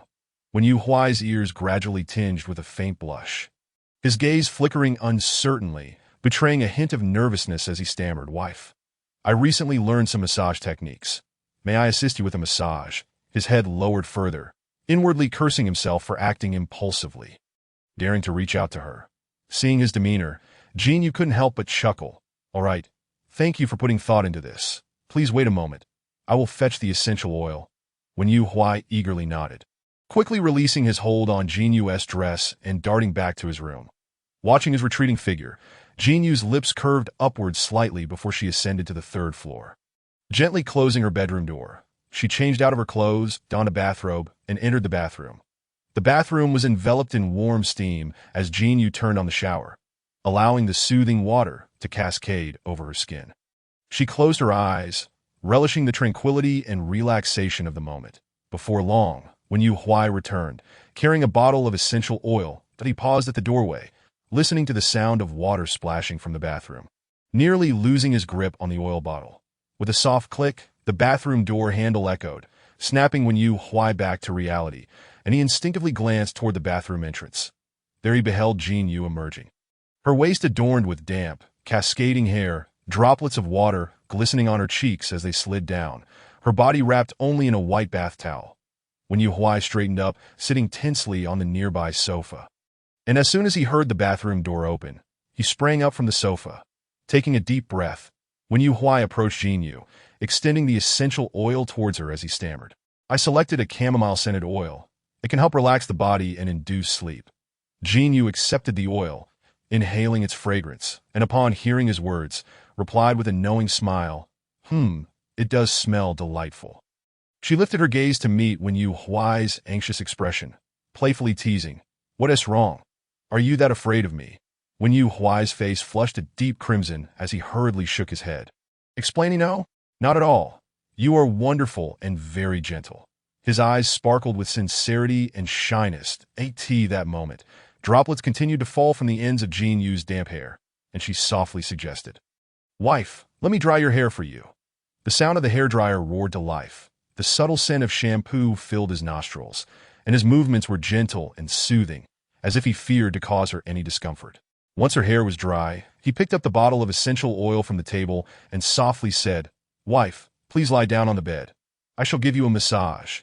Jinyu raised an eyebrow, a smile gracing her lips as she replied, "All right." She walked to the bed, lying down with her back to him, brushing her silky golden locks to one side, revealing her fair neck and shoulders. When Yu Huai gazed at the scene before him, unable to suppress a swallow, taking a deep breath, he endeavored to maintain his composure, then cautiously opened the cap of the essential oil bottle, pouring a small amount into his hands that he stood at the bedside, gently rubbing his hands together until they warmed, before softly placing them on Jinyu's shoulders. Jinyu closed her eyes, savoring the tender caress of his hands as they gently kneaded her skin, her previously tense muscles gradually unwinding. When Yu Huai's movements were slow and deliberate, as if afraid of causing her discomfort, his fingers glided down her shoulder, traversing her back, then to her waist, each motion executed with utmost care and precision. Jinyu's breathing became steady and profound, enveloped in this cocoon of comfort, as if all her fatigue had been cast into the far reaches of the heavens.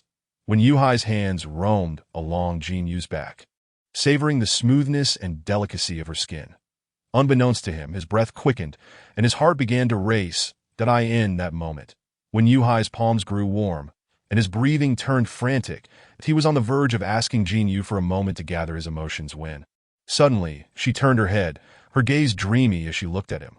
The moment their eyes met, an electric tension ignited the air between them. Jinyu turned fully, extending a hand to gently caress when Yu Huai's cheek, whispering softly, "All right, that's enough. Please take me to wash up." When Yu Huai's eyes widened, his throat dry, barely able to muster a response, he swallowed hard, feeling a tingling numbness in his arms, gazing at Jinyu's face. He nodded slowly, "Okay." The moment the words left his lips, he realized